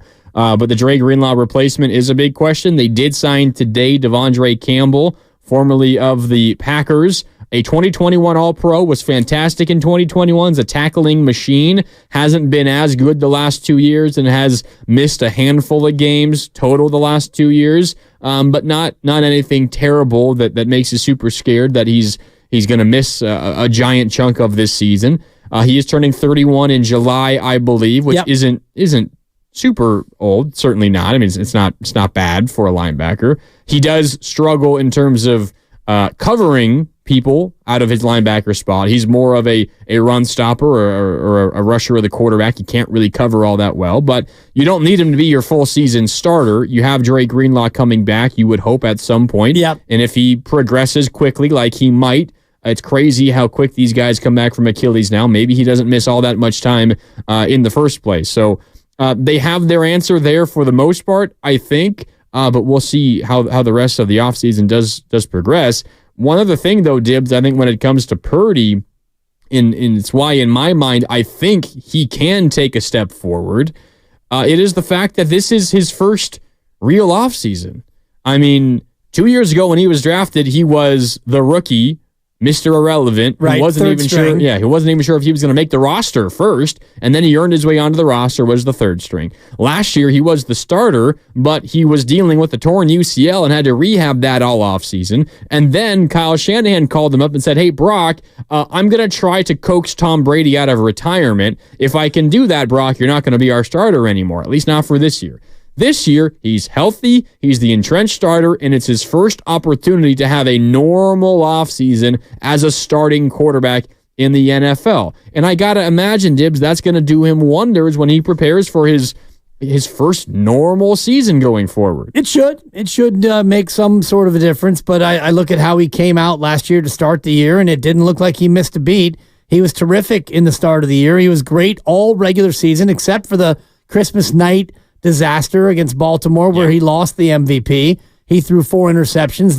They threw 5 as a team, and he saw the MVP award go up in smoke. Whether or not he would have won it, we'll never know. He might have still come in second place, but on that night, we realized that he wasn't going to win it. And in the playoffs, he was good. Maybe he needs to be great, and if a training camp is the difference between him being good and great, then so be it. And the caller was talking about Dre Greenlaw, and I do think the emotional loss hurt in the Super Bowl, but you and I have talked about it all week long. You drafted D. Winters and Jalen Graham last year. You drafted 2 linebackers, knowing that last year you had 4 linebackers. You had Demetrius Flanagan-Fowles, who's back. You had Oren Burks, who is gone, and you had Greenlaw and Warner. So you drafted these 2 young guys for depth, and now you need the depth. And yes, you have Devondre Campbell coming in at 30. He'll be 31 when the year starts. And if he can't do it, well, then one of these guys you drafted last year, they had better be ready to step in, as well as Flanagan-Fowles, who I know is more of a special teams guy, but he played a lot of linebacker this year when you had injury need. You've got enough depth at linebacker if you drafted correctly last year when you spent a 6th round and a 7th round pick on 2 guys that you would hope this year would be ready to go.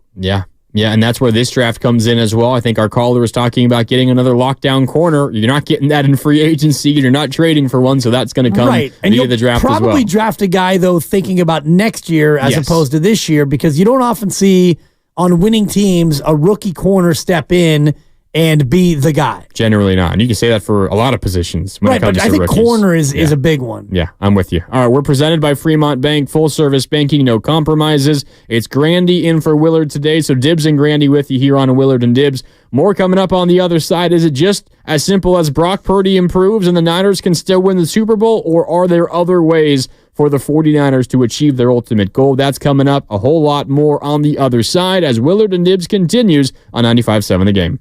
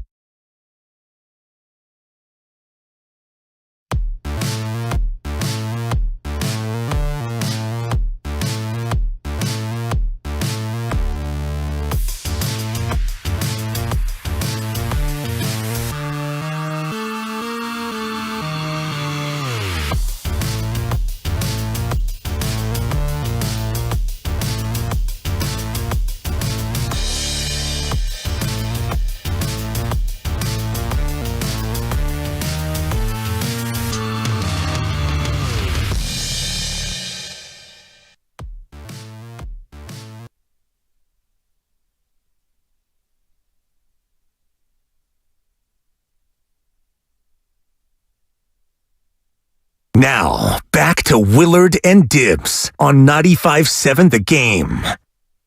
Welcome back. If you haven't already, make sure to subscribe to Willard and Dibs on the free Odyssey app or wherever you find your favorite podcasts. And while you're there, make sure to check out Bonte and Shasky's conversation with Mia O'Brien out in Jacksonville, works for the Jaguars' flagship radio station.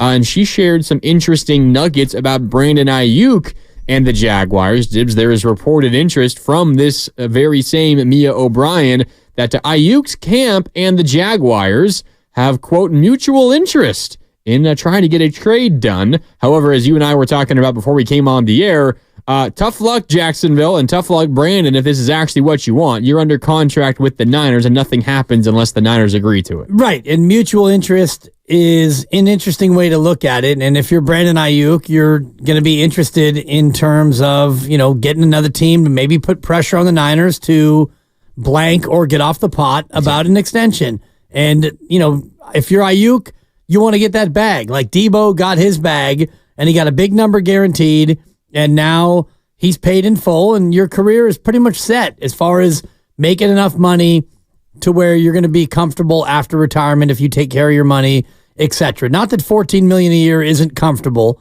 and that's what Brandon will make this year in his final year option with the 49ers, but you want to get that big bag, that future bag. So I don't know how mutual the interest is, and if you're Mia and you call Aiyuk's camp and, you ask him, hey, would he be interested in going to Jacksonville? Of course he would be.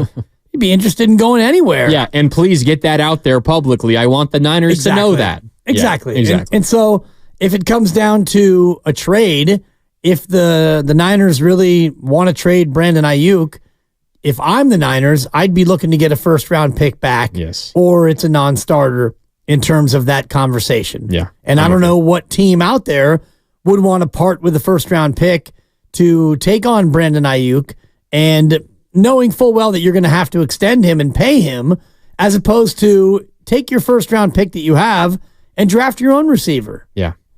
And then you have that player under control, even though that player may not be as good as Brandon Aiyuk. The thinking is we're going to draft a guy who is as good as Brandon Aiyuk, and then we have him under team control for 4 years, 5 if it's a first-round pick. Yeah, and I want to get into this a little bit more later in the show, and we will hear a little bit of what Mia O'Brien, again, who works at the Jacksonville Jaguars flagship radio station out in Florida, we want to hear what she had to say about Aiyuk and about what the Jaguars would be willing to part with. We will get to that in a little bit here on Willard and Dibs with Grandy in for Willard today. So Dibs and Grandy with you on 95.7 The Game. We've been having this Brock Purdy conversation. I feel like if the 49ers are going to get better and win a Super Bowl in the coming year, one of the areas and one of the easy areas where they can improve, because you're not going to get a lot of outward improvement because you are so inflexible when it comes to your money. You don't have the ability to go out and sign a big star because you already have so much money tied up in all your stars. One of the easier ways in which I can see you improve is your young quarterback.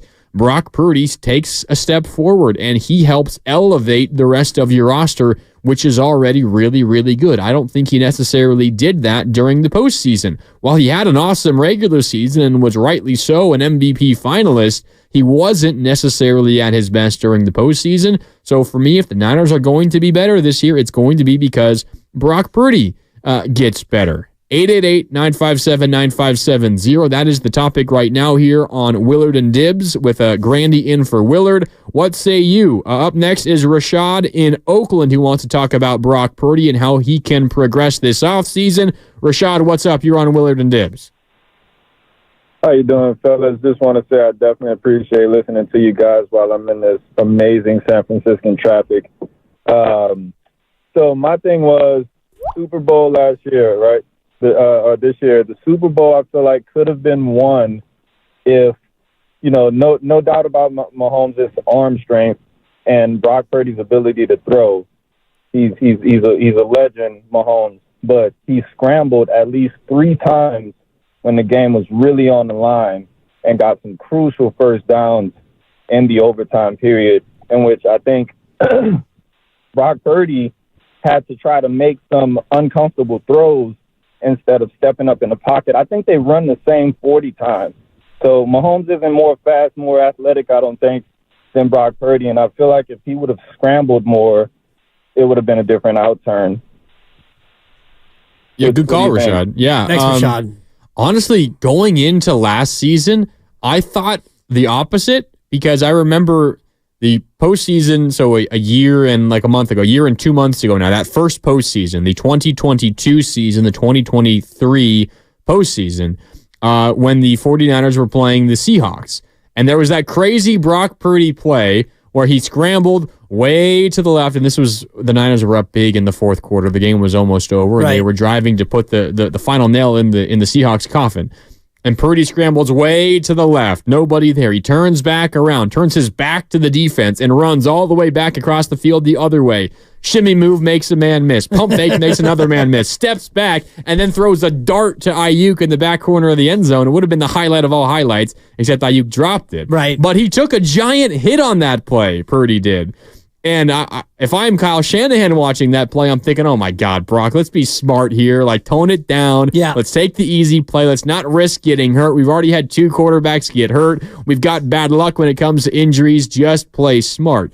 But I think Rashad makes a good point because this postseason, it was Brock's legs that kept them in those games against the Packers and the Lions at times. And without that, they probably don't even go to the Super Bowl. So maybe I was underselling him, and maybe that is a way that he can also elevate his game. Perhaps, but that's always a slippery slope when you get your quarterback out there into the open space and, one bad move or one bad hit, and he could get hurt. And this is not, Josh Allen, a guy who seems to be indestructible the way he runs the football, and Jalen Hurts, the way he runs it, which a lot of it is tush-push, but he'll scramble, and Russell Wilson runs a lot, and then he gets down, and Mahomes doesn't ever seem to take that square-up hit. So he's magical that way, isn't he? He really is. The way he's able to run and, turn his shoulder and get down and get out of bounds and get to the sticks and extend the football. So part of that is, I think, an art. And Brock Purdy, you mentioned it. I think it was the Lions game where he had those 3 big scrambles for... He ended up rushing for almost 60 yards, I think, in that game. There was like 2 of them for 21 yards, exactly. Right. Huge drive sustainers. And so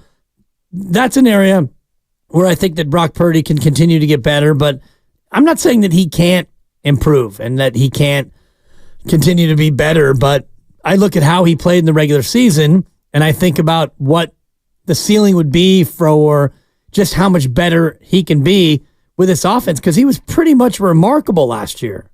Yeah, for the vast majority of that season. Right. Now, can he be better in the postseason? Sure. And I don't know if that's something that you can learn in training camp, or maybe you can learn by watching the film. And I'm sure he's gone over the film from the Super Bowl and the 2 postseason games and looked at the mistakes he made and realized, okay, this is something that I can do. And, he had Brandon Aiyuk open a couple of times in the Super Bowl, even beyond the time when the pass protection broke down and Aiyuk is breaking free and he didn't look his way. So maybe those are things that he can learn and improve on. Yeah, but let's also be honest about the kind of quarterbacks that generally win Super Bowls. And this is not supposed to be a knock at Brock Purdy, but the last 10 Super Bowl winning quarterbacks, Mahomes, Stafford, Brady, Mahomes, Brady, Nick Foles, Brady, Peyton Manning, Brady.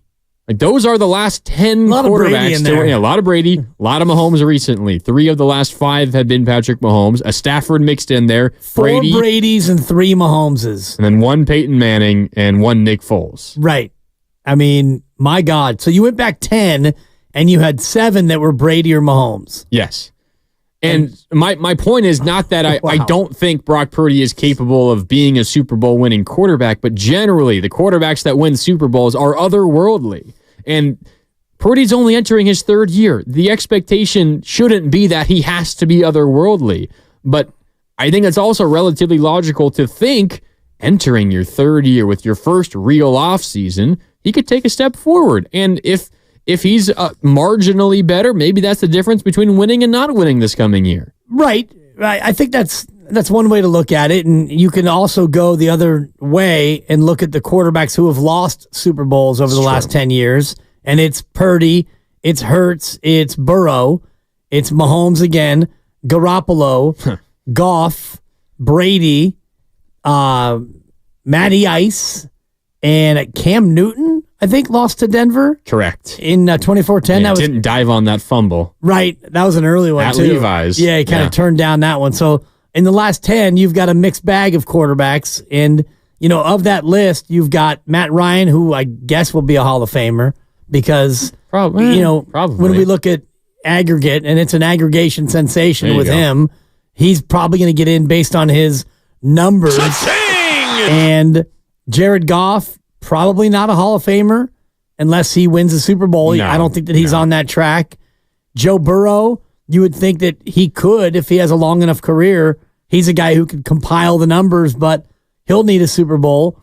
And then Jalen Hurts, it's too early to determine. So it's hard to just look at the list of Super Bowl winners and say, well, you got to be this caliber. And then guys who don't win it, it's okay to not be that caliber. It really is. It's kind of random when you get to that spot and you get that deep into a season. Brock Purdy was good enough to get his team there, and then they didn't win it. But you wouldn't look at Brock Purdy and say, well, man, if they would have had a quarterback who was a real baller, they definitely would have won it. I think that there were other things went against the Niners.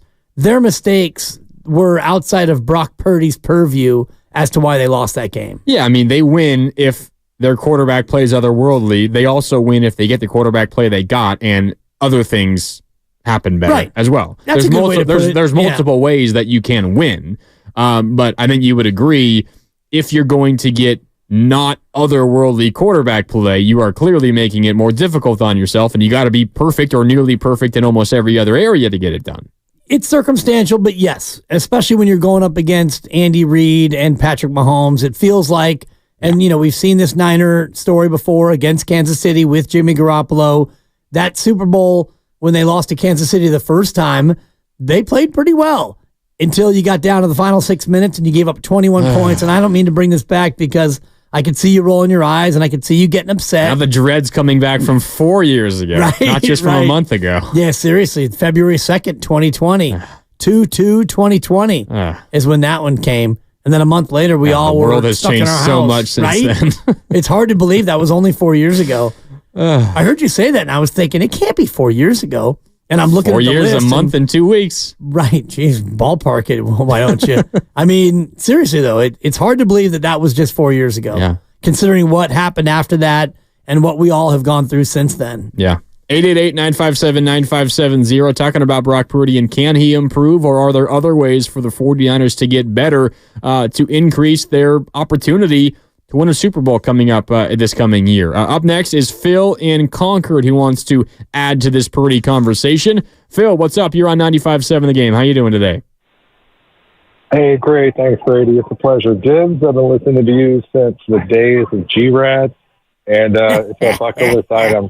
Props to you, my friend. Oh, thank you. Thank you. It's it's just for a minute. If we could talk about what a run it's been. Oh, my God, it's been a long run. Go ahead. Hey, let me tell you about the time I ran into Lafayette Lever. But anyway, I digress. Oh, the great fat Lever. While we're talking about, remember Michael Adams, too? That plucky little guard, 5'10" for the Nuggets?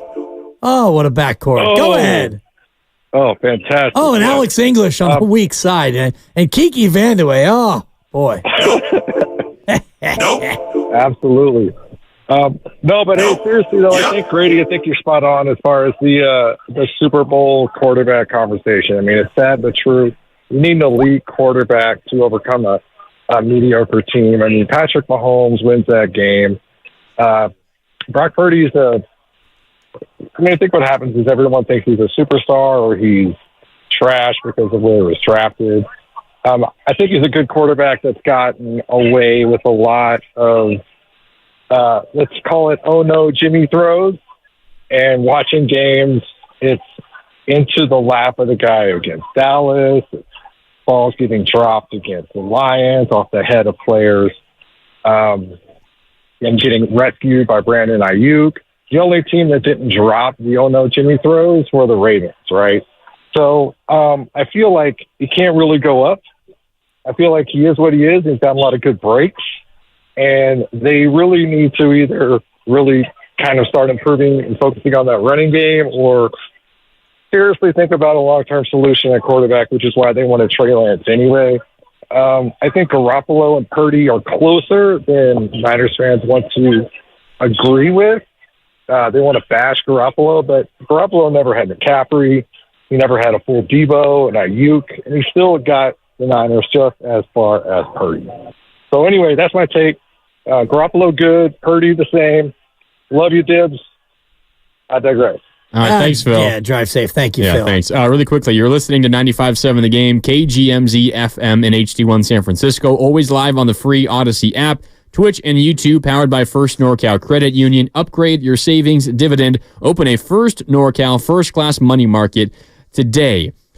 What do you think about that, Dibs? Purdy greater than Garoppolo. And I know that Purdy... Oh, you think he's greater, yeah. Yeah, Purdy's better than Garoppolo. And I know Purdy had McCaffrey. Garoppolo also had a little bit of McCaffrey at the tail end of his tenure here. But when you just watch, forget the stats and the winning percentage and the success and all the rest of it, when you just watch the two guys play, Brock Purdy's got better pocket poise.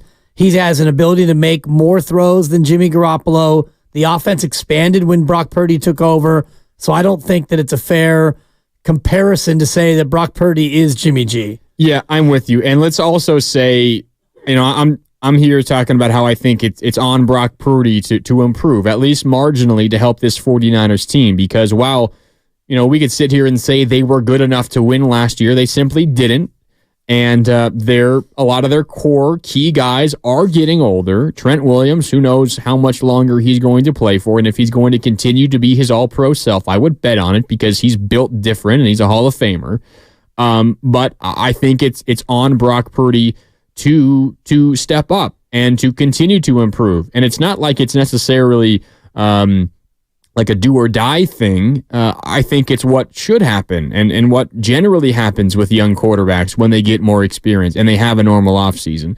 But it's also, Dibs, not a thing where if it doesn't happen and say he performs as he did last year, say they get to the postseason and some of the same, I feel bad saying problems or issues because they still won games and he still played fine. But some of the shortcomings, some of the mistakes he made, say those still pop up once again next year. It's definitely not a situation for me where I'm saying, all right, now you got to find another solution at quarterback because this isn't it. It's not be better, Brock, or else you're out of here. It's be better, Brock, or else maybe this team doesn't win a Super Bowl, but that does not mean he still can't be your quarterback of the future. I think he is the quarterback of the future. Clearly, no matter what. I think the only question is how much do you pay him based on how he plays next year? If he has another year next year like he did this year, I think that he's going to be in that $40 million a year category, maybe 40 plus. If he does regress a little bit and shows maybe a lack of pocket poise or a little bit of a digression or a regression rather in pocket poise, if the accuracy struggles a little bit, if the team struggles a little bit, maybe his price tag goes down. I don't think that there's anything, well, I shouldn't say that there's nothing he can do to prevent them from signing him long-term, but I do think that the team is absolutely sold that he is a quarterback of the future. Yeah, no doubt about it. Almost no matter what. Yes, I'm with you. It would have to take, it would take something so incredibly drastic and disappointing next year for that to change. And it would have to be more than just his play. I think it would have to be his play combined with a lack of confidence, maybe with a dash of attitude. And all these things are laughably, for me, laughably outlandish to even think about. Like Brock Purdy, he's going to come off the sideline and spike his helmet. Yeah, bad attitude, Brock. That's like the last thing you would think of. You can't imagine it. So even if Brock has a year where he throws for 4,100 and 22 touchdowns and 17 interceptions, and he looks shaky, and for whatever reason he has a bad year, I still think that they sign him. The price tag goes down, but I think that they're going to sign him no matter what. Well, the price tag conversation is an interesting one, and we can get into that in a little bit as well. But we do have Chris in San Jose on the line, 888-957-9570. I know Chris wants to talk about Brock Purdy and Kyle Shanahan. Chris, now's your chance. How you doing? What's going on, fellas? Happy Friday. Yeah, like a few of the other callers said, the traffic is absolutely brutal out here, so I figured I'd try to call in. Man. I wanted to talk relationship between Shanahan and Purdy, but I also kind of wanted to comment, I think a lot of people fall in love with arm strength and talent and all the, intangibles. But to me, when I think about the quarterback position, I think about pocket presence, mobility in the pocket, the ability to progress through reads, accuracy, and Brock has shown a propensity to be elite at all of those things. So, the caller saying that he's like Jimmy G and he has these no throws, I feel like that guy might have a tenuous grasp on the game of football, especially pertaining to the quarterback position. Because if you want to use stats and analytics and all this, the Niners had a bottom 5 pass protecting offensive line this past year and weren't very much better the year before. So while, a lot of these people on social media and everything, everyone wants to point to the no throws. Oh, man, what was that? While neglecting the fact that he's under constant duress and not talking about the throws where he's scrambling left, right, hits somebody on a dime, or extends a play to find somebody downfield. This whole notion that the dink and dunk passer is totally whack, totally blown out of proportion. And if you talk about Mahomes, who everyone wants to crown as one of, if the not greatest quarterbacks of all time, then you also have to recognize when he's dinking and dunking, which is essentially what he did for 4 quarters in overtime in Super Bowl, and got the job done. You talk about the first drive in the Super Bowl, Purdy's driving them down the field, carving them with accurate, precise, quick throws, and then McCaffrey fumbles. You talk about the Niners offense in the first drive of all their regular season games, the chances are that they come away with not only points, but a touchdown is over 50%. So, everyone talking about Purdy not being good enough, blah, blah, blah, that's a crock to me. I view this guy as, like you said, the future of the quarterback position. He's likely going to go out and do the exact thing he did this year. And hopefully, I love beefing up the defensive line because the game is won and lost in the trenches, but the offensive line is also part of the trenches, and they need to get that guy some help. One more quick thing. You're talking about the scrambling ability and how people would love to see that from Purdy more. I'm just wondering how strict in the conversations that him and Shanahan have as, move through the pocket, progress through your reads, don't scramble unless you absolutely have to, because he has the running ability. I just wonder if Shanahan is preaching not to do that. And in the words of Drew, I'm out. I'm out. Nice. Thanks, Chris. Good call. Yeah, I've honestly wondered those same things, how the conversations between Shanahan and Purdy have gone when in relation to the struggles, because it's, or the, not the struggles, the scrambles. The scrambles, yeah. Because it's pretty clear that Shanahan wants a quarterback who is going to look to throw first and then, if needed, run after, which is kind of what I was getting at with that postseason game against the Seahawks, where Purdy scrambled and maybe did it a little bit too much and put himself in harm's way.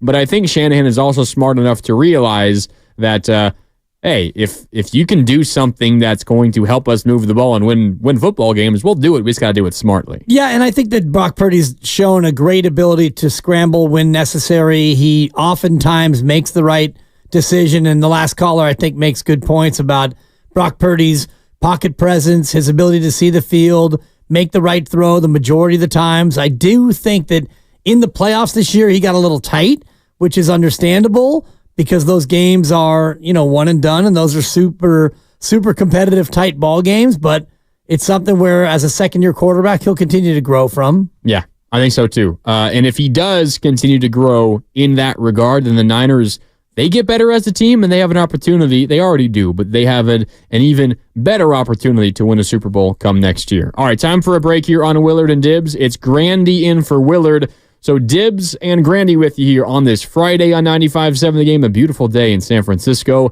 and a lot of fun here on Willard and Dibs. We're sponsored by Safeway. More on the other side here on 95.7 The Game.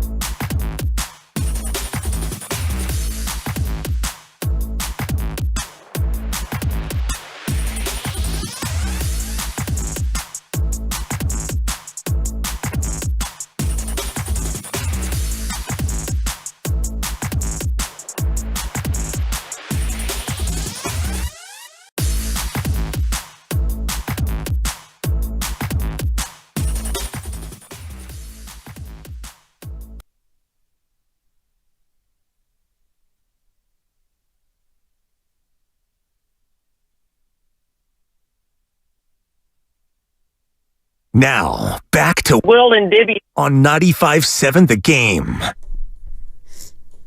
Welcome back as Willard and Dibs continues. It's Grandy in for Willard today, so Dibs and Grandy with you on this Friday on 95.7 The Game. Great to be with you on this Friday. We gotten through some of the rain, Dibs. It is beautiful out there. Yeah, today. another spectacular day, and we're looking at a nice weekend. Yeah. And you look around, and you got a lot of the trees blossoming. The flowers are coming out. Feels like, knock on wood, the majority of the rain, I think, could be behind us. I think I looked ahead. I think there's maybe a little bit in the forecast next week. Rain dance! Maybe. I thought I looked at the 10-day, and it was pretty much clear sailing, but... You want to give us our traffic and weather? I could, yeah. And, man... Go back to your roots, huh? We got problems on the Naughty Nimitz mark, southbound 880 at Hesperian. We got a 3-car conundrum. I'm seeing a 40% chance of rain Friday, Saturday, Sunday next week. Where? In San Francisco. Okay. I'm just looking at just the weather app on my phone. I'm nothing special. And did you know, and correct me, you amateur meteorologists out there, but I believe when it's 40% chance of rain, that it's not a 40% chance that it's going to rain, but it's going to rain on 40% of the area. That is also what I have heard. And I realized that recently. I've gone most of my life thinking it was the other way around. But I, as far as I know, you're right. It's about the percentage of people or the percentage of the area that is going to get rained upon. Correct.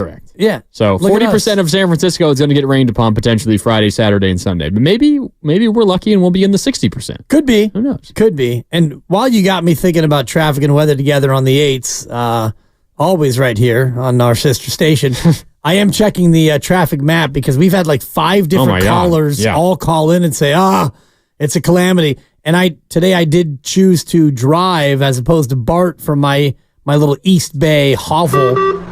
Yeah, and I love BART. Hi, I'm Dan Dibley, and I love to take BART. The trains are... I took BART today. The trains are cleaner than they've ever been. Yeah. And the BART security is higher than it's ever been. Whoop. And I enjoy BART.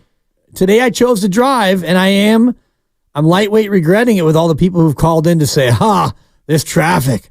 Oh, my God. You still got a little less than 2 hours until you got to take off. Maybe it'll clear up a little. Oh, boy. And I'm looking at it right now. Good Lord. Northbound 101 heading through Marin.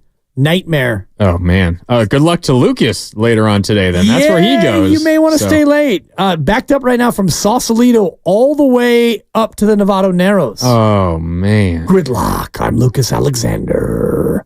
Where are you going today, Luke? You going somewhere? I don't know. Luckily, I'm hosting Best of, so I'll be here till 7 p.m. Check it out. There you go. There you go. What's coming up on Best of in a couple hours? I don't know if you heard, but Bob Myers was awesome this week. It's a Best of the week on Best of the Game. Mailing it in on a Friday.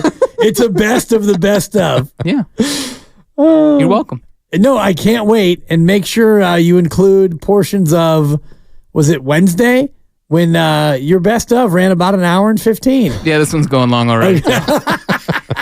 Sorry, you get to hear the whole Bob Myers conversation, all of it. I'm not editing it all. You shouldn't. Nothing to do with laziness. Just, do a favor to the listeners. If you are looking for some basketball talk on a Friday as we gear up for a big Warriors weekend, Warriors and Lakers, the Grandy man. It is coming up on Best of the Game beginning at 6 o'clock with Lucas Alexander, because today has largely been about the 49ers, because for the most part this week, despite it being the beginning of the new league year, it's been a lot of Warriors because the Warriors had a busy week, but a couple of days off allows us this opportunity on this Friday to get into the 49ers. And we've been talking a lot lately, Dibs, about Brock Purdy, and you were bringing up something there towards the end of that last segment that's interesting to me, talking about Brock Purdy's future contract, because the 49ers, you and I both agree, even if Brock doesn't take a step forward next year, he's still this team's quarterback of the future. And that leads to the question a year from now, when he is eligible for a contract extension, what might that contract extension look like? Before we even get to a year from now, I guess I'll just ask you this. At this very moment, say Brock Purdy was eligible for a contract extension right now, would you give him his big money at this very moment? Has he shown enough to you that he is worthy of that big money, top of the line quarterback market money at this stage? Yes, he's shown me all of that and more, and I was a guy who in the offseason was a little bit skeptical as to whether or not he could get better from year 1 to year 2, And lo and behold, he got better from year 1 to year 2. When you look at what he's done with this team, in this offense, with this talent, in this scheme, with the coach, laminated play sheet, you can look at all of the different things that you want to devalue Brock Purdy and all these things that national pundits will look at. You have Ryan Clark apologizing for caving on the notion that Brock was good and he's going to keep it real now. Brock Purdy isn't that good. You got Cam Newton, Brock Purdy. Exactly, all Brock Purdy and all the rest of those guys, and you're entitled to your opinion. And my opinion is this.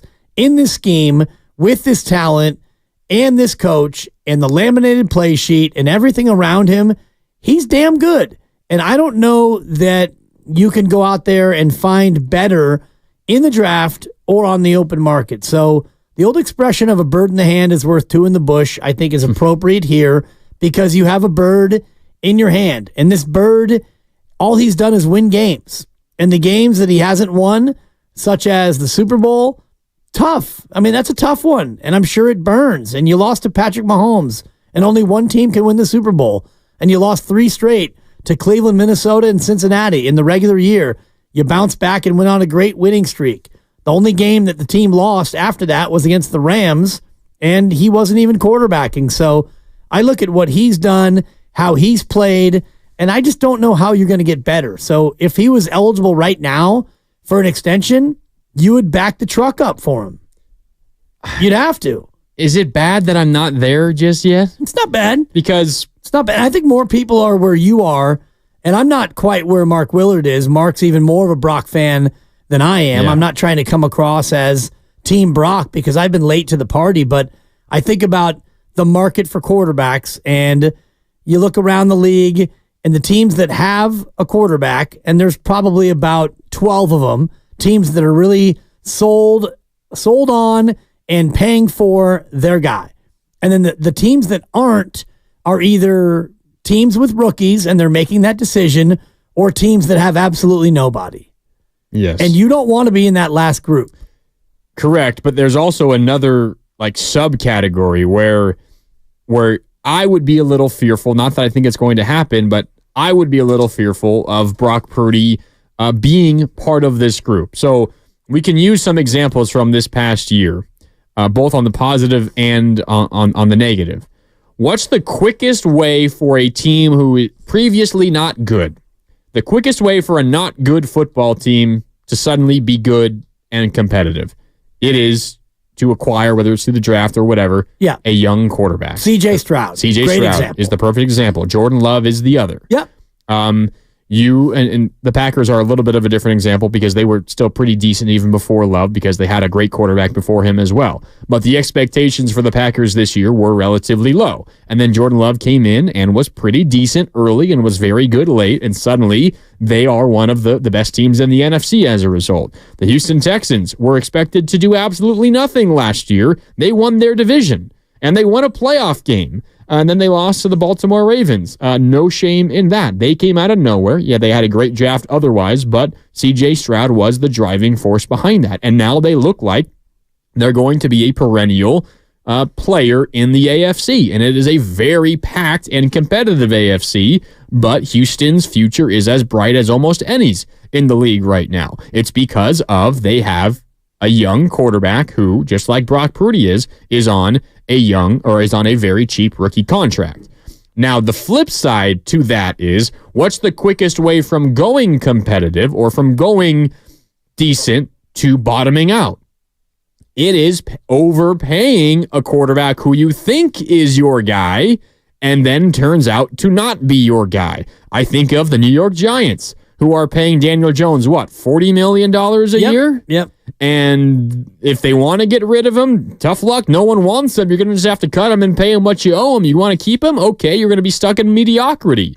I think of the Denver Broncos, who were trying to become relevant again, and they gave Russell Wilson the world, and now they're paying him nearly $40 million to go play for somebody else, and they're in salary cap hell as a result. So the reason why I'm hesitant isn't because I don't believe in Brock, but one of the things that can ruin this era of 49er football and can tear apart all the talent that you have gathered is overpaying a quarterback that you aren't totally sold on just yet. And I know it's kind of a cop-out for me because I specifically asked the question, if you had to decide now, what would you do? My answer would be, I don't know. I don't know, because I'm not 100% sold that Brock Purdy is going to be worth $45 million a year in the future. I don't know. And I'd be scared if I had to give that to him right now, that 3 years from now we find out, maybe he's not worth it. And this is seriously hindering our ability to do other things.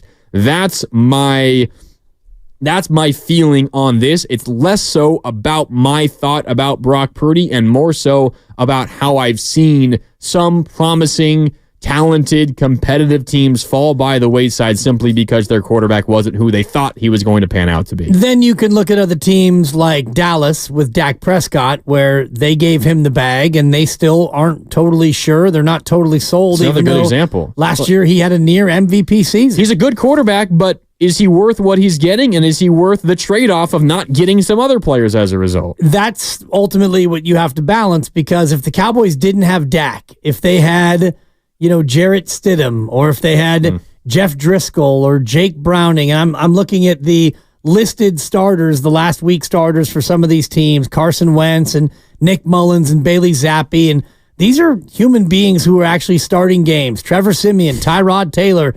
These are Mason Rudolph. These are guys that you wouldn't necessarily want to have as your starting quarterback. And the other one is Baker Mayfield. So Baker goes to Tampa, and he has one really good year, I thought. You make it into the playoffs, and now Tampa has said, all right, Baker, you're the guy. We're going to give you the bag, and Baker could revert back to the Baker that we saw in Cleveland, and he could again become just a mediocre quarterback, and then Tampa Bay is kind of stuck. So you're really damned if you do, you're damned if you don't. Arizona with Calamari, as we like to call him, Kyler Murray. Shout out to Low Neal. That's another example. You're right, yeah. So you pay Calamari all that money, and he gets hurt, and in between when he got hurt and he got better, turns out he's not as good as you maybe would have thought, and you gave him so much money that now you're invested in him. Or if you want to divest from Kyler Murray, you're going to have to eat a huge amount of money, and then that would hinder your ability in the short term to go out and get better. But if you don't, like Dak is a great example, because if the Cowboys didn't keep Dak, are they going to be a perennial playoff team with just another guy, or you're going to roll the dice in the draft? It's hard when you have a guy who is good, not elite, like the Chargers with Justin Herbert. Easy call. He's amazing. Everyone thinks so. You sign him, you keep him. Joe Burrow, he took you all the way to the Super Bowl. He's got talent. He's good. He's amazing. You sign him, you keep him. Boom. And no choice in either of those. Exactly. Easy decision. Call. Yeah. Easy call, and you've got an elite quarterback, and you sign him and you keep him. Is Brock Purdy in that group, or is he in the group of Dak and Baker? Maybe Trevor Lawrence. He's in that conversation. Do the Jaguars want to pay Trevor Lawrence $50 million a year? That becomes the big question for Jacksonville, because he looks the part, and he's been the part. He's been amazing. And then last year, he kind of took a little bit of a step back. And so now Jacksonville, they're in that spot where they got to make a choice. Either you pay him $250 million, of which about $200 million would be guaranteed over the next 5 years, or you swallow hard and you try to go out and you go elsewhere. And I think that Indianapolis is taking it in an interesting direction, because they drafted a quarterback, Anthony Richardson, who was, he was good. He was okay. He was surprisingly good early, and then, And then he got hurt, and then now what have they done this offseason? They went out and signed Joe Flacco it's a backup deal, but it's kind of like a Sam Darnold, right? It's a backup plus, it's a starter-ish deal, where I wouldn't be surprised if he won that job in Indy. I probably would be, but you never know with Anthony Richardson, a quarterback like that, who's, more of a mobile guy. He might be a guy that does not stay healthy for a lot of his career, and maybe that's the thought for Indy as well. But Indy's chasing it, and Denver's chasing it, and Seattle's in a spot where Seattle's got Geno Smith for one more year, and then they're going to chase it, and the Giants are with Danny Dimes. He's in the last year. Well, who did Seattle just acquire? Seattle just traded for a young cast-off quarterback, right? Which one was it? There's so many young cast-off quarterbacks that are out there right now. The Seahawks definitely did just acquire one. I can't remember who it was. Let me look it up. Yeah, Sam Howell. Yeah, from the Commanders. They cast off. There's so many of these guys all over the place right now. It's crazy. Right. Like, have you looked at Brock Purdy's quarterback draft class recently? There's been so much movement with these guys. Okay. So I'm gonna run through them with you. And don't quiz me on who they play for now because I don't know if I would get him. I forgot about Sam Howell to Seattle. There's a number. He's one of them. He was also the 2022 draft class, quarterback draft class. So we talk a lot about Purdy and whether I would pay him, whether you would pay him, whatever, how much you would pay him. And maybe some of us are sold, some of us aren't. And we're going to get to Jason here calling in. He wants to ask why you wouldn't pay Brock. I get that question. If we want to look on the bright side of things, let's run through the 2022 quarterback draft class. Okay. The first quarterback off the board in 2022 was Kenny Pickett, 20th overall pick to the Pittsburgh Steelers. He has since been traded to the Philadelphia Eagles. That happened earlier today. Or maybe it was yesterday. Right. Whenever it was, this week. The second quarterback off the board was Desmond Ridder in the third round, 74th overall, drafted by Atlanta. He got traded to the Arizona Cardinals this week.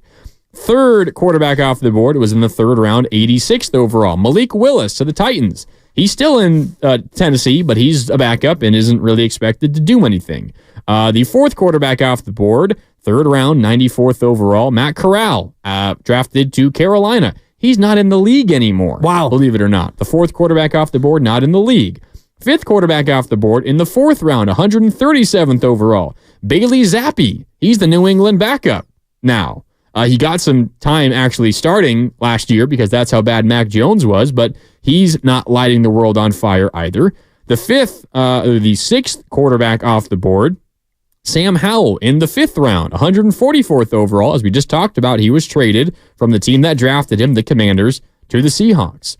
And then you get into a couple of crazy names. The seventh quarterback off the board in the seventh round, 241st overall, Chris Olajuwon, if I'm pronouncing that right. Yeah. Drafted by the Pittsburgh Steelers. So they drafted two quarterbacks that year. He never played for Pittsburgh. He's currently actually a backup on the Chiefs and just won a Super Bowl. And he might be their backup this year, but he was like the third string or the emergency quarterback for the Chiefs this past season. So he's not on the team that drafted him either.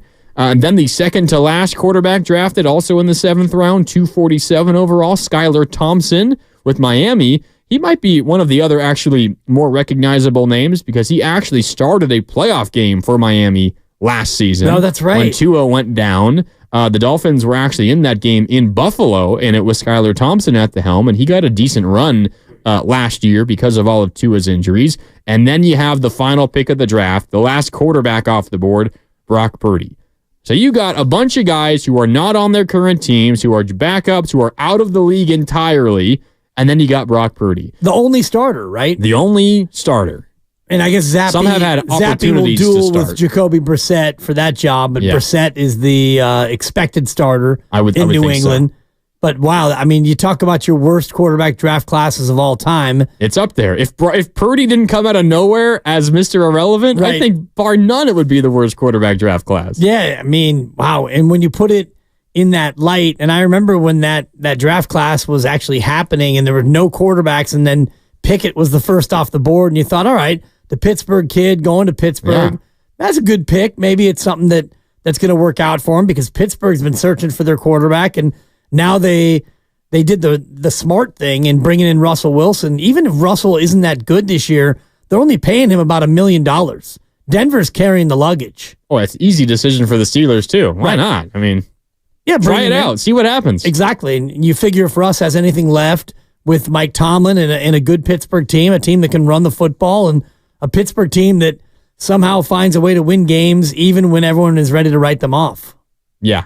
So when we can discuss we would pay Brock X amount, 40 million, 45, 50, 55 million, whatever the case is. The bottom line is the 49ers have struck gold no matter how much they want to pay him. They're in a great situation. A lot of teams would kill to be in the Niners quarterback situation. There's maybe only a handful of teams that wouldn't trade their quarterback situation for the 49ers, but I still think there is reason to be hesitant to give Brock Purdy top of the market quarterback money, because that is a major, major risk. And if it doesn't work out, you are not only overpaying for one guy, but you're also drastically hurting your opportunity to win during the length of that contract. So that's what I would say about it. But again, it is a very big positive that the Niners got anything out of that draft pick, because if they didn't, who knows what this team would be right now. Let's go out to the phone lines, though, on this topic. 888-957-9570.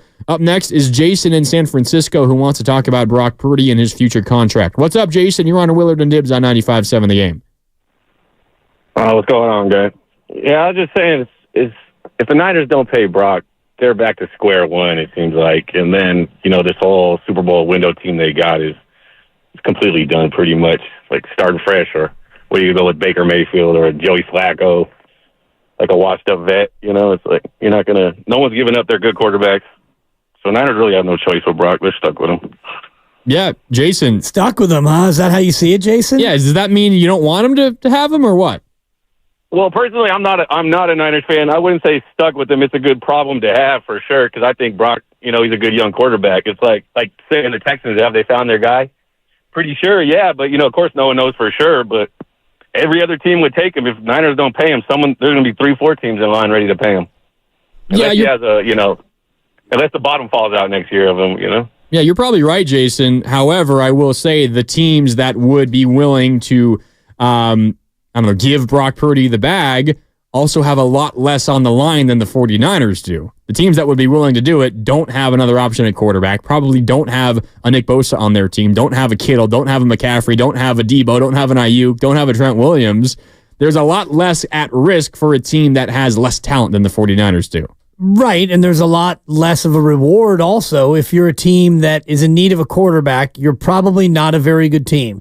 So if you're a team that needs a quarterback and you want to go out and get a free agent quarterback, do you want to pay Brock Purdy $40-45 million a year to come in and be a part of your rebuild? Or would you rather go out in the draft and, use high draft capital on a quarterback that you could then Purdify, bring him in on that rookie deal, and, build it that way? Not that Brock Purdy isn't worth big money on the open market, because he is, but you make a good case about, what teams out there, even this year, of all the really good teams, how many of them went out and got a new starting quarterback?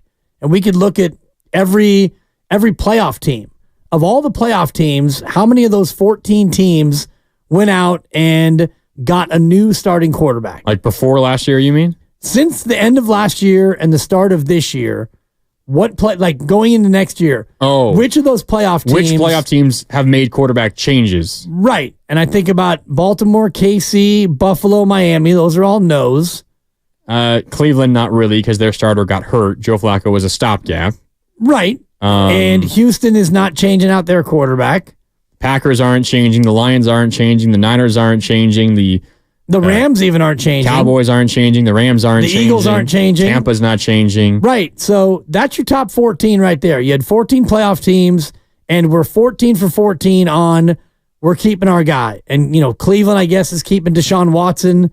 Godspeed to you. What choice do they have? Exactly, because they are. I almost used a euphemism that's has to do with deep. They're knee deep. We'll say they're knee deep in that contract with Deshaun Watson, fully guaranteed. Exactly. So they don't really have an option. So of all the good teams, the playoff teams, none of them changed out. So if Brock Purdy was on the open market, he'd be more likely to land with a team that is not a playoff team. Now, the one example, and this is from Pierce on the YouTube chat, powered by First NorCal Credit Union, is the Steelers.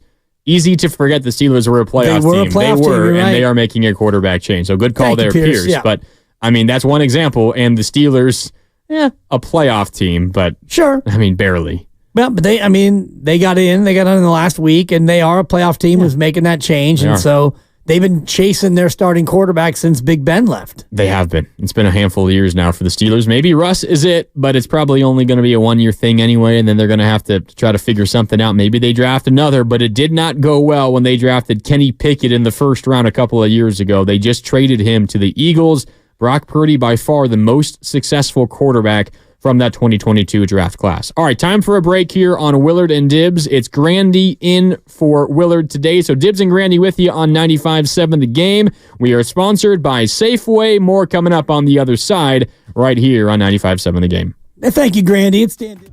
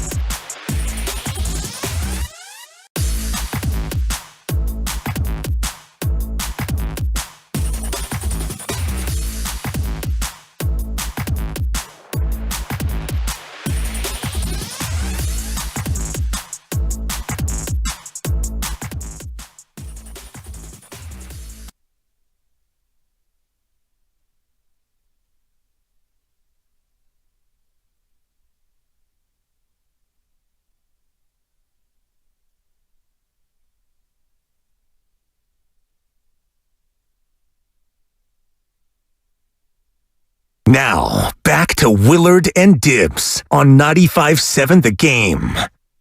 Grandy in for Willard today, so it's Dibs and Grandy with you on 95.7 The Game. And if you haven't already, make sure to subscribe to Willard and Dibs on the free Odyssey app or wherever you find your favorite podcasts. And while you're there, make sure to check out Bonte and Shasky's conversation with Mia O'Brien.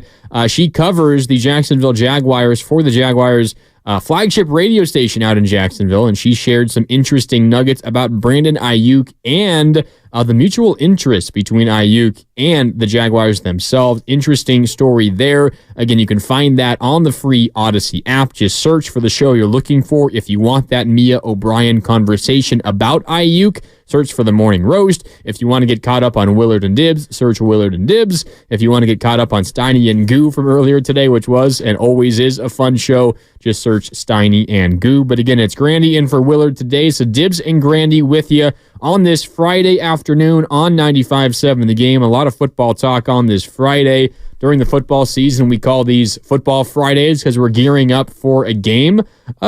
An off-season Football Friday today, though, Dibs. Yeah, it's been a big Football Friday, especially with free agency getting underway this week. Wednesday, the official start of the league year. The legal tampering period began Monday.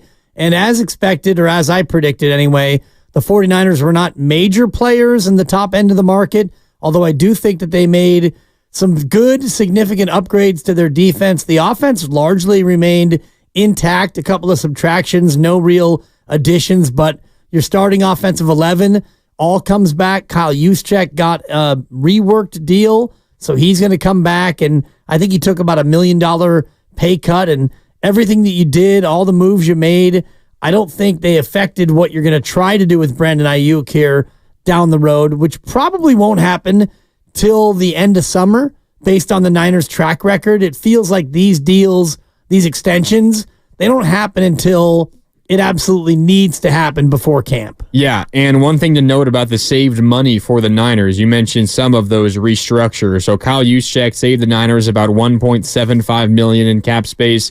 Announced earlier this week as well, Javon Hargrave restructured. He's saving the Niners $7.7 million in cap space.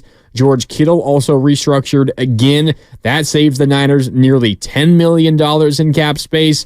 Part of that was because they were over the cap, and you have to legally be under the cap by certain dates and times during the NFL offseason. You are obligated to do that. So that got them under. And if you are thinking, well, wow, they got all this cap space, now that means they can afford a Brandon Aiyuk extension. Cap space this year has nothing to do with the Aiyuk extension. In fact, if they sign him to a contract extension, it actually lowers his cap hit for this year. So if you are trying to find a way to lower your salary cap this season, Dibs, an Aiyuk extension actually does that for you. It would then inflate the following year and after that and so on and so forth based on how the contract is actually lined up. But if you are looking at these Kittle, Hargrave, Juszczyk restructures as making room for Aiyuk, that's not how it works. You just need room in the future. The Aiyuk extension would lower his cap hit this season. Okay, so with that out of the way, we now have to address one of the major questions facing the Niners this offseason, and it is Brandon Aiyuk and what to do with him, because there was a report yesterday, and it has gained a little bit of traction online, on social media, on Twitter, from Mia O'Brien, who covers the Jacksonville Jaguars for the flagship radio station out in Jacksonville, the flagship station of the Jaguars, Mia O'Brien of 1010XL Radio in Jacksonville, saying that there is, quote, mutual interest between the Jaguars and Aiyuk's team, notably between the Jaguars and Aiyuk's team, not the team that employs him. Ah, gotcha. Okay. Not the 49ers, but his team, his agent, his family, his friends, his brother who's posting on social media saying he wants out of San Francisco. The team of Aiyuk is not the 49ers, and that is really key in this, Dibs, because the 49ers have Aiyuk under contract for another year, and if they don't want to deal him, there is nothing Aiyuk can do about it. Right, no matter what his team is interested in. And, you know, you see the reports about Aiyuk now following Jaguars players on Instagram as well. Yeah. This is all what we do in the offseason. And if you're a player, you follow the playbook, which is take to social media, passively aggressively either unfollow your team or follow team members of an opponent that you might be rumored to be interested in. Then you get a story leaked, and I'm not questioning Mia O'Brien's reportage in this matter, and I believe that she was told by somebody who's close to the team, the Jaguars, or close to the team, Brandon Aiyuk's team, that there is, quote, mutual interest. And if you're Jacksonville, would you be interested in a top 10 receiver? Absolutely. You're damn right you would be. You just missed out on Calvin Ridley, who you wanted to sign back. He left for the Titans. So, and if you're Brandon Aiyuk, would you be interested in going somewhere where they have a top flight quarterback? Sure, I'd be interested. If I'm Brandon Aiyuk,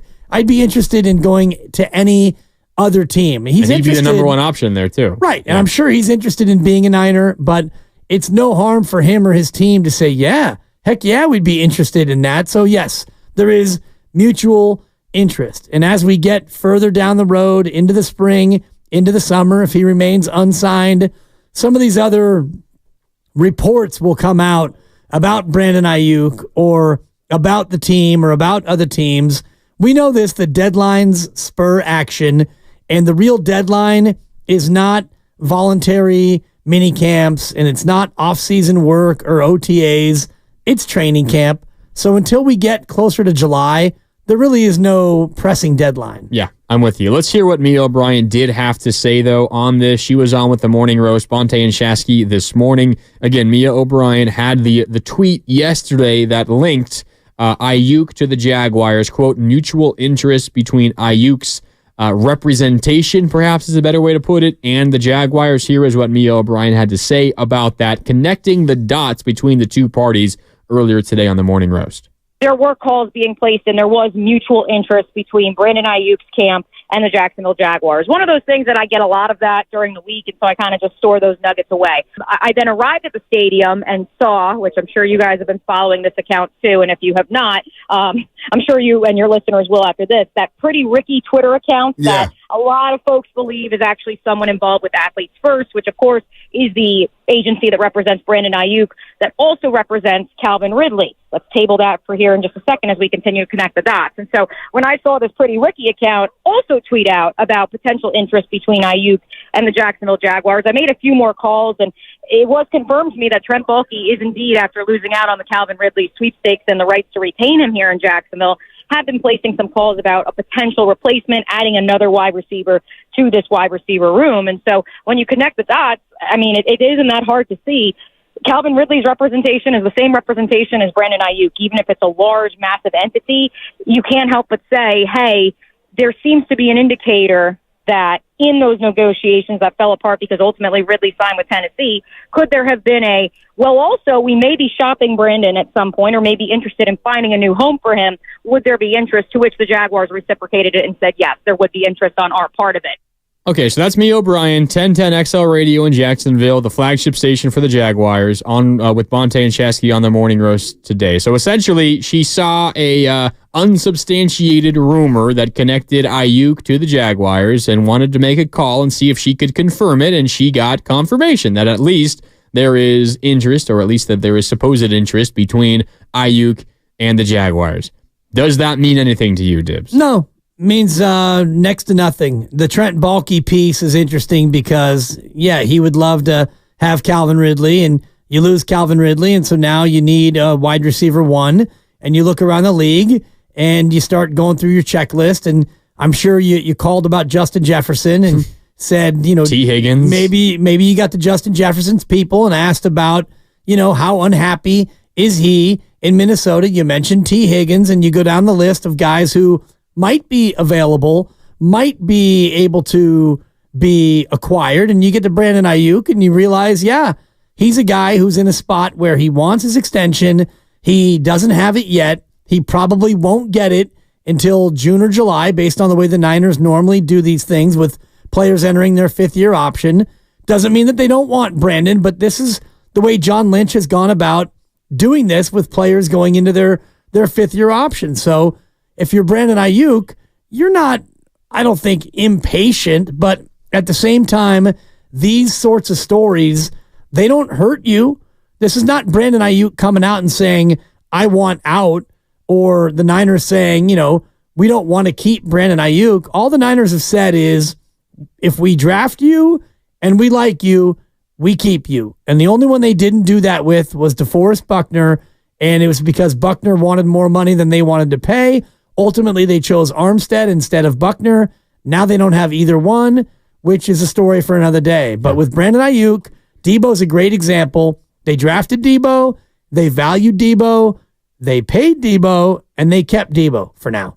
And we'll see about Brandon Aiyuk. I think that this is following exactly the way that the Niners always do things. Yeah. So for me, not that it's a nothing burger because we're talking about it, and until he signs or he's traded, it's worth talking about. And I actually said to Mark Willard before, I wouldn't be totally opposed to trading him if you can get a first-round pick and maybe a third in the future and go ahead and get a new wide receiver and reset that clock. Yeah, interesting. Lots to say to that, but first, you are listening to 95.7 The Game, KGMZ FM and HD1 San Francisco, always live on the free Odyssey app, Twitch, and YouTube, powered by First NorCal Credit Union. Oh, yeah. I love that sound, Dibs, because it means it's Friday and it's 5 o'clock, 5:01 to be exact. Ooh, another one. Yeah, I'm thirsty today. That's a double 5 o'clock. It's payday. Pop. We got to double up. There we go. Oh, triple up? Yeah. Well, there are 3 of us in here, so I mean, only make... Oh, 4? I'm drinking for 2. I'm going to drink for Mark, too. What is going on here?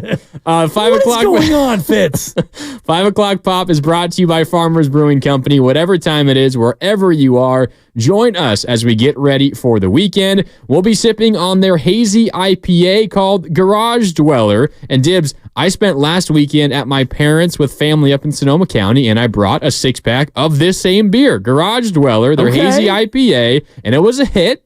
It's got sweet, tropical, and citrus aromas, so go grab a 6-pack from Farmers Brewing at your nearest grocery store. Settle in for Warriors-Lakers tomorrow with us, and enjoy the beer here on 95.7 The Game. And I see you got a delivery there, Dibs. Yeah, it was airmail. And Lucas... That's it. That's the Garage Dweller right there. Correct. And Lucas, I don't know you, but I love you. And if I have a couple of these, I actually will be a Garage Dweller tonight.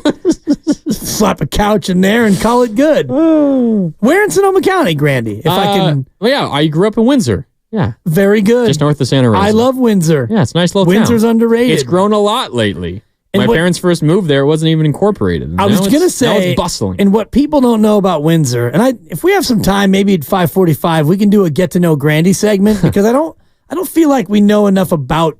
Okay, well, never mind. I was actually thinking about this earlier today. Like, we don't really know enough about you, the person. But one interesting note about Windsor is they took the downtown, and you've obviously been there a number of times, but the way they built the downtown is like a revolutionary, like cookie cutter blueprint. They did it a certain way that is unlike any other town in the Bay Area. I don't know about like the planning of it, but it is a really nice downtown area. It was like a 25-year construction idea that they instituted. I'll look it up to get you the exact details as to what the thinking was and what the plan was. It wasn't haphazard. Shout out Pizzeria in Windsor. Grandy thinks it's overrated, but I think it's the best pizza I've ever eaten in my life.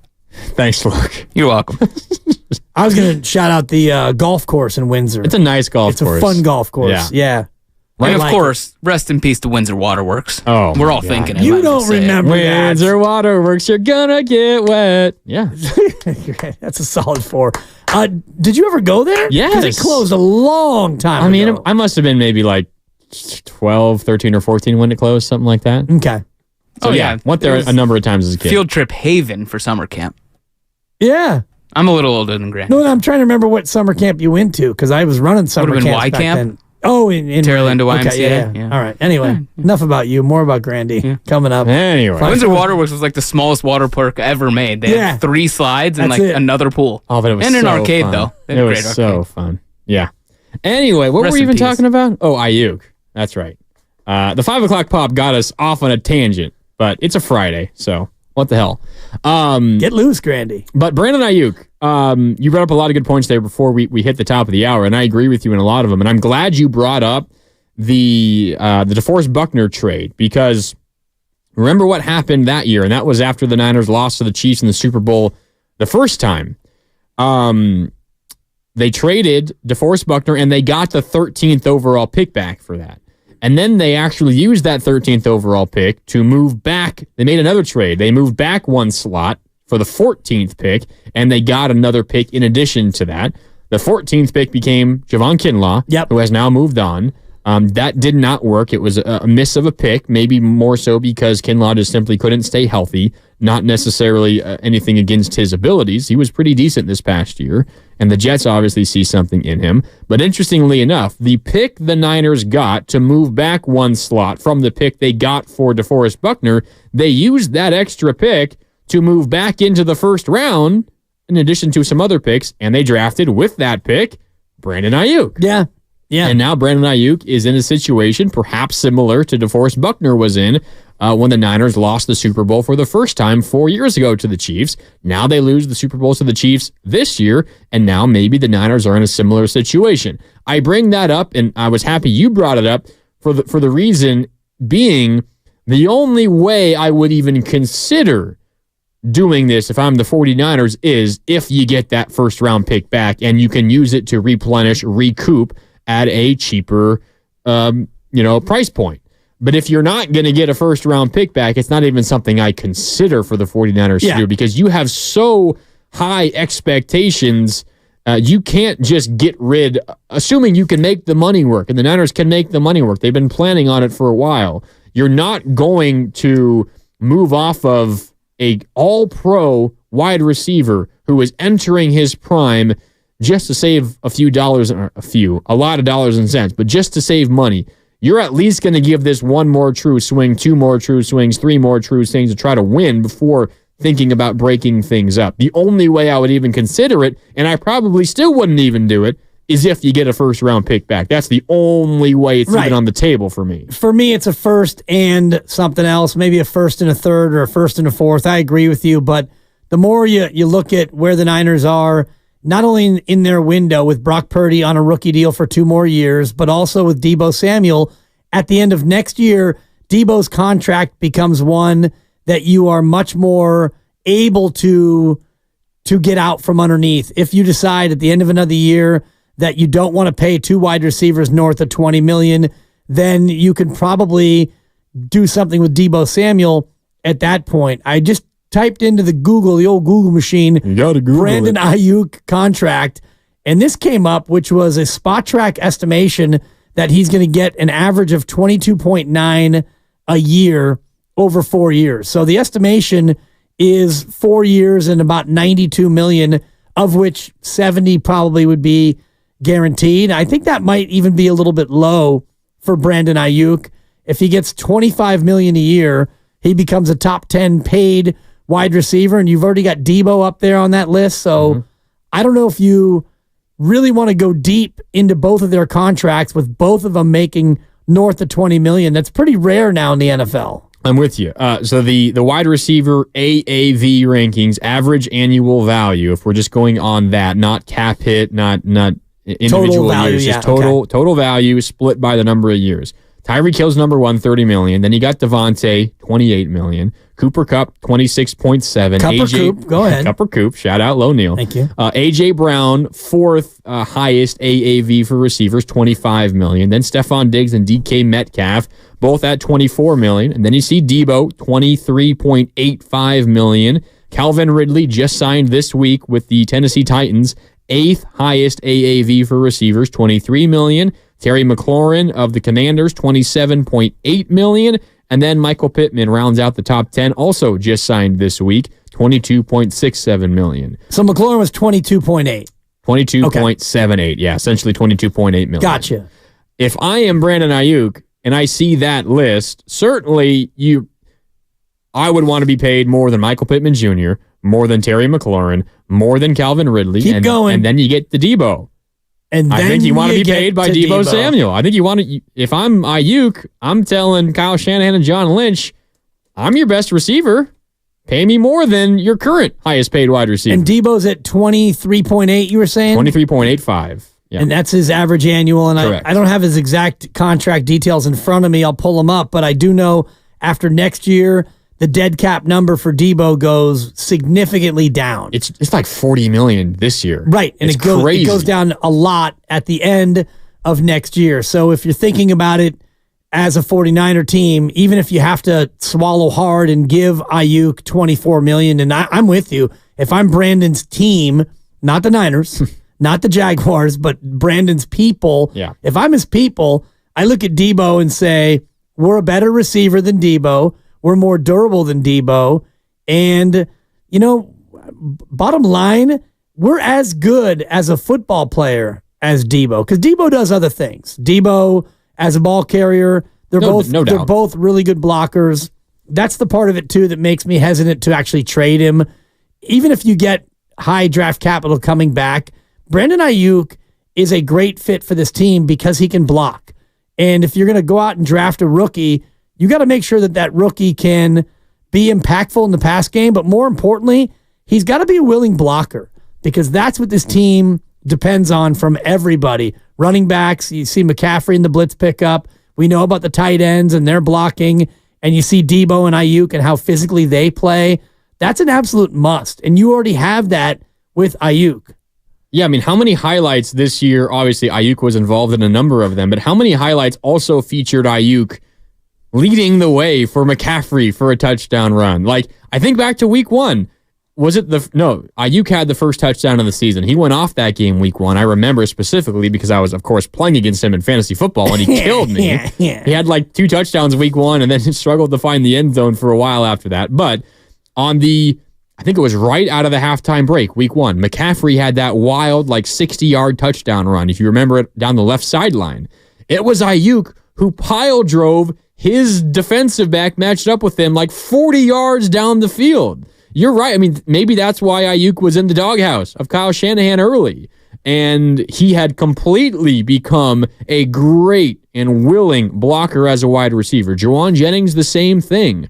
But if we are talking about receivers that Kyle Shanahan likes, obviously it's a guy who is a great route runner and pass catcher and help out your quarterback in any way that you can. But there's this other aspect to it that maybe Aiyuk didn't have immediately, but he does have now, and it is that other the grimy stuff. Yes. It is blocking for McCaffrey, blocking for Debo, blocking for Kittle, and all that sort of thing. And Aiyuk was really good at that as well this year. Yes, and that's, I think, even slightly, it maybe isn't more important than what you do as a pass catcher, but it's close. The way Shanahan likes to run his offense, they were one of only 3 teams to run it more than they passed it this year. And part of the reason why you can do that, out of 21 personnel or 12 personnel with the 2 tight ends, those formations both include only 2 wide receivers. And when you have 2 wide receivers and you're going to run the ball, you need your wide receivers to block, especially when you're looking at breaking big plays in the run game.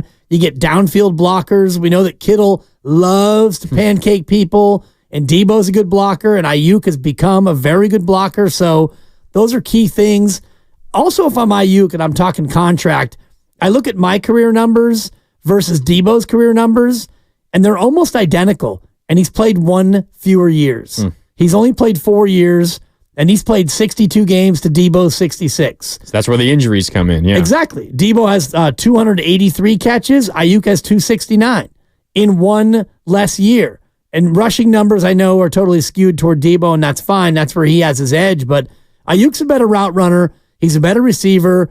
And so if I'm going into my contract, I'm saying, you got to at least make me on par with Debo at, 23.8 average annual. Yeah, I'm with you. 23.85 for Debo Samuel, the 7th highest wide receiver AAV entering this season currently. Then you get into Stephon Diggs and DK Metcalf, who are tied for the 5th highest, 24 million. AJ Brown, 25. Then you get to the elite of the elite, Cooper Kupp, Devontae Adams, and Tyreek Hill. Aiyuk is not getting that kind of money, but anywhere above Debo, 23.85 to, 25 million.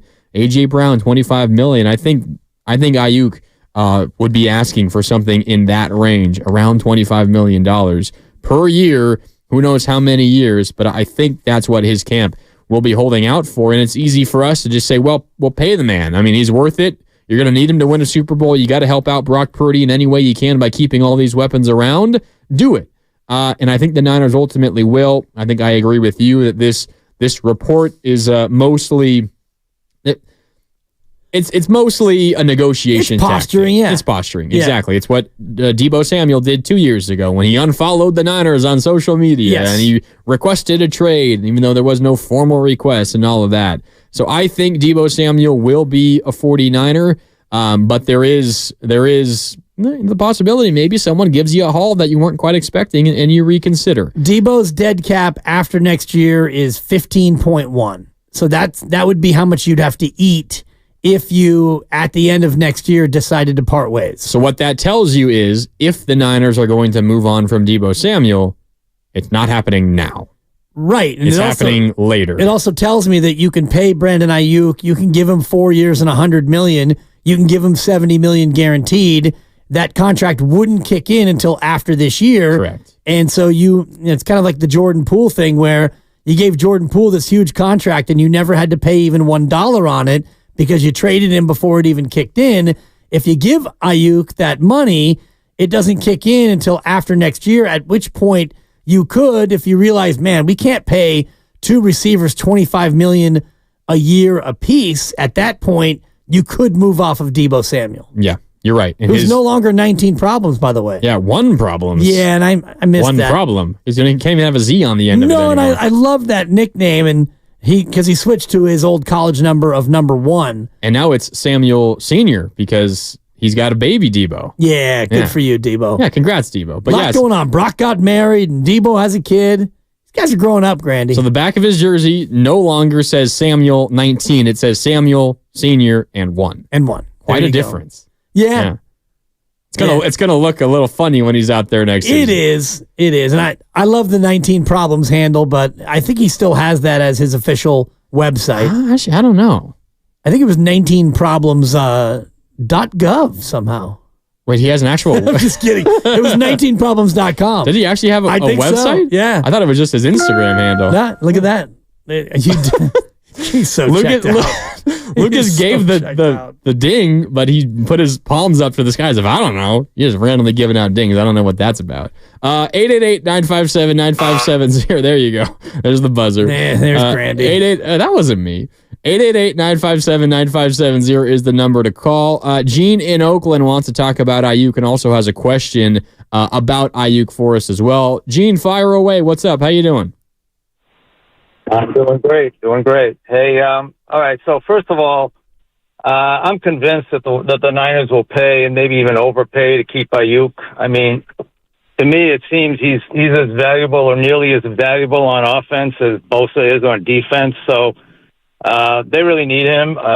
He's developed a great rapport with Purdy. And I as you said, that was the word I was going to use, posturing. This looks like posturing that's going on. And if it ever comes down to a question between Deebo and Aiyuk, I wouldn't hesitate to just keep Aiyuk.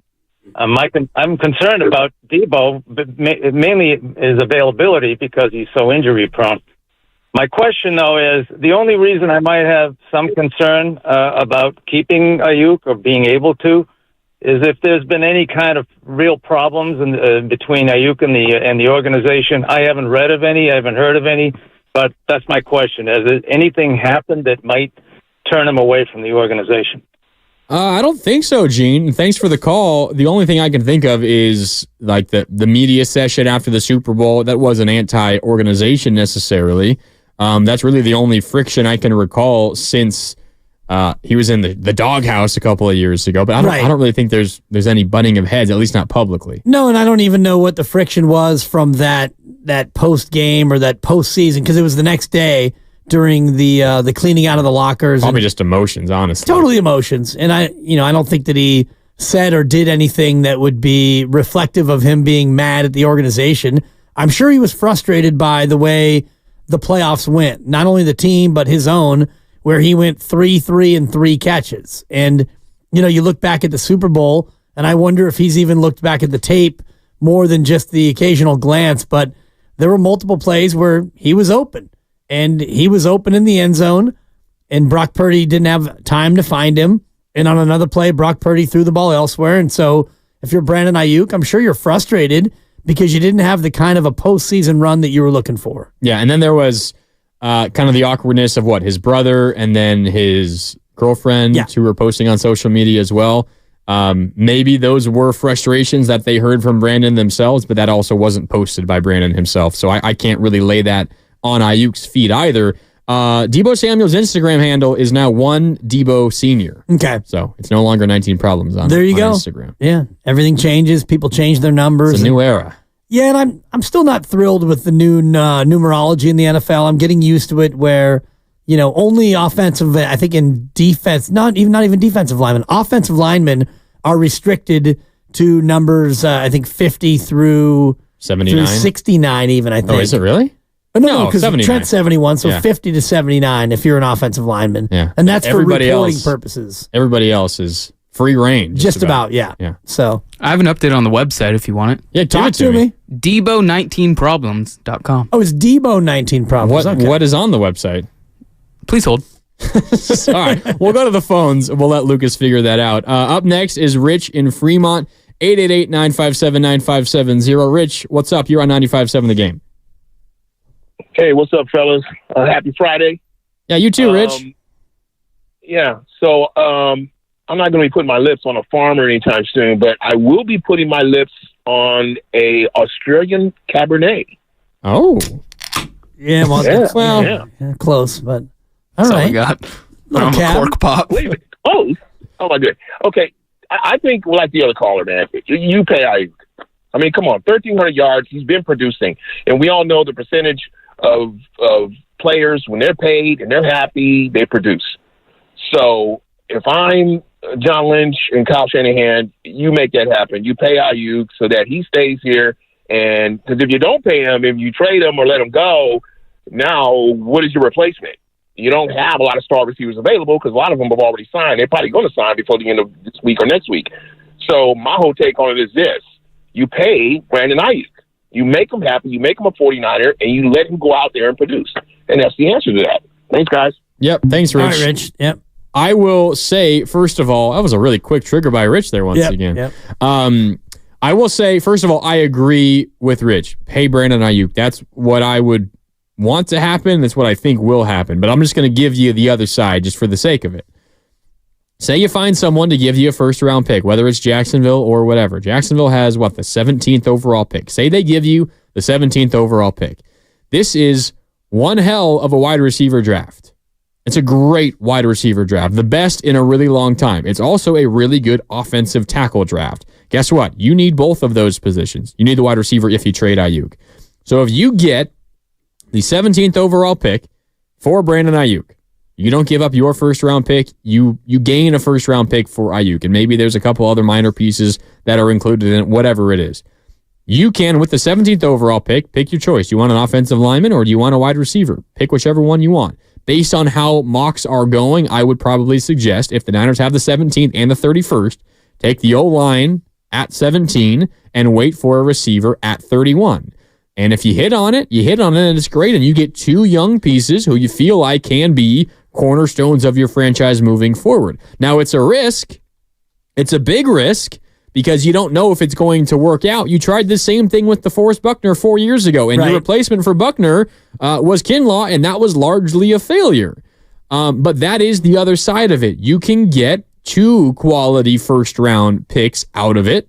And if you hit on them, it's going to be great for you. Maybe not as great as Aiyuk would be right now, but it's going to pay dividends down the road. The downside, though, is it's a big risk. And if you miss on your picks, then you gave away Aiyuk for practically nothing. That's the thing. And, you've got Brandon Aiyuk, who is an all-pro, and he appears to be getting better and better, and he fits with your offense, and he's got a good connection with your quarterback, Brock Purdy. And you do have a little bit of a mixed history as far as drafting wide receivers. And I know you look at what they've done in the past, and Ronnie Bell was a 7th-round pick, bit of a flyer, but he's played, but he has 6 catches for his career. He doesn't look to be somebody who's pressing into the lineup anytime soon.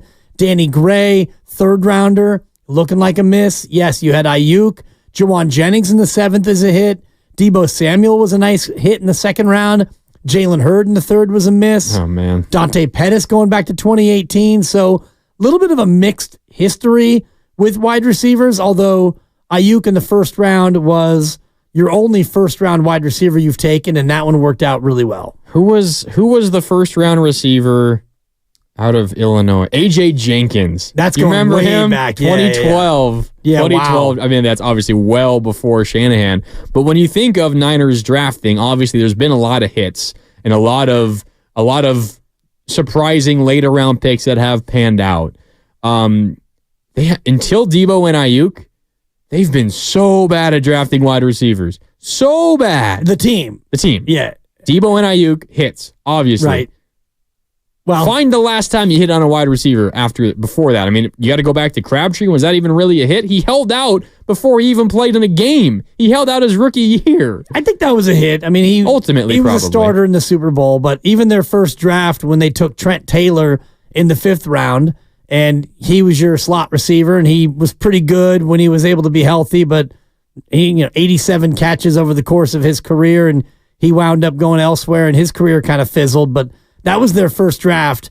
After that, it was Dante Pettis, Richie James in the 7th, Richie James. Yeah, I guess for a 7th round pick, that was a Super good Bowl one. champion, right? He was on the Chiefs, and so Richie James got his ring, but you're right, Grandy, going back to the pre-Lynch and Shanahan days, Aaron Burbridge, DeAndre Smelter, Bruce Ellington. These are actual people. Quentin Patton. Oh, I was so in on Quentin Patton when they drafted him.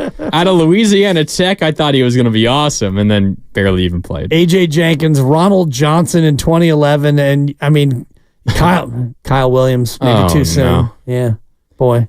But I mean, I think that just reinforces. I mean, we know that the draft is inexact. Not an exact science for sure. And if you are going to trade Aiyuk, it's going to be a major risk because you just don't know how it's going to play out. So, which is why I would not do it. But the only time you would even consider doing it is if the compensation back for you is right. And I did hear Mia O'Brien on with the Morning Roast earlier today. I don't think we have this cut up, but Mia O'Brien said she does not think that the Jaguars would part with the 17th overall pick to get Aiyuk.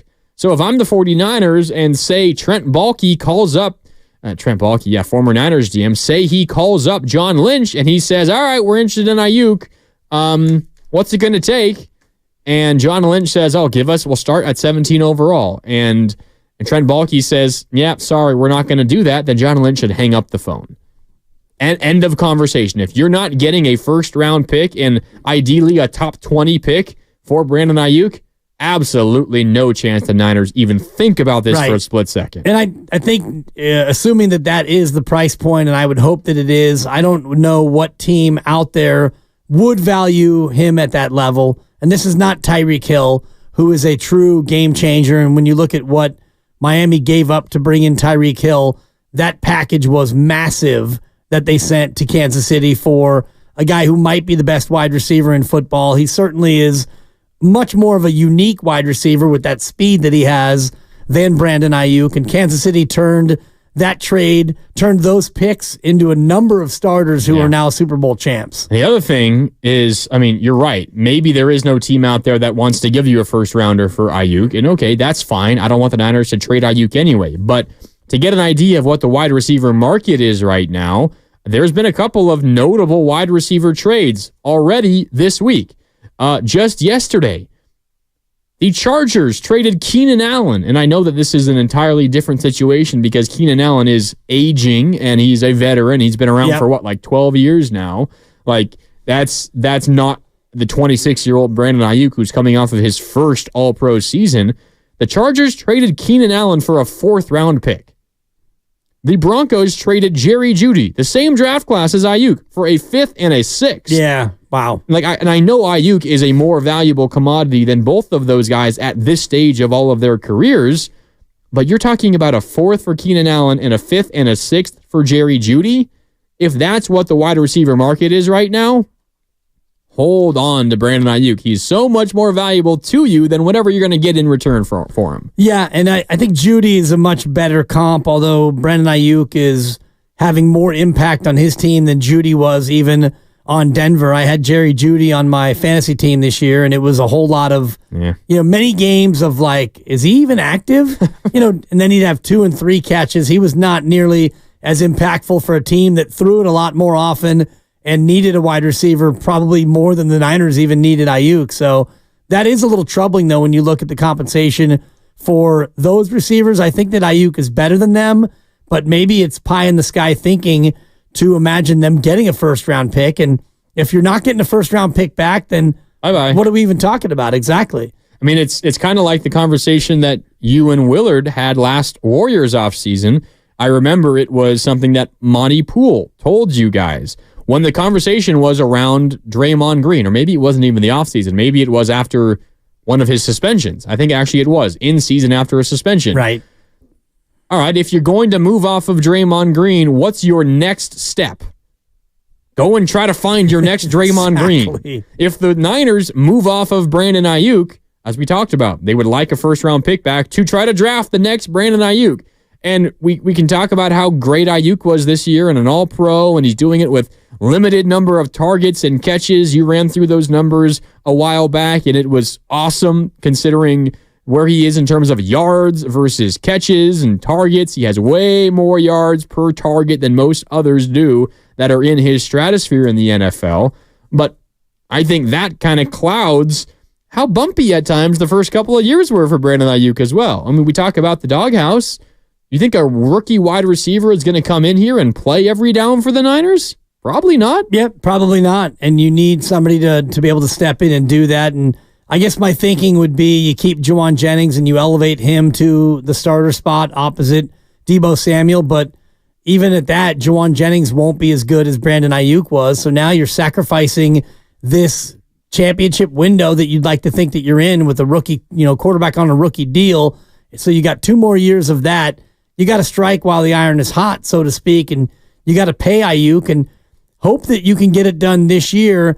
And no matter what happens this year, then you go into the year where the contract really kicks in, and you have to decide whether or not you want to spend $50 million a year on the wide receiver room. Yes. And I also think it goes back to what we were talking about earlier, at least in my mind, the idea that the Niners missed a great chance to win a Super Bowl a month ago. And the way that their roster is currently constructed, it feels like, and a lot of this is because of the nature of Brock Purdy's contract, it feels like while last year might have been their best chance, this year is also still a really good chance because you have the incredibly cheap Brock Purdy still on this incredibly cheap deal. So maybe you're not comfortable paying $50 million total for 2 wide receivers, and I wouldn't necessarily blame you if you felt that way.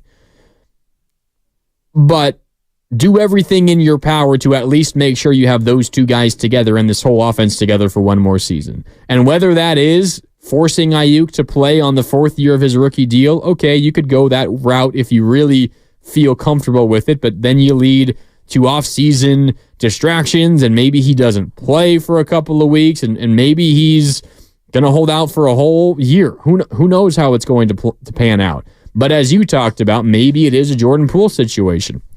You pay him, and maybe you don't trade him in the future, but you pay Aiyuk now, and by the time that the bill comes due, then you make a decision. You don't have to make the decision now. You can make the decision in another year, and you don't have to ever have one season where you're paying those 2 a combined $50 million. Right, and that, I think, is the likeliest way that this goes. You sign him, and you pay him a premium, but that premium doesn't kick in until after 1 more year, and after 1 more year, you got to assess a lot of things. Where are you with the rest of your offense, with the rest of your defense? Did you win a Super Bowl? Did you even make it to the conference championship game? Because you look at the history of the NFC, and the Niners have now been to 4 of the last 5, and there aren't that many teams that can boast that kind of a run even to that level. And I looked at the AFC, and Kansas City's now been to 6 in a row. And before they went to 6 in a row, or during the time where they went to 6 in a row, New England went to 8 in a row, conference championship games. So those 2 teams are more the outlier than they are the norm. If you take out New England and Kansas City, you don't have a consistent pattern of anybody else. Baltimore went to 3 out of 5. The Jets went to 2 in a row.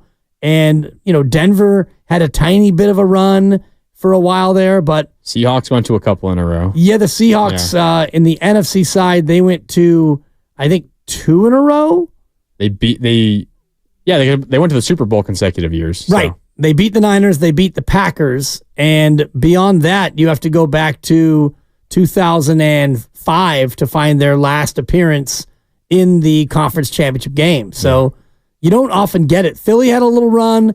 The Niners are now having their run. So nothing's promised at this level. You might as well do what you can to try to keep this all together for one more year and then worry about everything else after next season. Yeah, I'm with you. I think that's the way to go for the 49ers. Pay Aiyuk. You're not going to just give him a blank check. Something reasonable. Around $23-25 million, I think, is a sweet spot for the 49ers and Aiyuk.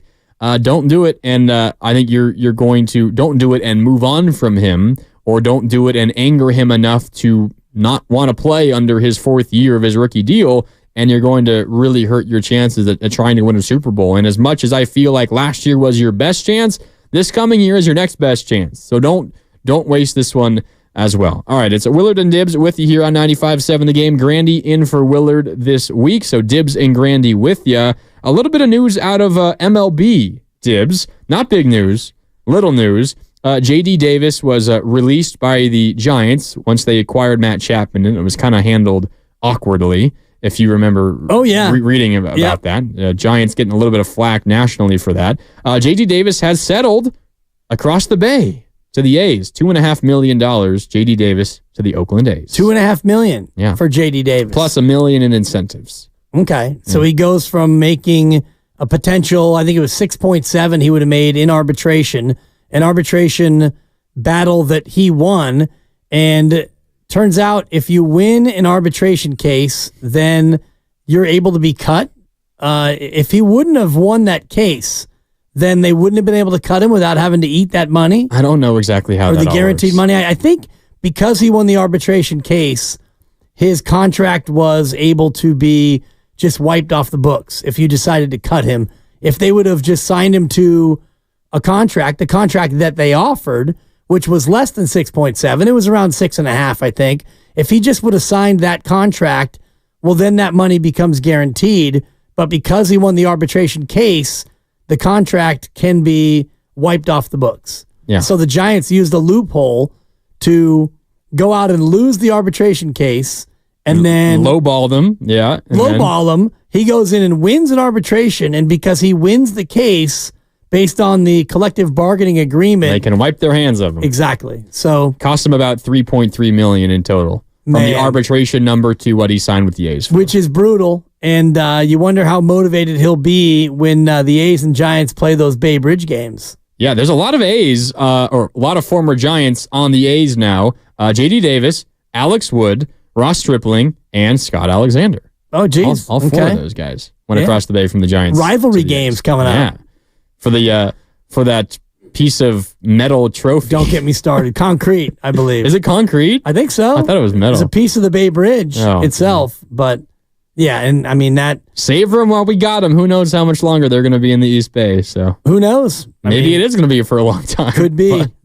The other piece of news, interestingly, out of MLB, this isn't really major news, but according to Mark Feinsand, Blake Snell threw 4 simulated innings on Friday in Seattle in front of scouts from teams including the Astros and the Giants. Ooh. Those in attendance were said to be impressed with how ready he looks. Simulated game. So just him and a catcher, or were there actual... I don't have the details of that, but Usually 4 simulated innings. Okay, usually a simulated game or a simulated inning, there's no actual live batters. It's just you're thrown against somebody who's just standing there. Yeah. Maybe a righty and then a lefty and then a lefty and a righty, and he's able to get through and throw however many pitches. Good for you, Blake. Yeah, but they're got to get your work in. Those right? in attendance, including the Giants and the Astros, were said to be impressed with how ready he looks. So maybe they can keep going up until opening day and then sign him and bring him in. Maybe he could slot right in behind Logan Webb. Who knows? Yeah, it could be. And the Giants season, I believe, is now 12 days away. I think it's I think it's on the 28th. So 13 days. It starts on a Thursday, yeah. Although the first game of the regular season, I believe, is now 5 days away. It's Wednesday when the Dodgers and the Padres are in Seoul, South Korea to kick off the regular season. Yeah, Lucas was telling me it's going to be, I think, 3 a.m. Vegas time. And so, yeah. Is it really? While I'm out there for my March Madness trip, I can get down on some MLB, Lucas. It all starts on Wednesday. Yeah, 5 days. 3 a.m. 5 Wednesday. days from now. See you there. 3 a.m. See you there. I don't think I'm staying up for that 3 a.m. You ain't built for Vegas like me. Well, Or I'm not going to Gibbs. be in Vegas, so you two will be. Built different. Yeah. All right. I sleep in Vegas. Congrats. Yeah, just wait till you get older. You get away from the baby, too. Well, yeah. So, man, get away from the baby. I mean, last thing I'm going to do is get up at 7 a.m. and start wiping tushies. I'll tell you that. Yeah, that's for sure. But That's you better even hope my you're- own. Shouldn't say what I was going to say. All right, time for a break. Makes Grandy uncomfortable. Coming up next, get to know Mark Grandy. We'll see about that. All right. All right, time for a break. Exactly. It's Grandy in for Willard today. Dibs and Grandy with you here on 95.7 The Game. One segment left on this Payday Friday. More on the other side. We are sponsored by Pacific Coast Termite.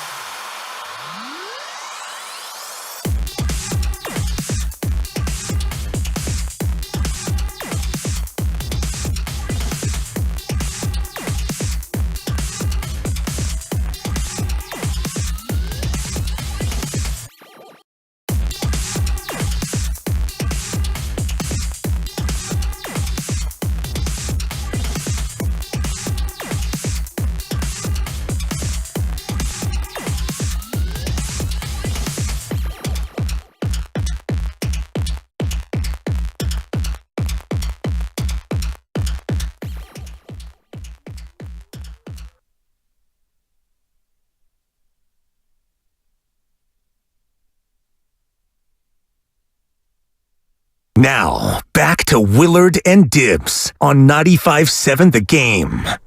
Welcome back. Happy Friday. It's a great day out there. And now we got the time change. The sun is still up in the sky. Yeah, Grandy. Ooh, first Friday with the time change. And it's a great day. It was like 70 degrees. Oof. I'd like to see you with a little bounce in your step. Yeah. Get towards the end of the week. Yeah.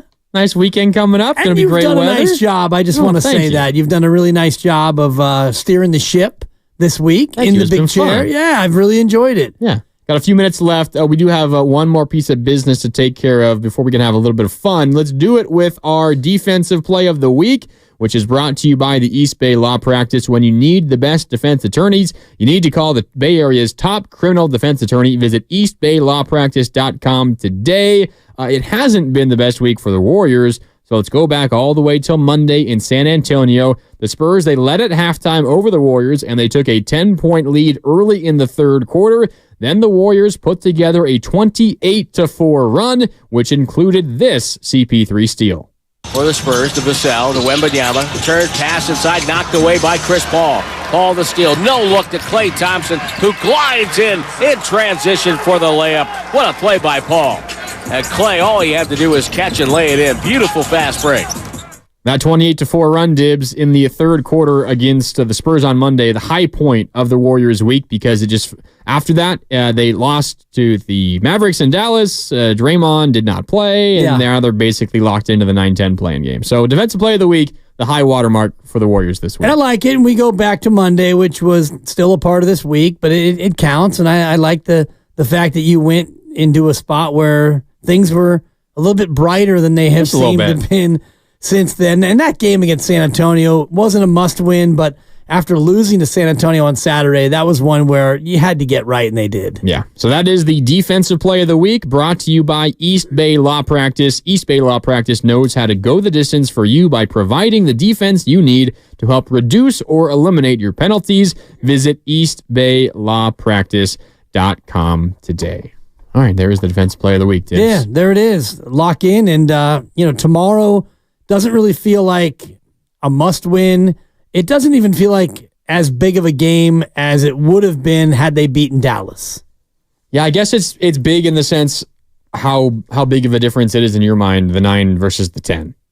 How badly do you want to host the Lakers in the 9-10 play-in game, or how bad do you want to be in, I was going to say Staples, but Crypto.com arena? Right. And to me, being on the road normally wouldn't matter that much for this team, but Steph Curry has had a history of not shooting well at the Crypt, and this team has not played well at Crypto. And I was listening to Kevin and Gary yesterday on Warriors Roundtable, and Kevin threw out a stat of how long it had been or has been since they've actually won down at Crypto. I think it was 2021, right? Right. Yeah. And that's, stunning when you think about it. Because, you play down there multiple times a year. Right, and the Warriors are really good, and so maybe it is important to have that 10-9 game here at Chase Center, but you look at the home record for the Warriors, and they are 17-17 at Chase, and you've got 7 more at home, 10 more on the road. Feels like you are kind of locked into that 9-10, but a good way to reverse that thought would be to go to LA tomorrow and win.